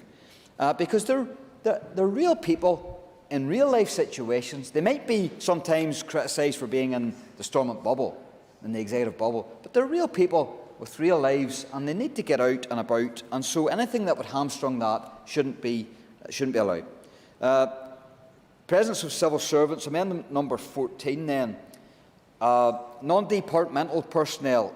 So, again, what I would like to thank the member for in this regard is the fact that he's putting in place the exception for liaison with the minister's political party. That's something that I had requested of him, and he listened. And so that is a credit to him and an improvement to the bill. And again, puts me then on to the new 8A and his massive amendment, amendment number 15, which basically creates a new clause of record of being lobbied. And of course, this will replace hopefully the records of context, which was the old clause 7, which we'll be voting on. And I hear what the bill sponsor says in relation to the minister's query and concern around every pothole and every streetlight. But you know something? If I was thank you, Mr. Chairperson. If I was, as an MLA, if I'm walking through Tesco's and a constituent comes up to me about a pothole, if I didn't write it down, I wouldn't be done, because my mind would. It's on Jaffa cakes and it's on Frosties and everything else. It's not on the pothole, so I have to write it down. So again, what is the problem with having logged it already in real time, either on my phone or on a notebook I would carry with me for constituency issues? What would be wrong with pulling a leaf out of that notebook and handing it to the private office? even if it is a mundane thing like a pothole or street light, because you know something, in real life, that can annoy people to the highest degree. So I would rather see that than see nothing recorded on lobbying, because that's the scale that we've tipped. And that's through the history of what we've learnt with regards to inquiry. That's what we're trying to guard against. So, yes, I will give way. Yeah. I think the member, Mr Allister, was very generous in his contribution on Amendment 15, because he offered the members of Sinn Féin a compromise. He said that he was minded to drop 8A 2D, which states the exercise of any other function of the department. And Mr Allister, being his very reasonable self, was throwing out an olive branch to the members opposite. But what I didn't hear from them was the response to that offer. It would help the House enormously if they could inform us whether that is sufficient to get them on board. Amendment 15, Clause 8A. That suggestion that not every pothole, and I think it's a balanced argument. We all walk through Tesco's, other supermarkets are available, and we are lobbied constantly on minor issues. That happens all the time. And like Mr Frew, if it wasn't for me having the oldest mobile phone in Northern Ireland with a little dictaphone, and it's only 21 years old this week, if I didn't have the little dictaphone and say Mrs Smith or Mrs Jones wants her pothole fixed, it'd be in one ear and out the other. So therefore, it's a balanced argument. But Mr Murphy and Mr O'Dowd, two of the big beasts in the Sinn Féin jungle, are here this evening. What is their view on what seems an eminently reasonable suggestion by Mr Allister? It's no good doing what your three members in the committees did. They sat for day after day and say, not an inch, no surrender, we're not having any of this bill. In fact, Mr McHugh voted and led his team to vote against the title of the bill, something I've never seen in 26 years in this building. You just don't do that. So are they going to accept the olive branch offered by Mr Allister? First intervention. I'm happy to give an intervention to any member, because I do believe that's good dialogue and open debate, and so I encourage that. But on the new amendment 15 to new clause 8A, can I just say that on that, and again I will give credit because he has listened again, the bill sponsor, and he has added in the liaison with the minister's political party, because there has to be that space for debate and policy development in most of these things. And so that should give comfort also to the party opposite with regards to party policy development and party political activity. But can I say also that on all of these clauses that I've just went through, clause 6, clause 8 and now new 8A, it also offers protection. It offers protection from being wrongly accused of something, or being somewhere, or saying something, or committing to something that you didn't do. And I think we all need protected from that from time to time. Because there'll be times when people can be cunning, and people will try and entrap you just because of the job you hold and the position you have, and all sorts of dilemmas could creep up on that. So there has to be a certain degree of protection. And by recording things, that offers you a level of protection. I have held office in various community things and organisations throughout my life.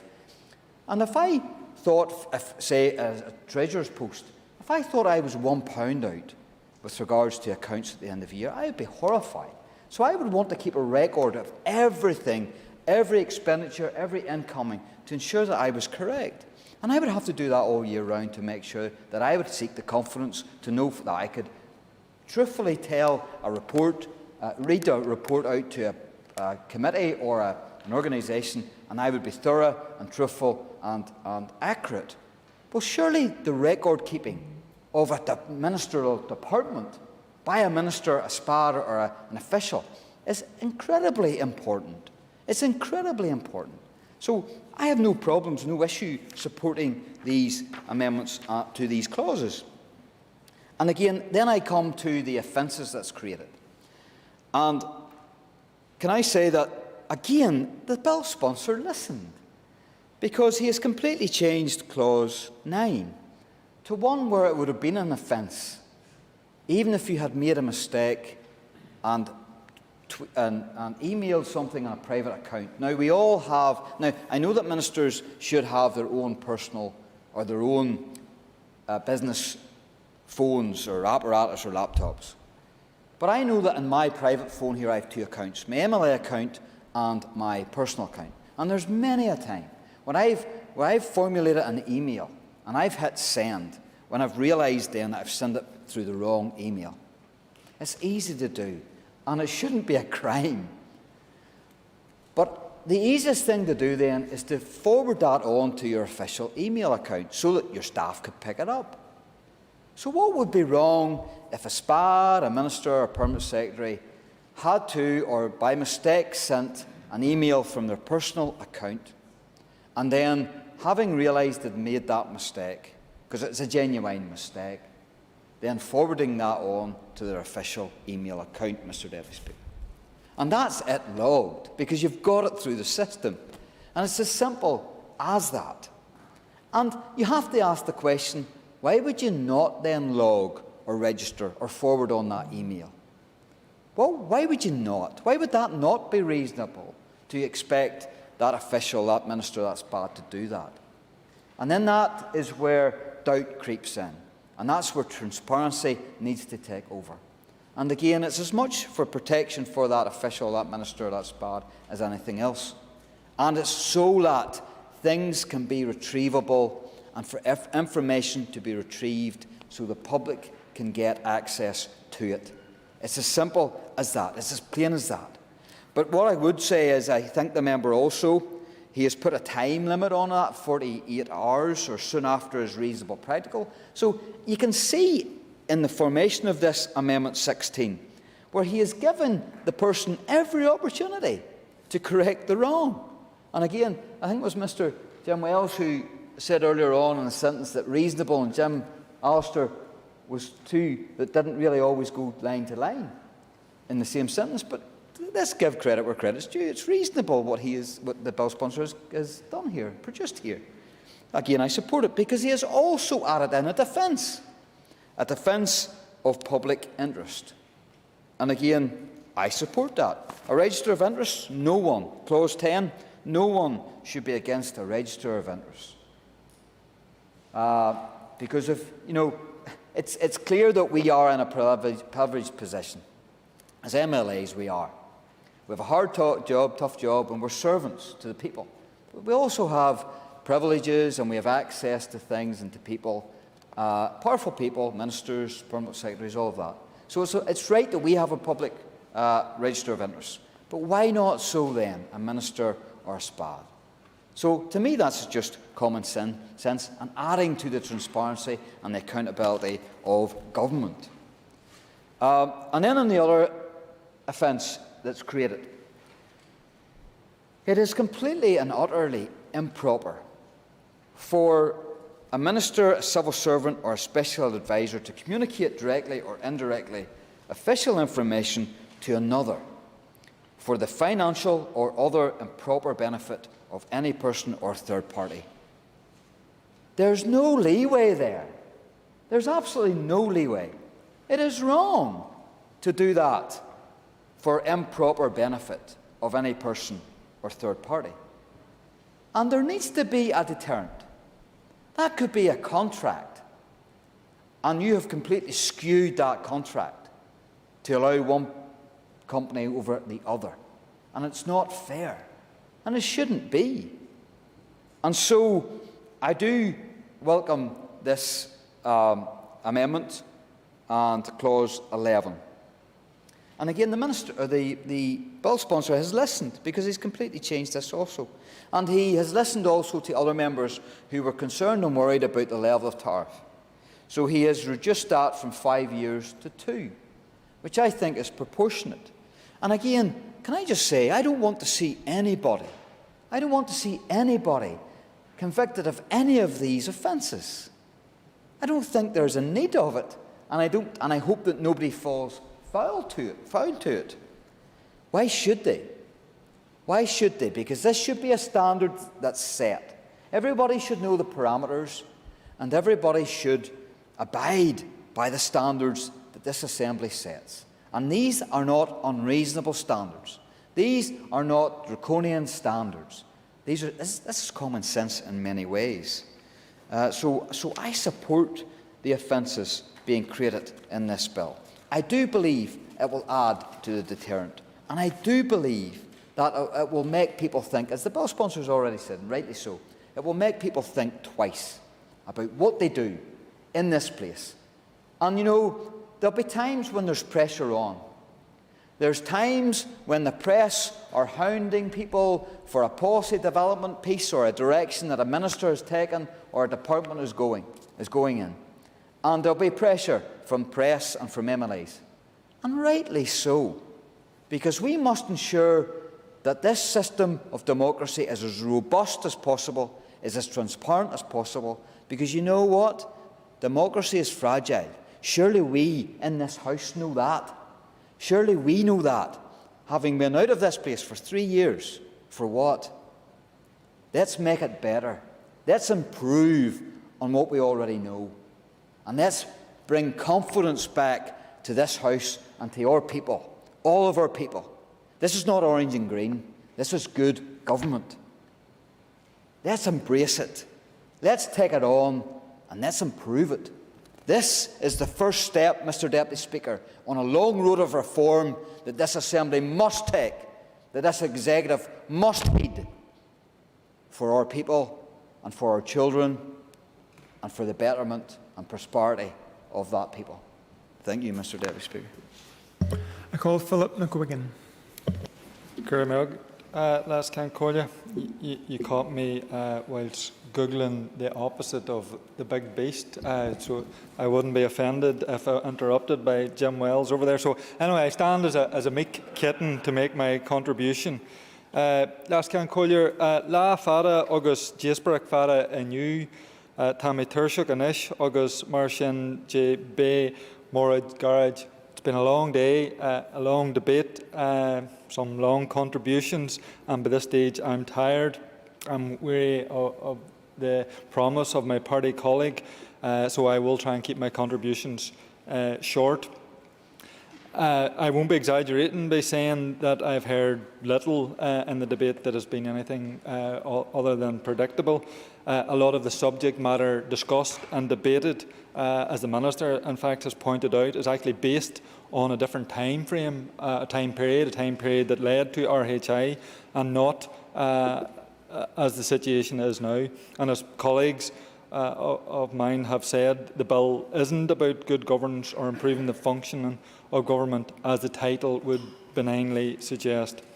Behind the innocent title, Mr. Wells pointed out that we voted against the title in committee, and rightly so, because it's an innocent sounding title, but behind it is an attempt to undermine the functioning of government in an already extremely difficult situation, given the challenges of a mandatory coalition.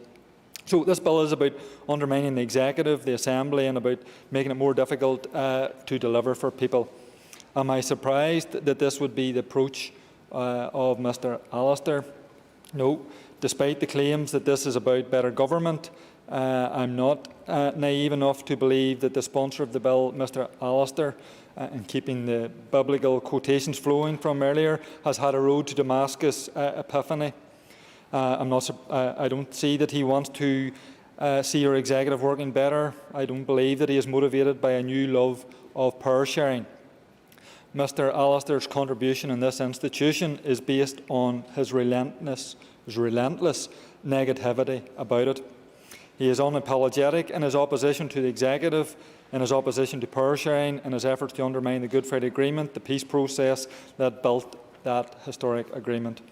He is unremitting in his crusade to turn back the tide of history and reassert the glory days of discrimination, sectarian domination and unionist one-party rule in this floundering political entity, itself based on a gerrymandering partition of this island. And all of this, of course, is wishful thinking, a fantasy that only Mr. Allister and a few increasingly delusional followers and fellow travellers indulge themselves in. Unfortunately, listening to some of the contributions here today, it is clear that there are a few of those fellow travellers in this House members who have waxed long and lyrical about the faults of an executive, indeed some who had the joint position of First Minister. Some of these members who have spoken with feigned indignation are blind to the reality that the RHI inquiry was necessitated by the actions of their own ministers and special advisers, and the only serious wrongdoing identified by that inquiry was on the part of their party members, whether ministers or advisers.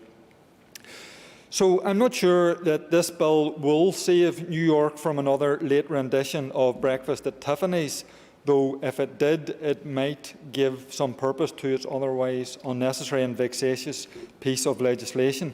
The reality is that the very sensible and necessary recommendations of the RHI inquiry are being implemented in full and in a way that Judge Coughlin suggested. And the proposer of the bill is rubbishing the reform recommendations and new code of conduct before they have been tested, and, as I've said earlier, on the basis that the old code was ignored by one party in this chamber. In terms of the Group 3... Go ahead. He knows fully that it just wasn't one party. His own party had the super spad Mr. Aidan McAteer in Connolly House, who had total control over the properly appointed spads from his own party. So it's quite clear that Justice Coughlin produced evidence that his party wasn't lily white when it came to this. How does he explain and justify what Mr. McAteer was up to? I watched with great vigour the proceedings of the RHI inquiry, and I've read the report, and like many members of the public, I think it's clear that they are well clear where the responsibility and blame lie for RHI, like Red Sky and all the other scandals that have been mentioned here today. I mean, in terms of focusing on the amendments in the Section 3, clauses 9 and 11 of the bill, these clauses create two new criminal offences. Clause 9 would make it a criminal offence for a minister or special advisor to conduct government business on non-governmental systems, such as personal email or phone. Such an offence in this bill would warrant a criminal conviction of up to 2 years in jail. Clause 11 would make it... Go ahead. Perhaps the member should read the amendments, because they would then know that that is not the proposition. Clause 11 would make it an offence for a minister or special advisor to pass confidential government information to non-governmental sources. Such an offence, again, would warrant a criminal conviction. These are two major issues with this bill. The first is the severe risk, which has already been pointed out, in fact, that would result from entirely reasonable actions which this legislation would render unlawful and open to criminal conviction. For example, using a borrowed phone, laptop, printer to conduct urgent business outside of office hours. And I mean, if you're involved in government, business is not often confined to convenient office hours, as we sit here at 11 o'clock at night. And of course, genuine mistakes are easily made with ever-developing and changing technology. Ministers and advisers would be under constant threat of criminal charges for trying to do their jobs effectively in pressurised situations where they should be focused on the job in hand and not worrying about some minor, but in the context of this bill, criminal error. These aren't abstract or outlandish possibilities. The Human Rights Commission in evidence raised serious concerns about this when they gave evidence at the committee stage, and as others have talked about, in their evidence they stressed the importance of proportionality. The proposed bill clause or amendment does not address the problems of proportionality, and it was clear in their view, the Commission, that creating a specific set of criminal offences was neither necessary nor proportionate. The offences and accompanying punishments are entirely unnecessary, disproportionate, and betray the real intent of the bill. That is, to criminalise those who operate power-sharing arrangements, whether they are ministers, advisers or civil servants. These clauses in this bill would make the functioning of government, the difficult job of our power-sharing executive, even more challenging, and that is the very point and purpose of the bill. It is about undermining power sharing, disrupting the function of government. So from start to end, even in its title, this legislation is wrong and should be opposed, and Sinn Féin will be opposing the bill, its clauses, amended or unamended. I call Matthew O'Toole.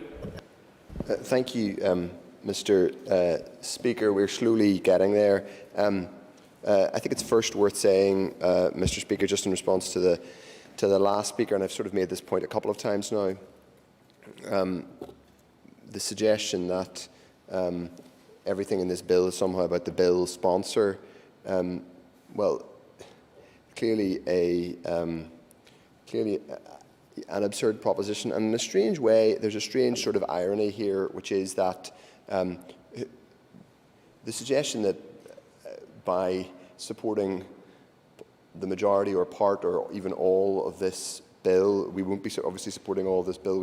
There are specific provisions we don't like, although much of it we do like, that somehow that means that you are being co-opted into agreeing with the bill sponsor on every aspect of his view of the world and his view of these institutions is absolutely, I'm afraid, ludicrous. I would also say that, you know, in a sense, one of the principles that underlies this place is the idea of power sharing. It's the idea that by working together, people of different, divergent, sometimes even sharply divergent, profoundly contradictory and intention perspectives can produce good outcomes for citizens. Well, believe it or not, it's even worth taking that viewpoint when it comes to a proposal made by the member for North Antrim. And I say that with absolutely no illusions about his views on the functioning of these institutions. He's reiterated them tonight. We have, throughout this process, looked at the bill, its specific measures, its clauses and amendments with as WB, it would say, a cool eye, and will continue to do that. So to move on specifically to the third, Mr. Speaker, the third and final, thankfully, grouping of clauses that we are discussing tonight. It contains both measures that we welcome and are supportive of, but also the ones that are in this bill, both the most controversial and the ones that we have the most difficulty with. And again, that I think gives the lie to the idea that the purpose of scrutinising this bill is about a wholesale acceptance of absolutely every clause in it. The purpose of whether or not you agree with the fundamental principle of legislating in this area, the practice of legislating is that you debate measures, you debate clauses, you say where you have difficulty, you try and get to a position that you can support, and if you don't, then you don't vote for it. That's what we're doing now, that's what my party's doing, and that's what I'm doing here. So, to take the first amendment in this grouping straight into it is Amendment 13, which is a new Clause 6. It requires every single departmental meeting to be a written record of every single internal departmental meeting attended by a minister, recording in particular those present, date, time, topics. Topics discuss every decision and action point. Mr. Speaker, the SDLP will not be supporting this clause, either in its original form or as amended. It is true, and I'm happy to acknowledge this, that the bill sponsor has moved towards a position of slightly lessening the burden created by Clause 6, and I would acknowledge that in general the bill sponsor has been constructive when it comes to listening to feedback. That being said, we will be honest that this measure we feel is disproportionate. And in explaining why, I will draw again on some of my own experience as a civil servant. What is an internal meeting with a minister? Is it every time an official speaks to a minister, or every time they sit down at a table with an agenda in front of them? If you are a civil servant who works closely with a minister, particularly someone like a private secretary, you will, in all probability, have dozens of interactions every day with a minister. Indeed, you aren't doing your job if you don't have dozens of interactions every day with the minister. If you're a civil service press officer, Mr. Speaker, you may need to go back and forth with the minister and their special advisor to refine statements or clarify pieces of information. If you are a permanent secretary, the departmental minister will in all probability have your mobile number and will have been told to contact you to resolve urgent and important issues. And here's the thing, all of those things are important. Everything I've just described is critical and important to the functioning of government, and that's what this bill is about. If the bill is about the ordered functioning of government, and that's what we want it to be about, and that's why we're supporting large parts of it, then we need to think about how government functions. And a large part of how government functions is that officials are able to be in relatively close contact with their minister on a fairly regular basis. No doubt ministers, including the finance minister and probably the economy minister and probably, I'm sure, my own colleague, the infrastructure minister, but particularly in responding to COVID-19, particularly in responding to an unbelievably dynamic situation, will have been in relatively constant contact with officials. That sometimes might even include text messages or WhatsApp. Now, the question is, and Mr. Allister presented in a very convincing, barristerial way, to his credit, but I'm afraid it is more complicated than he makes out. And again, I draw on my experience as a civil servant. It is by creating a burden in which every single departmental meeting, unless you are clarifying very clearly what you mean by a meeting, whether you mean a meeting that has been scheduled with a specific purpose in order to get with an agenda, but I'm not sure quite how you would do that, then you do create a burden that is, I'm afraid, a real problem, I think, for the good functioning of government. And I would also come back to a point that I'll come back to later on, which is about which is actually about how you improve the quality of our civil service here. The report last week from the Northern Ireland Audit Office pointed to the very real, big structural challenges that this place faces in terms of the quality of its civil service. We heard a bit from the Minister earlier on about civil service reform. It's right and necessary that we respond to the public outcry over RHI, that we understand exactly what went wrong, and the Cochrane report is invaluable in that, and it does talk about minute keeping. But personally, I think it would be, I'm not convinced that that this legislation addressing a lacuna in record keeping at what was DETI is fundamentally getting at the deep structural challenges talked about in Cochrane, though I accept minute keeping clearly was not up to where it should have been there. But there is a broader challenge. As well as responding to RHI, we need to be thinking about how we massively overhaul and improve our civil service, how it performs in this place. To be blunt about it, our civil service is not performing as it should be. We have had, because of a decade of austerity and because of issues around where people where people join the civil service, our civil service its age profile is too high. It does not attract enough. It does not attract enough of the right people. That's in no way to denigrate the very hard-working, decent people who are in the civil service. But let's be absolutely clear: we need our civil service to improve. It's Clause 6, we feel, would create significant challenges in terms of adding to the burden of the everyday burden of being a good functioning civil service. So we're not going to support it for that reason, not because we don't think that minute keeping isn't an issue or we think it wasn't touched on in the Cochrane, but we're not convinced that this measure. Yeah, we'll give way. Would the member accept that in business, in local government, minute keeping is an absolute essential?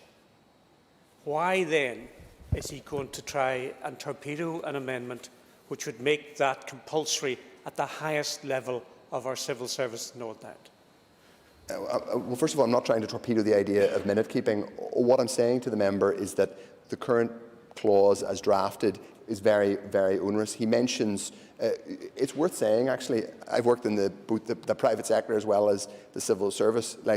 If you think that practice is much, much better in the private sector, in the corporate world, in terms of minute keeping of actions in every internal departmental meeting that happens, I'm not sure that's completely would be completely borne out by experience. Major tech companies, major banks do not tend to record every single face-to-face interaction they have with senior people. So we won't be supporting Clause 6, but I will give way, yes. Perhaps if the member had taken up my repeated invitations to sit down and discuss these issues with me, there would have been an opportunity to meet the member's concerns. And I repeat, if the member has concerns about the width of the ambit of Clause 6, I'm still prepared to have that discussion before the further consideration stage. But I do find it rather surprising that he never took up the opportunity to discuss the concerns he's now articulating about this clause. Well, I'm happy to look at any further amendments the bill sponsor wants to make before further consideration stage. As I've said, we've considered this long and hard, and we've spoken about this bill to him at several junctures, and we are supporting large parts of it. This particular measure, we have thought through long and hard about the burden it creates. But yes, I am happy to discuss further changes to it at further consideration stage. Yes, I'll give way again. I know he's not going to like me for saying this, but I have to say it again, because he sat in that committee for many, many weeks. He had ample opportunity to raise his concerns. This issue was discussed at length, both in the questioning of witnesses and in the preparation of the report. It really is very disappointing that, having had that huge opportunity, and we would have given him more, he now decides at this very late stage, having not taken up the opportunity to discuss it with the bill sponsor, to try and wreck one of the most important parts of this private member's bill. First of all, I just direct the member to the committee report on the private members bill, which makes clear that we didn't support that clause when it was voted on in committee. We did have reservations, and I articulated them then. This is not about wrecking. This is about simply setting out concerns, and I think that's what this is about. And I, with respect, I'm not sure it's conducive to what has been to the general tone of a bill being developed collectively to address membership concerns in that way. Albeit I take the points he's made. To move on to clause 7, clause 7, which the bill sponsor has given notice of his own intention to oppose the original clause 7. New clause 8, amendment 14, it requires a note to be taken and kept of every civil servant during ministerial and special advisory meetings with non-departmental personnel. Is certainly worthy of support, and we will be supporting it. This is an area where guidance and codes, we feel, would be enhanced by having legislative underpinning. And just to draw a distinction, this is what happens whenever you interrogate particular measures. Think about how they interact with one another, and draw in your own personal experience and talk to those with experience. We think that in relation to clause 6, there's a specific burden. The new clause 8, I think, is very much worthy of support. Amendment 15 introduces new clause 8A, which requires a minister or special advisor to provide a written record to their department of, quote, being lobbied. It is a significant improvement on previous versions of the bill. It does create a significant and relatively novel new burden on both ministers and special advisors to record instances of being lobbied. In other jurisdictions, in both Westminster and Dublin, in slightly different forms, it has been the practice to require those doing the lobbying to, as it were, own the burden of keeping the details or keeping the registration. But that is not necessarily a reason not to support it. There are strong reasons to argue that Northern Ireland, given the record of some of our ministers, should not be afraid of being in the vanguard of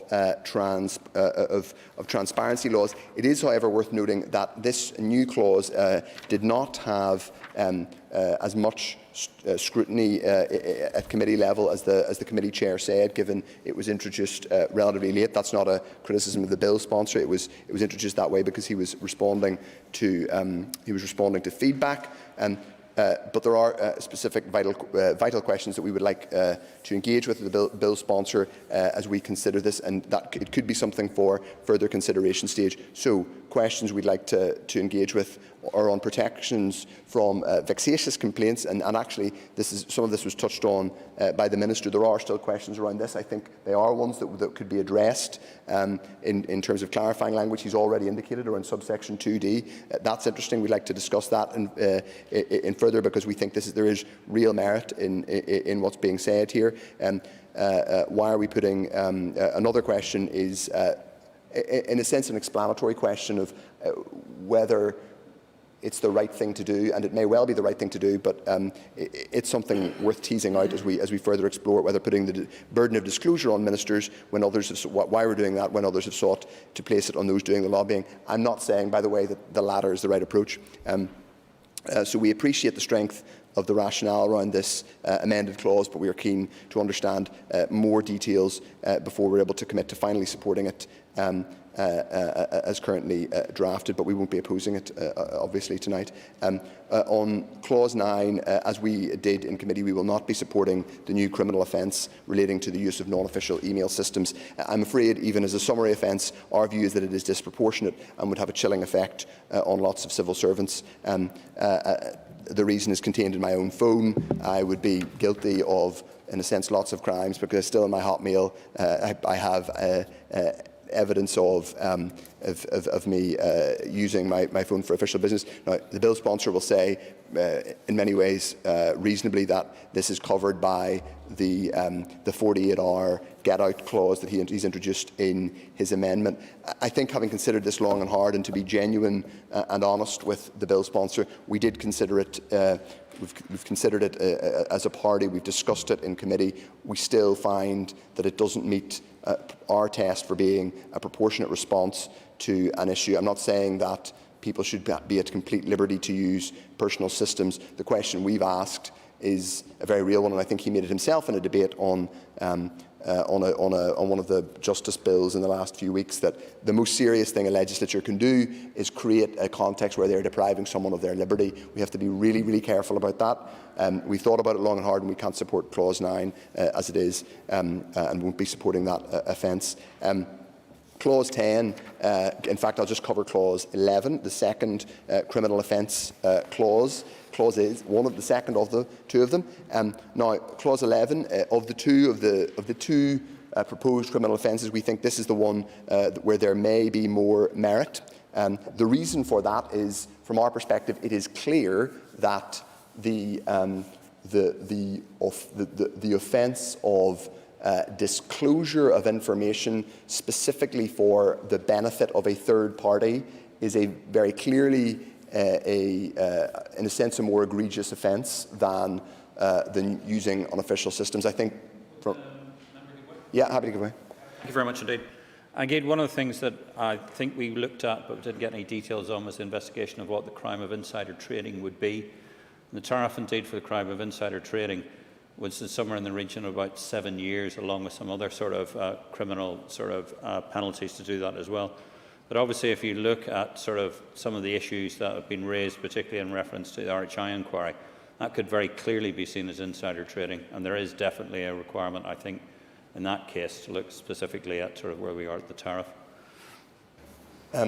That is one of the things that we discussed at committee. We still have significant questions around Clause 11 that we want to tease out at further consideration stage. We won't be opposing it tonight, but in order to give it our final support, we'd like to tease out some more of those issues. Specifically, it would be helpful if the bill sponsor could clarify, it would be helpful if he could do it tonight in wrapping up, what is meant by improper. It may be his a greater experience of the statute book and case law will lead him to a definition that is mysterious to those of the rest of us, that is contained in law already of what improper is. But we're careful. We want more clarity on that. I would also like his views on. We collectively would like his views on whether he thinks the offence would be better restricted to senior civil servants, i.e. those above a certain grade. And now, elsewhere in the bill, the salary for special advisors is linked to, I think, those at grade 5, broadly people in the senior civil service. Is there an argument that this offence should be limited to people in the senior civil service, given that one of the comments I just made was around the general issues we have around, well, frankly, we have broad structural issues around our civil service going everywhere from morale down to high levels of sick leave and just frankly, needing a bit of a structural overhaul of the quality of our civil service, notwithstanding the very good people who work in it and sincere people and hard-working people who've given their all this year. But we do have significant issues. Clause 11, one of our worries is by its current breadth could act as a chill factor on the more than not just the couple of dozen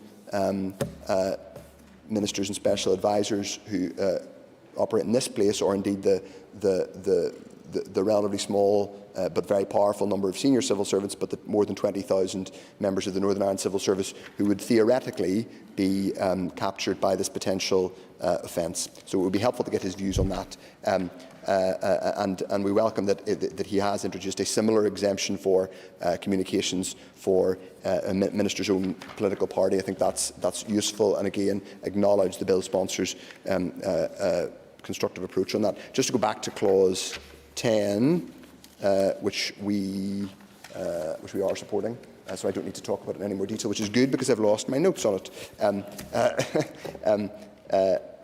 So it would also be helpful on clause 11 to have the bill sponsors' views. This may not be something for further amendment, but it would be good to have his views on when he thinks, in a sense, criminal liability ends in relation to this. So, for example, the way the amended clause 11 is currently drafted in Amendment 20 is that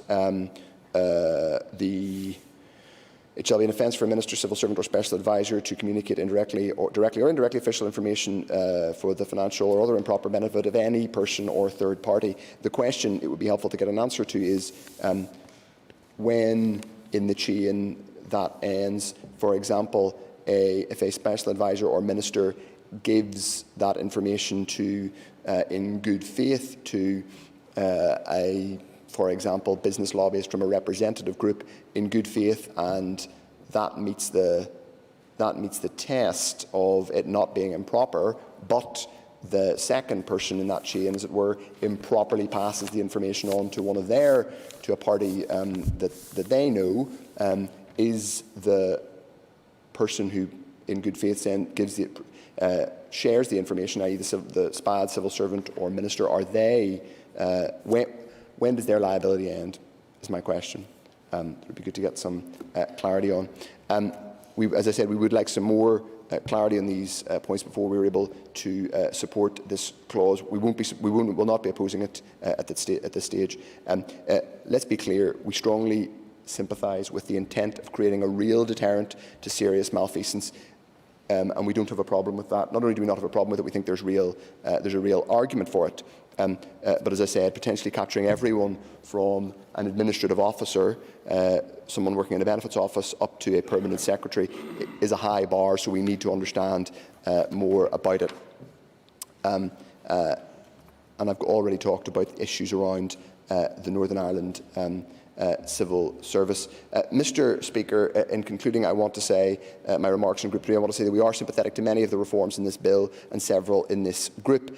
It is clear that there is real value in giving a strong statutory footing to the updated codes and procedures that are intended to deal with many of the failings of our HI. But legislation is not necessarily appropriate in all areas. We have given an honest and rigorous appraisal of this bill.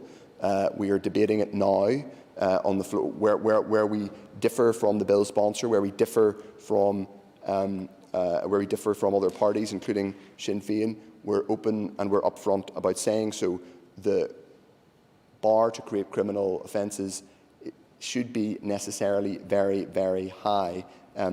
But it's also true that the public in Northern Ireland want to see real, meaningful legislative action taken to address many of the long-standing issues that were revealed by the RHI crisis. So we will be looking to find the correct legislative means of addressing those issues.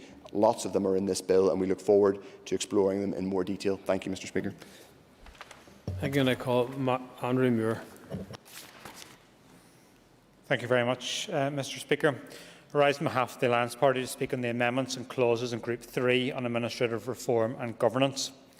The Alliance Party will not, unfortunately, be able to support a number of amendments and clauses in this grouping. Before I continue, I do, however, feel it's important to again recall the background and origin to this bill, which is RHI. As I said in this place back on the 16th of March when responding to the inquiry report, and I quote, "The revelations emerging from the 2016 related to the non-domestic renewable heat incentive scheme and the actions of certain ministers, special advisers and some civil servants and others damaged public trust in these institutions with legitimate outrage and anger at comments such as 'fill your boots.' Now that the inquiry is over and the report has been published, we must ensure that the report and its recommendations are not allowed to gather dust." As we know, in the days, weeks and months since the 16th of March, the focus has been very much on one clear and present threat, namely COVID-19. Many lives have been lost, our health service is under immense strain and our economy is enduring the worst economic downturn in history. Government departments and public services have rightly been focused on responding to this, but they must start to realign and refocus upon general priorities as we hopefully start to follow the road out of COVID-19 following the expected introduction of vaccines.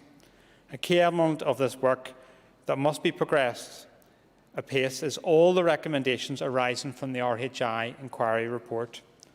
A number of the recommendations have already been delivered, but more needs to be done, especially in relation to the commitments in New Decade, New Approach. This brings me to the amendments and clauses considered this evening as part of the third and final grouping. If passed into law, they will make many elements of practice and procedure legal requirements with significant criminal sanctions attached. Ultimately, it's for us all tonight, or perhaps this morning, to decide whether they are appropriate and balanced response to RHI. Alliance feels many aspects due to be considered in this grouping lean too far towards being unbalanced, making in some instances the business of government more difficult, inefficient and bureaucratic without the required level of benefit. I will start, Mr. Speaker, with clauses 6 and 8, which require civil servants to attend and take notes of internal and external meetings, respectively. Of course, we agree that minutes should be taken of all ministerial meetings with external parties, as well as significant internal meetings where departmental decisions are agreed. This is not only a critical element of transparent government, but should be a common sense and good practice for any professional organisation, let alone government.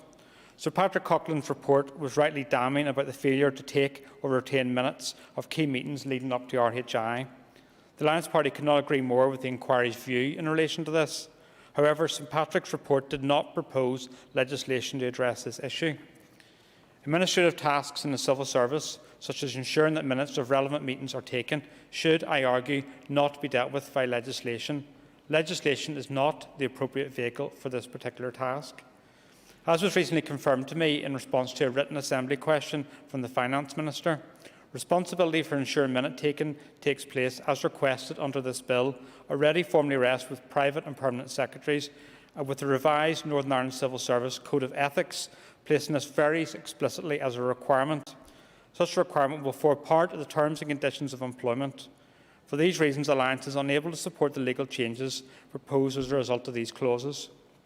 For those who disagree, and I accept others disagree, please consider the implications of passing legislation like this, the impact it will have and the desired outcome that will be achieved. I argue that the real outcome will be much different than what is desired and simply inhibit good government. Similarly, in Clause 8A, which covers lobbying, While well-intentioned, the Alliance Party cannot support it once again, as we believe it misses the mark on what it is trying to achieve. We would, however, be interested to see any amendments at the further consideration stage to improve, clarify and better the proposals.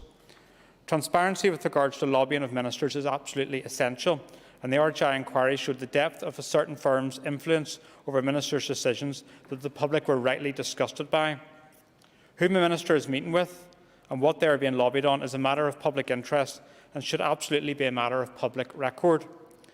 We support the updates to the SPAD Code and guidance for ministers that require them to detail all of their engagements with external organisations or persons on departmental matters. Furthermore, the Alliance Party supports the creation of a register of lobbyists has been established in the Republic of Ireland and Scotland. More can and should be done to ensure the influence of lobbyists in Northern Ireland is transparent, and we will continue to support this. However, as it is currently written, the amendment is insufficiently defined. Ministers may have to record as lobbying any conversations through any channels, be it verbal, email, letter or social media, or anything related to their ministerial portfolio. Ministers who were trying to ensure that they obeyed the law could find themselves tangled up with bureaucracy, while those who wish to break rules will find a way around them. On that basis, we do not believe that this amendment, as it is currently written, will solve the issue as it sets out to address, and we cannot support it. As I have said, however, we are again open to clarification, improvement and betterment at the further consideration stage, taking into account law already enacted in the Republic of Ireland, which clarifies what lobbying is and places the burden to record and log activity upon the lobbyist rather than the lobbied. Mr. Speaker, my party will not be voting for Clause 9 or Clause 11, which attempt to cover the use of unofficial communication channels and unauthorised disclosure, respectively. Sir Patrick's report emphasised ministers and SPAs are expected to use official channels when communicating on official business and should be held to account when they do not do so. As per recommendation 41 in Sir Patrick's report, the SPAD Code has been updated to reflect this in the most ambiguous of terms. The update in the Freedom of Information legislation to ensure all correspondence via all channels is covered is indeed needed and something the UK Government ought to action. In terms of criminal sanctions, these already exist for unauthorised communication and disclosure through the offence of misconduct in public office. The Information Commissioner and courts already have the right to investigate and to prosecute in the most serious of cases. But the bar for doing so is necessarily high, Mr. Speaker, and rightly so, in the interest of protecting public servants from vexatious prosecution and to protect whistleblowers. For that reason, we do not believe that the proposed clauses are an appropriate method through which to address the serious issues identified. Where there is evidence of misconduct in public office, we support prosecutions, but we do not feel the legislation proposed in these clauses is appropriate.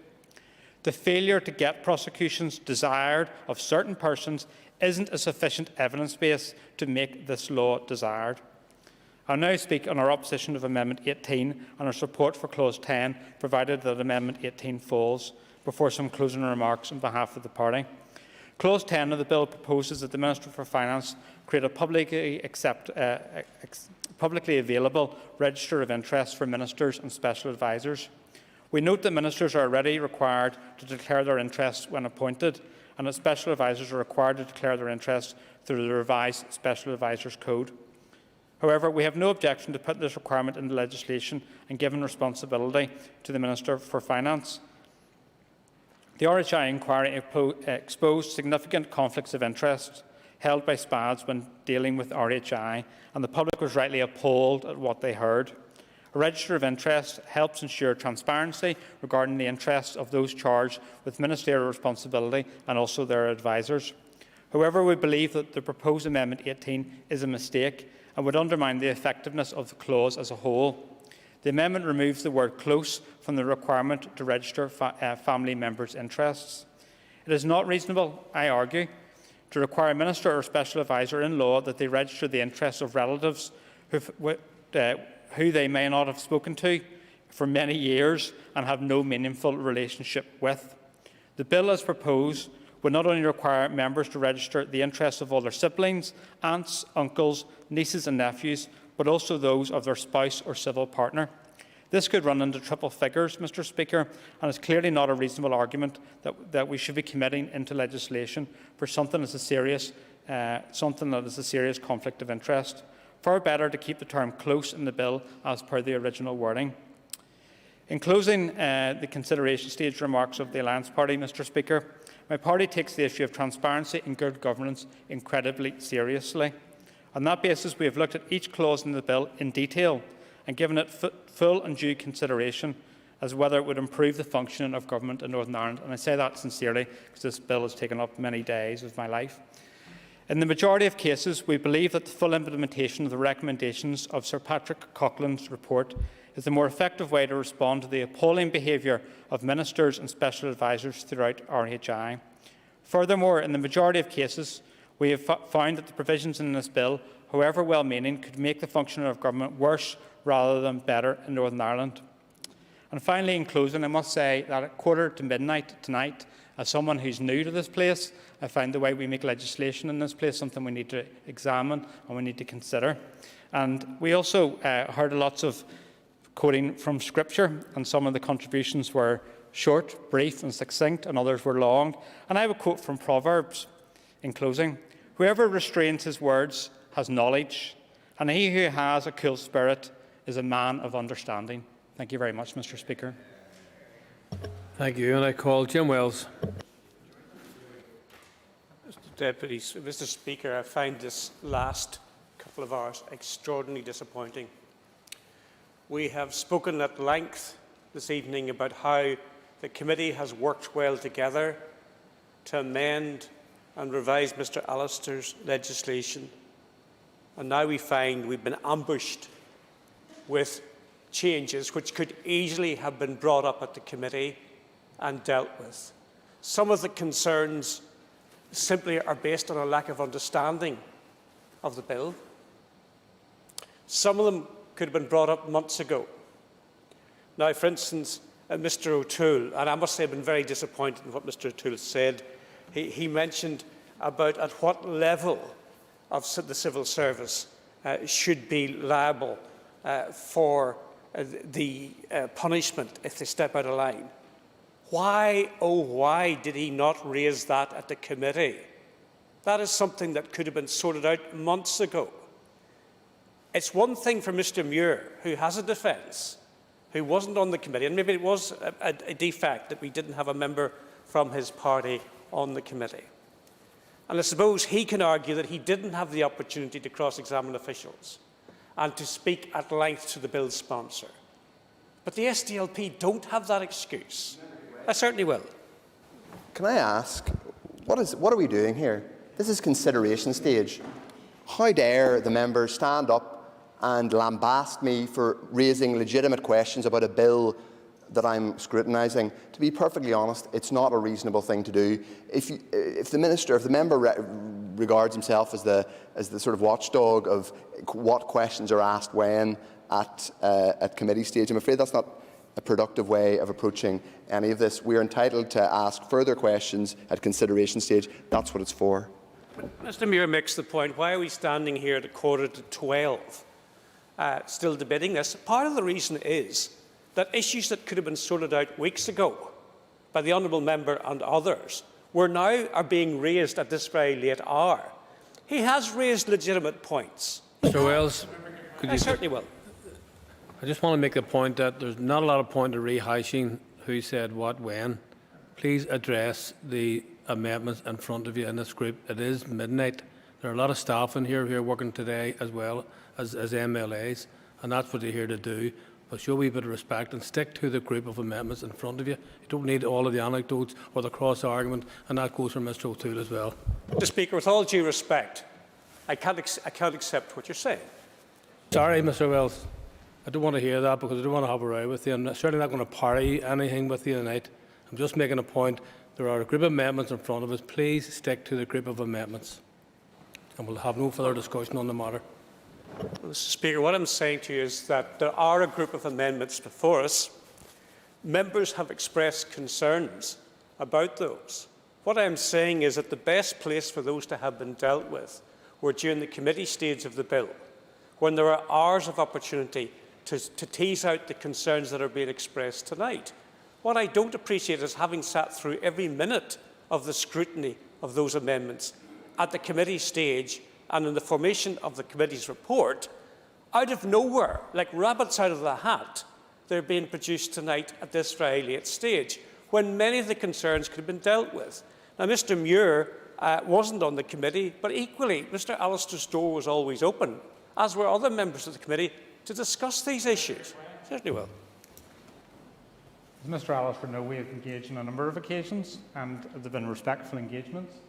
But part of democracy is a bill is tabled at the consideration stage. You offer your views, you debate them, and you vote upon them.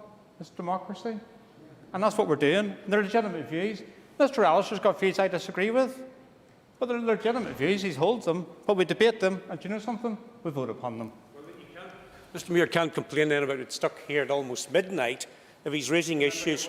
I certainly will. One of the pertinent reasons here is that people are talking ad Mr. Muir, infinitum and going on forever. Mr Muir, Short. Andrew Muir, please resume your seat, please.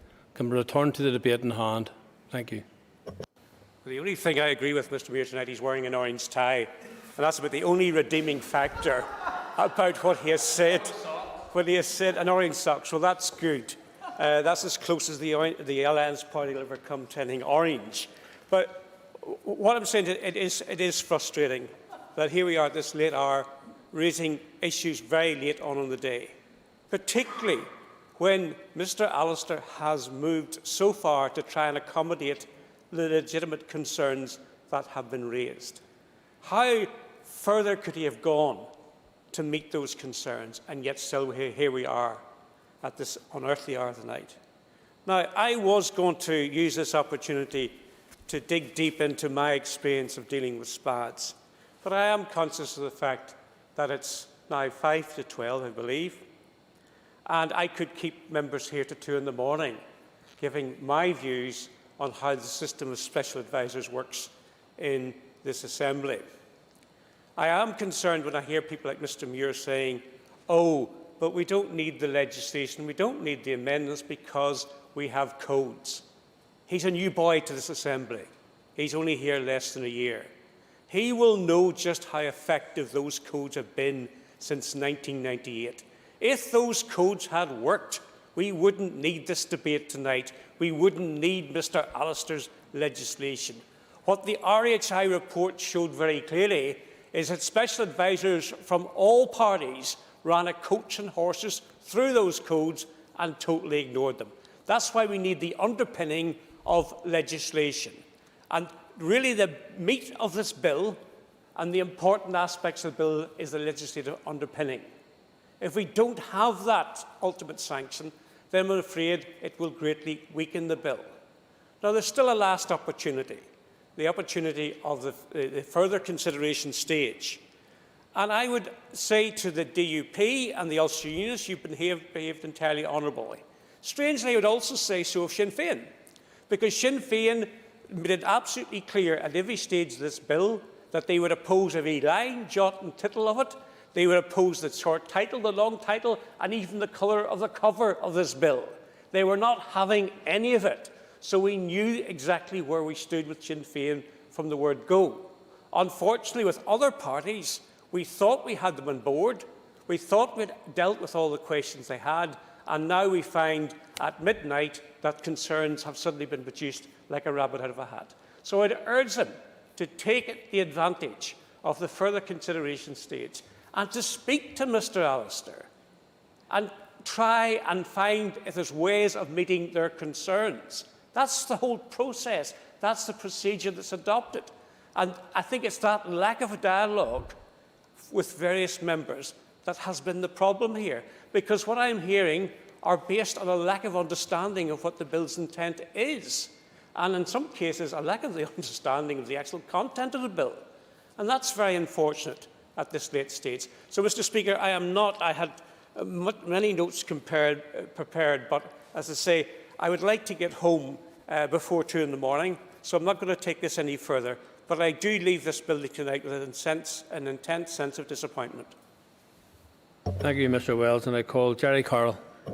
Thank you, Mr Speaker. I rise again to support Much of what is being proposed here in terms of clauses 6, 7 and 12, for example, which will undoubtedly strengthen the process of scrutiny and accountability and help rein in the flagrantly undemocratic nature of government operations here. There are obviously a few technical amendments too, but I will keep my comments to the main legislative changes being proposed. The RHI scandal, Mr Speaker, exposed a shocking practice at the heart of the functioning of government in this building.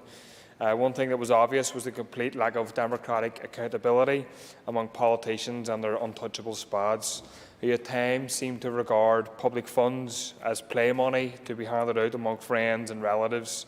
And as shocking and sickening as this was, it itself didn't get even to the heart of the matter. Firstly, Mr Speaker, let me say that at least part of the reason that they got away with so much during RHI was the lack of basic checks and balances in place on ministers and their officials, which essentially allowed them to do what they wanted. Stormont ministers and their advisers are continually held to a different standard than others in society. We had a situation, for example, where evidence clearly indicates a close relationship between ministers, SPADs and elements of the big agribusiness sector, with huge lucrative companies such as Moy Park lobbying their way toward unfair and indefensible state handouts of public money in order to further line their pockets. These included, as others have suggested, undocumented trips to Brazil and relationships that led to the wasting of tens of millions, hundreds of millions of pounds of public money, with no minutes even taken of meetings, no paper trail and no accountability. Scandalous stuff indeed, Mr Speaker. Clause 6 requires a civil service note to be kept of all ministerial meetings. Clause 7 obviously requires all ministerial and special advisory meetings outside the respective departments to be logged in future. Amendments 14 and 21 relate further to this and mandate ministers to report to committees in more detail about their work efforts. Clause 8 requires ministerial and special advisory meetings with non-departmental personnel to be attended by a civil servant and a note taken. This again would help towards scrutinising the actions of the Stormont elite. The point I would make, Mr Speaker, is that these type of moves will help, hopefully, mitigate against the instances that involve the misappropriating of public funds that we have too often seen in this place, and prevent a massive disparity of treatment that does exist between working class people and self-appointed political elites here in Stormont. I'll give one quick example, Mr Speaker, that accurately draws out the hypocrisy, which I think is worth mentioning in light of both Clause 9 and Amendment 20. In July of 2018, a 59-year-old mother of 4, Anne Smith, from my constituency in West Belfast, was sentenced to 6 days in prison for a failure to pay a TV licence. It shone a spotlight on the obscene disparity in the state's punitive approach toward people who, like Anne Smith, are struggling to get by, and the casual impunity it has extended towards those responsible for misappropriating up to £800 million in public funds through RHI. And to date, Mr Speaker, not a single individual among those in government or the private sector who gloated about filling their boots in the RHI scandal has spent a single solitary hour in jail, nor are we likely to see this. Arlene Foster, who presided over the scandal as Deputy Minister in charge of RHI, walks free in the confidence that she will likely never face jail time, held up by some as a successful stateswoman, instead as somebody whose ministry presided over the massive looting, effectively, of public funds. The First Minister famously, Mr Speaker, as has been alluded to, used post-its to go back and forth with her SPAD, Andrew Crawford, who was extremely close to Moy Park, and the main co-culprit at the heart of the RHI scandal. Crawford obviously served 7 years as Arnie Foster's SPAD at Derry, and could not recall ever seeing formal notes from a single meeting. Not ever. Unbelievable stuff, and unacceptable stuff as well. And further unacceptable to think that some in this chamber suggest that we don't need legislation to change this kind of arrangement. Mr. Speaker, children are asked to show their working out when they do their homework and they do their maths, but it appeared to be that it was okay for ministers and SPADs not to take meetings of serious business that they were undertaking. And part of the reason why such disparity exists is that the legal system, Mr. Speaker, generally is stacked against ordinary and working class people. So we support the clauses and the amendments that force political elites in this chamber to document and therefore justify their actions. Yeah, I'll give away, yeah. The member has to understand that some of the legislation won't be sent in political elites to jail. It will be sent the working class to jail. The civil servants, surely civil servants for working class. But some of the amendments you're about to support will be sending civil servants to jail.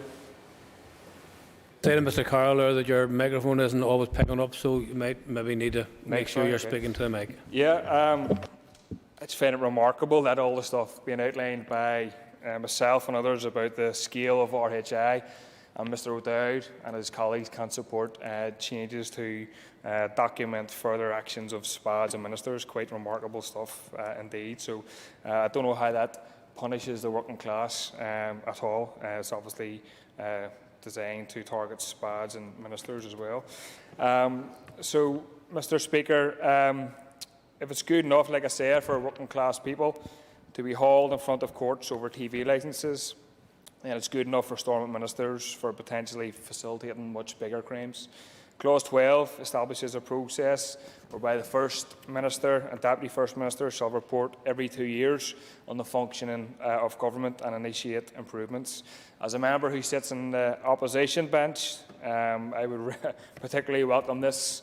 We have long criticised the lack of information and the way information, in a limited sense, is relayed by the executive to ourselves and other smaller parties, independents and so forth.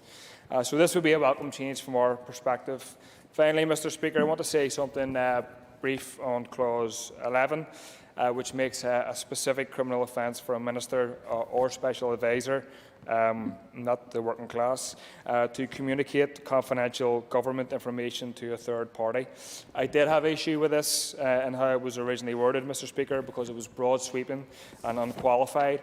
And I can, in fact, imagine situations, potentially, albeit way outside of scandals like RHI, where ministers could or should be in a position to disclose information. For example, when there is a public duty to disclose information that could be harmful to people in the city or beyond. I am not for a closed house in terms of releasing information. Clearly, though, we think there should be repercussions for ministers or SPADs in the business of leaking financial documents for the benefits of their business-owning wealthy friends, and that one should not shy away from acknowledging that this has happened in the past. So we are therefore glad to see Amendment 20 introduced, as we cannot back Clause 11 in its original form, because, for example, it did not give room for whistleblowing or releasing information in the public interest, nor could we ignore the human rights concerns raised related to this by the Human Rights Commission. For that reason, I think Amendment 20, Mr. Speaker, is worthy of support, and we will be hopefully giving our support to it because it qualifies this, and to state ministers and indeed SPADs cannot release information to third parties that does result in financial or similar gain, and also qualifies it to take into account of defending matters that are in the public interest. So we'll leave my comments there. Thank you. Thank you. And I call Claire Sugden. Thank you, Mr. Speaker. I rise to speak of the marshalled amendments on the list. I won't go into any other detail on the ones that give rise to some issues for me, and maybe cause for concern in most cases probably quite minor. I'll start with Amendment 13 in relation to the records of internal departmental meetings. I do have sympathy with some members who have expressed concern around the burden that this may put on to civil servants and ministers in terms of the meetings that they are having. I speak of it even from a constituency office perspective. I'm actually quite obsessed in keeping a record with any meetings that I have, whether it be via telephone, video call, face-to-face meetings, social media and all of that. But I must admit, it gives me an awful burden in the sense that in some cases I'm not getting back to people within a month because of the level of correspondence that I receive. So I would caution maybe there's something in this amendment to Mr Allister about substantive meetings that maybe would have more value to making a record of that. The other point I would ask in relation to this particular amendment, and he is specific in other amendments, that he's quite clear about departmental meetings in this new world of Zoom calls and video calls. Does that include that? Are we looking at virtual calls there? Are we recording telephone calls? Because I suppose what that would do, and I say this with my own experience, it's very lonely being a minister in a government department. And if there is a sense that someone is always looking over your shoulder, whether that's with every good intention or even bad intentions, it happens, then it would leave me vulnerable in the sense that I wouldn't want to talk to anyone. And where does that go in terms of the policy making around this? So I understand the purpose of this, and I have no difficulty in keeping records of meetings, but I think maybe this is perhaps going a bit maybe more than what's necessary, and as others have said, it's perhaps disproportionate in that respect. But I'd be keen to look at to see how we could make this more workable in the practical day-to-day workings of running a government department. I appreciate that all these things in theory seem like a good idea. They support the idea of accountability and transparency, and that's what we all should strive toward. However, the workable implications of this does give me some cause for concern, and may actually lead some ministers, if you like, to go underground where they won't speak to their civil servants and they won't express their concerns. So I just wouldn't want that to have the unintended consequences, because I do appreciate the intention of what it's for and where it came out of. Amendment 14, I'd be keen to understand the member's rationale around the exception for ministers' political party. I suppose I understand that, but I stand here as the independent member for East Londonderry, and I do appreciate that kind of engagement that I have with other political parties outside of civil servants. So, I would maybe ask the member to consider, rather than making the specific to ministers' political parties, potentially making an exception for other peer elected representatives, because I do think the political conversations and the relationships that we have as members of this House are better served outside of civil servants. Like, I would always maintain that a minister's role is not necessarily to be the head of a government department. I see it almost as a politician holding the government department to account from within. That can't happen if civil servants are present in meetings. So I would maybe ask the member for North Antrim if he would consider extending that exception to other political members that are on the same level, rather than exclusive to a political party. I would understand why that would be the case, but certainly for me, I work alone, and it's those relationships and conversations that I have, and certainly, if anyone remembers my time in the Department of Justice, it was very important for me to have that engagement with members without there being a civil servant's presence in the room. I think that's a dynamic that we could actually, could cause some issue insofar as the conversations and the relationships that are necessary, and that's outside of the guise of civil servants. Politicians, if you like, are the buffer between civil servants and the people. Yeah, please go ahead.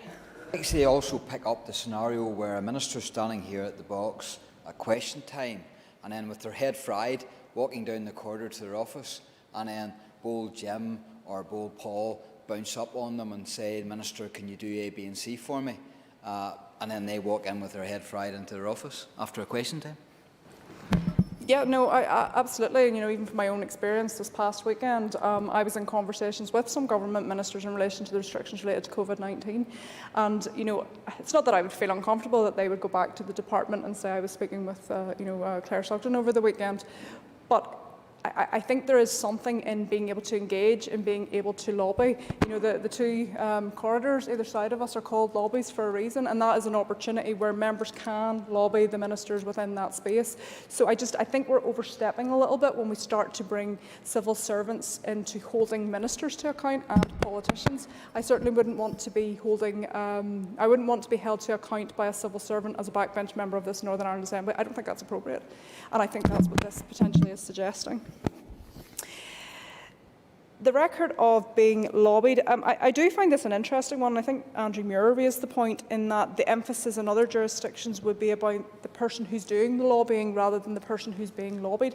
Certainly for me, and I am studying a Masters in Communication and Political Lobbying at Ulster University, communication and lobbying is a two-way street.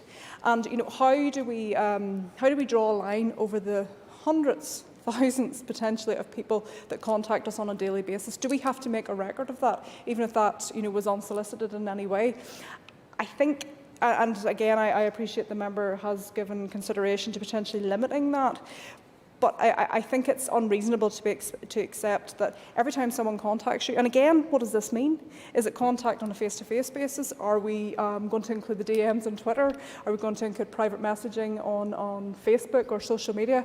Like, I can't begin to tell you, Mr. Speaker, I have received hundreds of messages today, and the burden that that puts on me in my constituency office as a representative of one of 18 constituencies of Northern Ireland is significant. And I appreciate there's government departments full of civil servants who could potentially assist with this, but I don't think it's as simple as saying, I can just forward that on to the Minister. I spend hours daily forwarding all my messages and capturing a record of that, probably for my own protection, and other members have talked about that as well. But I think if we are going to have this record of being lobbied, I think we need to be careful about what that actually looks like in practice. And again, what does it mean? Is it just communication coming one way, or is it something that a Minister has responded to? It is difficult to do that, and it does, to an extent, put a real burden on the Minister. And we are human, after all, as politicians who may aspire to ministerial office. And I do feel uncomfortable that where the constraints and the limitations of this job to be the perfect minister, maybe envisaged in this legislation, are not practical, and maybe the intent around it isn't that. This bill, and I will say this, did come from a very specific place, and it was to address an awful lot of the issues that arose out of the scandal that existed a couple of years ago. And I don't think that that's a bad intent by any means, but I think we have to also be careful that most people maybe wouldn't have those intents. So are we going to throw the baby out with the bathwater by limiting some people and putting sanctions onto them, where perhaps it was just an error of judgment? But again, to be fair to Mr Allister, maybe there's an opportunity within this amendment, or even within the process itself, to determine what the intent was around it, and maybe that's just process. The use of official systems, again, and I speak very specifically to the Department of Justice, the official system there is much more obstructive, if you like, than any of the other systems within the government. It has a .gsi.x something in it, and there's a wall there. And to be honest, it's a really antiquated system, and if we compare it with other systems and other security departments and jurisdictions within the UK, it's outdated and all of that.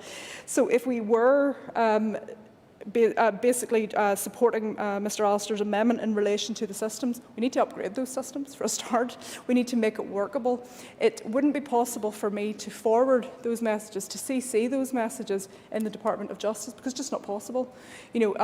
My special advisor at the time had to go home with an additional box attached to her laptop, which was clunky and awful anyway, to be able to do her job. She wasn't able to access things if she wasn't accessing it through this particular laptop. So I don't disagree with the point here. I think we should try as far, not least for the protection of that information, to use the official systems. But if we're going to do that, I think we have to put that technology in place so that it's accessible. And certainly for a younger MLA like myself, I want my diary on my phone. I want my papers that used to come in 2 big briefcases, on my tablet. I want those things, and I want it accessible for me, because when you're driving an hour and a half down the road to East Londonderry, it's those things that make your job much easier. So yes, I recognise the intent behind this, but let's be realistic about what is needed to actually put that into place. And maybe that's just something that we'll have to put in place if it finds its way into the law. Yeah. Except that the amendment, whilst drafted well intentionally, does not reflect perhaps the new technology that exists today, such as cloud computing, bring your own device and all the rest of it. It's framed in the understanding of just email, but email is yesterday's technology, frankly, to be honest. And the importance is for the legislation to be correctly drafted to ensure, as has been outlined, that civil servants aren't unduly captured by legislation when they're actually doing something which is perfectly legitimate, but then could be actually considered a criminal offence. Yes, and I do think that's where the limitation of this law is, because in my experience, the systems that we will use today, maybe even tomorrow, will not be the systems that we will use in 5 to 10 years. However, we have enshrined something in law which potentially has an expiry date under the provisions of technology. And I appreciate, the 48-hour option is reasonably practical. window.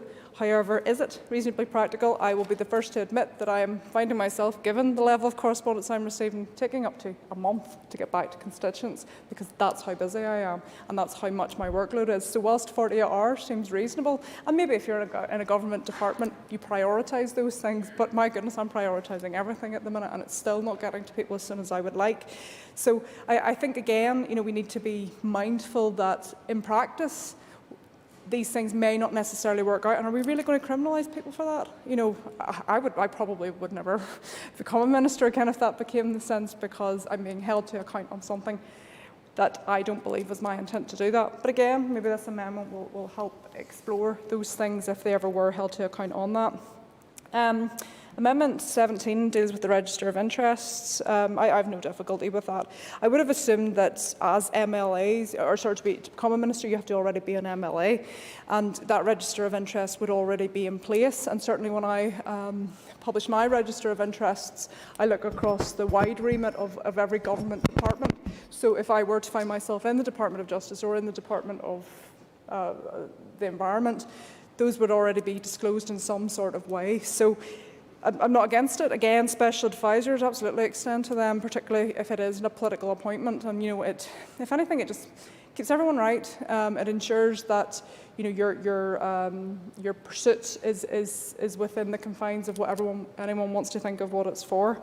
The family members one, I was actually quite not surprised, but Mr. Muir talked about the close family member one. I actually thought that was a technical point, and maybe Mr. Allister will correct me on that. I had assumed that the Members' Register of Interest had already had confined it to more immediate family members, and therefore taking that close out, was really just to tidy up the wording around it because it was already covered. I'm not sure if that's the case, Mr. Allister.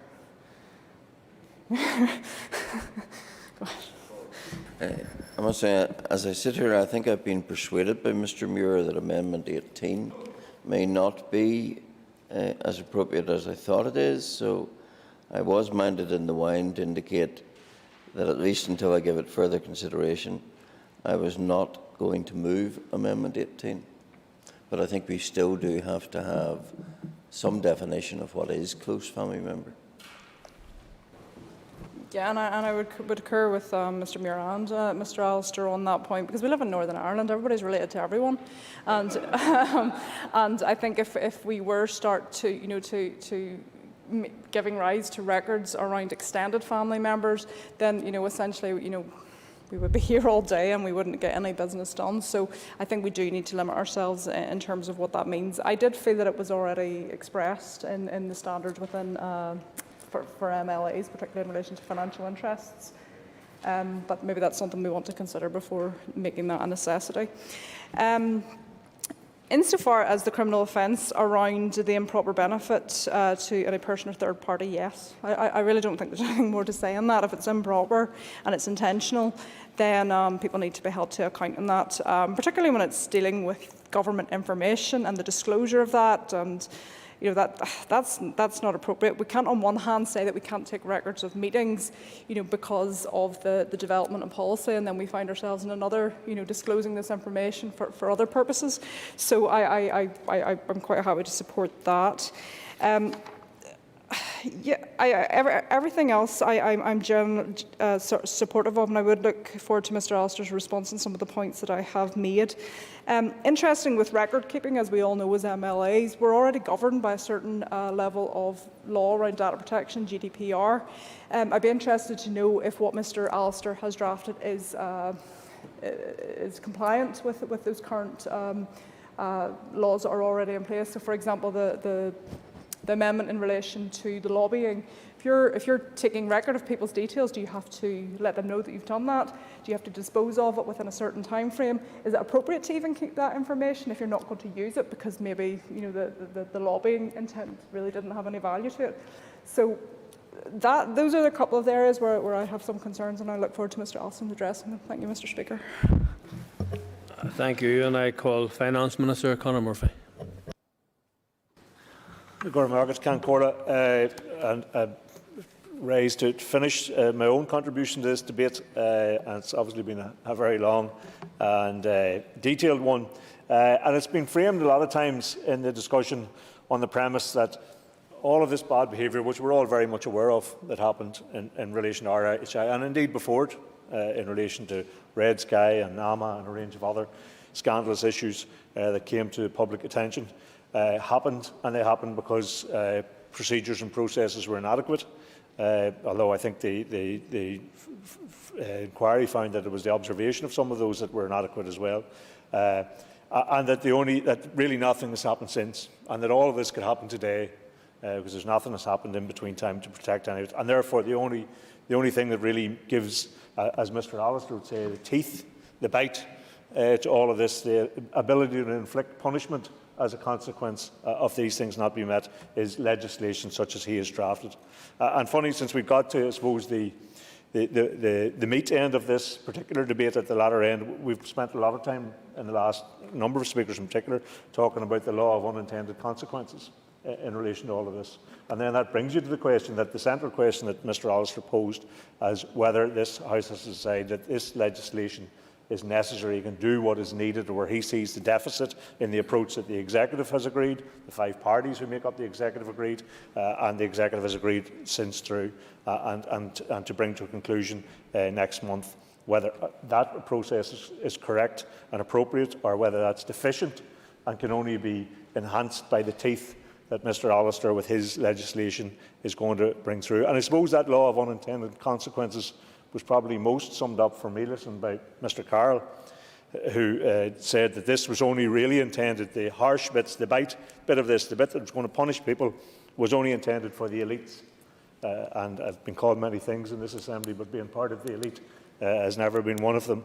And he said this doesn't affect the working classes. But he described about the offence for any minister, special advisor. He left out the middle bit, which was civil servant, in the Amendment 20, which he lauded in his contribution. It's an offence for any minister, civil servant. It doesn't specify the grade of civil servant. It could be an AO, or it could be the head of the civil service, or anything in between.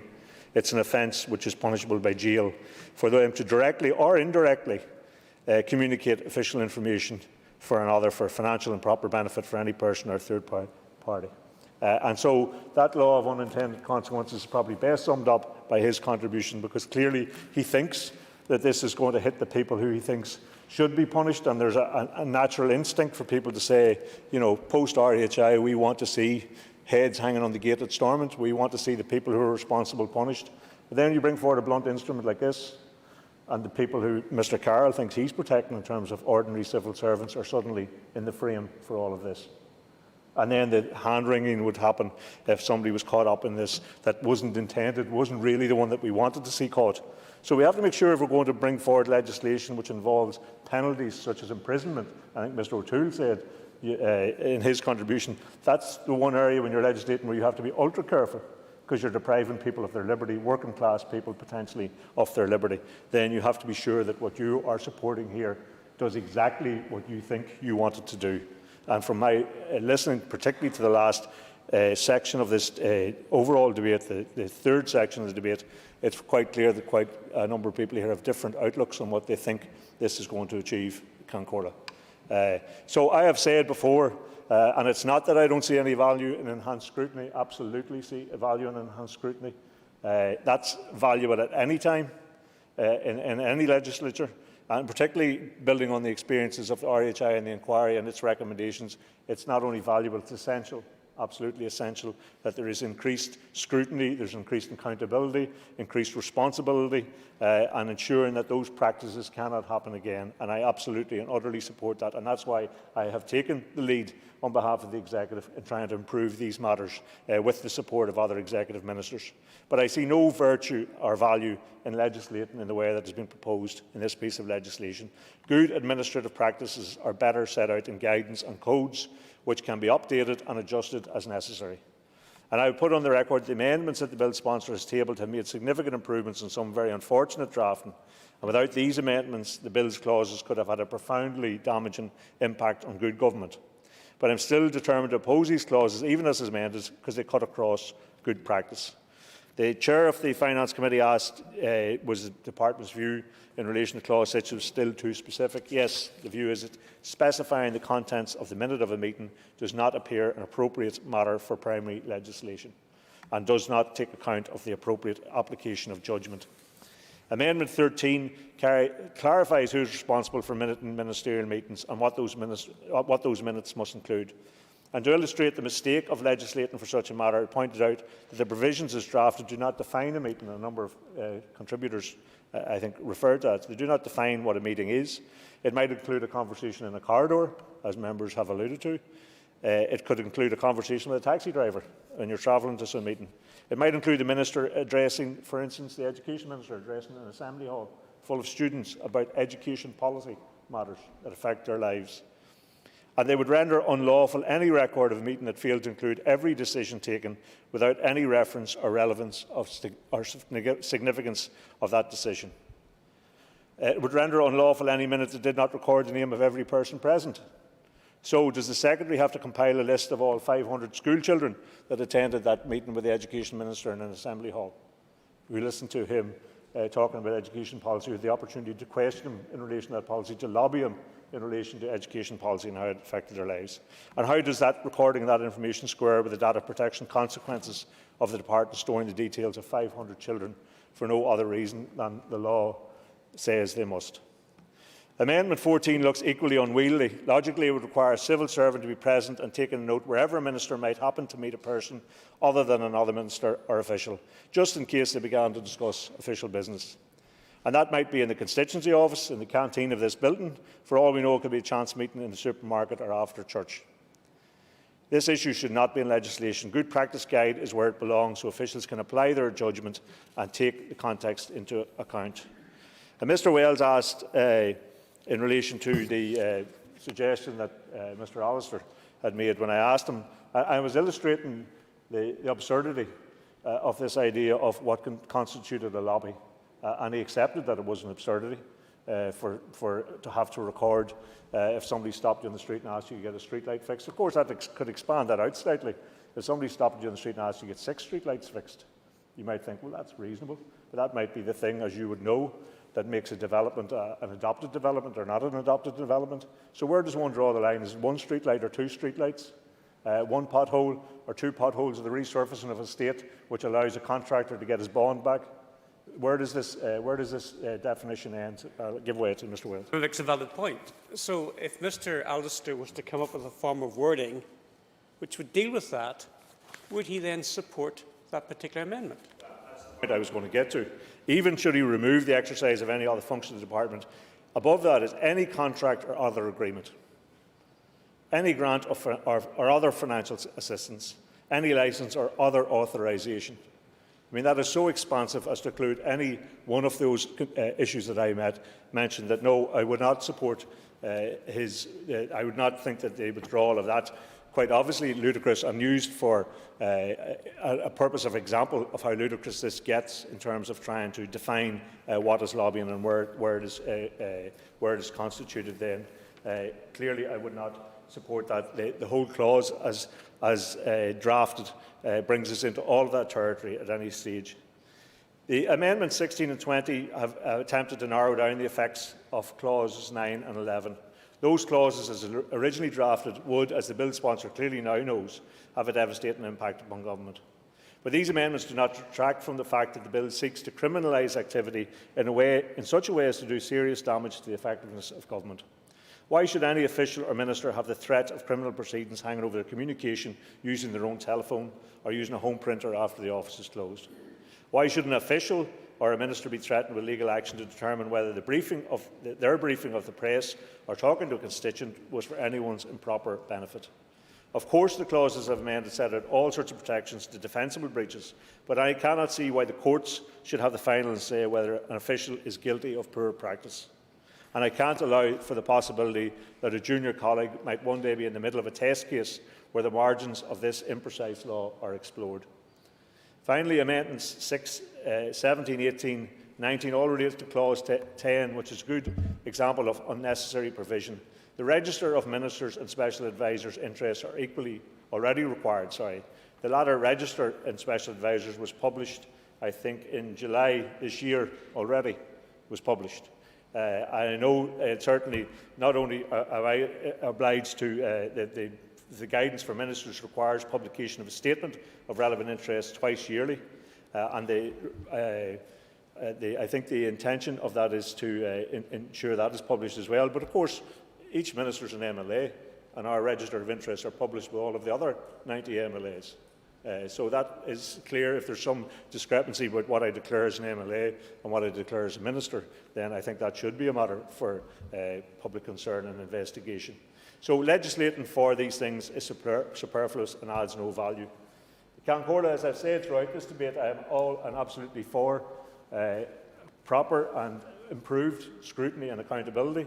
I have invested a significant amount of work in leading the Executive's response in this regard, and my department has invested a significant amount of work in preparing and drafting and having approved codes in relation to SPADs, in relation to ministers, in relation to civil service conduct. We are about to embark on a very significant review of the civil service here as well, all of which I think lead and are intended to lead to much greater effectiveness, responsibility, accountability and transparency, and that's the purpose of that, and that is entirely proper for any democratic institution, particularly one which has been through some of the financial scandals and scandalous practices that have been exposed in this particular institution. So opposition to this legislation, which I think has a whole series of unintended and perhaps from the bill sponsors' point of view intended consequences, but what I think some of the members support and have not clearly thought through, is not opposition to greater scrutiny or accountability or transparency.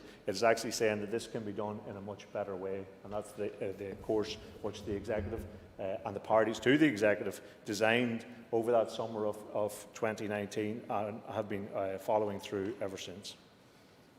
And I call Jim Allister to wind on this debate. Thank you, Speaker. One will always find reasons not to do something. And of course, that is the fundamental approach of the Department and the Minister. You would near think RHI never happened. You would near think we didn't have the scandals which I alluded to earlier on, because such little things has happened. They can all be dealt with by codes. Codes that, in the Minister's own words, he wants to keep as flexible as possible and open to, amenable to interpretation. What does that say about an intent to seriously address these issues? That the answer lies in flexible codes amenable to the Minister's interpretation. And that's the choice that still remains. It was the choice at the beginning of this debate, and it's the choice at the end of it. Do we want to have cosy codes that we can change and tweak and amend to suit purposes? Or do we want to have the bite of legislation? That's the fundamental and abiding choice. And that's a choice to be made in the context of one of the worst illustrations of bad government that the RHI inquiry exposed. And if the response of this House to that is to say, we don't really need to do anything, we certainly don't need to do anything that we can't tweak and change and interpret as we go along, then I do say to this House, it is living in a bubble. People in this province were rightly scandalised by what emerged. And if the response of these institutions is to say, we will do nothing binding, we will do nothing lasting, we will create no deterrence, then this House will further diminish its public standing, because it will have failed to tune in to the expectation that more than a few transitory, amendable, amenable codes is the answer. And that, I say again, is the fundamental. I remind you of what I read to you from Lord Bingham, where he said, codes are just codes. It's plain that a code does not have the binding effect that a statutory provision or statutory instrument would have. That's the choice each one of us is making. Do we want the changes to be binding? Do we want to address the issue where people give official information to the benefit of family and friends? Do we want to make the doing of that something with a binding deterrent? Or do we want to comfort ourselves by saying, oh, well, we've drafted amenable codes, that means it won't happen again, really? So that is the fundamental choice. And I think you do have to ask yourself the question. If people want amenable codes, amenable interpretation, and don't want anything binding, such as is the Minister's position, then why is that? Why is it? And the essential voice from that is coming from Sinn Féin, who, of course, as I pointed out, never wanted codes in the first place, voted against them. And now they want to make sure that if we must have codes, they're not at the teeth of legislation. I think that's a very poor position for the House to be in.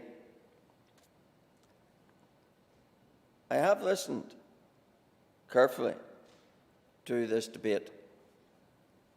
There are points that I'm amenable to take on board, but no point can be taken on board if the relevant clause falls at the consideration stage, because at further consideration stage you cannot reinsert something that has been decided in principle at the consideration stage. So if members are interested in ensuring that we could better some of these clauses, and we probably could, then we can only do that at further consideration stage if they're still here. If they're gone, they can never be bettered. So I say to those with concerns, if those concerns are about improving these clauses, then I'm up for that. I've always been up for that, talking to those who had concerns about these issues. And I'm certainly up for that going forward on these matters. Ms Sugden, for example, raised some interesting points. She talked about Clause 13 being too restrictive, and I think Mr O'Toole also talked about that, where it talks about what does every internal departmental meeting mean. And she asked, well, are we talking about substantive meetings? Well, I must say, my inclination would be to say, yes, we are talking about substantive meetings. It's finding the wording that embraces that without creating loopholes, which is always the challenge.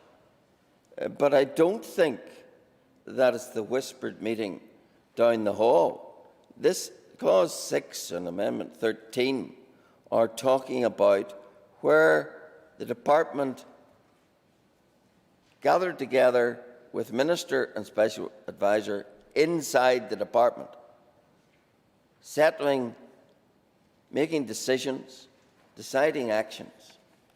That is what the thrust of Amendment 13 and Clause 6 is about. Yes? I suppose, but we need to clarify that, because from my experience, those conversations, those actions that were agreed to take forward weren't just happening within castle buildings. For example, I was receiving phone calls at all hours of the evening where we were talking about, departmental policy that was immediate and required. So I suppose if there is an intention behind this, then it needs to be consistent, and that doesn't necessarily just happen within a government department building. I think I appreciate that point, but you have to have a baseline. And the baseline surely is that decisions are taken between ministers and his civil servants and a special advisor on an identifiable occasion. And if such a decision is taken, that decision should be recorded. Otherwise, we get to the ludicrous situation of Andrew Crawford saying, in 7 years, I never saw a minute of a meeting involving ministers. So it is that mischief that needs to be addressed. And yes, we could find reasons to do nothing, but doing nothing is open season and open invitation for things to carry on as they were. Yes, Mr. O'Dowd. Thank the member for giving way. There's a difference between minutes not being taken of a meeting and decisions not being recorded. Any ministerial decision has to be recorded on the submission which is sent to them by the civil service and is available under freedom of information requests, and indeed civil servants cannot action spends or any action without a submission signed from the minister. Well, then there would have been no RHI, would there? That's the reality. If the minister says this is how things are, or the ex-minister says this is how things are done, we wouldn't have had RHI if that was how things were done. It was the very absence of those things which were at the heart of all of this. The member needs to understand this. RHA came about because this House passed bad legislation. The minister brought legislation into the House which hadn't been read. John, without your microphone's not picking you up. Thank you. Not being recorded. The reason why RHA came about is because the House passed bad legislation. The minister brought legislation to the House she hadn't even read, and members voted for it. And there's a danger tonight of members voting for bad legislation again. And indeed it proves the point that legislation does not cure all ills, but it can cause a few of them. The legislation that caused the head of the civil service, the then head of the civil service, Mr. Sterling, to say there was a conscious decision not to record lest it provoked FOI. That wasn't legislation caused that. That was a culture. That was a conscious decision by ministers in the First and Deputy First Minister's office that matters should not be recorded lest it give rise to FOI. So we cannot just push away the idea that we need to do anything by these straw men that have been set up in this debate. You have to face them with the realities of some of the evidence in RHI. And facing them with some of those realities, then you have to make the decision, are we going to do something about it, or we're going to shrug our shoulders?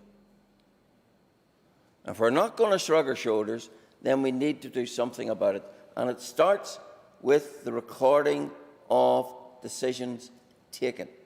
It might require some finessing of what decisions, where, when, but the principle that those who urge rejection of Amendment 13 and Clause 6, the principle that they want to reject, is the principle of keeping any record about anything significant. And that is the invitation that's been issued to the House. On the other hand, I'm issuing an invitation to make sure that we craft legislation that will forever make sure that the past head of the civil service couldn't say there was a policy decision not to take notes because such a policy decision would be in breach of the law. So that's the basis of the invitation to do something about these matters.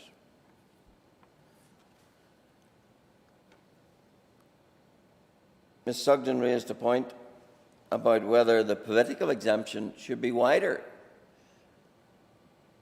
I think the one danger with that is the public perception of creating a cocoon for the political elite. If you're a politician, this doesn't catch you. I think there is a logic to saying a minister must have the freedom to discuss with his own party policy options and policy way forwards. I think it is more difficult, not saying it's impossible, I think it's more difficult to frame that in a way that it captures each and every political representation made to a minister, because some of those political representations will be in the category of lobbying. And if they are in that category, then if you come to another RHI, should it be concealed that Party A lobbied Party B to do something? I don't think that should be concealed, but I hear what the member says. The member for giving way. I understand what he's saying, but I would see it as my role as an MLA to lobby ministers in terms of policy. And I'm held to account by the people that I represent to ensure that I'm doing that role. I have a great difficulty here where it feels like a civil servant is holding me to account, because that's not the right dynamic. That's not the right direction of travel. I'm held to account by the people of East Londonderry. I'm not held to account by a record kept by a civil servant. So I wouldn't support it if it stayed limited to a minister's political party, but I would offer that we could extend that out to political peers in the sense that it's ministers and MLAs, if that's appropriate, because I think that dynamic, that political dynamic, is something which is expected, and I don't think it's appropriate necessarily that a civil servant almost takes that role of holding me to account as a member of this House. By all means, he has a direct relationship with the minister, but he doesn't as a member of the legislature. I'm not sure I entirely follow. I don't think it's the civil servant that would be holding you to account. I don't get the essence of that. That it's the civil servants that's holding you to account. If you are the minister, are being held to account, as is the civil servant, as is the special advisor, to keep a proper record. That's where the holding to account comes in, Mr. Wells. The honourable member for Londonderry East, Ms Sugden, and Mr Muir and Mr O'Toole have raised legitimate concerns they have with various clauses of your bill. Surely the best way forward here is for those individuals to allow the passage of the amendments at this stage and then to submit amendments to meet their concern at further consideration stage, rather than voting against them tonight, which means that those amendments fall completely and there's no opportunity whatsoever to amend them. That can be done tonight without prejudice, and they can make that very clear, that they're voting for them, but they reserve the right to either amend or oppose them at a later stage. The danger is that the concerns that have been raised by these three individuals could lead to their parties voting against them and no opportunity for improvement at a later stage. Well, I think in part I've indicated that. And of course, there was opportunity before today to table amendments. Until last Wednesday, there was opportunity for all of us to table amendments. And maybe if those concerns had manifested themselves in amendments, we could have had an even more constructive debate about these issues. But as I started this wind-up by saying, you'll always find a reason to do nothing. So, in not moving amendments and then criticising the amendments that are made, you can easily find a reason to vote things down. But I do say to those who are concerned, I've indicated a willingness to be amenable to sound suggestions, but I can only do that if the clauses survive this stage. I think there is room to move forward. I think Ms Sugden has made points that require to be addressed. I think Mr O'Toole has made points that require to be addressed, and I certainly am more than willing try and do that. Some of the points I can almost answer in the here and now, but if we're going to have a discussion, then I would be happy to do that. Mr. Muir, I'm not so sure, has indicated he's that persuadable, but my door is open on these issues, because really the thrust of Mr. Muir was pretty much like the Sinn Féin thrust: codes are enough, and that doesn't seem to me to be someone in a place willing to consider more than codes. But yeah, I will in a moment. If I'm wrong about that, then I'd be delighted to have that discussion. Yes. Thank you to the member for giving way, and to be fair to him, he has been amenable throughout to conversations and feedback. I think I said, and if I didn't make it clear enough in my speech, we are certainly amenable on specifically what's now Clause 8A and Clause 11 around amendment. We do find it very difficult to see how Clause 6 can be amended in a way that makes it workable, frankly. So that is different. But we have, just to be absolutely clear, our position was that we were not opposing the other two, but looking to have discussions about improving them. Well, I did make the point that I think they hang together. I think there's a triumvirate connection between the recording of an internal meeting of the department, the recording of a meeting with externals in the department, and then the lobbying of ministers, etc. But I'm in the house, the hands of the House, in that I can't dictate the outcome of any of these votes. Mr. O'Toole certainly seems to be trying to meet us halfway. I can do the sums, I can do the maths here this evening, and the reality is that he could adopt the purest position of voting against the bill and the amendments tonight. The de facto situation is the clause that he wishes to amend will therefore fall. And if it falls, he has no opportunity then to meet with Mr. Allister to obtain the amendments and the changes that he requires. That is the difficulty we face if he takes that purist stance. Similarly with Mr. Muir, I think Mr. Muir is in a much more difficult situation. He's basically in the Sinn Féin camp of basically opposing the entire bill. From what I can see, he didn't seem to support any of it. But if he equally has concerns, then he can abstain tonight to enable the bill to go through, and he will be perfectly within his rights at the second stage, the next further consideration stage, of voting against clauses. So he's not going beyond any point of no return here this evening. And similarly with Ms Sugden, if they wish to achieve the changes that they require, it's in their hands, because it's quite clear that Sinn Féin will not even vote for the colour of the cover of this legislation. They're not going to have it.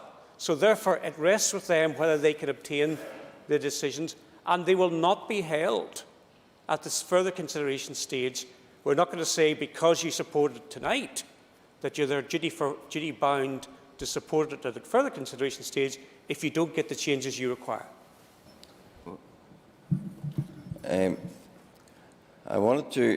The Minister said, in respect of Amendment 15, I had tentatively offered at an earlier stage to drop 8A2D, but the function of department.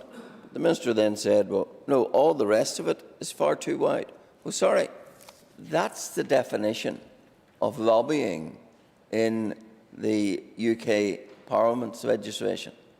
So the essence of it is being lobbied about the key components, about legislation, about policy, about things the department can do, like issue grants and issue contracts. Now, surely, if someone is lobbied about those things, that should not remain a secret, so that if it turns out that a minister makes a volte-face or suddenly announces a very generous grant to some particular interest, that there is no record ever of the fact of how his mind was shaped and changed by the lobbying interest. That is why I believe it is important that if significant influence is brought to bear on a subject, then within the department there should be a record of that. To deny a record of that gives a minister carte blanche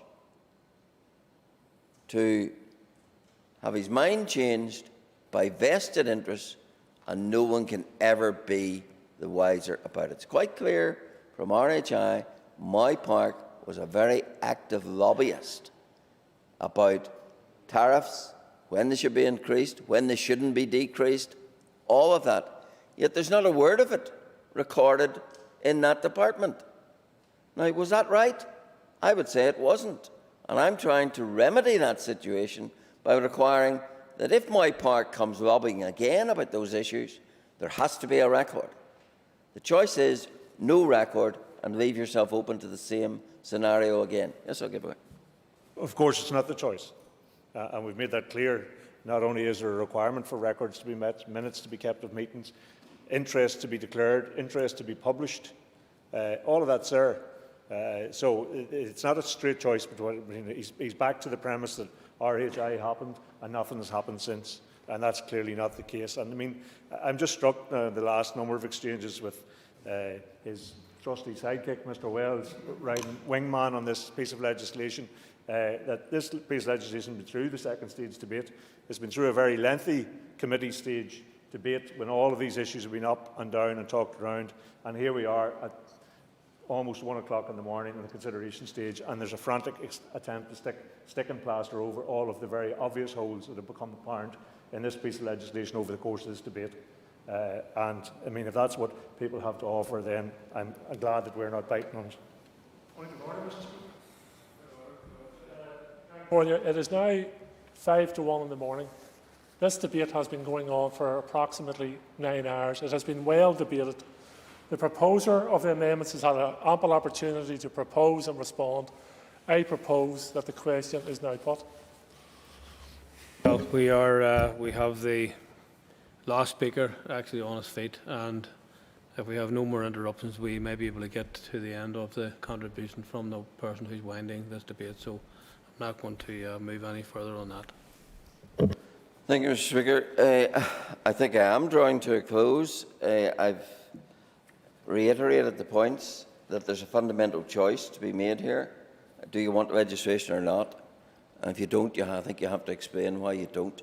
And I think that begs a number of questions. But I believe each of these clauses, with the amendments that improve them, are worthy of support. I trust they will have that support. And if they do, I am pledged that I will seek to address the issues that some people have with them. For some, there's no addressing them. Doesn't matter what I did. Stand on my head, it wouldn't make any difference. But there are people with genuine concerns, and I'm quite prepared to deal with those if I have the opportunity to do so. Thank you, Mr. Speaker. Okay, thank you. And now we will move to the votes. So, Amendment 13 proposed to leave out clause 6 and insert words as printed on the Marshall list. The question is that Amendment 13 be made. All those in favour say aye. Aye. Contrary, no. No. Aye. No. The House divide. The House will divide. Clear the lobbies. The question will be put in 3 minutes.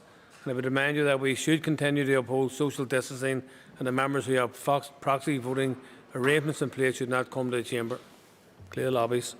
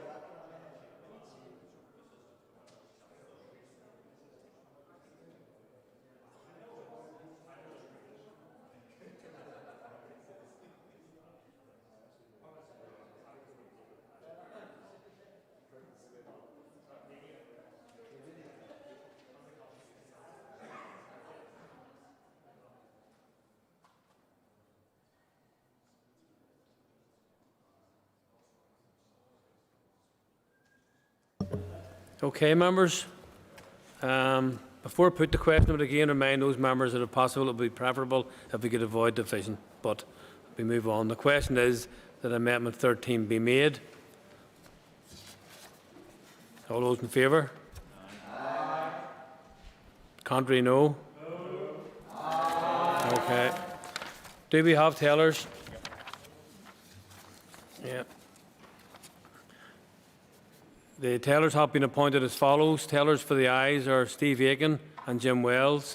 Tellers for the noes are Gemma Dolan and Philip McGuigan. Before the Assembly divides, I want to remind you that as per Standing Order 112, the Assembly currently has proxy voting arrangements in place. Members who have authorised another member to vote on their behalf are not entitled to vote in person and should not enter the lobbies. I also remind you once again to ensure social distancing continues to be observed. Clear the lobbies. The Assembly will divide. Ayes to my right, noes to my left.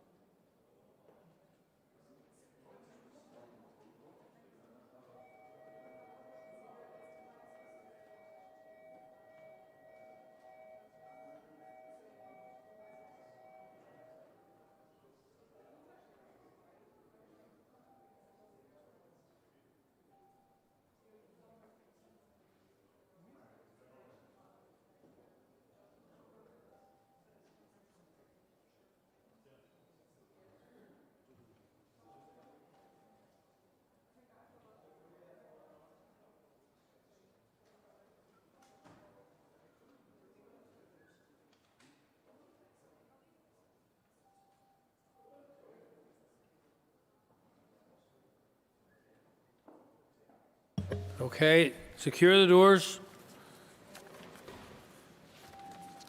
You ready to read?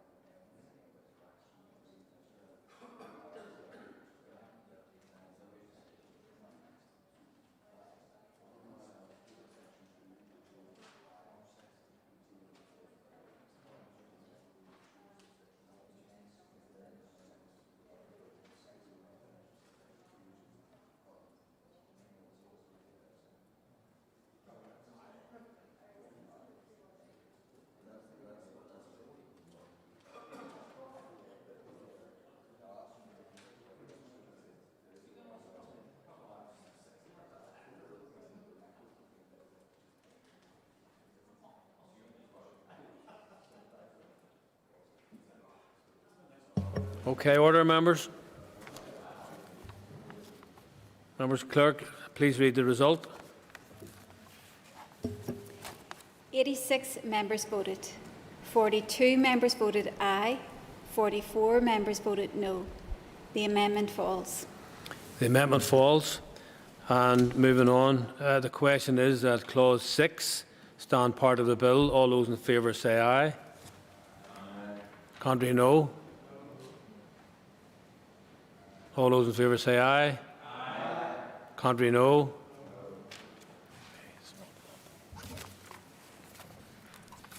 I have been advised by the party whips in accordance with Standing Order 113(5)(b) that there is agreement that we can dispense with the 3 minutes and move straight to the division. So I now call for tellers. Do we have tellers?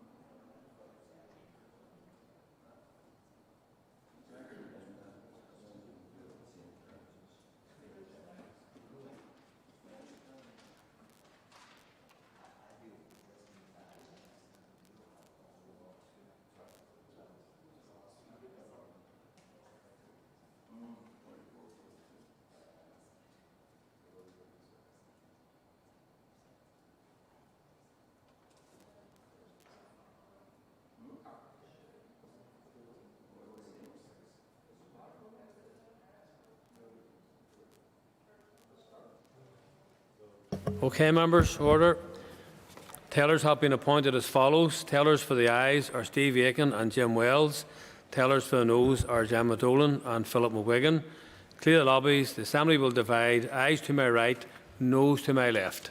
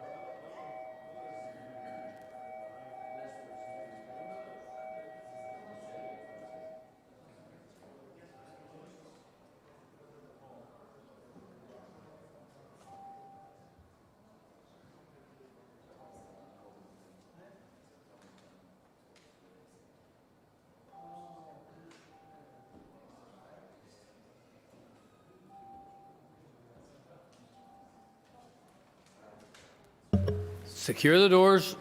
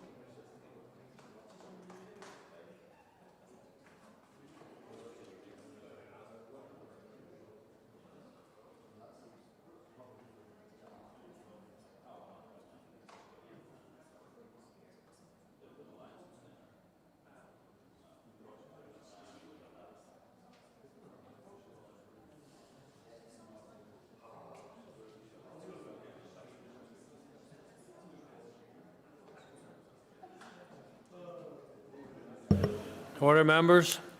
Clerk, please read the result. 75 members voted. 42 members voted aye. 33 members voted no. 11 members who voted in both lobbies are not included in these results. The clause 6 stands part. Clause 6 stands part. Just wish to pause for a moment or two to make sure we have everybody who wants to come into the chamber return to the chamber before we move on to the next vote. All good to go. Before I put the question, I remind members that we have debated Mr Allister's opposition to Clause 7 stand part, but the question will be put in the positive as usual. The question is that Clause 7 stand part of the bill. All those in favour say aye. Contrary, no. The noes have it. The noes have it. Amendment 14 has already been debated. I call on Mr Jim Allister to move formally Amendment 14.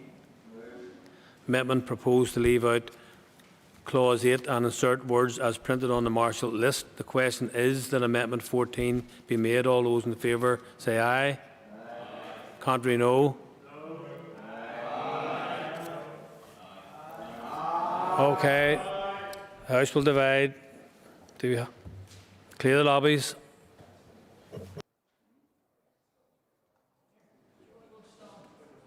And do we have tellers?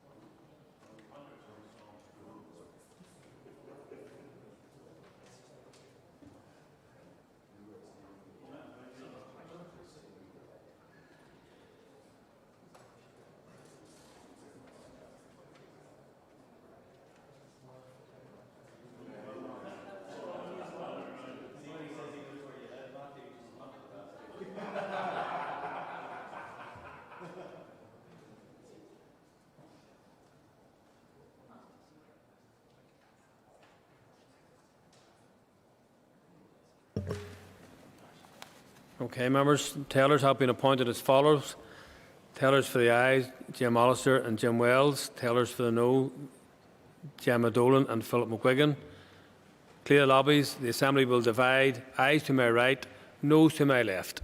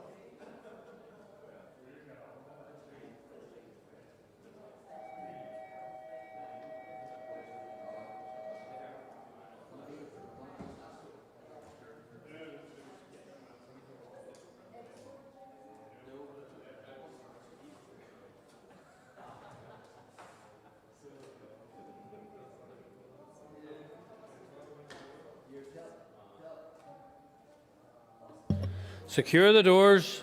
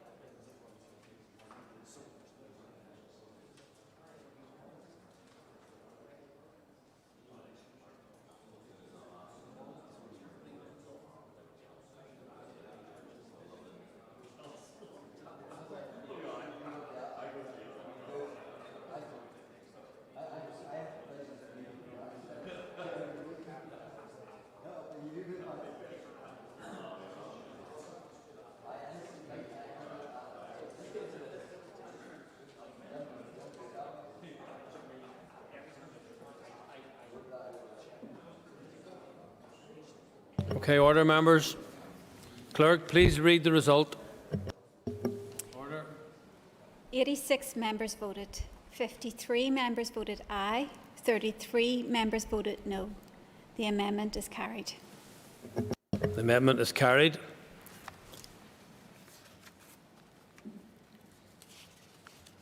And moving on, the question is that Clause 8 as amended stand part of the bill. All those in favour say aye. Aye. Contrary, no. Aye. Do the ayes have it? The ayes have it. Thank you. Amendment 15 has already been debated, and I call on Mr Jim Allister to move formally Amendment 15. Moved. Amendment proposed after Clause 8 insert new clause record of being lobbied. The question is that Amendment 15 be made and a new clause added to the bill. All those in favour say aye. Aye. Contrary, no. Aye. Aye. Clear the lobbies. Do we have tellers?